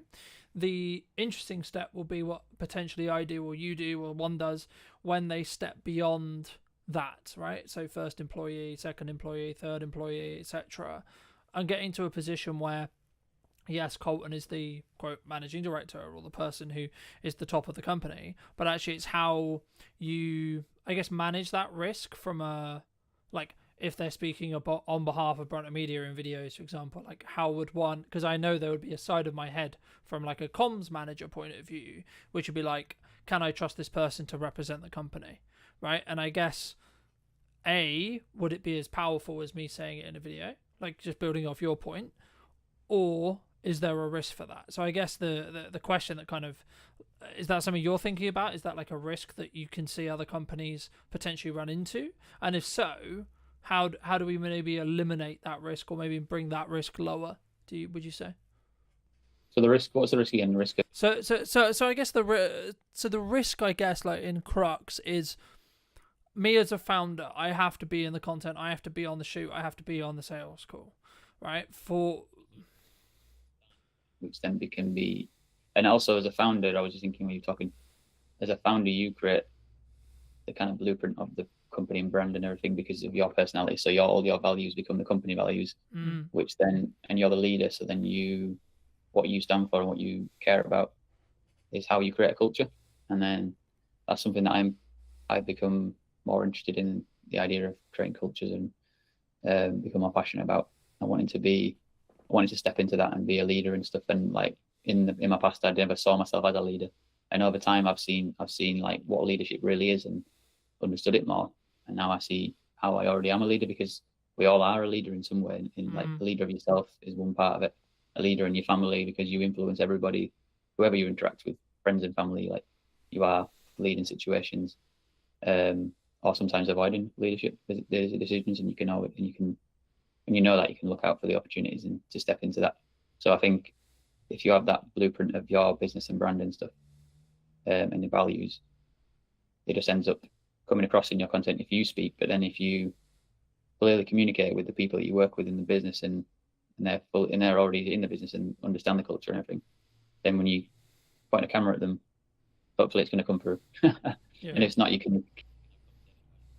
I think it's a new skill set. That's something that I've found as I've got to work with new people, and whether it's freelancers or whether it's internal staff, etc. And this is also true when you work with clients as well, right? Like you'll become, to an extension, especially if you're handling their marketing, handling their socials, etc. You'll become an extension, and you need to at minimum understand their tone of voice, how they come across, what their maybe prestige is, what their understanding, like how they want to be perceived in the world or in the market. And I think, for me, that's maybe where that deep work, like building off what we discussed earlier, like that strategic side, where sometimes people get stuff wrong, right? We don't go into depth enough into understanding who's my ideal profile, who's my ideal customer, but also what market, quote, sectors are we looking to target, are we looking to talk to? But for maybe, those who are maybe watching this and listening and saying, well, okay, I'm a small business, right? And I don't have like 100K or £1,000 or £10,000 or whatever it may be, right? They don't have that nominal, what they would perceive as a large figure or a large budget to get ahead. I mean, how would you recommend they either start or, quote, get ahead without necessarily just throwing money at it?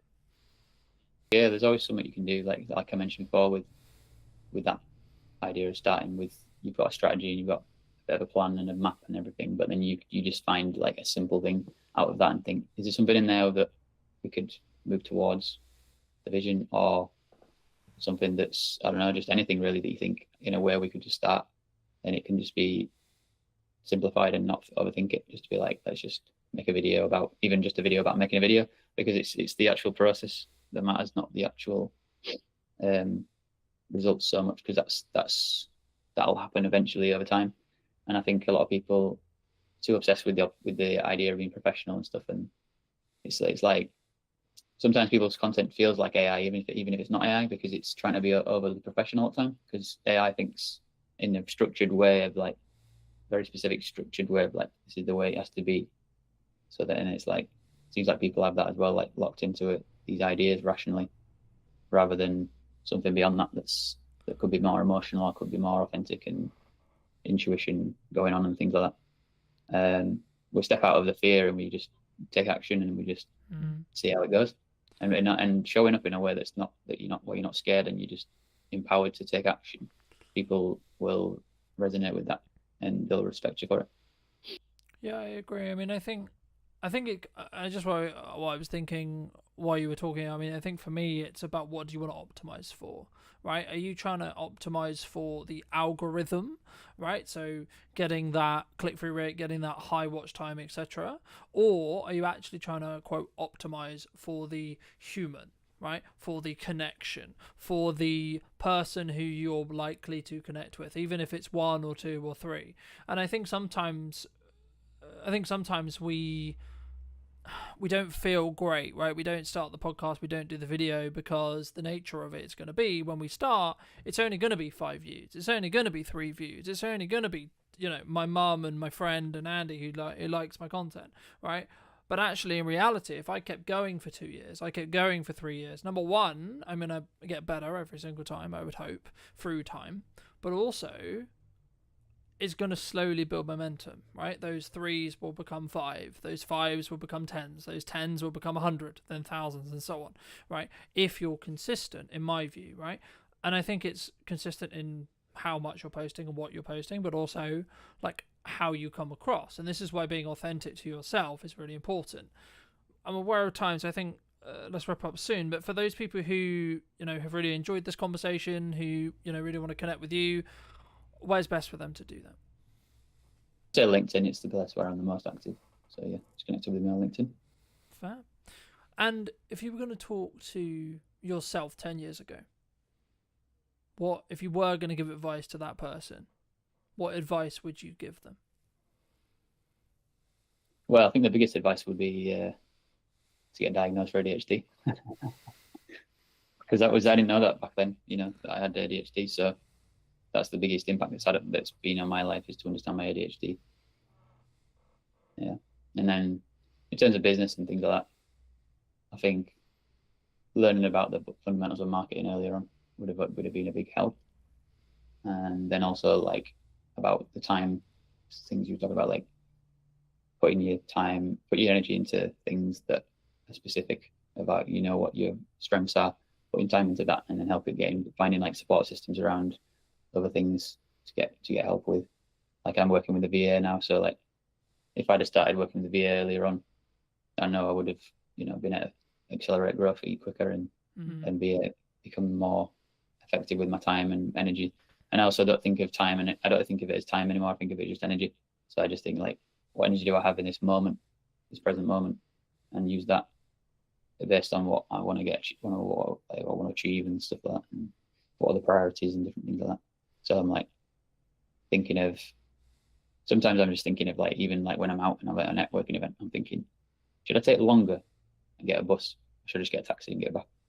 And recently I've just been getting taxis because I'm thinking energetically, I'm thinking, let me just get the taxi and get back into stuff.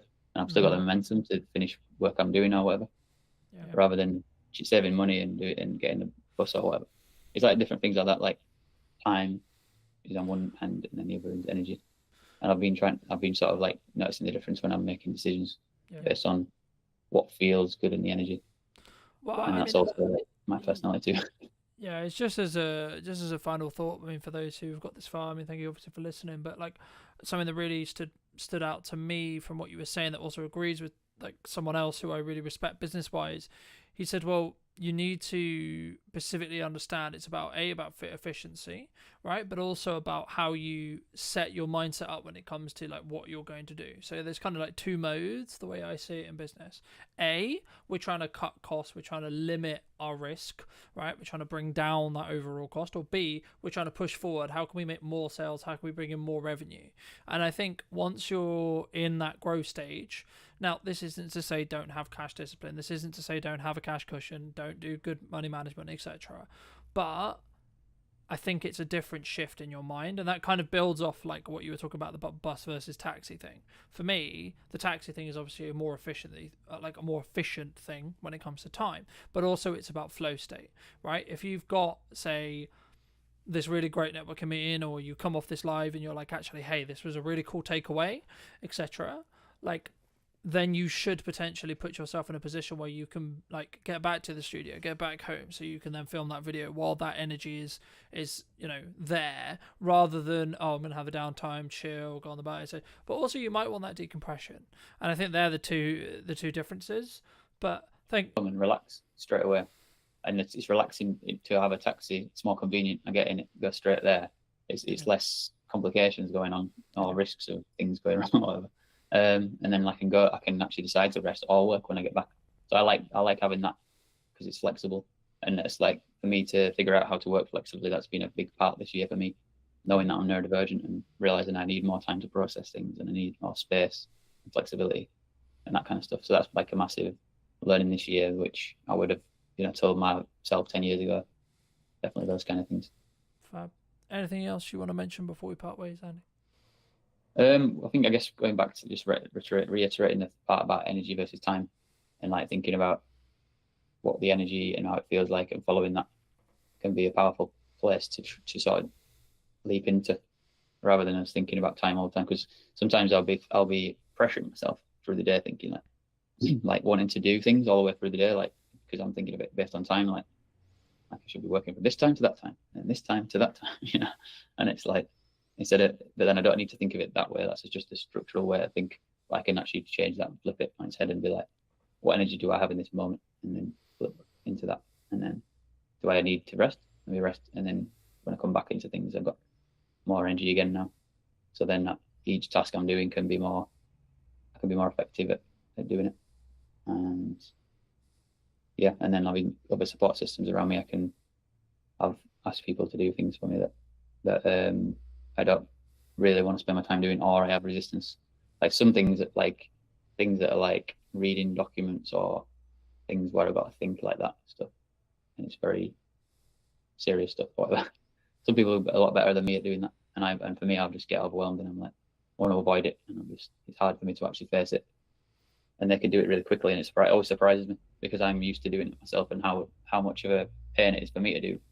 When I see them doing it, I'm like, whoa. And they finished it and sent it back to me, and I'm like, that was crazy. So yeah.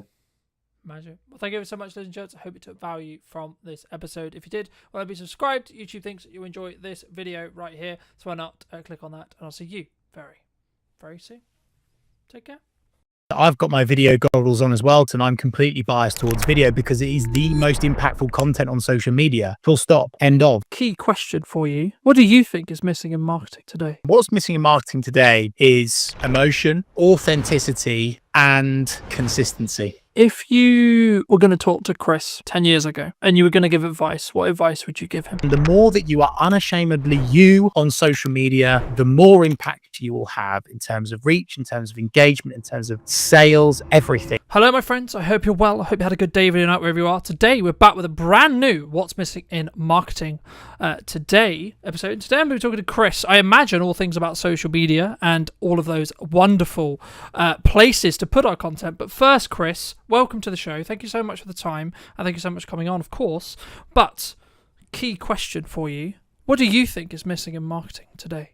Thanks for the invite. Really appreciate you hosting me today. What's missing in marketing today is emotion, particularly emotion, authenticity, oomph, and consistency. When you say oomph, what do you mean? Because I think sometimes some people will take that as energy, right?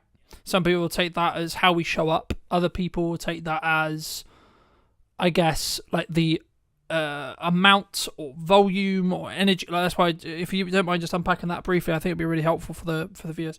Yeah, absolutely. No problem at all, Carlton. I think by oomph, I do mean energy. I mean true commitment to the cause. I think for far too long on social, people have seen it as a tick box and not this kind of ongoing personal or business brand commitment. And if you are truly giving it your full oomph, your full energy, your full commitment, you will get so much more out of it. I'm so aware of the fact that might be perceived as fluffy, but I think, in fact, I don't think I know that people can see right through cold, corporate, boring, emotionless content. And so it's so important, and it's critical actually now that the content that you're sharing, you give it your all, you give it your full oomph. So that's what I mean. Magic. I mean, you're very seasoned. You know, you've been on social media for over a decade, starting out as a side hustle, creating your own agency. What was the turning point that you thought, actually, hold on, this could actually legitimately be the career of my dreams, so to speak?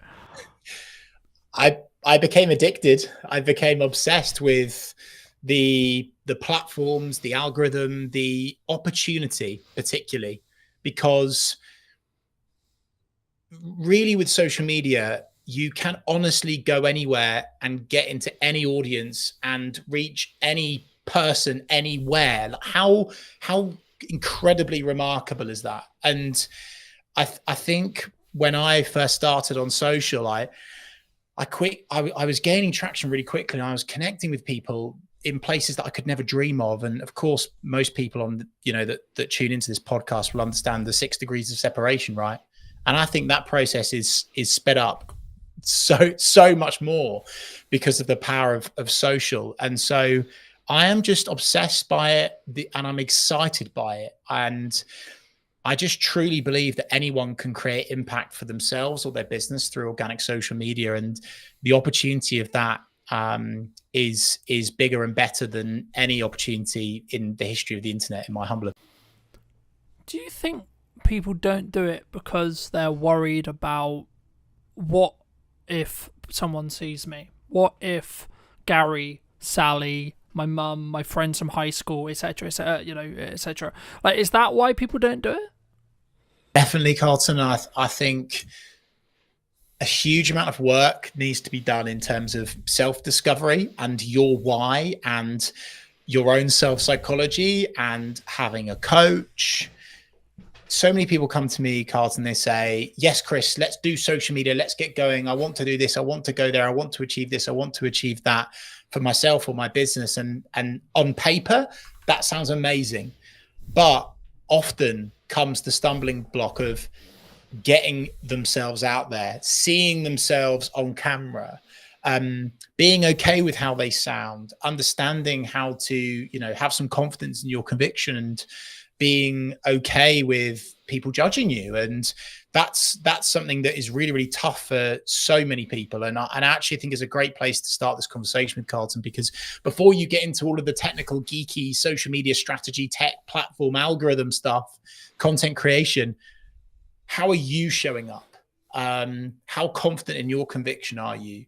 Are you okay with people judging you? Are you not okay with people judging you? Are you way too tuned into the vanity metrics? Oh, this post only got 2 likes, therefore I'm never going to do it ever again. So there's a lot of mental work that has to go into it, Carlton. And also, again, that's not a tick box. It's not a one and done. It's a continuous thing. And the unsexy truth about social, and certainly becoming successful on social media, whether that be for your business or your personal brand, you are going to get people that criticize you. You are going to get people that disagree with you. You are going to get people that leave you snidey comments. But with that growth comes huge opportunity, both financial and just general impact in whichever way you perceive that to be for yourself or your business.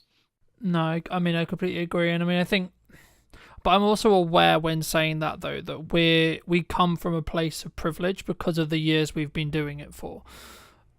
If someone's listening to this and they're maybe concerned about, okay, I've got my first hate comment, what do I do?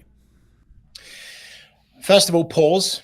I think so many people just jump into it, Carlton. They'll get a bad comment and they'll react emotionally immediately. Hold the line, folks. Calm down, breathe. First step. Second step is linked to that is make sure it's okay to just sleep on it. If someone leaves you a comment like that, just sleep on it, come back to it the next day. Okay, this is all quite starter pack stuff. But where I think people then make the mistake is when they go back to that comment, they will react perhaps in a passive aggressive way, but perhaps they will hard disagree with that person. But the thing that's always worked for me, both personally and professionally, given what I do in the media world as well, is that I always respond with empathy, with kindness. And I understand that the reason why that person is leaving a comment on your business page or on your personal page, they're going through some stuff right now. Okay. So coming at it from a genuine place of empathy and killing them with kindness. And from a business side of things, it's an opportunity for you to show off your exceptional customer service skills by going back to that angry, frustrated customer or someone within your network or your audience with genuine kindness and empathy and care. And it can only help your brand, and understanding that actually, if you respond to that comment, it's going to help your post perform better and stay in the feed for longer anyway, right? So there's a whole lot of stuff on that, and I could go deeper into that, Carlton, but that's what I'd say to begin with is sleep on it. Kill that person with kindness, right? And don't make any harsh, strong statements and react emotionally. Just create some space, have some digital downtime. I also I completely agree, but just to add to that for those who are listening, I think for me it's about like whether you're willing to give that power back to them. I forget the initial quote, but it was something along the lines of when someone drops a comment on your post, on your video, wherever it is, if you respond to them, you're giving that power back. So if you can see it as kind of a power exchange, when they comment, they're giving you that power to see how you react to it, etc. And if sometimes you don't need to comment back. Sometimes you don't need to necessarily engage in that conversation if you don't feel it will necessarily be, I guess, mutually beneficial for the conversation, or like you're not. Like, there's a balance, I think, between building community and building real relationships with people, and then also having people who are just there to maybe stoke the fire, maybe get a little bit controversial, etc. You know, they're there for maybe rage bait, right? But you've had a lot of experience with, you know, managing other accounts and working with other accounts, etc. And, you know, in my notes here, I've got, you know, you've managed over 250 accounts, which is across multiple industries, which is a big thing to say, right? Is there like a specific lesson or a specific like thing that you've noticed in that process that's like, this really works? Or is it very specifically industry based? Is it very specific timing based, would you say? In terms of content, in terms of responding to criticism, what do you mean? In terms of, I guess the question comes is like, what because then it's like maybe someone's listening to this and go, well, why is everyone on social media, right? Like, we want it to work for our business, okay? But some people have said to me, you need a niche, right? You need to niche down and do just content about X, okay? But at the moment, and this is a video I have up and coming, I'm going to talk about a hub strategy very quickly. You have a core Instagram, same is true in every platform, but core YouTube channel, core Instagram that you put your flagship content onto. Then you have spear or supporting accounts. So I have one for this podcast, I have one for my aerial work, etc. And they all then get invited as collaborators whenever there's a main post principle. But for me, like, you can niche, but because we're an interest-based graph now rather than social-based graph, in 95% of the case, I think LinkedIn's the only exception. Correct me if I'm wrong. I'd be interested in your thoughts on it. But like, for me, in most cases, we're interest-based, especially on short-form, infinitely scrolling feeds. In that respect, actually, followers become irrelevant. So actually spinning up these other brands, spinning up these other accounts, you could actually get some decent numbers. And even if it's just awareness traction to push to your main account, where you can then have more value-led content or, quote, conversion content, etc. And that's quite techy. But I think for me, that's like the key, I think, to understanding what content, like what this piece of content, what a piece of content serves. So I guess to like reframe it into a question, in your experience across all of those accounts and across all of your industry, do you find there is commonalities when it comes to strategic content pillars? The unsexy answer and the truthful answer, and I would be waving a big red flag if someone said that there would be something that works for all 250 plus accounts, right? I think that's a little bit disingenuous. In fact, it's massively disingenuous. And the reason why, Carlton, is on social media, there are thousands of variables, thousands. And we're talking like the algorithm, we're talking about the type of content, the headline used, the question, the value, the audience, the timing, the media. I could go on and on and on and on and on and on and on, right? And so I think what I always like to do with our clients is, to begin with, you have to understand who you're talking to, the audience, right? There's no point getting going and serving up content that's not going to convert because you don't understand who your audience are, right? So that's the first step. Who are your audience? Who are your people? And then the second thing, and maybe the thing that could apply to the majority of those, is having this kind of mindset and oversight and umbrella, if you like, of serving and not selling. I think that's really important. Of course, there's times in content where you would add in a call to action or, you know, send someone somewhere to do something. We have to do that to make money, right? But having that mindset of serving, not selling, across a board of whether it's a business account, a personal account, small, medium, large organizations, that's something that I would say works for the majority of those accounts. Of course, execution of perfection, consistently turning up, not getting bogged down in this kind of perfectionism mindset. I think people have this misconception with social, Carlton, that the perfect social media post exists. And I'm holding my head because it happens all the time. And someone's like, oh, well, that wasn't that good, or that didn't work. Yeah, but my feed looks beautiful, Chris. And we're now away from that, right? And I think, you know, and I'm so happy, Carlton, that you have the understanding around, you know, interest-based content and followers being almost not applicable now. Like they look good, they make you look more credible, but ultimately, if you are leaving a consistent digital footprint, I'll call it, across a variety of platforms where your audience are hanging out, using keywords within your copy that people can hang on to and find you via, that is where the impact comes with social. I think across the board, some other things in terms of actual, you've mentioned, I think they're content pillars, Carlton. I always like to add in storytelling. Tell a story, because people can connect with that. Brands don't do that enough. Make sure that at some stage you are telling someone to do something. If not, they will not do anything. Okay, so that's important to add in. Social proof is always good. So adding in, again, like what's worked, why has it worked, someone else talking about how good you are rather than you. I call it weeing everywhere, which is quite crude. We do this, we're the best of that, we are number one, weeing everywhere. People are weeing everywhere all the time. Stop weeing everywhere, okay? And make it more your, and really address the reader. So that was quite rambly, Carlton, but I hope that answers that question. It's quite hard to give you a specific answer, but hopefully that. No, absolutely, it definitely does. I mean, I'm going to be quite biased, right? Because I've done video for like coming on 15 years and commercially for like 8 and 9, but I have noticed a trend across like either people wanting to do it or the platforms wanting you to create video, right? And I think, is that just the natural, like, it's the closest thing we have to me meeting you, me watching a video with you, building that parasocial relationship? Or from your perspective, I mean, is there like other reasons or other things why someone should consider video as a format, and or why they maybe shouldn't? Yeah, I think, I've got my video goggles on as well, Carlton. I'm completely biased towards video because it is the most impactful content on social media. Full stop. End of. We could finish this podcast on that note, right? If there's one thing that people do today, film a video, even if it's a selfie shot, iPhone style, that's fine. Do that over a static. You'll see more engagement, reach more people, have more impact.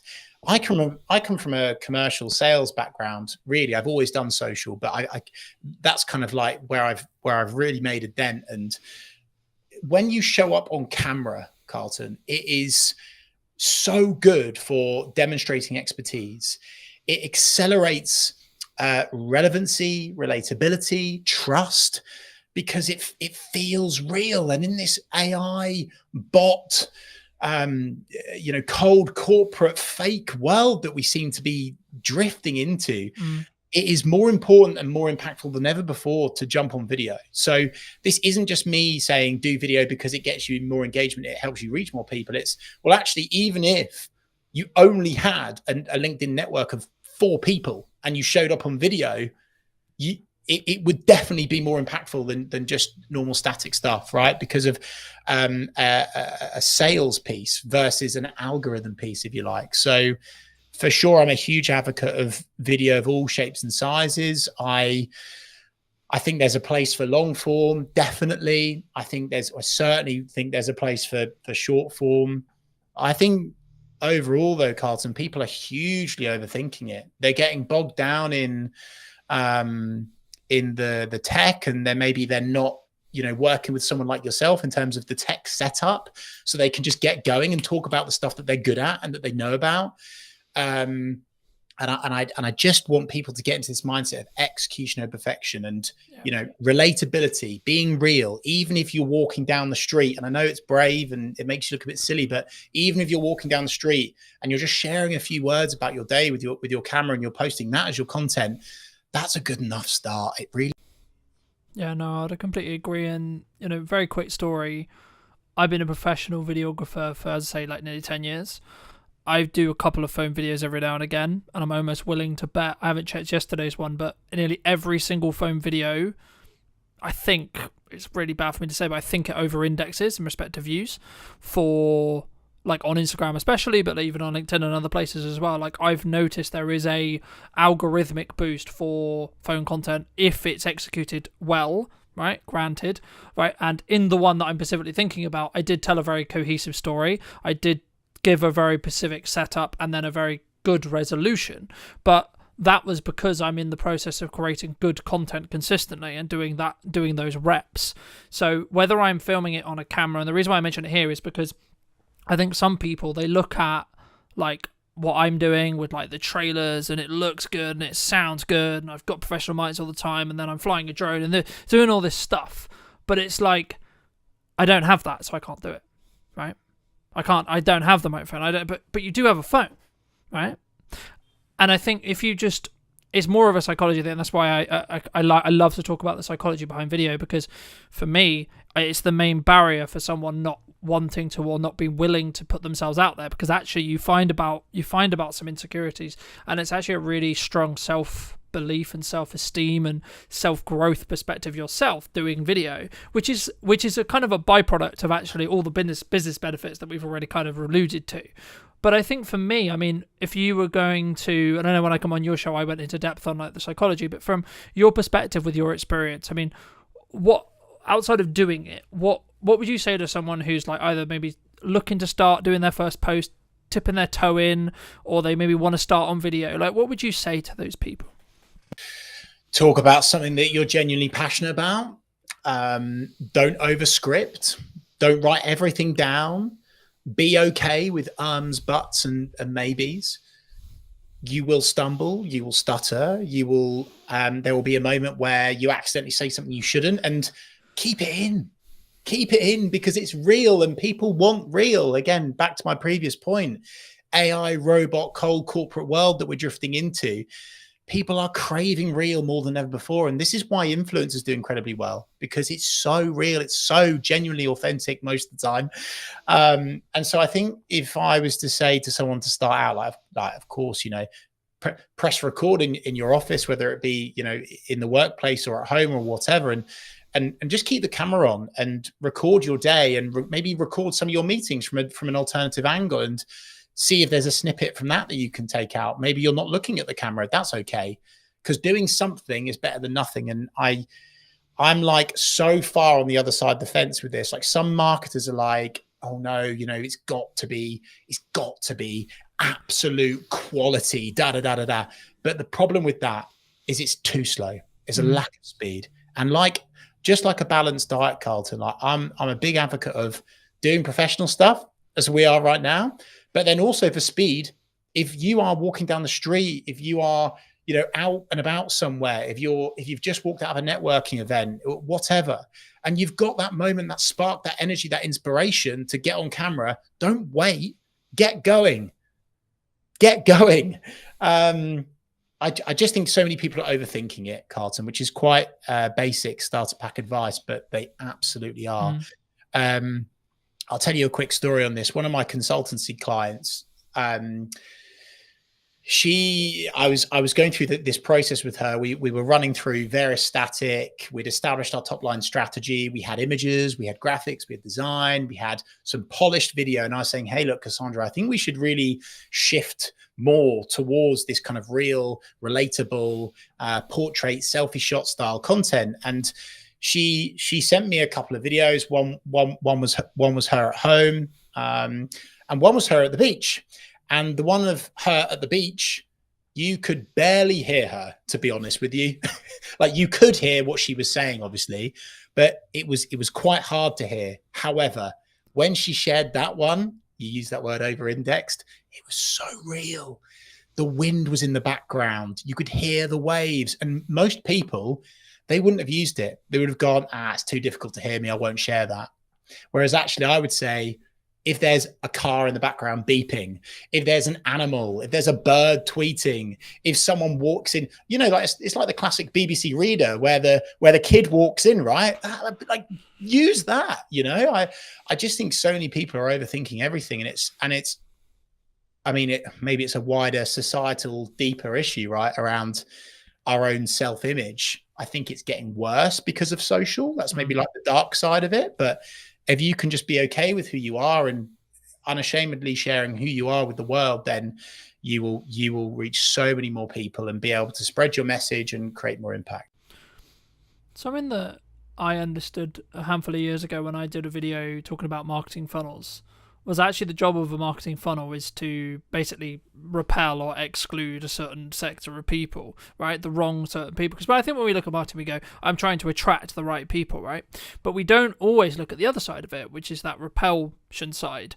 But something which I've found really interesting as I've grown and I've developed is like I'm talking to more business owners who are getting busier and busier with the operations of a business and etc. etc. And that's probably one of the reasons why they, to be honest, they bring me in, because they want the professional content, they want the feel, they want the sound, but they don't want to have to worry about what lens are we shooting on, what light are we using, what microphone are we, so on, right? But for some business owners who say they don't have time for social media, they don't have time for content creation, what would you say to them? I would say, like anything, it's whether you truly want to commit to it or not. I would say that it's more attainable than ever before to work with a genuine specialist that isn't going to charge you, you know, through the roof like a large generalist agency that doesn't specialize in.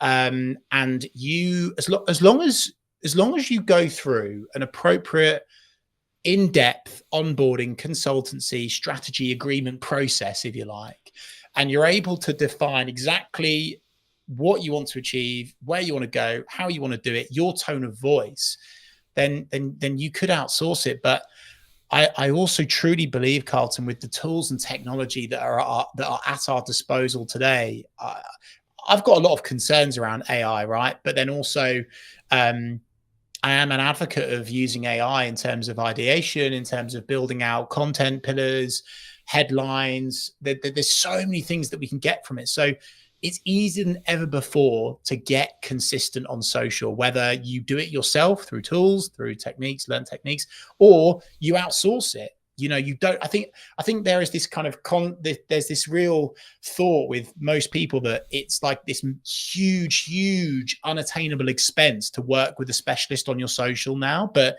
that's certainly not the case in my humble opinion anyway. So again, not maybe a one and done answer there, but an honest answer, which is that you can absolutely commit to it, whether it's yourself or whether it's through a.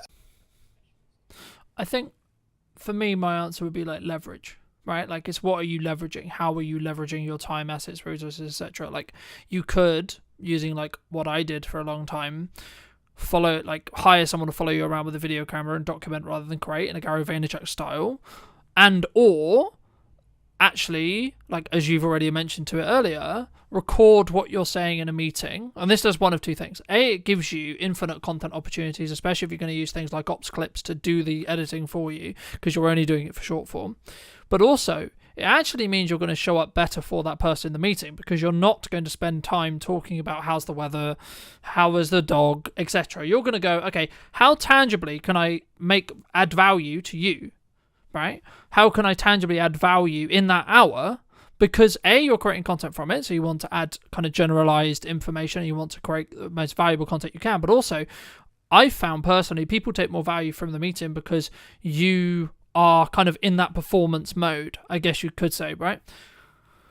But this does kind of link in, I guess, and it'd be wrong of me not to ask you around. You know, you've been very fortunate to speak on stages. You've been fortunate to, I believe, correct me if I'm wrong, but like run your own radio show on the BBC and co-host it and etc. I mean, like for people who are maybe listening to this and that's maybe like an avenue of their business. So maybe they have a speaking opportunity or they have been invited on the radio, but they're not sure, well, like what's it going to do for my business? And like, why should I? And like, do you see that as important for you personally? Brought that up, Carlton, because it links with your response to my last answer, right? Which is that if you're going to do public speaking, or you have a media appearance, or you're guest writing, or you're doing something like what we're doing now, okay, the reason why I'm committing to this is, of course, not just to share my expertise and my experience and help serve, not sell, really just help people reach new audiences. It's getting content as well. And you've mentioned Gary Vaynerchuk, huge advocate, very grateful to have met him a couple of times now, a really real massive inspiration for me. And one of the things that he talks about is content pyramids. And many people just, and it again links back to your having the time bit, Carlton, they don't realize that us doing this, what is it now, half an hour, 45 minutes, we'll do maybe an hour today together. This will give me content for weeks. I could pull out of it a long form video. I could pull out of it multiple blogs. I could pull out of it, I mean, with your help, especially Carlton, so many short form video snippets, right? That I could run evergreen on my personal or business account for maybe the rest of this year, for goodness sake, right? And it's a massive frustration of mine, actually, Carlton, as well, because when people get these opportunities, public speaking, media, podcast, etc., they don't maximize the opportunity and they don't use it to their advantage. So they do it, they reshare it, and that's it. And it just kind of dies or fizzles out. And they don't realize that actually, by doing this today, I'm getting loads of content that I can use over and over and over again. And that is an incredibly useful trick that so many business people are well, not just business people, all people are missing out on the opportunity from. And of course, by me doing this appearance with you, it's going to highlight me as the expert, the person of expertise. Whereas if I'm doing this on my channel and it's just me and it's on, here you go, me, we, all of this again, the people don't quite believe it. But the fact that I'm doing this on your show can actually create so much more trust, so much more respect, and really build you as the key person of influence. I think a book that I'd highly recommend to, and I'm sure loads of your community already know it, Carlton, but Key Person of Influence by Daniel Priestley is a brilliant book to read, to really understand and simplify personal brand. And it gets you in this thought process and concept and strategy of, you know, using these opportunities to build you as a key person of influence so people trust you more. And if they trust you more, they buy more of your products and services. It's a simple mathematical equation, if you like. And so again, that's why I would hugely recommend that when you do these appearances, you really, really milk them for as much as you possibly can. And also, I think, you know, I think sometimes people see like filming a talk at the front of a room or filming a podcast as like just a cost. And until you break that framework down and you look at the visibility that you're potentially going to get, and I think at the moment we relaunched the podcast account, I think it's now like 24 or 22,000 or so within like 2 weeks or so, just under 2 weeks in regards to like monthly views. Now, yes, we're using a strategy which involves a level of volume to create that, right? Each reel is maybe only getting 300 or so views at the time of filming, sure, but the point is, how many people, even if we take 1%, okay, that's close to 2,000 people that potentially could convert in my business within the next 3 months, right? And that's just on Instagram alone. You then add the potential revenue opportunities that come from having a monetized YouTube channel and etc., and like building side revenue, especially if you're in what I would call a up down business, so like you're very project by project based. You could build yourself an opportunity, and I'm personally doing this with the brands I'm building and in the content I'm creating, where you could have infinite marketing content because you're going to put it out on all your social media, linking out to your YouTube, etc. But also, if you strategically think about it enough, and you can build a strong niche for that YouTube clarity, which is what YouTube specifically cares about in all the research, all the people I've spoken to right now, and that's why I have a different channel for the podcast rather than Brighton Media, etc., is because algorithmically YouTube wants to have clarity over who to serve those videos to, right? But the key there is once it gets to the point where the YouTube channels are big enough, they will become their own revenue stream. And it might be £100 a month or etc. Sure. But you know, that what does that do to your business? That changes your baseline revenue. So if you are project by project based, that means you can potentially pay for another SD card, or you can pay for another microphone, or you can pay for a bit of lighting, or you can pay for a bit of consulting, etc. Or just hold on to the £100, right? And it's about, I think for me, how you think about that from a longer term. But do you think people sometimes underestimate like the other opportunities that could come from like either that or the lurkers that could come on social media from creating content, Chris, do you think? Yeah, for sure. I was going to say, though, something that you've brought up there, which is a huge gap for the majority of people. Unbelievably, they are not using and making the most of the second biggest search engine in the world, which is YouTube. And YouTube Shorts right now are so hot. They are absolutely flying. They are getting so much organic reach. And so even if you were to set up your own personal YouTube account under your name, right? And you just share all of these little videos that you do from various appearances, public speaking gigs, talks, meetings, whatever, wherever, however, getting your name on YouTube and giving these AI tools, hey, by the way, something to grab onto, because then you're the expert, boom. And that is a massive gap for so many people. So again, link back to your previous question, Carlton, we're doing this in a funny order today.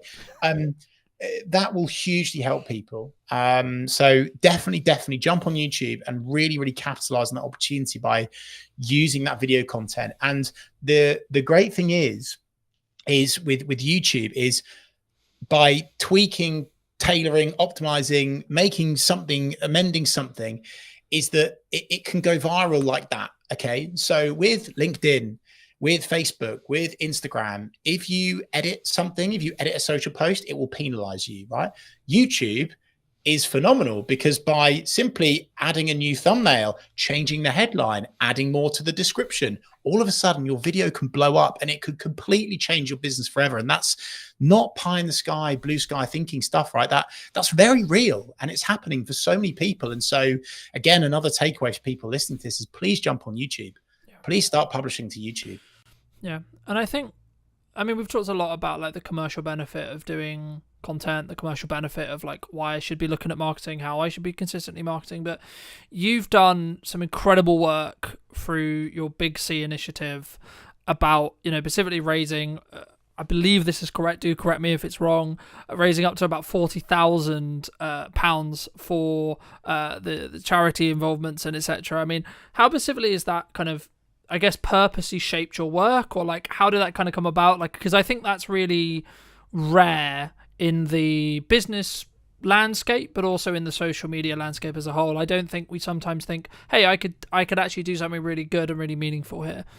Love that, Carlton. And we're talking here about business and doing all this, but hey, actually, what charities are you passionate about? What do you want to change in society? What legacy do you want to leave? You can use social as a tool to support with that. I'm so proud to say that we've now got up to over 50,000. I think we're almost knocking on the door of 51,000, right? For a cancer charity that supported my mum before she sadly passed away in 2007. And my mission is I want to get to 100 grand before I retire, right? And I will get there. But the takeaway and the learning from that is all of that money was raised because of the power of social media, specifically the power of building a engaged community. And we jumped on YouTube lives. We were talking to our subscribers. We did a 24-hour watch along, which was phenomenal. And we raised, I think it was like annoyingly, it wasn't 24,000. It was 23,000 in 24 hours. And that was on YouTube, one platform. So again, like, if it's not enough to already jump on social media for your business, what about the stuff that you're passionate about? What about the charities that you want to help and support? It's definitely the right thing to do. Do you think AI is going to change this? Yeah, I do. I think AI has already changed a lot of social media. And I think that it's one of those things that you can either lean into, you can sink or swim. And I think that many people are already swimming with it, but then also some people are unintentionally sinking because they're using AI. They are they're really rubbish with their prompts, Carlton, and they're just kind of spewing up stuff and throwing it out there. And the algorithm is understanding and picking up, that's AI content. And there's certain things that you see and you're like, you've swallowed a thesaurus overnight. You're using the rocket emoji on every single post. You're using multiple line breaks in weird orders. It doesn't feel like you anymore. So I think AI has changed it, but not just for the good, but for the worse as well. And honestly, not even just saying this because I'm on your podcast. It's why video. I mean, I didn't think video could be any more I didn't think it could be any more valuable. AI coming in has made video work even more valuable for you and your business. Because of course, AI tools are developing all the time, right? And it's going to get scary really quickly at what it can do, even in video. But right now, there's this opportunity where doing video as you for real, there's going to be this nice soft squidgy stage where you can get so much impact now before these tools and technologies catches up with it and are able to dupe you to a quality where you can't tell the difference. I don't think that's going to be long, by the way, and I'm quite scared by that, to be honest. For the world, not for me or my business, everyone. But you know, for the next year and a half, 2 years, I think there's a real moment where you can jump on video, make loads of money, create loads of impact, help support causes that you care about. So yeah, I think AI has made things really good in terms of getting people going, ideation. But I actually also think it's really showing people up, and it's making jumping on video even better for showing off your expertise, your knowledge, your wisdom, your skills, because that's something that AI can't do. Yeah. How shouldn't we be using AI? How shouldn't we be using it? Putting a can I'm not going to try not to swear just in case you're monetizing this, by putting a rubbish prompt into ChatGPT, copying and pasting any old nonsense, right? If you put rubbish in to ChatGPT, you will get rubbish out of it. And people aren't even proofing, Carlton. It's so scary how lazy humans are. It's like so scary. They're literally putting a rubbish prompt in, getting a rubbish answer response out of it, copying it, whacking it in LinkedIn and sending it. Yeah, that'll do. Fact checking it. And some of the stuff I've seen, it's like the worst thing to do for your personal brand. It can literally destroy your personal brand in an instant because the facts are wrong. The stats are wrong. They're not right. And it's because partly of the prompt, but also what AI is currently still latching onto. So as I say, I'm not an AI denier by any stretch of the imagination, but I think that's where people are getting it massively wrong. They are not understanding how it works, and they are shortcutting it. They're thinking it's accurate, and it's not. It's actually, you know, you spoke earlier, Carlton, about, you know, video / social attracting or detracting for your personal or business brand. And my goodness gracious me, is it detracting from some people's businesses right now? Algorithms change constantly, right? There's constantly a new thing, there's a new trend, there's a new, like, Reels have just launched, Stories have just launched, Snap Spotlight has just launched, etc., right? Like, it's a full-time job on its own, right, that I'm sure we both spend quite a lot of our time because of the nature of our business. But to the person who's maybe not in the space every day, what advice could you give them as we go into 2026 and say, okay, well, this format, this trend, this idea, this concept, this thing is underrepresented and is the quote opportunity right now on social? Well, I think what's always going to be safe, you know, is educational content, serving, not selling, especially when the content that you're creating is non-time sensitive. That consistency is going to be more impactful and work over and above trends. I'm really cautious with trends. Trends are fantastic at creating virality and going big, getting loads of vanity metrics. I'm not sure jumping on trends is something that a business should be leaning into too much, because actually I think it detracts away almost from your commercial objectives. Heck, I saw a competitor the other day post something on their social, which was so detracting away from what good customer service, client service looks like. And I was like, oh dear. And it's because they jumped on a trend that, like, other people are doing, but you don't have to jump on every trend. So I think video works. I think doing lives works and will work very, very well. If someone is able to do content where they are getting connected, exposed, and accelerated into another network of people that they want to reach, is also good. So Instagram collaborations, live broadcasts like this, very, very good thing to do. But Carlton, I do fear that question will almost strike fear into people, and they will go, oh no, I'm overthinking it again. I can't do the right thing. So again, I just want to go back to basics: execution of perfection, give value. I'm creating now as we speak 52 videos, and I'm going to do one per week for the rest of next year. Like, I'm practicing what I preach on that. And I'm not worried about the trend at the time, because I want to leave a digital footprint. I want to leave little magnets, branches for my audience to hang on to with keywords of service areas that I want to sell more of. That's what I'm all about, right? Leaving this footprint that people can grab onto. So trends are great. You don't have to jump on all trends. And in terms of like what's safe for 2026 and what is going to work still in 2026 is short form video content. Make it real, make it authentic, whether you do it professionally with someone as good as yourself, Carlton, or whether you selfie shoot it. But again, balanced diet point. Do both. Why not do both? Yeah. Work with you, Carlton, or another video provider. Won't be as good, obviously, to batch create loads of video content, evergreen, non-time sensitive. So you're talking at least once per week, and build it and build it and build it. And that's how you can grow your account. No, I completely agree. And I want to build off just before we wrap up the trend thing, because I agree, but I also kind of disagree.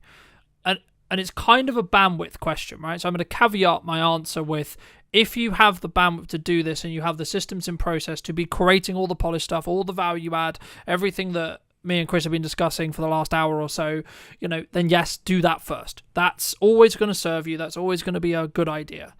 However, if you want explosive growth from an awareness point of view, and you have the bandwidth to jump on a trend fast before it becomes saturated, then you can commoditize a load of attention that will then lead into your value-led content.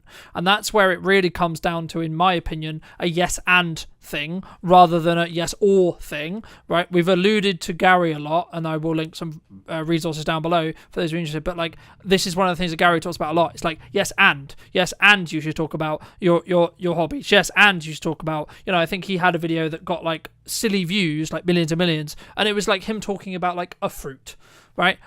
What ROI is that? Well, actually, probably quite high, because what happens is people, if you look at everything you do as a part of a marketing funnel, you need to ask what piece of your content is going to do. You can trend jack and get a strong piece of awareness content. No, it won't convert. No, it's not going to miraculously mean you get hundreds of millions of pounds in your bank because you've converted it. But what it will do is it could give you a boost in followers and or a boosted initial interaction. And if you have your leading to a book that's actually on Chris's bookcase behind him, where Gary talks about your profile hygiene, right? If you have your website, you have your email, you have your phone number easy accessible on those profiles, when you get something that gets 1 million, when you get something that gets 100k, there's going to be a percentage. Again, if you take 1%, you're going to be in a position where you're going to get some more work. You're going to get even 1 or 2 more people who potentially will become clients. So that's kind of my, counter argument to trend jack, and that's why I caveat it with the bandwidth thing. But Chris, for those people who, because I'm aware you've got to go very shortly, but for those people who want to connect with you, if you want to see more content, you want to see some of this video you've already alluded to, where's best for people to reach out to you? And do you agree with what, that strategy as a whole? Well, I was going to say, I just looked at the time and I went, oh, that's a shame, because I've got so much more to give. And for people that have kind of liked the cut of my jib today, I'm serving up a ton of value over on my Reeve REEVE social media YouTube channel. I'm doing live broadcasts, one of which is with this guy. Incredible value in terms of video psychology, which is the most important thing before you get going. We'll leave that alone for now. Connect with me on LinkedIn, Chris Reeve. I'm showing up there really consistently and just providing free value for people to use and jump on. And yeah, just back to your previous point, to, I guess, sort of somewhat finish on, Carlton, in a funny old order again, is we could have done an hour-long Gary V loving, couldn't we, right? But this attention thing, right? And I think that's something else to tap into, is without attention, nothing else happens. And so I would just say, preach to your previous answer, Carlton, bang on the money. I'm saying yes, and I'm not saying only do proactive, non-time sensitive evergreen content. This is my tap, by the way, that I'm turning. But I'm also saying turn on the reactive tap, which is the trend tap, the reactive tap. Just don't do only one or the other. Do both, but it has to be attainable with you and your business, Carlton, which is where I think we're totally in the agreement of. I'm just so fearful that some trends that people are jumping on detract and they turn off your ideal customer profile rather than turn on. But I'm in total agreement with you. Do proactive, non-time sensitive, evergreen video content, do trend content as well. And hey, in that book, Attention by Gary Vee, his latest one, it's full of geeky social video, psychology of social content that can work incredibly well for you and your business. Carlton, I just want to say thanks for your time today, but also I want to take the time to say on behalf of your network and the audience and the community that you're building on your podcast, thank you, because this is really rare that someone is taking the time out of their day to genuinely share so much just purely because they're passionate and that they want to help. And I really wish that there were more experts in their field that committed the amount of time that you do to actually just helping people. So thank you, sir. No, that's so kind of you. And thank you so much for the time. If you were going to talk to Chris 10 years ago, right, and you were going to give advice, what advice would you give him? Be more you. You cannot be anyone else. Stop trying to be someone else online. Stop copying your competitors. Stop just doing what the other people in the industry are doing. Because actually, if they go yin and you go yang, if they go black and you go white, that is really, really impactful. And the more that you are unashamedly you on social media, the more impact you will have in terms of reach, in terms of engagement, in terms of sales, everything. It all comes back to the more you that you are, the more impact you will have on social media. Thank you so much for the time, Chris. And if you did enjoy this episode of What's Missing in Marketing Today, make sure to be subscribed and all that lovely YouTube stuff and etc. as well. But thank you so much for coming back and joining me. I'll see you very, very soon.